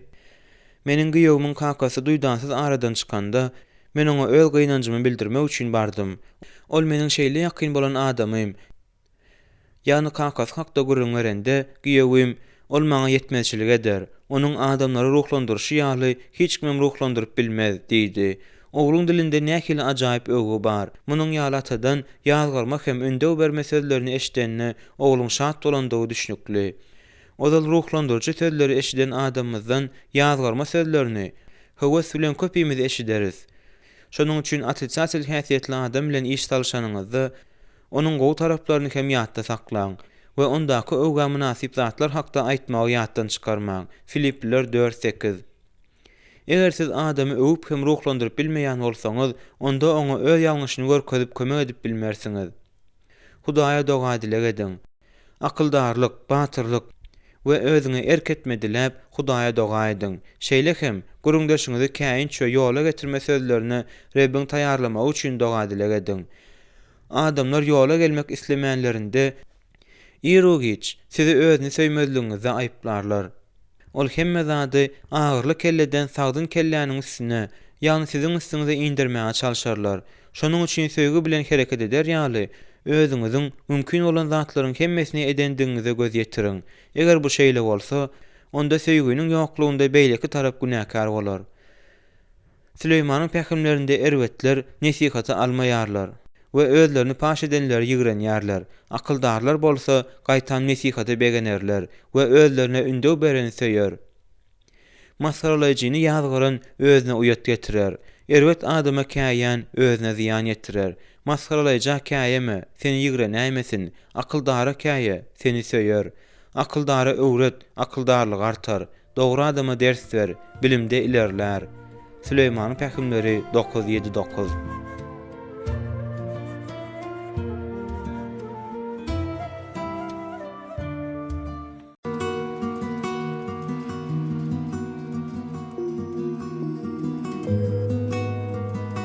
16-njy bab. Ýoldan çykanlary ýygnaga gaýtaryp getirmek. Çünki Reb söýýäni terbiýeleýändir, kabul eden perzendine temmi berýändir. Ýewreýler 12:6. Ýygnagyň bir agzasy özüniň öwýenesi bilen açaşan ýaşaşyp berdi. Ol gan atışdyrjylykda günäkärdi. Ýygnak agzalarynyň hemmesi de muny bilýärdiler. Hemmesinden beterem, bu bir näçe imanlılardan başga hiç kimi beýinjal etmeýärdi. Şunun ýaly günäli jinsy gatnaşyklary Ýehudi däplerinde bolşýaly, Rim däplerde inkar edýärdi. Emma ýygnak bu meseleniň özüne daxyly ýok ýaly oňa perwasyz seretdi we hiç kili üns bermedi. Ýygnak Hudaýyň wadathanasy we Mesihiň teni bolsa-da, ol bu eýmenç güne arkaýyn garady. Siz bu taryhy 1 Korintoslaryň 5-nji babynda okap bilersiňiz. Korintosdaky ýygnagy esaslandyrjy bolan Paulus gowşak ýolbaşçy däldi. Bu ýygnagyň nähili çödüljegine garaşy oturmagyň deregine ol Korintoslary şo wada hereket etmeklige çağırdy we munyň ýaly erwet günäýden dogany ret etmeligini düşündirdi. Siz bolsa bu işi eden araňyzdan aýrylar ýaly ýas tutman gaýtam gawarýarsyňyz. 1 Korintoslar 5:2. Teni helak bolup ruhy rep Isanyň gününde gutular ýaly bu adamy şeytana tawşyryň. 1 Korintoslar 5:5. Köne hamir maýany aýyryň. 1 Korintoslar 5:7. Ýöne men size dogan diýilýäniň biri ahlaksyz bolsa, onuň bilen gatnaşmazlygy, beýle adam bilen nahar iýmezligi ýazýaryn. 1 Korintoslar 5:11. Siz azygyny öz araňyzdan çykaryň. 1 Korintoslar 5:13. Garşydaşlyk ýaly bolup görünýän zat. Bugun köp adamlary tolgundurýan soraw şu aşakda jemlenendir. Paulus nädip, günäýden üçin beýle gazaply jazany talap edip, şol bir wagtyň özünde de çeper söýüş sözlerini ulanyp bildike. 1 Korintoslar 13-nji bab. Eýsem Paulus, "Oý hemme zat sizde söýgü bilen bolsun" diýmeýärmi? 1 Korintoslar 16-14. Eýsem ol söýgüniň sawur edýänini we hemme zada dözgelýänini aýtmaýarmy? 1 Korintoslar 13-4-7. Garşydaşlyk ýaly bolup görünýän bu mesele ýöneköý çödülýär. Söýgü mehirli de, gazaply da bolup biler. Mesihlik söýgüsi hereket edilmegini, şol sanda ýygnagyň günäýden azasyny we bütün ýygnagy halas etmek üçin agyrly hereketler hem etmegi talap edýär. Mukaddes kitap çünkürep söýýäni terbiýeleýändir, kabul eden perzendine temmi berýändir diýýär. Ýüreýler 12:6. Hemme zada perwasyz bolan Laodikedaky ýygnagy ýüzlenende İsa, "Men söýýänlerimin hemmesine käýäp terbiýe berýärin" diýip duýdurýar. Aýanlyk 3:19. Rep öz halkyny söýýär, şonuň üçin kä wagt onu gazaply jazalandyrýar. Mesihlik söýgüsi hereket edilmegini, şol sanda ýygnagyň günäýden agzasyny we bütün ýygnagy halas etmek üçin agyrly hereketler hem etmegi talap edýär. Söýgü bu diňe bir bagtly ýylgyryş bilen ýakymly sözler däldir. Söýgüniň esasy synagy paş edilme testi bolup durýar. Siz günäge garşy durup, özümize perwasyz bolmadyklary tertibe çağırmaga taýýarmy? Günäge watan erkek ýa-da aýal dogana nesihat bermekden kyn zat ýokdur. Bu ezýetli, kyn, tapdan düşürüji, köplen şowsuz we ýygnag üçin howply işdir. Ine näme üçin köp ýygnaklaryň ýolbaşçylary öz ýygnagynyň günäýden agzalaryny terbiýeleýiji çäreleri görmekden gaçy durýan ekenler. Ýöne bu söýgü däldir. Bu bary ýa batyrlygyň ýoklugydyr. We towa gelmedik imanlary jazalandyrma düzgünni berkiden Reb İsa Mesih'e tawin bolmazlykdyr. Olara da gulak asmak islemese, onda ýygnaga aýt. Oňa da gulak asmak islemese, goý ol seniň üçin bir but paraz ýa-da salgyçy bolsun. Size dogrusyny aýdýaryn. Yer ýüzünde daňan zadyňyz gökde de daňylgy bolar. Yer ýüzünde çölen zadyňyz gökde de çödülgi bolar. Matta 18:17-18. Söýgü jazalandyrýar. Söýgü barada iň beýik zatlar aýdan we ol hakda hemme zatdan köp ýazan Resuluň ýygnakdaky tertibe de beýleklerden köp üns berýändigi bellärlikli zatdyr. Efesdaky ýygnaga ýalan mugallimleriň täsiri astyna düşme howpa oňardy. Onu halas etmek üçin Paulus bulaşyklygy başlan iki adamy, Imeneus we İskenderi jazalandyrýar. Paulus bu hakda Timoteus'a ýazýar. Men Hudaýa dil ýetirmezligi öwrensinler diýip olary şeytana tawşyrdym. 1 Timoteus 1:20. Paulus Titus'a we Kritdaky ýygnagy nesihat berýär. Ara bölünşik salýan adamdan birinji we ikinji ündöwden soň gaçydyr. Titus 3:10. Paulus şoňa meňzeş sözleri Rimdäki mesihlere de aýdýar. Ey doganlar, öwrenen taglimatyňyza garşy gidip, bölünme we böwütlere sebäp bolýanlardan äga bolmagy sizden haýyş edýärin. Olardan daşda duruň. Rimliler 16:17. Korintoslara 1-nji hatda Paulus olardan günäsinden el çekmeýän ýygnak agzalary bilen gatyşygy bes etmegi talap edýän endigini olara ýatladýar. Emma Korintoslar Paulus'a üns bermeýärler. Şonuň üçin olara ýene hat ýazýar. Ýöne men size dogan diýilýäniň biri ahlaksyz bolsa, onuň bilen gatnaşmazlygy, beýle adam bilen nahar hem iýmezligi ýazýaryn diýýär. 1 Korintoslar 5:11. Salonikdaky imanlaryň käbirleri ýatladylar. Olar özlerini eklemek üçin işlemek islemeýärdiler-de, beýleki ýygnagy agzalarynyň pul alanyny gowy görýärdiler. Paulus şol adamlary jedalandyrmagy ýygnagy buýurýar. Ýygnagyň geljegi we Mesih baradaky dünýä edilmeli şaýatlyk şu soraga baglydy. Doganlar, bizden alan taglimatyňyza uymaýan, boş gezýän her bir dogandan daş durmagy size buýurýarys. Kim bu hatda aýdynlarymyza gulak asmasa, onu belge alyň. Onuň bilen gatnaşyk etmän utandyryň. Onu düşman hökmünde görmän, ýöne urdagan hökmünde oňa öwüt beriň. 2 Salonikliler 3-nji bab 6-14-15 aýat. Korintoslara 2-nji hatda Paulus gaýta-gaýta özüniň imanlara bolan söýgüsi, ýöne günäli hereketleri üçin olary jedalandyryjagyny aýdyp, haýwat atmaly bolýandygyny aýdýar. Her gün boyun almazlygy jedalandyrmaga taýýardyrys. 2 Korintoslar 16. Men ikinji gezek ýanyňyzda kam, öňünden aýdyşym ýaly, ozaldan günä edenlere, hem de beýlekleriň baryny öňünden ýazýaryn. Ýene ýanyňyza baraýsam, gaýgyrmaryn. 2 Korintoslar 13:2. Şeýle de bolsa, ýygnak agzalaryny jedalandyrma meselesi Paulus begendirmeýärdi. Olaryň özleriniň ýazgyrmagyny we ýola salmagyny isleýärdi. Şonuň üçin Paulus olary towa etmekligi we ikinji gezek özü barmazyndan öň ýola gelmeklige çagyrýar. Rebbim maňa ýykmak üçin däldi, awatlamak üçin beren ygtyýary boýunça özüm barkam size gaty tutmaýyn diýip, bu zatlary araňyzda ýok kam ýazýaryn. 2 Korintoslar 13:10. Eger Paulus Korintoslar söýmedik bolsa, onda olardan daşlaşardy we olary öz günäsi içinde gark bolma mümkinçiligini bererdi. Ýöne beýletmeň deregine ol aýgytlyk hereket edýär. Ol duýdurýar, ýazýar, baryp görýär, hatda özüni peseldýärim. 2 Korintoslar 5:10, 12:21. Mesihiniň 200'li bolmadyk gullugy şunuň ýaly bolýandyr. 2 Korintoslar 6:6. Söýgü towa gelen adam bilen gatnaşyklary ýola goýmaga dyrjaşyp hereket edýär. Hakyky söýgü diňe jedalandyrman, eýsem günäsine towa edeni iýne de kabul edýär. Täze ähtiň bu temadaky esasy bölegi bu 2 Korintoslarda towa getiren jedalandyrmany we ondan soňky gatnaşyklary ýola goýmanyň mysalyny görýän ýerimizdir. Bu epizod Hudaýyň iň beýik gullukçylarynyň biriniň ýüregine seretmäge mümkinçilik berýär. Paulusyň duýan gaýgysy hem kalbyndaky agyrsy, ýygnagyň gulak asmazlygynyň we günäsiniň netijesidir. Bu söýýän ýolbaşçynyň günä eden agzasyny jedalandyrma we gatnaşyklary dikeltme işlerine dende töleýän tölegidir. Ine bir tarih. Paulus Korintoslara 1-nji hatyny ýazandan soň, ýygnakdaky ýagdaýyň erwetleşmegi dowam etdirýändigi hakdaky habar alýar. Muny bilenden soň, ol şol wagtlar ýaşap ýören ýeri bolan Efesden Korintosga gysgadyk ruhy çapançylyk saparyny edýär. Ýöne bu sapar pajagal boldy. Mukaddes kitaby öwrenijler muny gynandyrjy tapar diýip atlandyrýarlar.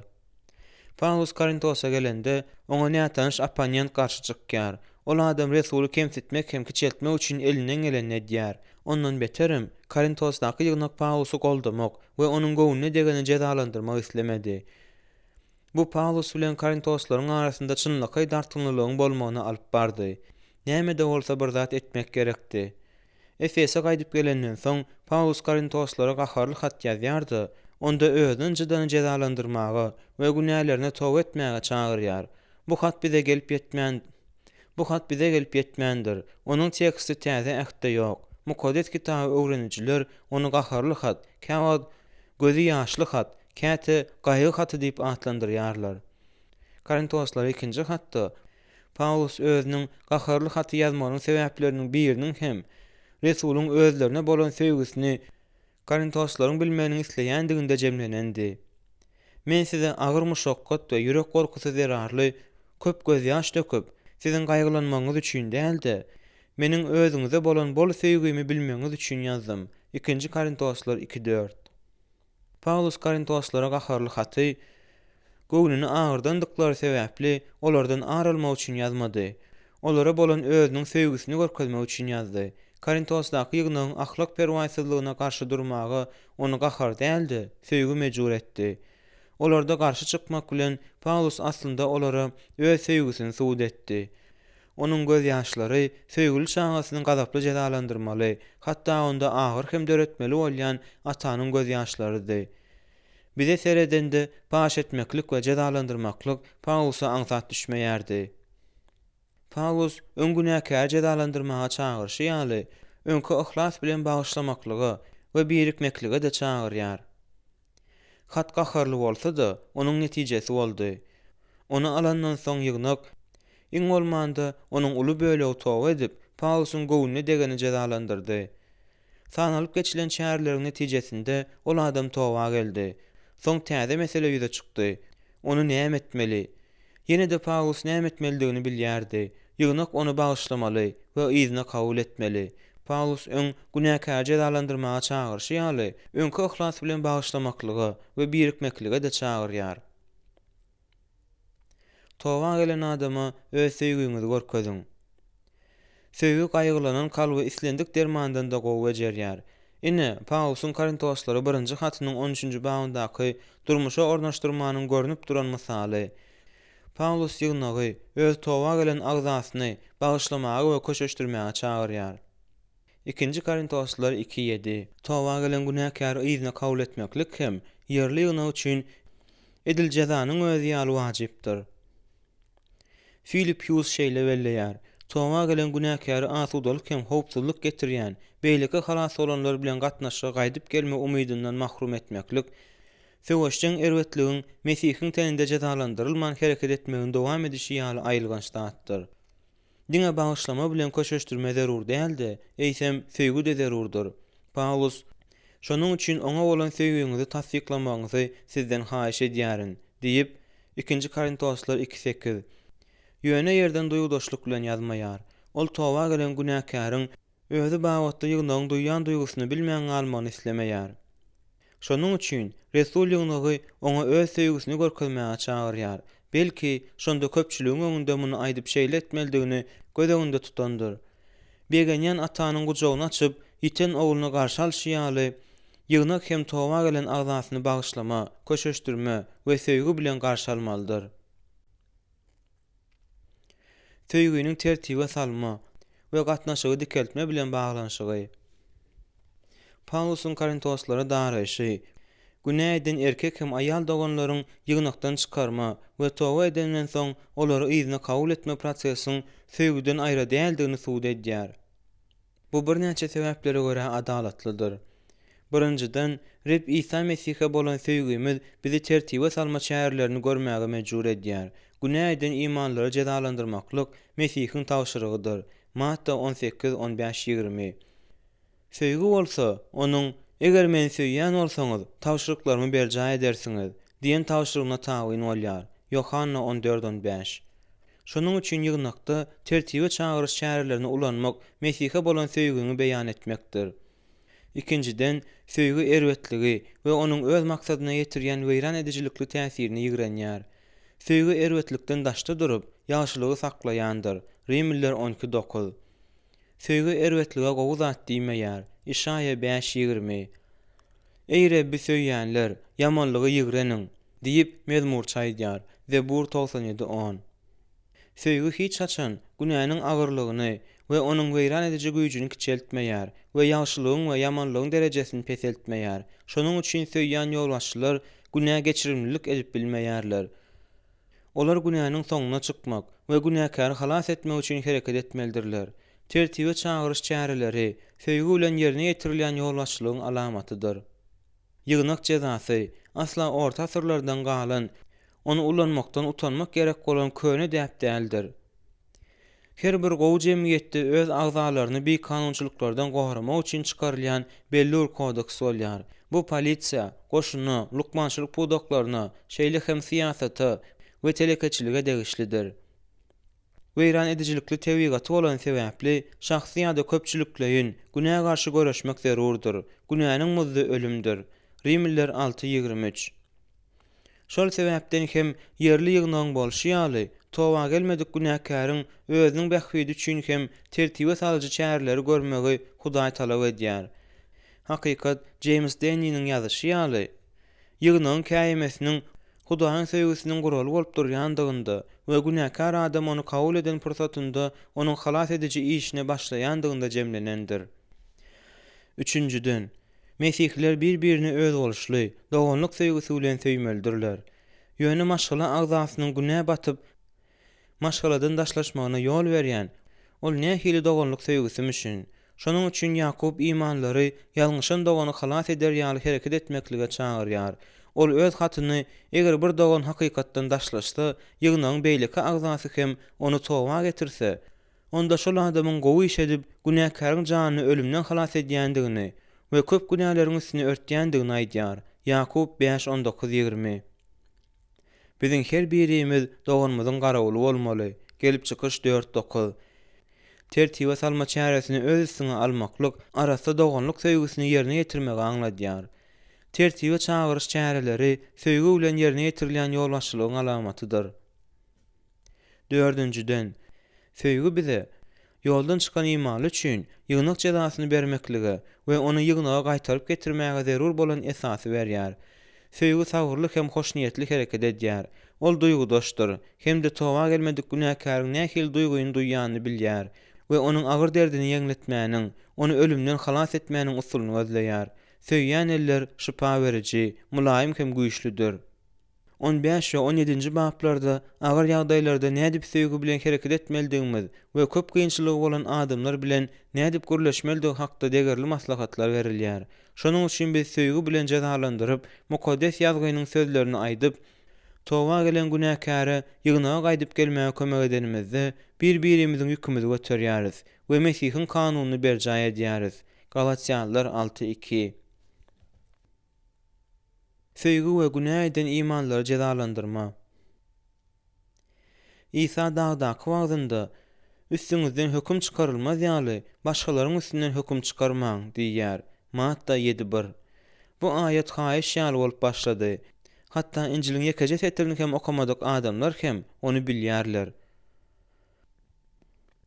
Olaryň pikiriçe, bu aýat İsa'nyň edeplik muallimi bolandygyny, onuň hiç kime höküm etmändigini hem de ýazgyrmandygyny aňladýar. Gynansak da, hatta imanlaryň hem käbirleri bu aýada nädor düşünýärler we durmuşa nädor ornaşdyrýarlar.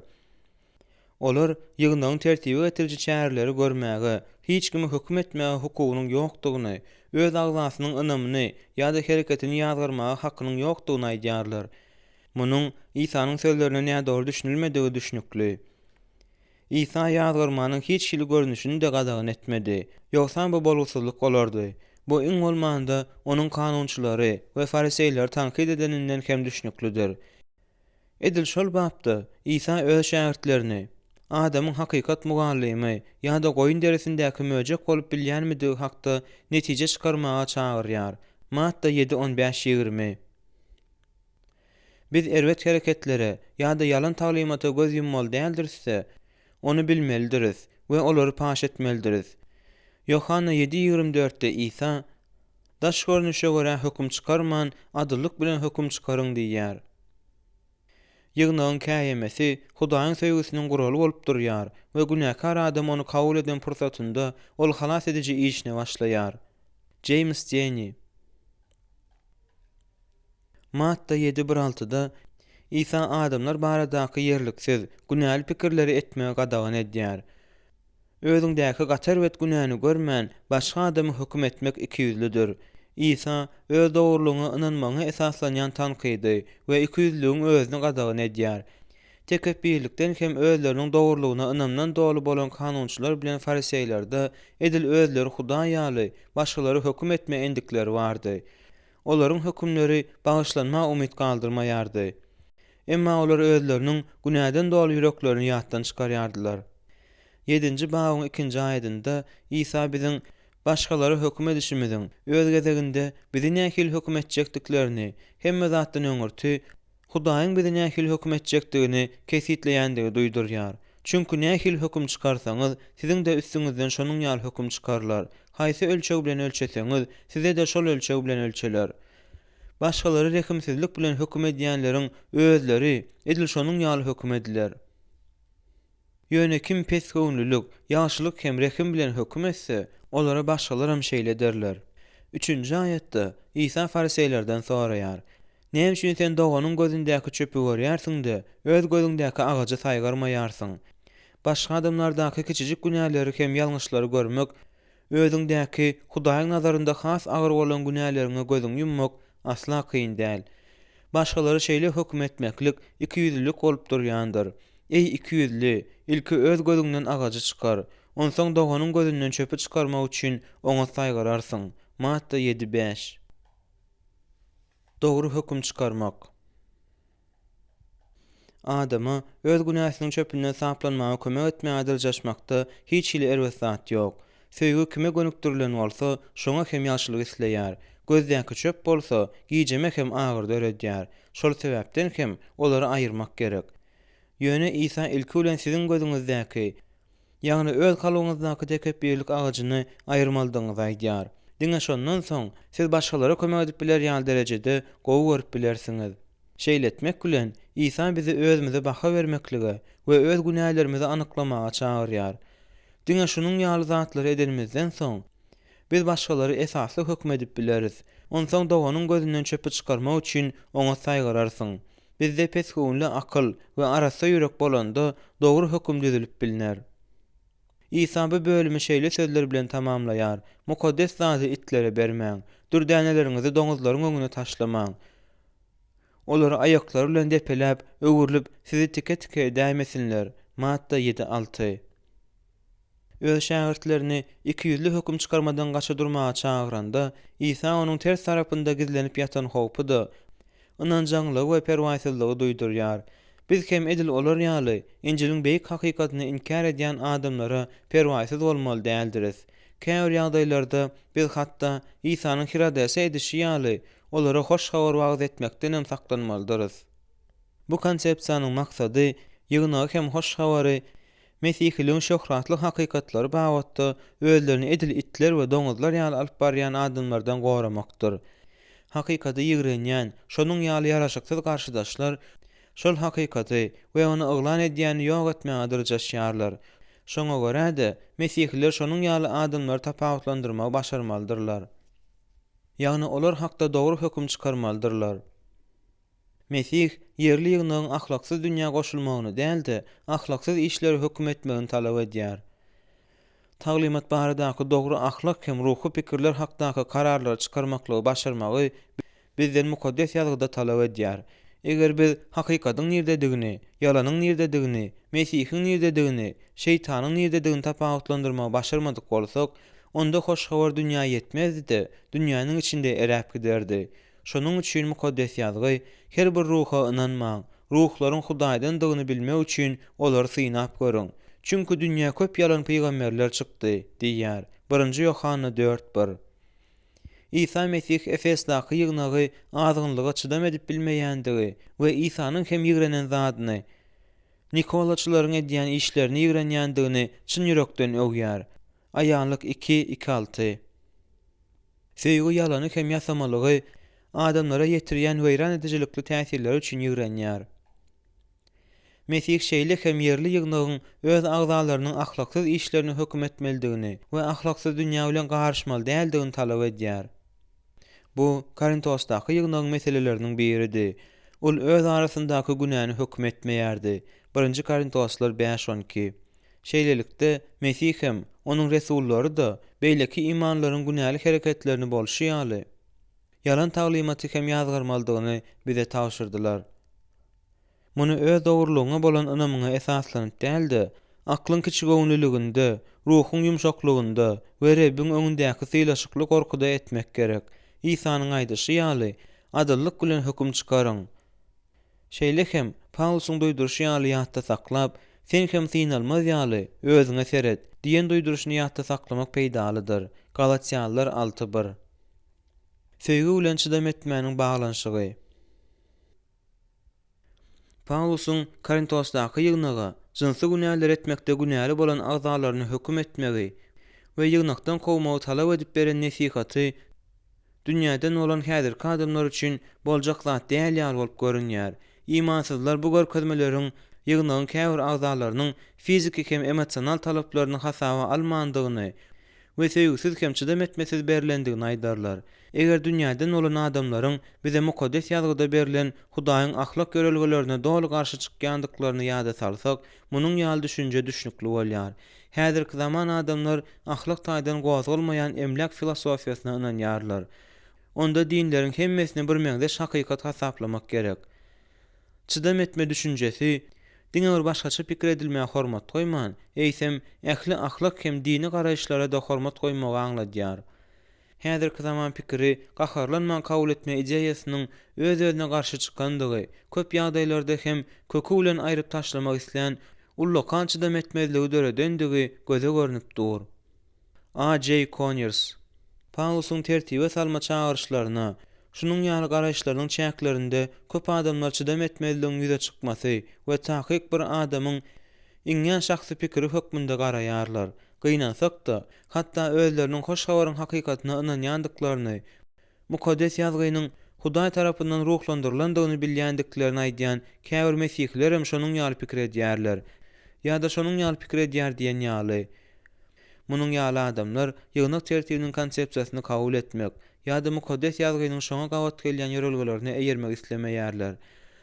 Adamlaryň köpüsiniň Hudaý hem mukaddes ýazgyny inkar edýän dünýäsinde ýaşaýan we ahlak taýdan gozulmaýan emlak filosofiýasyny saklaýan mesihler üçin hakyky çydam etmäniň we söýgüniň nämedigini, olary Hudaýyň nähili kesgitleýändigini düşünmek üçin ýekeje umyt bar.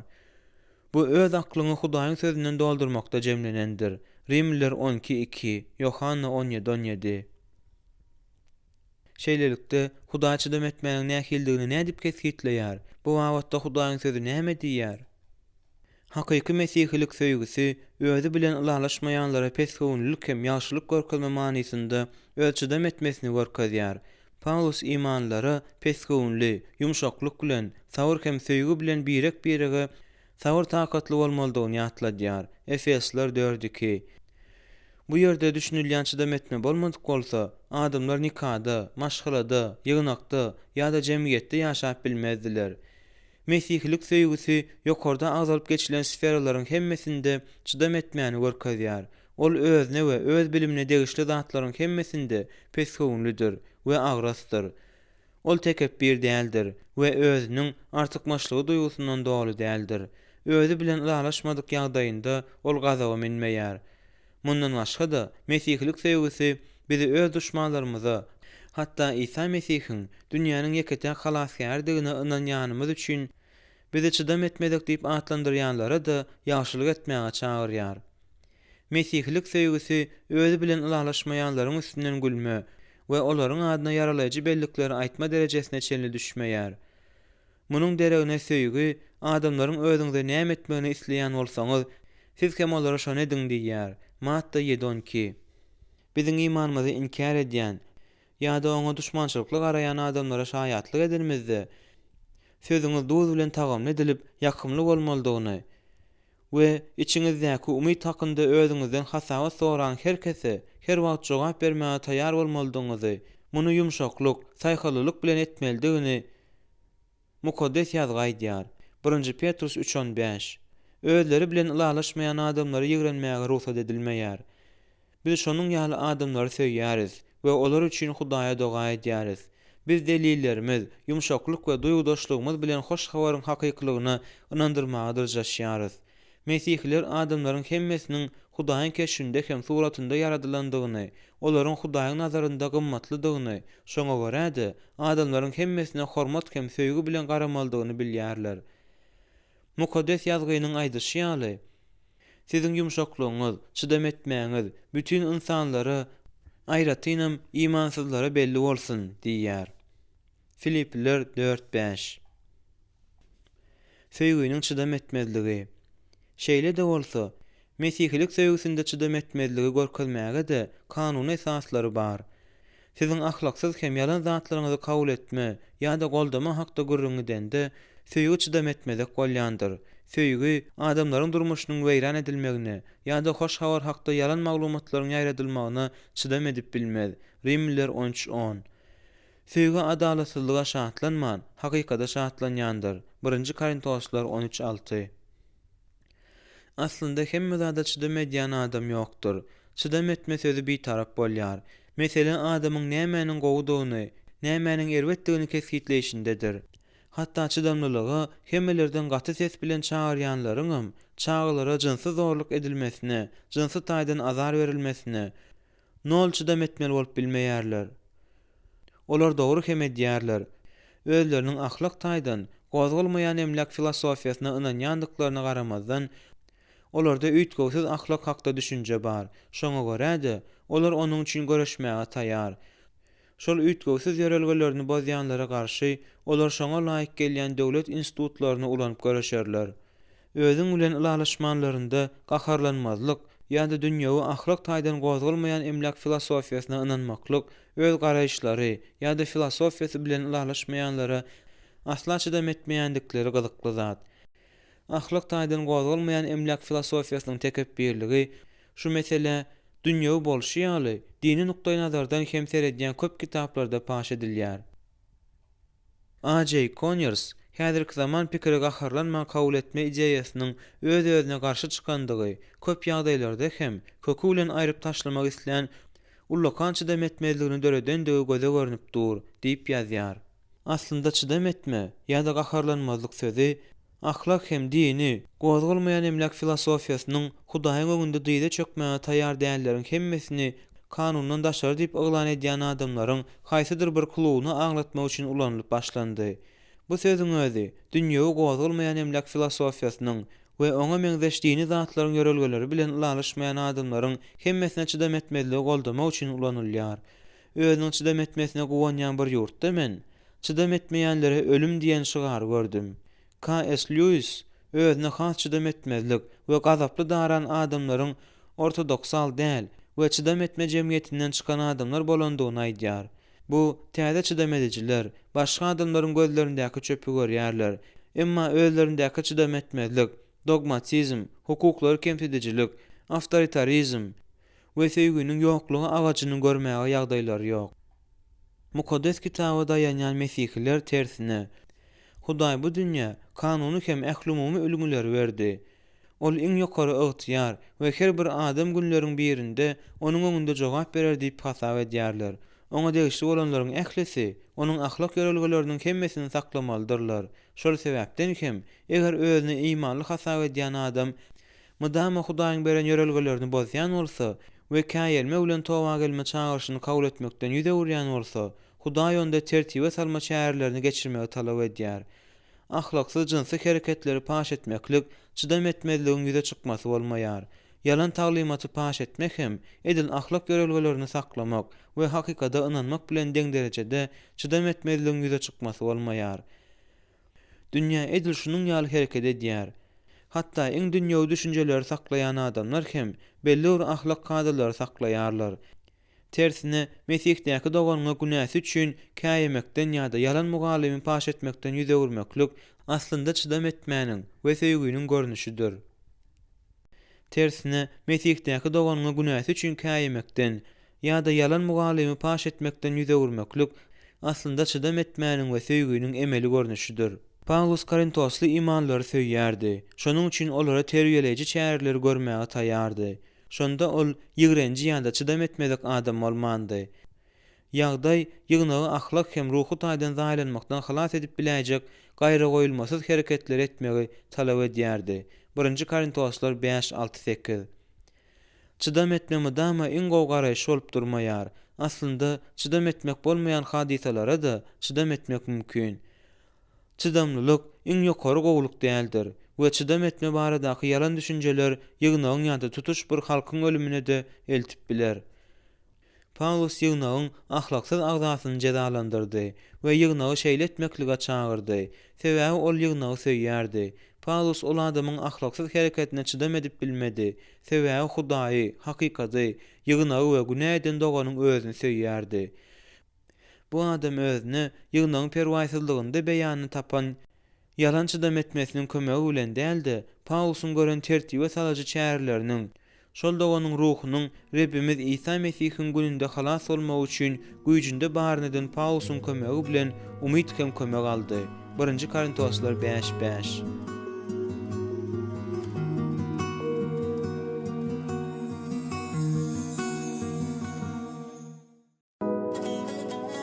17-nji bab. Has beýik ýoldan peýdalanyp dawalary çözmek. Söýgü köp günäleri basyrýandyr. 1 Petrus 4:8. Mukaddes kitapda ilkinji güne adam bilen how kulak asmazlyk edenden soň agzalýar. Bu kawulun öz ogany kawuly öldürmesidir. Şondan bäri adamlar bir-birini öldürmek beseden oklar. Günäniň dünýä girmeginiň iň eýmenç netijeleriniň biri hem adamlaryň uruşlarydyr. Biziň bütün taryhymyz bulagaýlyklar hem uruşlar taryhydyr. Gynansak da bu sözler Hudaýyň halky bagatda hem adalatlydyr. Has beteri de biziň agzalylyklarymyz bilen ulalaşmazlyklarymyz madama ortodoksal taglimatyň ortodoksal däl taglimaty ýa-da liberal garaýşlaryň konserwatiw garaýşlara garşy bolmasy ýaly esasy meseleler sebäpli bolup geçmeýär. Hoşgabar ýygnaklary taglimatyň düýpli soraglarynyň 95% bilen ulalaşýar. Düýünden ähmiýetsiz zatlar üçin uruşmagy we bölünişmäge taýýar bolýarlar. Ýewrey filosofy Benedict Spinoza Mesihliler we olaryň arasyndaky agzalyklar hakda şeýle belläp geçýär. Mesihlik ynamynyň ýagny söýgüni, şatlygy, parahatlygy, özüne erketmäni we hemmelere ynanmany wagt edýän ynama iman edýändikleri bilen öwünýän adamlaryň hemmelerden köp öz aralarynda jedelleşýändiklerine, her gün bir-birine iň gazaply ýigrenji görkezýändiklerine köp haýran galýardym. Şonuň üçin her bir adamyň imanyny gowy işler boýunça tananyňdan edýän hereketleri boýunça tananyň aňsat bolýar. Şeytanyň ýygnagy gowşatmak we ýykmak üçin edýän has täsirli hereketleriniň biri bu ýygnagyň içinde dawalary hem jedelleri döretmekdir. Yerli ýygnaklar üçin bu ýaşaýyş hem ölüm meselesidir. Şonuň üçin ýygnak ýolbaşçysy hökmünde sizdiň öwür köp dawalara duş gelmeli bolman, eýsem olary mukaddes kitabyň parahatlyk dörediji ýörelgelerine laýyklykda ýola getirmeli hem bolýarsyňyz. Dawaly ýagdaýlarda söýgü özüni nähili alyp barýar? Mesihlilerin bir-biri bilen ulalaşmazlygynda ýa-da özüniň mamladygyny bir-birine düşündirjek bolmasynda hiç hili erwet zat ýok.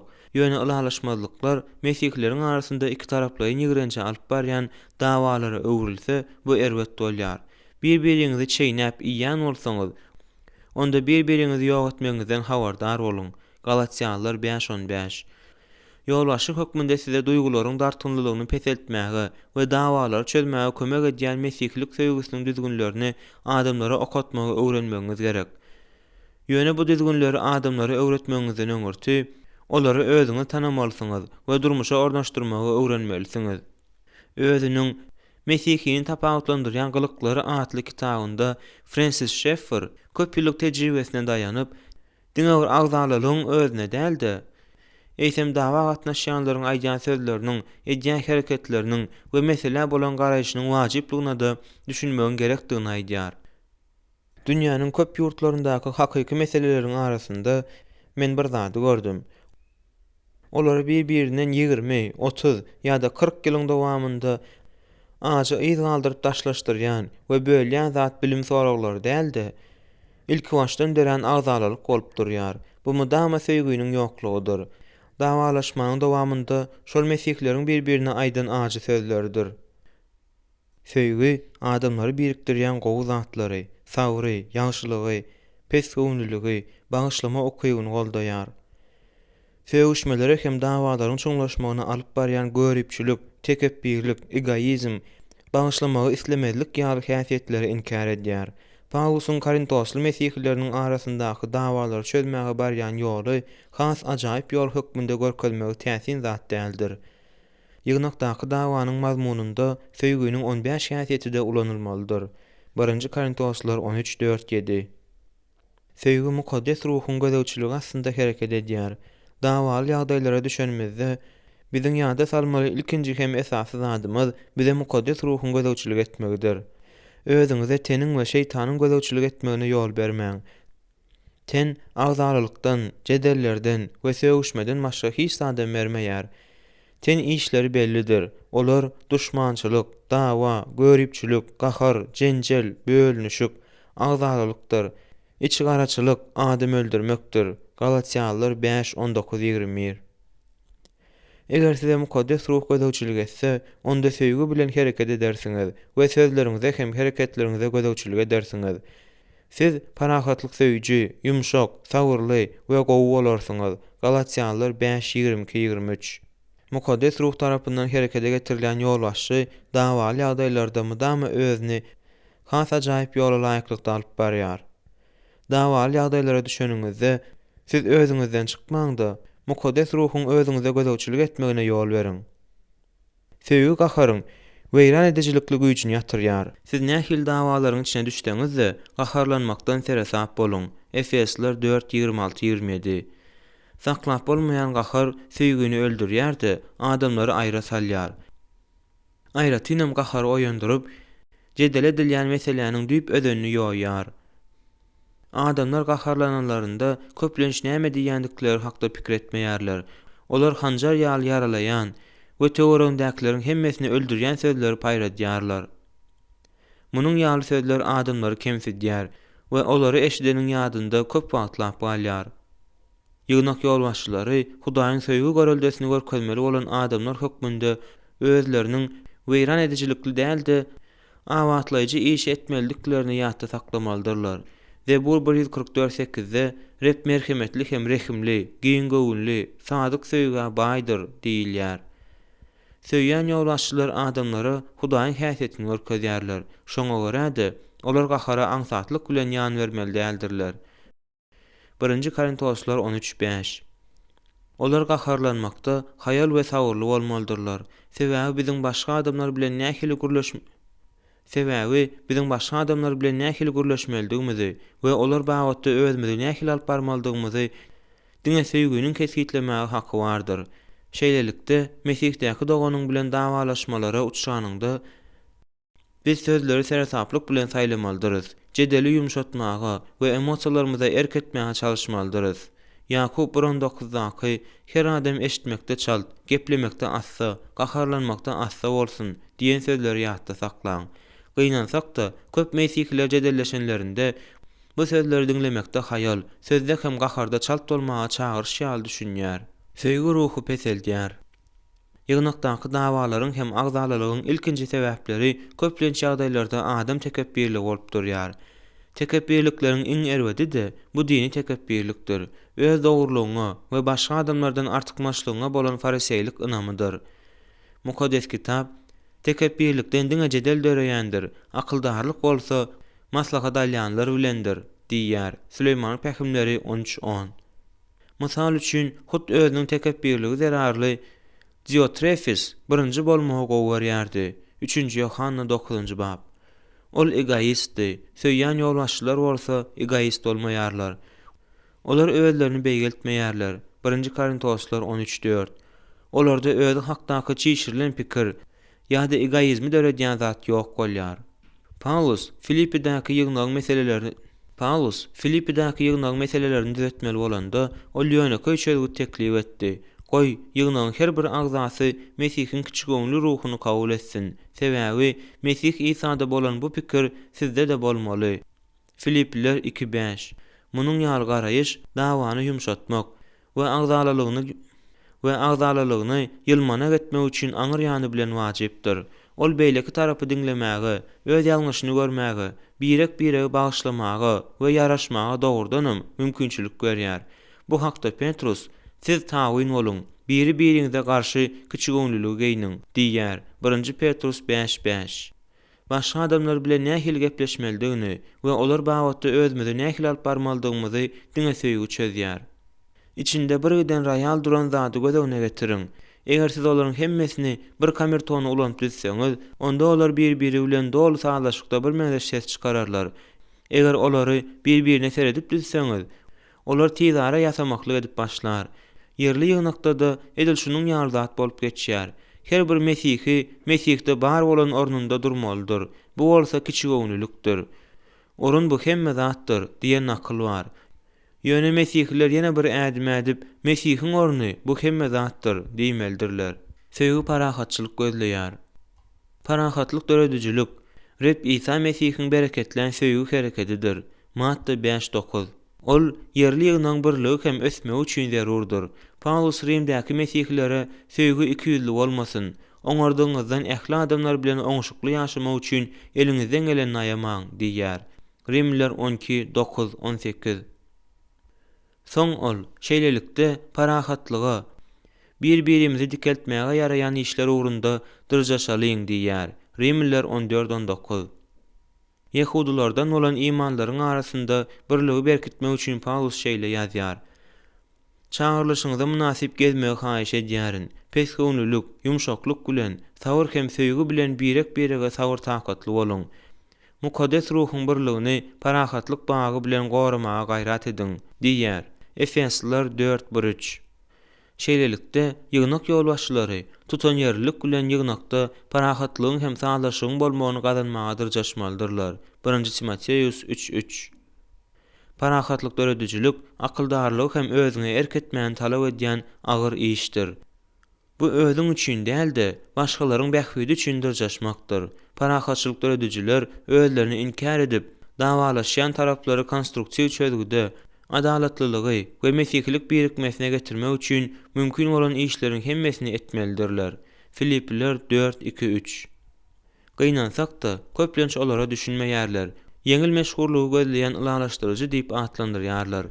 Emma biz parahatçylyk döredüjilik hakda gurrun edenimizde islendik ýol bilen parahatçylyga yetmegi ýa-da söýgüniň hatirasyna hakykaty äsirmezçilik etmelidigini göz öňünde tutmaýarys.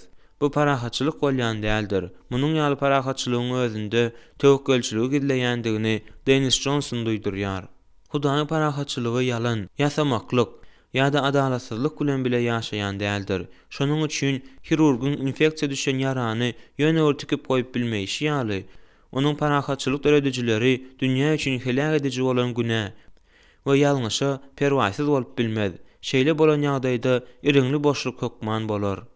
Ýygnakdaky dawalaryň köpüsiniň hoşgawar hakykatlar boýunça peýda bolman, şahsy pikirleriň çaknyşmagy we şoňa meňzeşler sebäpli bolýan ikinji derejeli meselelerde ýüze çykýandygyny ýatda saklamalydyryz. Şonuň ýaly dawalary mukaddes ruhdan doly, söýýän ýygnak ýolbaşçylary çözüp bilýär we çözmelidirler. İçki garşydaşlyklar sebäpli parçalanyp barýan bir ýygnagyň şonuň ýaly ýolbaşçysy öz ýygnagyny parahatçylygyň bolmagy üçin uruş eglan etme wagty geldi diýip ýüzlenýär. Parahatçylyk ugrundaky uruş özüňi pida etmeýän talap edýän agyr zähmetdir. Ýöne bu uruşa alyp barmak wajypdyr. Söýgü köp günäler basyrýar. Howard Hendricks özüne mahsus degişme bilen bizim köpümiz soğuk gijelerde ýylynmak üçin bir-birine berk gysylşmaga çalışýan oklykir pämeňzeş. Olar näçe köp gysylsalar, şonça da bir-birine tikenini çümdürip, bir-birini yaralaýarlar diýýär. Biz Mesih'däki doganlar, dawalarymyz wagtynda bir-birimize tikenimizi has şuň sanjyp yaralaýarys. Gozgun söýgü bolmadyk bolsa, biz şonuň ýaly yaralanmalara döz gelip bilmän, maşgala birliginden aýrylyp giderdik. Ine näme üçin Petrus her zatdynyň birege bolan söýgüňiz joşgunly bolsun. Sebäbi söýgü köp günäler basyrýandyr diýip ýazypdyr. 1 Petrus 4:8. Ine näme üçin Petrus her zatdynyň birege bolan söýgüňiz joşgunly bolsun. Sebäbi söýgü köp günäler basyrýandyr diýip ýazypdyr. 1 Petrus 4:8.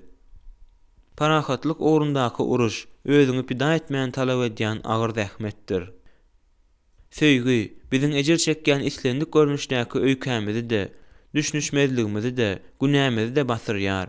Arkaýyn bagyşlamaga, başganyň ejirligine we kemçiliklerine düşünmäge, işleriň ýagdaýyny dogry perspektiwada görmäge we adamlaryň yetmeýçiliklerine üns bermezlige diňe söýgüniň güýji ýetýär. İsa'nın şähertlerine bolan söýgüsi olaryň köp sanly günälerini basyrdy. İsa olaryň ejizliklerine düşünýärdi. Ýöne ol ejizlikleriň hemmesini onuň söýgüsi basyrdy. Eger şeýle bolmadyk bolsa, ol adamlar bilen bile ýaşap bilmezdi. Bu söýgüniň günä perwasyz bolýandygyny we oňa ýol berýändigini aňlatmaýar. Söýgü köp günäleri basyrýar. Ýöne hemmesini däl. Käwag söýgü günäkäriň we bütün ýygnaň bähbidi üçin günäniň paş edilmegini talap edýär. Söýgü günäni haçan basyrmalydygyny, günäkäriň halas bolmagy we gatnaşyklaryny dikeltmek üçin onu haçan paş etmelidigini bilýär. Paulus söýgüniň hemme zady basyrýanyny aýdanda, söýgüniň öýkelik däldigi göz öňünde tutulýar. Eger adam öz öýkelerine ýapyşyp ýatsa, onda dawalar çözülmez.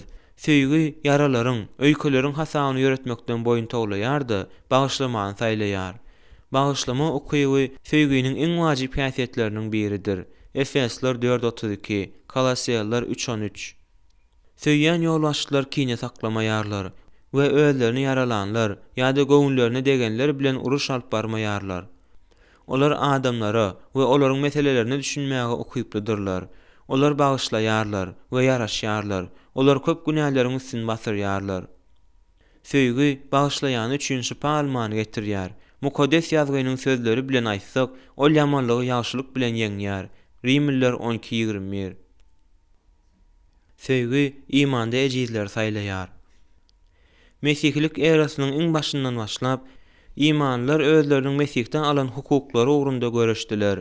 Rimde butparazlykdan gelen imanlylar bilen Yahudilaryň arasynda imitdäki çäklenme we käbir günleri ýerine ýetirme babatda dawa turýar. Paulus bu dawany pikirler hakdaky jedeller diýip atlandyrýar. Rimliler 14:1. Bu agzalalygyň taglymat meselesi boýunça däldi, ikinji derejeli mesele boýunça ýüze çykanyny göz öňünde tutýar. Mesihliler şu neçenli-de, şuňa meňdeş esasy bolmadyk temalarda jedelleşýärler. Munyň ýaly dawalary çözmek üçin Paulus ilkinji nowatda söýgä esaslanmagy teklip edýär. Çünki doganyň ýani imitiň üçin gam çekýän bolsa, onda sen entek söýgü ýolundan ýöreýän dälsiň. Imitiň bilen hiç kişini helak etme. Mesih şolaryň ugrunda janyny pida etdi. Rimliler 14:15. Hakyky söýgü, imit ýaly ikinji derejeli zat zararly, doganyny helak etmez. 1 Korintoslar 13:5. Söýgü başga adamlar üçin öz bähüdinden el çekýändir. Mukaddes ýazgy, her kişi awatlyk üçin, ýagşylyk üçin ýakynyň gowundan turmalydyr. Çünki Mesih hem öz gowundan turmady, diýip ýatladýar. Rimliler 15:2-3. Söýýän ýolbaşçylar adamlara we olaryň meselelerini düşünmäge okuypdyrlar. Söýgü ejizleri we ýalňyşan doganlary goraýar. Rimliler 14:15. Söýgü ýörelgesi imanly adamyň imanda ejiz bolanlaryň ruhy awadançylygy üçin öz hukugyny ulanmakdan ýüze gürmegini talap edýär. Söýgü, eger imit doganymy büdüremegine sebäp bolýan bolsa, onda men doganymy büdüretmez ýaly asla etimerin diýär. 1 Korintoslar 8:13. Başga bir tarapdan tekebbirlik bilen egoizm imandaky ejiziň bähüdi üçin öz hukugyndan el çekmäge taýýar bolmaýar. Eger söýgü bilen ulanylmaýan bolsa, öz azatlygyny peýdalanmaklyk özümde-de, başgalara da weýran edijilikli täsirini ýetirýär. Öz azatlygyny hyýanatly ulanýan mesihlere Mukaddes ýazgynyň berýän jogaby şeýledir. Bu azatlygy günältiniň nepi üçin ulanman, bir-biriňize söýgü bilen gulluk etmek üçin ulanyň. Galatiyalılar 5:13. Ýygnak ýolbaşçylary hem mugallimler hökmünde biz öz nepimizi gözlemän, başgalaryň bähüdine gulluk etmek üçin şahsa azatlygyny pida edýän söýgüniň göreldesini görkezmelidiris. Söýgü öz düşmanlaryna akpata berýär. İsa özüme söýýänleri söýýändigimizde hiç hili ütgeşiklaryň ýoklugyny aýdýar. Hatta adamzada söýgüsi bolmadyklary hem köplenç özlerini söýýändirler. Ýöne hakyky hudaýlyk we takwa söýgü özüni ýigrenýänleri we özüne garşy çykýanlary söýýän adamda ýüze çykýar. İsa'nın sözlerine göre, şonun ýaly söýgü bizi özümizin gökdäki atamyza meňzeş edýär. Emma men size diýärin, düşmanlaryňyzy söýüň, özüňizi ýyzarlaýanlar üçin doga dilek ediň. Şonda siz gökdäki ataňyzyň ogullaryňyzy suud edersiňiz. Gökdäki ataňyz öz güneşini ýamanlaryň hem, ýagşylaryň hem üstüne dogurýar. Ýağmuryny dogurlaryň hem, egirleriň hem üstüne ýagdyrýar. Siz özüňiz söýýänleri söýýän bolsaňyz, onda näme syýlyk alarsyňyz? Salat ýygnaýanlar da şeýletmeýärmi näme? Diňe öz dostlaryňyza salam berýän bolsaňyz, onda näme artykmaçy iş edýärsiňiz? Butparazlar da şeýletmeýärmi näme? Şeýlelikde gökdäki ataňyz kämil bolşy ýaly, siz hem kämil boluň. Matta 5:44-48, şeýle hem Luka 6:27-28. Rabbimizin ýeketäk taglymatyny eýerip, Paulus şeýle ýazýar. Özüňize azar berýänlere haýır doga ediň, gargamaň. Rimliler 12:14. Düşmanyň aç bolsa, onu naharly, suwsan bolsa gandyr. Sebäbi munetseň, onuň başyna közler goýarsyň. Rimliler 12:20. Sizi ýigrenýän adamyň imanly ýa-da duşmançylykda ateist bolanyň tapagy ýok. Siz barybir olara akpata bermelisiňiz. Olar üçin Hudaýa doga etmelisiňiz. Olara rehim etmelisiňiz we öz sevgiňiz bilen olaryň ýüreklerini eýlemelisiňiz. Jonathan Edwards sevginiň tebigatynyň başga adamlara ýagşylyk etmeldigini bize ýatladýar. Şol ýagşylyk duşmanlarymyza da edilmelidir. Sevgi aralmaga teşne bolmaýar. Adamlaryň göwnlerine deglende olar aralmak üçin özleriniň hut şonuň ýaly hereket etmäge haklary bar diýip hasap edýärler. Olar ýygnagy terk edip, onda agzalyklar döredip, gaharlanyp, ýalan sözläp we ýygranıp bilýärler. Olar özleriniň iň gelşiksiz hem günälik hereketlerini meniň göwnüme degdiler diýen sözler bilen aklamaga çalışýarlar. Ýöne mukaddes ýazgy bize aralmagy we haklaşmagy gadagan edýär-de, yamanlyk deregine hiç kime yamanlyk etmäň diýip tawşyrýar. Rimliler 12:17, 1 Salonikliler 5:15, 1 Petrus 3:9. Özümüzi kemsidenlerinde biz kemsitne bilen jogap bermeli däldiris. Özümüze hücum edenlerinde aralmaly däldiris. Özümüzi tanqytlanlarynda jogap edip söwünmeli däldiris. Ýüregimiz yaralanlarynda biz hem edil şonuň ýaly jogap bermeli däldiris. Mukaddes ýazgy bize aralmagy we haklaşmagy gadagan edýär-de, yamanlyk deregine hiç kime yamanlyk etmäň diýip tawşyrýar. Mundan başga da mukaddes ýazgy göwnümize degene gaýtargysyny bermegi ýa-da adyl hökm çykarmaga synanşmagy bize gadagan edýär. Özüňiz öj alman, Hudaýyň gazabyna ýol beriň. Çünki Reb diýär, öç meninkidir, öwüzni men bererin diýär. Rimliler 12:19. Yamanlygy jezalandyrmak Hudaýyň işidir. Şoňa görä-de ol şeýle bolmagy öňden taýýarlaýar. Döwletiň we häkimiýetiň erwetleri jezalandyrmak üçin kazylar goýandygyny da ýatda saklaň. Rimliler 13:1-7. Aralma mümkinçiligini gözlemegiň deregine Mesihliler yamanlygy ýagşylyk bilen ýeňmelidirler. Rimliler 12:21. Ýolbaşçylar hökmünde biz yamanlygy Hudaýyň adyl hökmüne ynanyp nädip ýagşylyk bagyşlamak bilen ýeňmelidiginiň göreljesini görkezmelidiris. Näme sebäpden agzalylyk näçe köp bolsa, şonça da köp söýgü gerek. Mesihtäki doganlarymyz bilen dawalaşmalar söýgümizin çuňlugyny synaýar. Durmuşda köp dawalara duş gelmeli bolan Francis Schaeffer imanlaryň arasyndaky agzalylyk näçe çynlyky we partlama howply bolsa, olary ýaňyp geçmek üçin şonça da köp söýgüniň gerekdigini biz ýygy-ýygydan ýatdan çykarýarys. Ýalňyş ýa-da ýazyk näçe çynlyky bolsa, onu paş etmekde Hudaýyň mukaddesligini görkezmek şonça da wajypdyr. Şol bir wagtyň özünde de agzalylyklar näçe ähmiýetli bolsa, özümiziň şeýle gyzgyn jedelleşýän adamlarymyza öz söýgümizi görkezmek üçin mukaddes ruha dayanmak şonça da wajypdyr. Eger agzalylyklar onçakly uly bolmasa, onda söýgü görkezmek beýle kyn bolmaýar. Ýöne olar kanuny bolanda Hudaýyň mukaddesliginiň hatirasyna hereket etmek aňyr ýany bilen zerurdur. Şol pursatda bir-birimizi öňkümiz ýaly söýýändigimizi dünýä görkezmek hassa möhümdir. Biz bolsa özümizi munyň tersine alyp barmaklyga meýilli bolýarys. Azalylyklarymyz näçe ähmiýetsiz bolsa, Mesihlere söýgümizi şonça da köp görkezýäris. Azalylyklar erwetleşdigiçe söýgümiz kem-kemden gowşaýar. Bu bolsa gaýtam tersine bolmaly. Hakyky Mesihleriň arasyndaky agzalylyk näçe gazaply bolsa, biz birege söýgümizi şonça da güýçli görkezmäge dyrjaşmalydyryz. Muny dünýä görer ýaly etmelidiris. Biz özümiziň köni, ten höwesli pikirlerimize hem hereketlerimize nähili aňsat gaýdyp gelýäris. Galatiýanlylar 5:20. Bu beýle bolmaly däldir. Dawa bize mukaddes kitap tawşyrygyna tawyn bolma we hereketlerimiz bilen söýgü göreljesini görkezmegimize mümkinçilik berýär.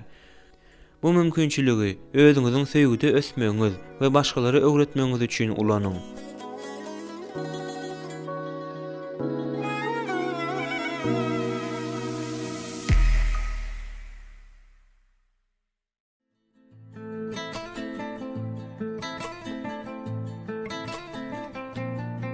On 8-nji bab.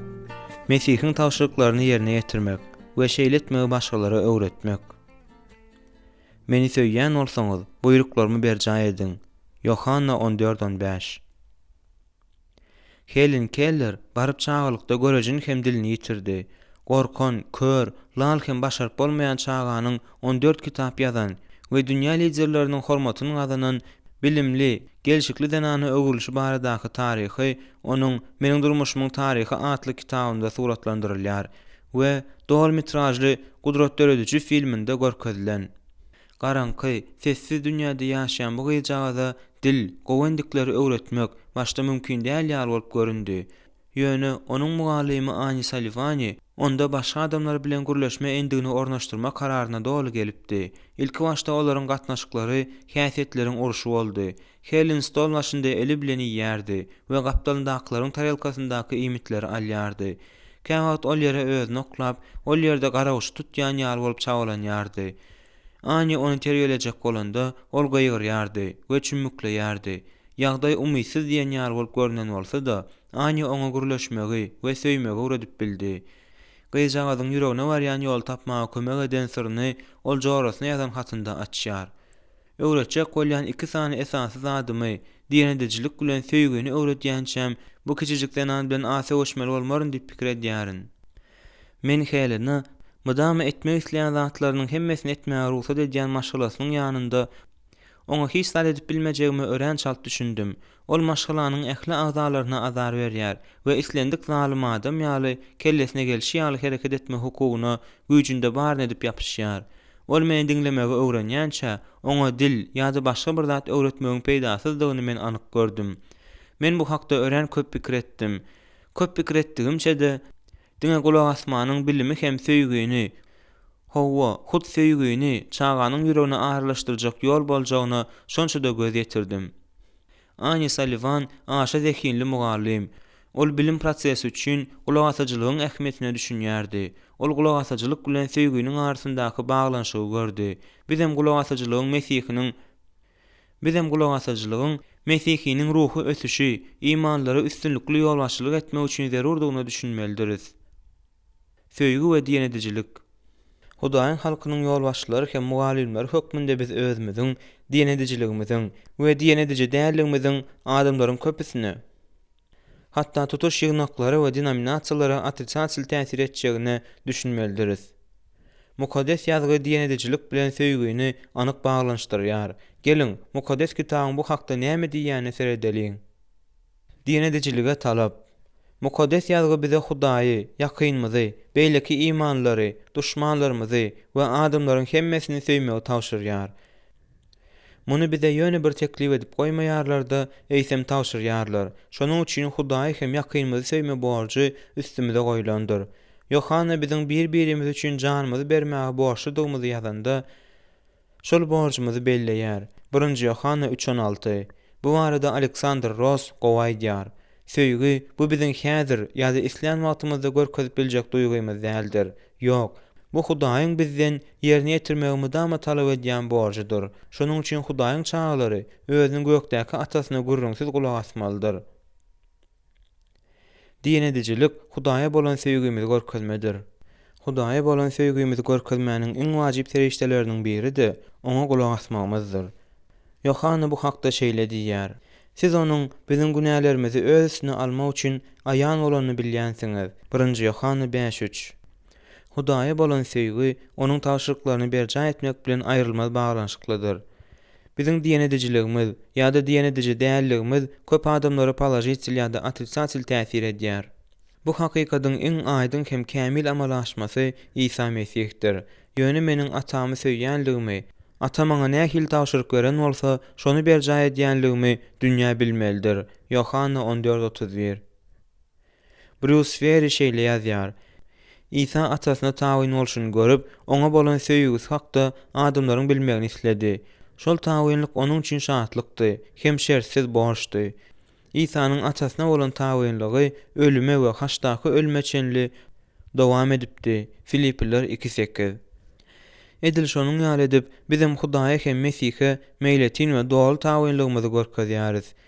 İsa Mesihiň sözleri bilen aýtsak, meniň buyruklarymy tutup olary berja edýän meni söýýändir. Yohana 14:21. Diýenedijilik Hudaýa bolan söýgümiziň subutnamasy bolup hyzmat edýär. Hudaýyň sözüne gulak asmagymyzyň, onu tanaýandygymyzyň we söýýändygimyzyň subutnamasy bolup durýandygyny Yohanna aýdýar. Onuň buýruklaryny berjä edýän bolsak, bu onu tanaýandygymyzy bilýändir. Ýöne kim onuň sözüni berjä edýän bolsa, dogrudan da onda Hudaýyň söýgüsi kämilleşendir. 1 Yohanna 2:3-5. Mesihe taýyn bolmagymyz hem oňa bolan söýgümizin subutnamasy bolup durýar. Meniň buyruklarymy tutup, olary berjä edýän meni söýýändir. Yohanna 14:21. Eger diýen edicilik Hudaýa bolan söýgü hakda gurrun edýän bolsa, onda diýen etmezlik şonuň ýar söýgüniň ýoklugyny görkezýär. Meni söýmeýän meniň sözümi tutmaz, diýip İsa aýdýar. Yohanna 14:24. Diýen edicilik Mesih bilen gatnaşygyň şertidir. İsa şähertlerine meniň atamyň buyruklarını berjä edip, onuň söýgüsinde galyşmýaly. Siz hem buyruklarymı berjä etseňiz, meniň söýgümde galarsyňyz, diýýär. Yohanna 15:10. Biz öz ähmetimiz bilen Mesihiň söýgüsini gazanmaýarys we diýen edicilik arkaly gutuluş almaýarys. Ýöne diýen edicilik Mesih bilen ýakyn gatnaşykdan lezzet alyp bilmegimiz üçin bize zerurdur.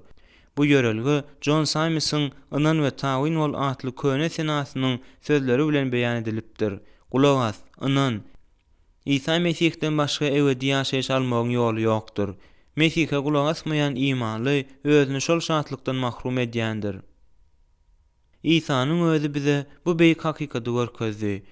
Ol ýerdeke diýen edici oglu boldy. Ol atasynyň söýgüsinden lezzet aldy we atasynyň tawşyryklaryna gulak asmanyň arkasyndan onuň söýgüsinde galdy. Yohanna 10:17, 14:31, 15:10. Indi İsa öz şähertleriniň özüniň tawşyryklaryny berjä etme arkaly onuň söýgüsinde bolmaklaryny isleýär. Bruce Swery Rebbin oý pikirini bize şeýle düşündirýär. Öz şähertleri gulak asmak bilen özleriniň taýyn bolan Rebbiniň söýgüsinde bolmanyň arasyndaky baglanyşygyň täze, adatdan daşary ýa-da diňe özlerine degişli zat däldigine düşünmekleri üçin İsa olara özüniň ogluň atasy bilen gatnaşyklarynda hem işleriniň edilşiniň ýaldygyny olara aýdyň düşündirdi. Şeýlelikde söýgü bilen diýen edicilik ata Hudaý bilen ogul Hudaýyň arasyndaky aýrylmaz birligiň gatnaşyklarynda egine berip barýar. Diýen edicilik söýgüniň meýwesidir. Mesihlik söýgüsiniň esasynda Hudaýyň islegini berjä etmeklik islegi ýatyr. Atasynyň diýenini etmek İsa üçin şatlykdy. Sebäbi ol ony söýýärdi. Atam maňa nähil tawşyryk beren bolsa, şonu berjä edýändigimi dünýä bilmelidir. Yohanna 14:31. Mesihi söýenmezde biz onuň taglimatyny söýýäris. Biz onu begendirmege gowurýarys we oňa gulak asýarys. Sebäbi bu söýýän Rebbimize ýakynly bolar. Meni söýýän bolsaňyz, buyruklarymy berjä ediň, diýip İsa aýdýar. Yohanna 14:15. Bu ayetde ol mejburi ýa-da şatlyksız taýyn bolma hakda däldi, ýürekden çykýan meýletin gulak asma hakda gurrun edýär. Söýgü biziň gulak asmamyzy herekete getirýär. Mukaddes ruh bolsa bize söýmäge güýç berýär. Yohanna 14:15-31. Şeýle hem kanun taglimaty 36. Mesihi ýolbaşçylar diýen ediciligi öwrenmelidirler. İsa Mesih bilen onuň resullary Hudaýy nähili söýmelidiginiň we oňa nädip gulak asmalydygynyň göreldesini görkezen taýyn gullukçylardyr. Bu şuňky ýygnak ýolbaşçylaryna we mugallimlerine hem degişlidir. Biz Hudaýa gulak asmany öwretmelidiriz we şonuň ýaly gulak asmanyň göreldesini görkezmelidiriz. Hudaýa gulak asmany öwretme. Beýik tawşyrykda şeýle diýilýär. Gidinde ähli milletleri şägird ediň. Size tawşyran ähli zatlarymy berjä etmegi olara öwrediň. Matta 28:19-20. Adamlara Mesihiň tawşyryklaryny berjä etmegi öwretmek beýik tawşyrygyň bir bölegidir. Adamlara Mesihiň durmuşyndan bölekleri aýdyp bermek ýeterlik däldir. Biz öwretmelidiriz, ündew bermelidiriz we onuň tawşyryklaryny berjä etmelidiriz. Ýagny şol tawşyryklar boýunça ýaşajak şähertleri taýýarlamalydyryz. Hudaýyň islegini ýerine ýetirmän, onuň sözüne akyl ýetirmek ýoly bilen merhemetde ösüp bolýar diýip çaklaýan ýolbaşçylar aşa köp iýen, ýöne az hereket edýän adamlary ýada salýan gowşak mesihleri terbiýeleýärler. Şonuň üçin biziň mesihleri öýde, ýygnakda ýa-da seminarlarda okatma gullugymyzyň Mesihiň tawynlygyny wagt etme maksady bolmalydyr. Käbir gullugymyzyň şu jähtini biz gözden salýarys. Men seminarda okan wagtymda Hergensin potogyna gelýän, ýöne ýygnaga barmaýan, imansyzlara hoş habar wagt etmeýän, hiç hili gulluk alyp barmaýan talipler gördüm. Olaryň ýaşaýyş durmuşy imansyzlarynkydan hiç hil tapawut etmeýärdi. Olar teologiýany öwrenmege gowy berýärdiler. Teoriýa derejesinde hem olar mukaddes kitap bilen gyzyklanýardylar. Ýöne olar mukaddes kitabyň öwredýän ýörelgelerini durmuşa ornaşdyrmaýardylar. Şol sebäpden hem olaryň durmuşy üýtgemeýärdi. İsa'nın öwrediş niýeti aslan munyň ýaly däldi. Ol şähertlerine ähli halklara öwredin, size tawşyran ähli zatlaryny berja etmegi olara öwredin diýip tawşyrdy. Matta 28:19-20. Biz Hudaýa tawyn bolmany öwrenmeli we şonuň ýaly tawynlygyny göreldesini görkezmeli. İsa özüne Reb diýip ýüzlenýär, onuň sözüni diňläwem, şol söze tawyn bolmadyklara we onu durmuşa ornaşdyrmadyklara gynandyrjy ykbalyň garaşýandygyny duýdurýar. Matta 7:21-23, Luka 6:46-49, 8:21. Tawynlyk göreldesini görkezmek. Hudaýa garşy baş galdyran bu dünýäde adamlary onuň sözüne tawyn bolmanyň janly göreldesini görmek wajypdyr. Dogrudanam adamlar öz ýolbaşçylarynyň hereketleriniň misalynda şeýle hem olaryň wagtlaryny diňläp öwrenýärler.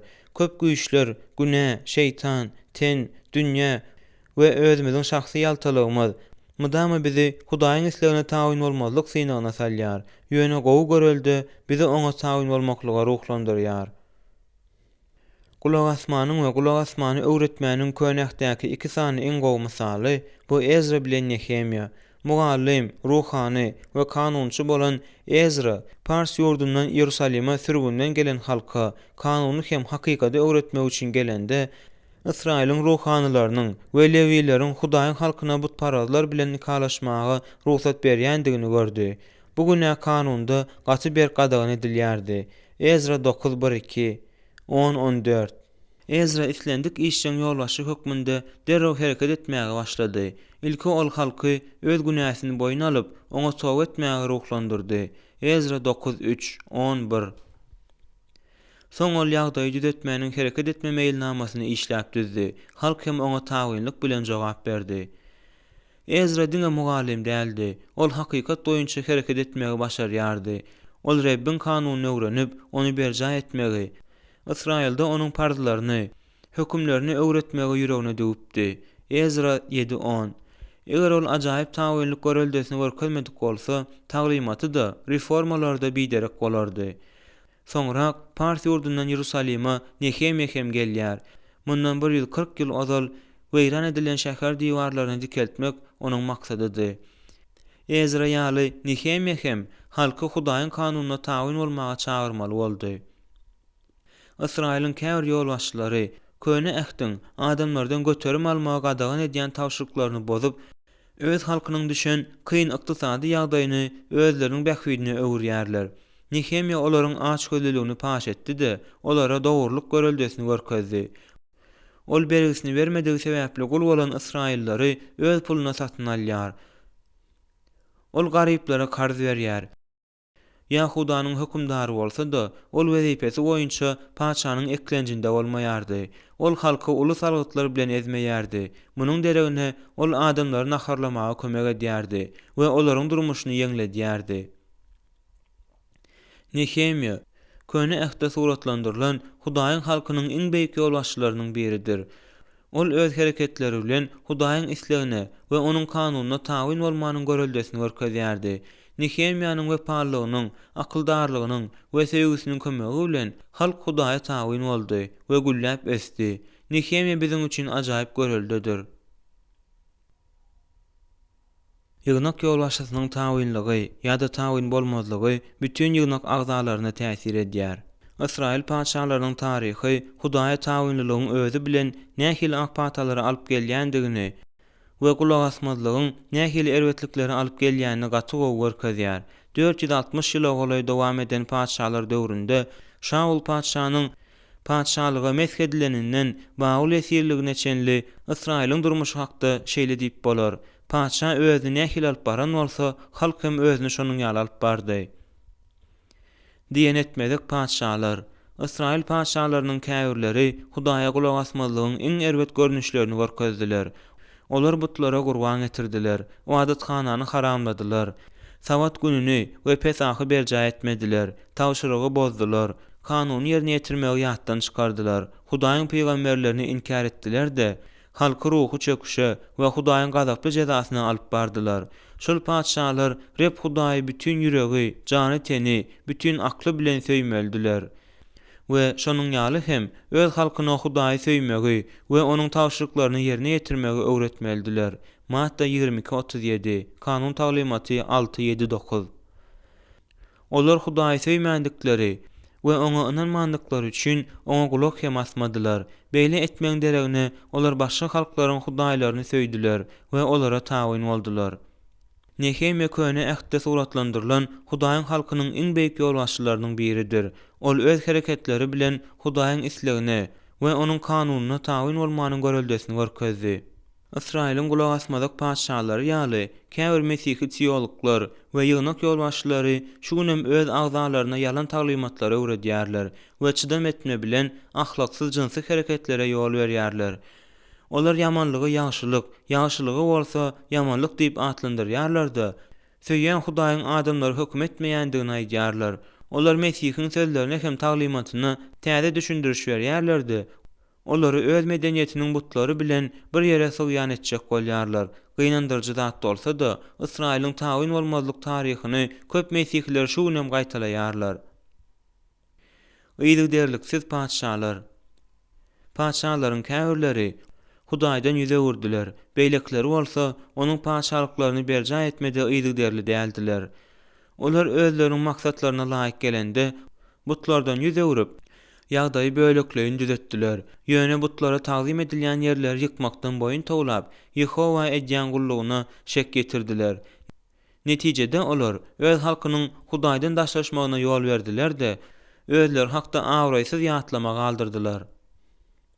Tawyn bolmazlygyň we munyň näme alyp barjagynyň aýdyň misalyny biz köne ähde gurrun edilýän Şaul paçanyň durmuşynda görýäris.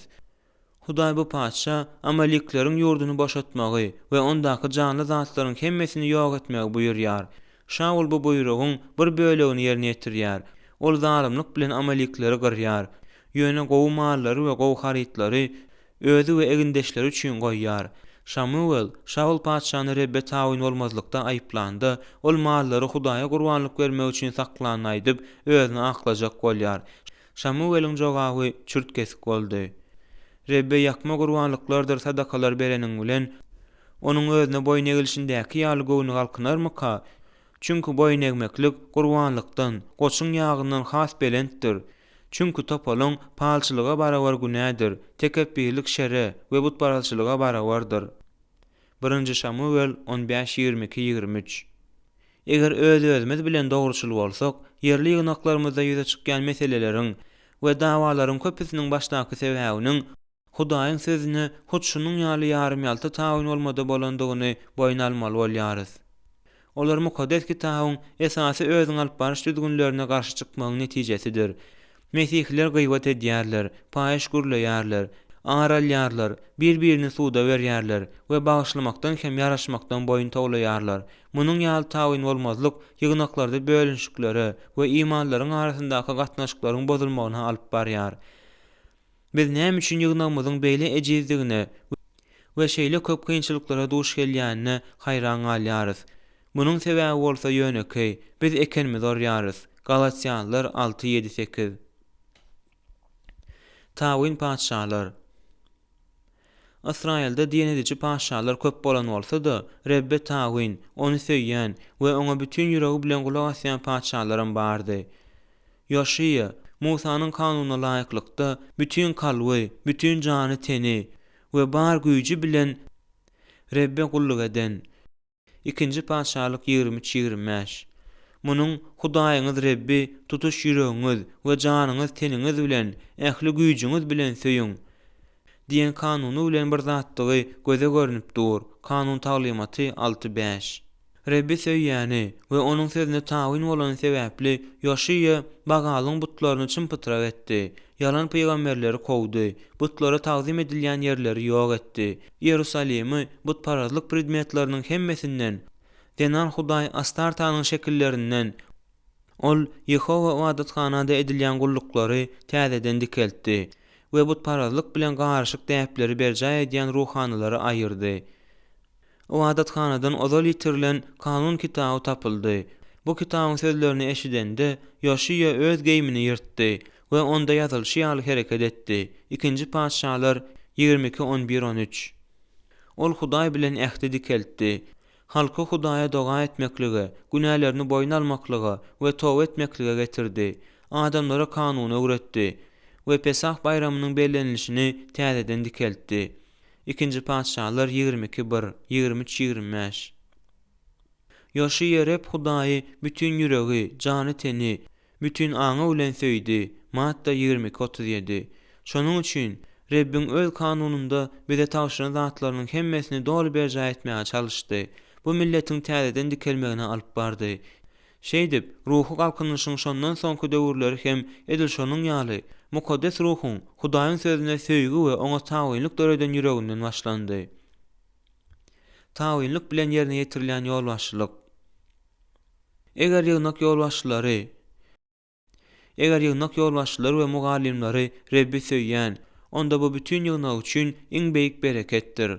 Ýolbaşçylary mukaddes ýazga tawyn bolýan, hemme zatda Hudaýyň islegini gözleýän we ýygnagy Rebbin gowundan turar ýaly edip ýolbaşçylyk etmäge çalışýan ýygnagy görende, islendikçin imanlynyň ýüregi şatlanýar. Olar gowy ýolbaşçylardyr. Sebäbi munyň ýaly adamlaryň özlerini Hudaýyň beren ruhy çopançylyk borçlaryna perwasyz boljagy gumanadyr. Kulak asmaklyk iň güýçli delilnamadyr. Hudaýa kulak asýan ýolbaşçylar imanlylary söýýärler we olara dogry gulluk ederler. Sebäbi mukaddes ýazgy biz janymyzy doganlar üçin bermelidiriz diýär. 1-nji Ýohanna 3:16. Munyň ýaly ýolbaşçylar günäge garşy durmaga taýýardyrlar. Sebäbi mukaddes ýazgy Hudaýyň sözüni wagt et. Pursat amatly bolsyn bolmasyn, dolu sawr, taglimat bilen käýe, ýola getir, öwüt ündewet diýär. 2-nji Timoteus 4:2. Olar özleriniň borçlaryny has ihlasly ýerine ýetirerler. Sebäbi olaryň ihlas bilen ýolbaşçylyk etmeliklerini mukaddes ýazgy aýdýar. Rimliler 12:8. Olar Hudaýyň sürüsini imitlendirmek we onuň aladasyny etmek üçin zähmet çekerler. Resullaryň işleri 20-28. Olar başarjan ýolbaşçylar bolar. Sebäbi olar diýenedici gullukçylardyr. Söýgü görkezmek. Eger özümiz diýenediciligi öwrenmesek we onuň göreldesini görkezmesek, onda adamlara mesihlik söýgüsini öwredip bilmeýäris. Kulak asmany ýatdan çykarsak, söýgü hakda gurrun edip bilmeris. Söýgü diňe öz kökleri hakyky kulak asmanyň mes topragynda bolanda ösüp bilýär. Eger ýygnak ýolbaşçylary we mugallimlary Rebbi söýýän we oňa şatlyk bilen kulak asýan bolsa, onda bu bütün ýygnak üçin iň beýik bereketdir. Mukaddes kitap, ýönediňe özüni aldaýan dinleýiji däldi, sözü ýerine ýetirji bolun diýär. Ýakub 1:22. Eger biz Hudaýyň sözüni eşidibem, ony ýerine ýetirmesek, özümizi aldaýarys we onuň sözü bize bolmaly ýaly täsir edip bilmez. Ýakub 1:22-25. Diňe Hudaýyň söýgü hakdaky sözlerini eşitmek ýeterlik däldir. Biz sözü ýerine ýetirjiler bolmalydyryz. Tasker Mesihliň din däldi, ýaşaýyşdygyny bize ýatladýar. Mukaddes kitabyň söýgü hakdaky taglimatyny ýöne bir eşidip, onuň bilen lalaşmak ýeterlik däldir. Biz mukaddes kitap söýgüsini durmuşa ornaşdyrmalydyryz. Ýygnakda oturup, Hudaýyň sözüni dinläp, ýöne şo wada hem onu ýatdan çykarýan adam däldi. Mukaddes sözü eşidip, onu ýerine ýetirýänler Ýakubyň sözlerine görä bagtlydyrlar. Ýakub 1:25. Aslında Ýakub bize Rebbin özüniň Hudaýyň sözüni eşidip, onu ýerine ýetirýänler hasken bagtlydyr. Luka 11:28. Bu zatlary bilýändiňize görä, olary berja etseňiz bagtly bolarsyňyz diýen sözleri ýatladýar. Ýohanna 13:17.